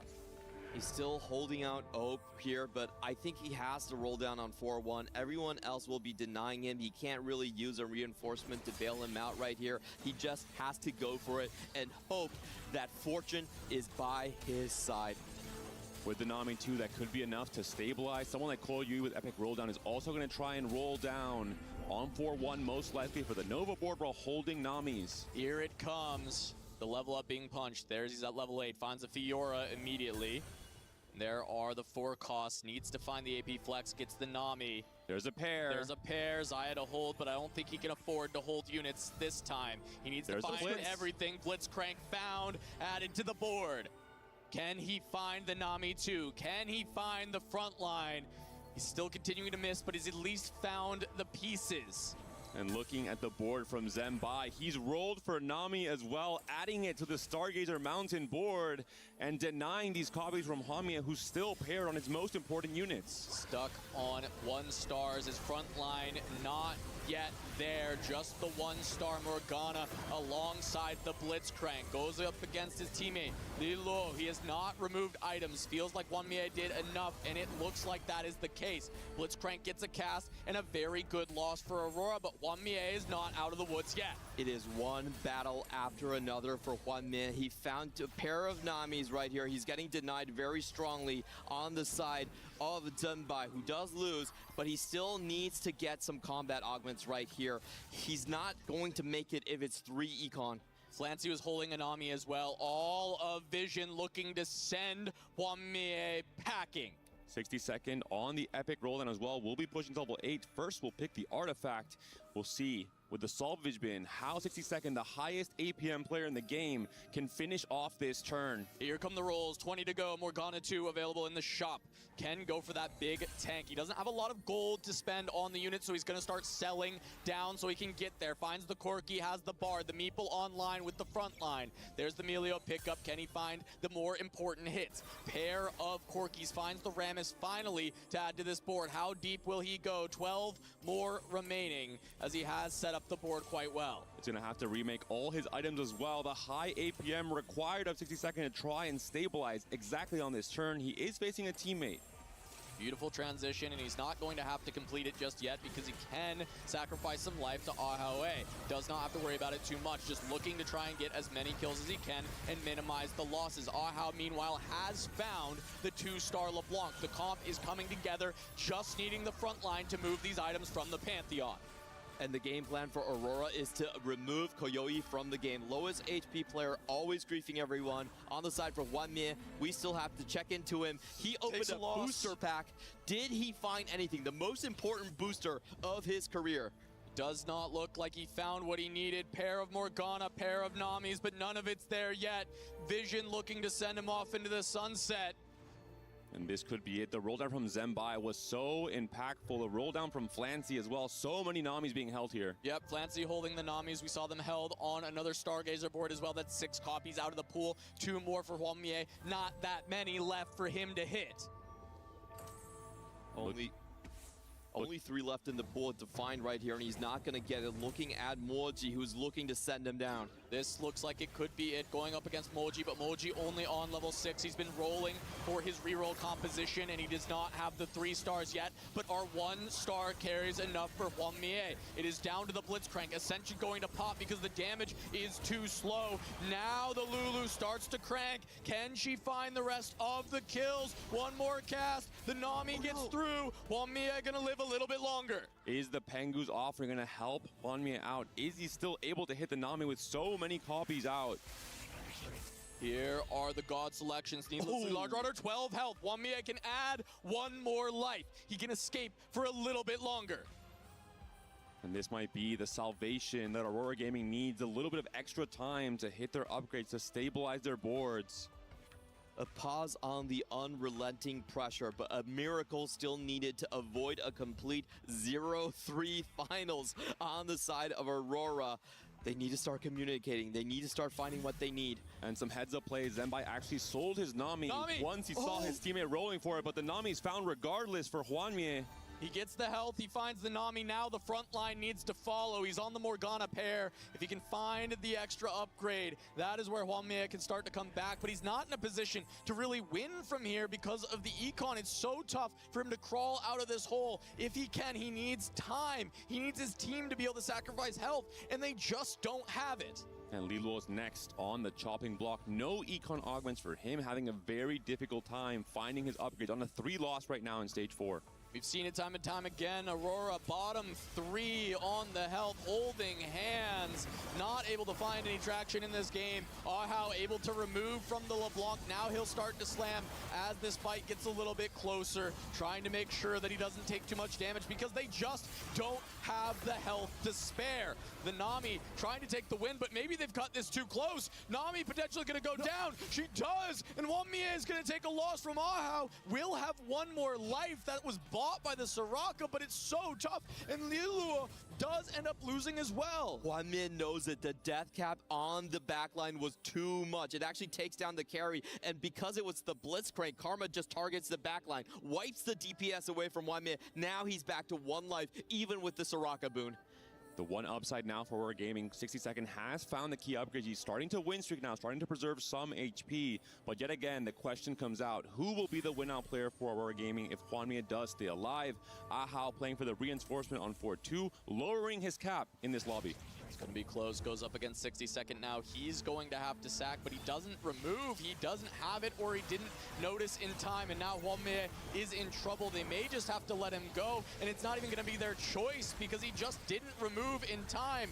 Now it could just go down as we see 60 Second side of the fight. He has 3 removers left. He just didn't do it, and Hwanmin is going to fall to his own teammate. Aurora in shambles. The best win-out condition on the side of Aurora has now fallen. Space Groove was the only comp that had a chance to take a first place right here. Now they're banking on perhaps, I would say, Ahawe and his Shepherd board. That looks like the best chance, even if 60 Seconds has a lot more HP. Liluo does find the Kindred, has a lot of items, but not enough econ to really upgrade most of his carries. Still sitting on just the Akali and the Kindred, and the Vex added in with the Shojin. Is this going to be enough, especially with his front line? How does he even buy it? And he's on 1 life. I mean, it's going to be really difficult here. It is just going to be the PvE round, so we'll see if he can end up getting a chance to get there. But Kindred, is it enough? 3-star from Moji, finds the Pantheon, frontline stabilized. It's big. The Ascension pickup from Moji on 4-2 means that you needed to find the frontline upgrades first to try and win some of these fights on stage 4, on stage 5, to try and pressure the players from Aurora Gaming, especially Liluo sitting at 10 HP. This is an incredibly strong board coming in from Moji. He has the combat augments, and the stuns going into the backline for most of these single tank compositions is going to be absolutely devastating, especially for someone like Liluo. There's really no chance if he runs into Moji that he can take it. Liluo also just going to be on a Kali 1 in this moment. Does not have much strength. Goes into Zembai. He has found the Xayah. Not the Xayah 2, but the Xayah pair. Liluo looks like he may go down before he gets this Kindred. The front line way too strong for his damage, and it just comes down to the scaling of Vex. Can she break through? The Nunu snowball is massive. The Tahm Kench will not fall, and the damage is coming through from Vision. Liluo will go down alongside Hwanmin, and that is 7th and 8th for Aurora. They must go 1 and 2 from Ahau in 60 Second. The same position, yet again, the pressure too much to handle for Aurora Gaming in this game. 3, 60 Second, and Ahawe forced to go 1st and 2nd to try and win the game, force the game 4, extend the series. It's been a while since we've watched their 2 boards, so let's take stock of the situation right now. He is on 4 copies of Corki's. That's usually the only chance you have for a win out on the Corki Riven composition. And in the meantime, for Ahawe, he has been win streaking, but he has to go to level 9 and hit that Sona 2 for his major cap. There's still a long ways off from getting there. 60 Second gonna face off against Moji. He has found the Melio and the Pantheon, but not the main carry in that Lulu just yet. And Bard is gonna help try and shred through this front line. Corki and Bard should be able to make fast enough work to try and get this done. But that Ascension, such a great augment for this setup. The front line takes so much time to die. It gives the Lulu the chance to ramp up alongside the Melio. And it looks like it may be enough. One more cast from the Bard, from the Corki. It's not enough. 60 Second gonna take a loss. Moji able to continue to deal damage to Aurora. And this health is a finite resource. Zembai still on Xayah 1. We saw the 2 holds there from Ahau trying to deny that next big spike for maybe one of the strongest players coming into stage 5 from Team Vision. Koyoi, the spoiler here, he has the most HP on the team and is already read the playbook coming in from 60 seconds, holding on to that Corki, holding on to that Rammus. He's going to make sure this game plan is impossible for 60 second. And there is not going to be a level 9 game plan from 60 second. He continues rolling here to try and find the extra Corkis. Is that going to be enough for even a second place? Level 9 just not that much meaningful for the Meeple composition, but with that much denials on and Koyoi being the one to hit the copies, it's going to be so hard to actually come back. Both tracks in the Corki and the Rammus are being held. Not going to be able to find that alternate win con, and just generically the Meeple comp not so good at placing first, unless he could find some emblem somehow, some way, but there's really no chance of that, as he is going to be able to find at least a fight win as Riven makes it to the back line.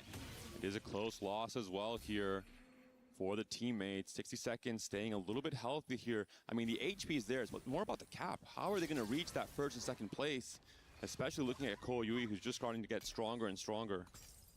Ahawe knows he needs to play for the level 9 board. So only one Sona right here coming into it. He's holding on to get to the level 9 much later on, but these 2 rounds are going to be pivotal. It's going to depend, it's going to decide how much runway he actually has, because he still needs to take 2 losses before he gets his next upgrade. Wanted to find a Val potentially for the Nunu, not able to do so, has to settle for another AP item onto the Sona now. Flancy just going to sell board, says his board is not doing enough, and he needs Ahau and 60 second to fight each other earlier. He will bow out of this one. He has done his work. He has done his job over the course of this series. Zenbai going to face off against Ahau. He has found the Xayah 2. The comp getting fully online with the Jin as well. Not having the upgrade there yet, but Ahau still strong enough for now, it seems. The Blitzcrank is going to stand back up, though. Gets a cast onto the LeBlanc, but it's not enough just yet. Zenbai is playing for max cap, though, sitting still on 30 gold, not rolling down for the Jin, maybe considering going 10 if he's able to win a few of these fights. Both of Aurora, the standing members, still survive right here, and this is a huge round for Ahawe, giving him just a couple more rounds to find that Nunu. Actually, both of these players still missing on their Nunu upgrades here. That's going to be the next most contested unit. I think Team Vision knows Zenbai has the highest chance to win the game. They will be sacking life for him, allow him to go 10, try and play for the Blitz 2, the Jin 2, the extra Stargazer emblems from the mountain. This could be the win outcome that delays and denies the Game 3 win for Aurora Gaming. OG now finding Ahau. He's decided to push to level 7, possibly giving up on the Lulu for now, as he only has the 6 copies, just trying to get the board as strong as possible. That double Stargazer that they set up from the very beginning, recognizing the strength of that on Golden Gala on the mountain. Moji not enough to beat Ahau just yet. Both of the players for Aurora finding the wins that they need to try and play for the end game. But can they find both first and second? If 60 second finds the Bard 2, that could be the next big spike, especially once you go 9 to play the second Corki 2. He's very close to being able to level up, might be doing so after this PvE round. Huge moment coming in for 60 second right here. The best upgrade he can find on level 9 will just be that Elder Dragon. Does he try to weaken his board for it? Yes, he actually takes down the Corki here. So he's trying to gamble all that the red and blue buff Bard can actually steal that.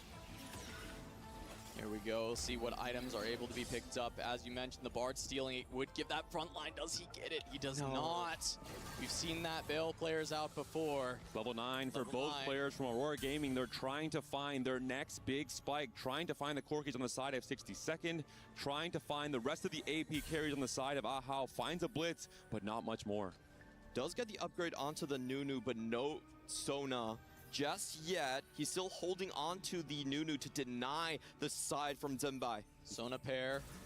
Can he finds the Vow as well, potentially. Yep, he finds the Vow to place on the Nunu. That could be so impactful in these late game fights for Ahawe. It will be, I believe, a team matchup there between both players. It will be Mojiji versus Zenbai. Items have been removed off the gym, but they're being re-slammed here for Zenbai. He has to stay healthy. He's now gone level 10. Level 10, best in slot on the Xayah. He scaled the mountain so much. Moji, your job is done. We'll see you on the next one as Zenbai takes out his teammate. He's done all the work he needs. All Zumbai needs is to go second place right here. They're all eyes onto 60-second. He should be the weaker board in this situation. However, I will mention Ahawe getting a great find on the gold there, actually getting the correct command from Sona. Ahau in a solid position, finds that win against 60-second, and it's going to come down to what he can pick up. Gets a Morgana in his shop. This is a huge hit. His front line was falling apart, and that's the 2-star that he needed. That and Sona are the last 2 pieces of the puzzle for Ahau's cap. Will be making the upgrade at the very last second, most likely before he loads into this next fight. As you mentioned it, Clement, it's all about Zenbai fighting for that second place position. Koyu is no longer relevant in this game. It's going to be Kayue versus 60-second. He should go down in this spot, but can he take out the Corki? That is a lot of held units on Kayue's board. He's holding the 3 Ramesses, the Corki's on the bench. Yeah, he was looking for Kindred 3, even trying to force Aurora to hold units, force them to use all of their gold. Riven stuck on the Ramess for a very long time, and now the other Riven is going to wrap. It doesn't quite get there, but Kayue actually going to stay alive and deal some damage to 60-second. And he's threatening the Kindred 3 as well. Zenbai going to take a loss to Ahawe, but the Kindred 3 threaten is going to force them to hold, and they don't have Sona to hold. So Sona 2 is hit. Can Kayue find the Kindreds? Finds an extra bow there. Extra bow picked up. Can convert to an item. He has an open rod. Ginsu, not sure how much help it will provide, but he does not find the Kindreds just yet. Koyoyi will most likely drop this round against Ahale or Zumbai. He should just be going out, but he will be holding on to the very last second. He's actually not trying to roll, so I assume it has to be Zumbai that's his opponent. Zenbai at level 10, but did lose this last round down to 20 health. They can't pressure Aurora just on HP. Now they truly do have to play for that win. It's very difficult to keep Aurora at bay, but Zenbai just has to play for the win. Ahau on to Kayue. Is this the fight that he can send him packing? It is going to be both the LeBlanc and the Karma hitting the Rammus. It goes down much quicker this time. There's no way to get a wrap onto the backline. The Nunu stun comes down. It does make it happen as Kayue will fall to Ahawe, but does Zenbai beat 60-second? He does. And Zenbai, he's still lacking some critical upgrades. We're seeing the Jins being held by Ahawe. There's no more gold left for Zenbai. He is still missing the Blitz 2, the Jin 2, the Morgana 2 as well. Reminder that Aurora needs to blitz. go 1 and 2 to win this. Zenbai only needs to hold on for the second place, and 60-second is blinking with that 5 health. Ahau has to sack for him and send Zenbai out of this as he's got more item upgrades. Another Vow is found. Do you want to itemize the Blitzcrank or the Nunu? It is the Nunu with 2 Vows now. These stuns could be so impactful. Watch the Blitzcrank in this fight as well. Jin 2 pickup. Zenbai found so many upgrades here. He is going to hit the Ghost, and we'll see if 60-second can stay alive. He must. Ahau has to sack the round. Removers.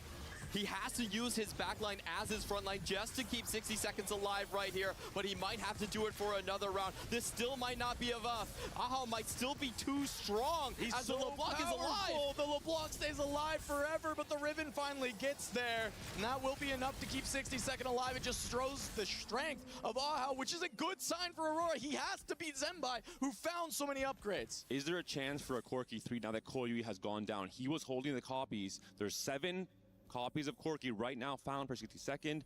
Does he think he's strong enough to beat this board naturally? What can he sell if not? Because he's going to have to find it, and he doesn't have any gold remaining. 2 copies left. I don't know if Zenbai has any that he's been able to hold because he had to roll deep to find his pickups, and he doesn't have a single Corki to his name. The vision to go 10, the vision to go for the most cap board possible from Zenbai. He's standing in the way of the comeback from Aurora Gaming. Where will 60-second go? He finds Zenbai. Oh no, the positioning. Can he win? The positioning isn't there. The Rammus on the far side. This is Morgana gonna go down. This might be the victory march for Zenbai. He's able to take out the Riven already. The Corkis are falling. The lives have collapsed. 60-second is down. And while Hwang Mie may be the GOAT, Vision is his shepherd, and they will send him out to pasture with no final trophy for the case, as Team Vision are your EWC TFT champions. Clancy, the king without the crown, finally gets his win over Hwang Mie. He has never had a major title win, but he finds it against his arch nemesis in Hwang Mie to close this one out. What an insane grand finals. The pressure, game after game after game, could not be handled by Aurora Gaming. Every single time the setup coming to stage 4 was detrimental for the team. They weren't able to handle the low rolls time and time again. 7th and 8th place for players from Aurora Gaming. What a display of team play, of 4v4 prowess for Team Vision. And that guy on your screen, that man, Moji, so many doubts for him. So many doubts in day 1, the double 8s. Could he keep up?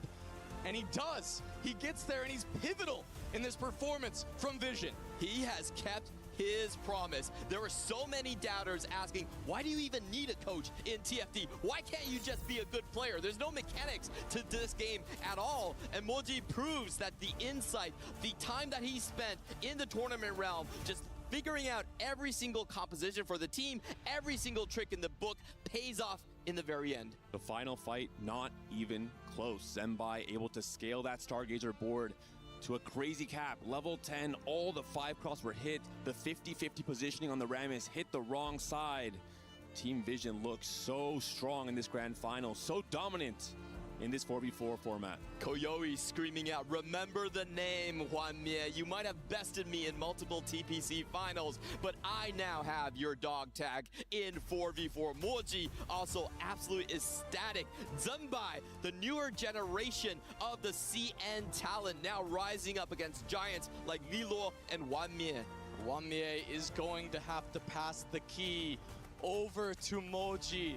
Moji will be the one with the honor of going and crushing this Aurora key. The captain, the IGL, who else could it be? Moji, he's grown so much from the start of the group stage up until now. He's locked in. I think he's one of the standout performers in this grand finals. Disappeared from tier 1 competition since set 12. Now he comes back with a bang. 2nd place at MSI, now 1st place at EWC. And he is part of the team to stop Hwanmie from completing the run to get that final trophy for his case, and instead it will go to Moji as the dream is crushed for this year. He says, come back next time. The final snap, the final key being crushed here at TFT, at EWC. That will do it as Moji crushes it, and now that is all that is left for them, is to walk back to the stage to get that final trophy lift. What a journey it has been for Moji, coming in from APAC, joining a CN team and doing it all, taking it home. And now we'll send it down to the stage for the trophy lift as he holds those final pieces, and Rob will talk to him. Ladies and gentlemen, history has officially been made here at the Esports World Cup. They qualified from the toughest division in the world out of China. And Moji and the rest of Team Vision has shown that they are the best in the world. Please, ladies and gentlemen, join us in celebrating the greatest TFT team on planet Earth. As they insert their key into the trophy, we started with 16, but in the end, there can only be one. Ladies and gentlemen, put your hands together for Team Vision!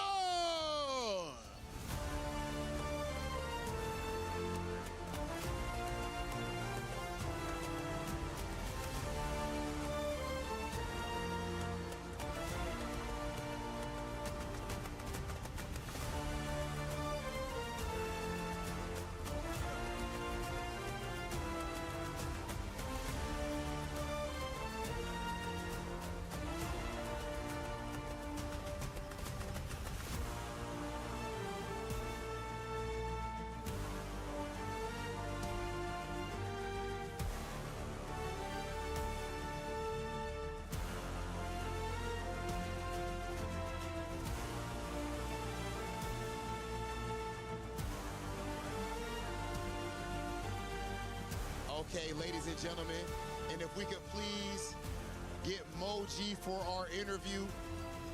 墨迹选手，请来到我们的赛后采访。墨迹选手，首先恭喜 ，Congratulations to Team Vision for being the Esports World Cup 2026 Grand Finalist title winner. This is going to be a historical moment for EWC, and this is the first time we've seen a 3-0 in the grand finals. So how does that make you feel? 首先，恭喜墨姬选手可以拿下今天的冠军，这也是整个历史里面第一次3-0的比分结束游戏。所以你对这个有什么看法呢？我觉得我们队打得非常的好，然后也成功的抓住对手的破绽，所以才能够打出这样的结果。因为我们是跟对手也练过很多把，所以足够了解对手。I feel like we were able to take the win and of course the title tonight because we are really understanding of the enemy team because we were scrim partners with them and we were able to take it all. So of course, I'm very happy with today.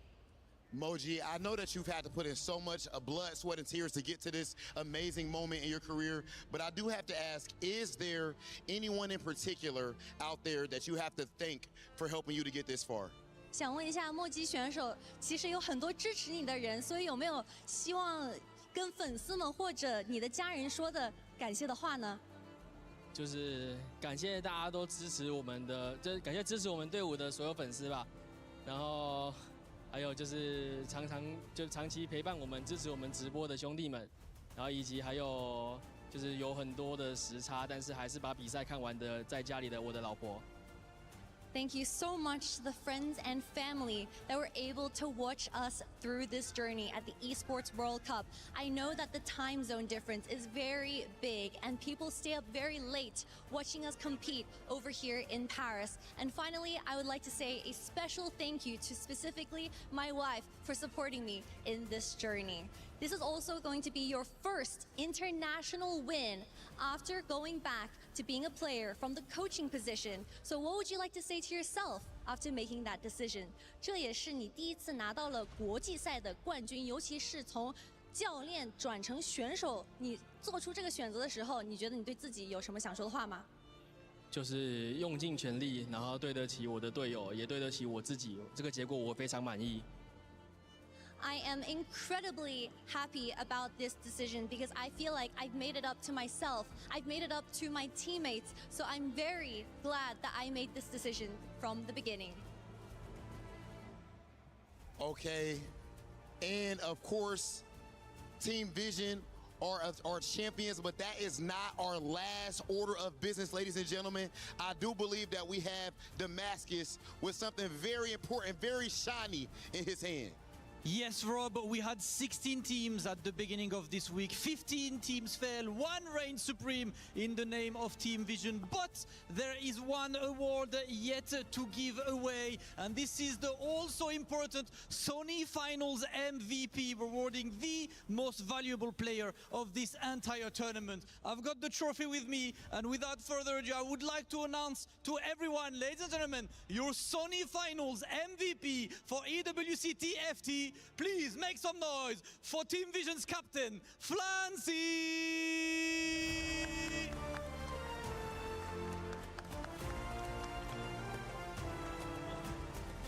Congratulations to Flancy for winning the Sony FMVP. Would you like to say any message to the people that have been supporting you throughout your entire journey? 首先，恭喜 Flancy 选手能拿下 FMVP 的奖励。那么有没有什么想对你家里或者支持你的人想说的话吗？首先这个 MVP 肯定是属于我们每个人的，因为我们在整个4次备战过程中，我们都付出了巨大的努力，然后也是就是磨合得很好嘛。我觉得这个 MVP 属于每个人。然后的话就是谢谢支持我的大家嘛。因为这个赛季在单人赛里面，我的成绩也是比较可惜，但是我自己觉得自己状态蛮好的，所以说到4次，我觉得我们最终的这个成绩也是就是没有白费我们的辛苦和努力吧。对。I would like to believe that this FMVP is deserving to every single player on our team, especially because I think my personal development has not been the greatest this year. However, in the 4v4 format, we were able to pull through. And of course, I would like to thank all the fans and people supporting us behind the camera, as this FMVP is for you. Ladies and gentlemen, you heard it from the finals MVP himself. You've heard from the MVP. You've heard from the captain. And now we need to hear it from all of you. Ladies and gentlemen, one more time for your EWC TFT champions, Team Vision!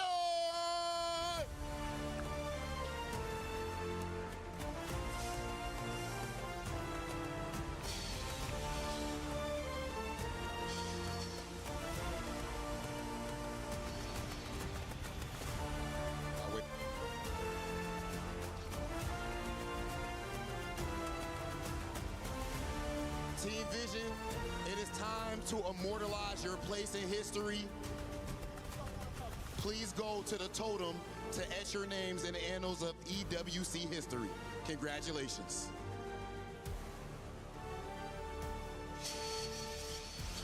Oh, we lost. We also lost in Aurora Gaming's bet. But it's okay. P-Vision is doing good too. We'll go with the P-Vision. Lower bracket survivalists to grand finals winners. Team Vision managed to get the job done, beating Aurora Gaming. This org took a risk on this roster in EWC. For the first time, Team Vision entered the club championship race. And by doing so, they took a risk on two teams. One team played last week, getting second place in another title. This team plays in TFT, and they win it all. They are now tied at first place for the club championship race. But the historic run from Team Vision is because of this team right here in front of you. And Flancy, the tournament MVP, so well deserved. He played out of his mind. Team Vision, what a remarkable run. Incredible run, incredible story as well, both for the organization, but also each individual player as well. We heard from Moji as well. Being a coach, coming back as a player, finally getting that international win, and Flanty as well. Been runner-up so many times. He's been so close to getting his first. Alright, I wonder who they're gonna have put into their trophy. Totem with his MVP. So important for the honor of the Chinese region. A game that has been developed to be an individual game, and now thanks to EWC throughout these 3 years, it has been developed into a squad. 4v4 has been a game that has increased the community in TFT and has able to the power of friendship be in the community and be a possibility for them to develop teams, and also for the future of a game that we all love. And Team Vision shows the balance that you need in a 4v4 tournament in TFT. You need to make sure that you have the player that wins out, the player that has the brains, the player that has the tempo as well, but everyone needs to be adaptable and have different game plans every time. And that's exactly what this team brought. 3 EWC TFT champion, or excuse me, winners have been crowned.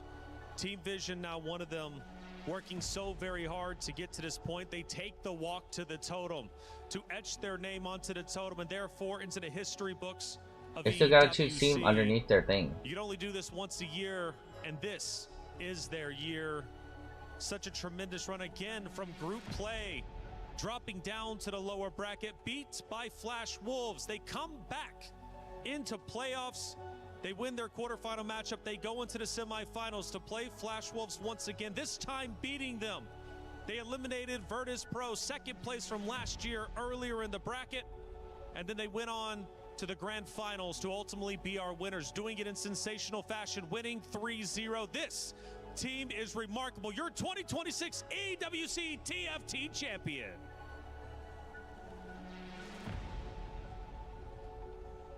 Nice. Oh my gosh. Alright, but who are they gonna put? Who are they going to put in that trophy? That's the one thing we're here for.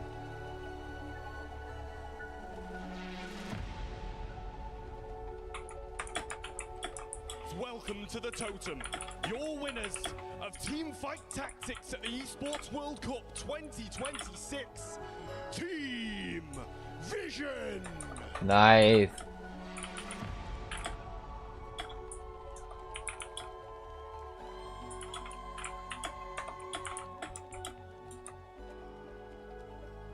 And they got fans, okay. They got the HUDs.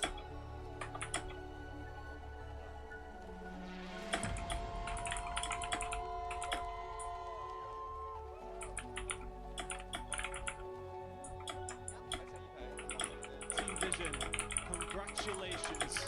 Please select 3 separate keys to represent your accomplishments here this week. Team Vision 再次恭喜你们在电竞世界杯云顶之弈上夺冠。现在请选3支战队的钥匙作为你们奖杯的底座。Alright. Aurora. First of Team Aurora. Flash Wolf. Flash Wolf.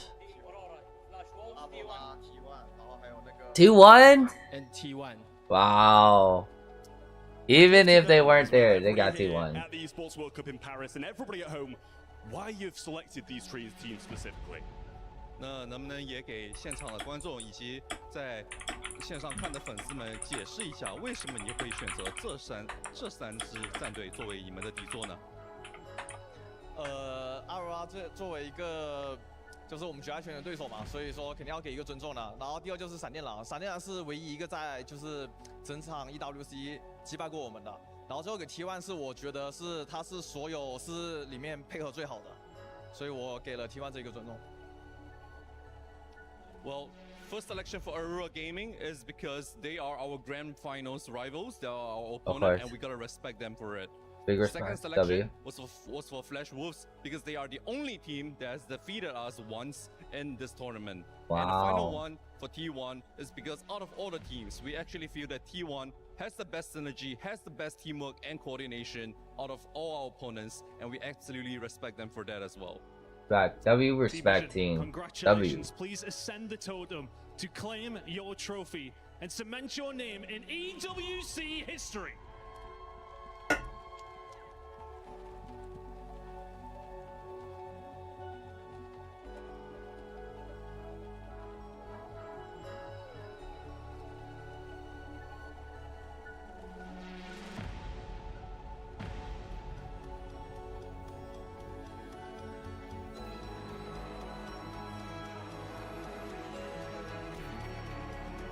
Nice. Here we go.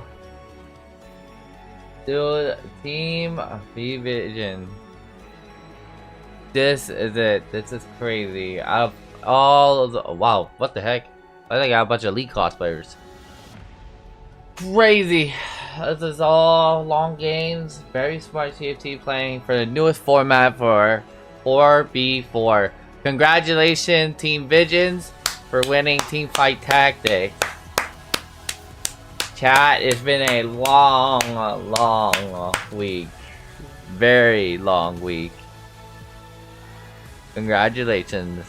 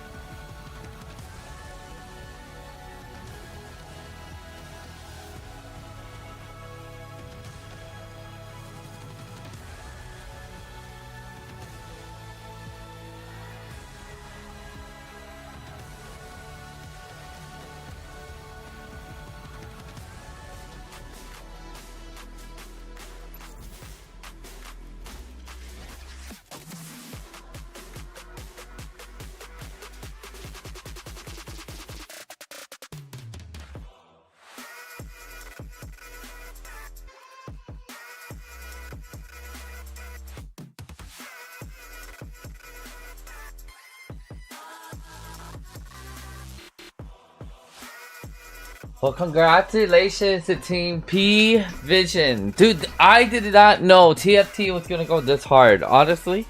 And it's been cool. I'm not gonna lie. This has been a brand new format. I've never seen a 4v4 format for TFT.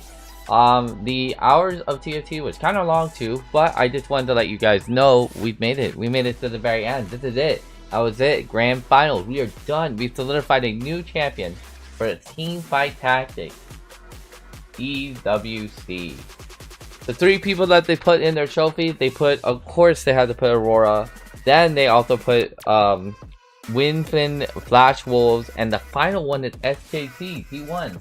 Dude, it's crazy. They didn't even, well, they did see them on how they worked in teamwork, but it's crazy how much of a living general like consistency that they've done for people. But other than that, it's been crazy. It's been real crazy. It's also been amazing just to co-stream every single thing of TFT TeamFight Tactics with you guys, and to help have a bunch of shared information and knowledge for esports. Especially I can share my experience since I was a referee for the Esports World Cup, not sorry, for the TFT Vegas Open. And I was here to actually say we're glad to have you here. It was amazing to have you here. I can't wait to see you guys soon as we do more things. And next week is going to be an even bigger week for us. Lancy did get MVP, leading, telling the team what to do, kind of like a captain, and it's been great. Oh man, it's so good. So been good. Really good games, really good actually. Let me submit some clips. I'm so happy to have you guys here. You guys definitely made this amazing. I'm so happy to see you guys on here at the EWC. And thanks for choosing me to come to my broadcast and my coach stream. You guys 100% make this super worth it just to do and just to have. Well, we've streamed over how many hours? Over how many hours have we streamed?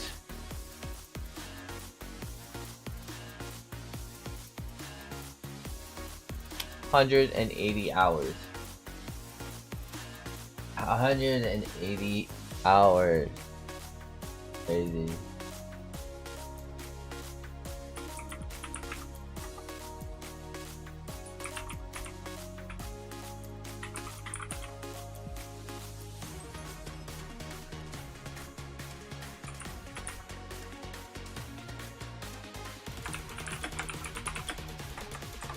TeamFight Tactics. I am honestly here and happy to be a part of the EWC as a co-streamer right now for all the games, and love all these. That's for sure. Right, so congratulations, P-Vision. I want to say thank you guys again for everyone for tuning into my stream, my co-stream.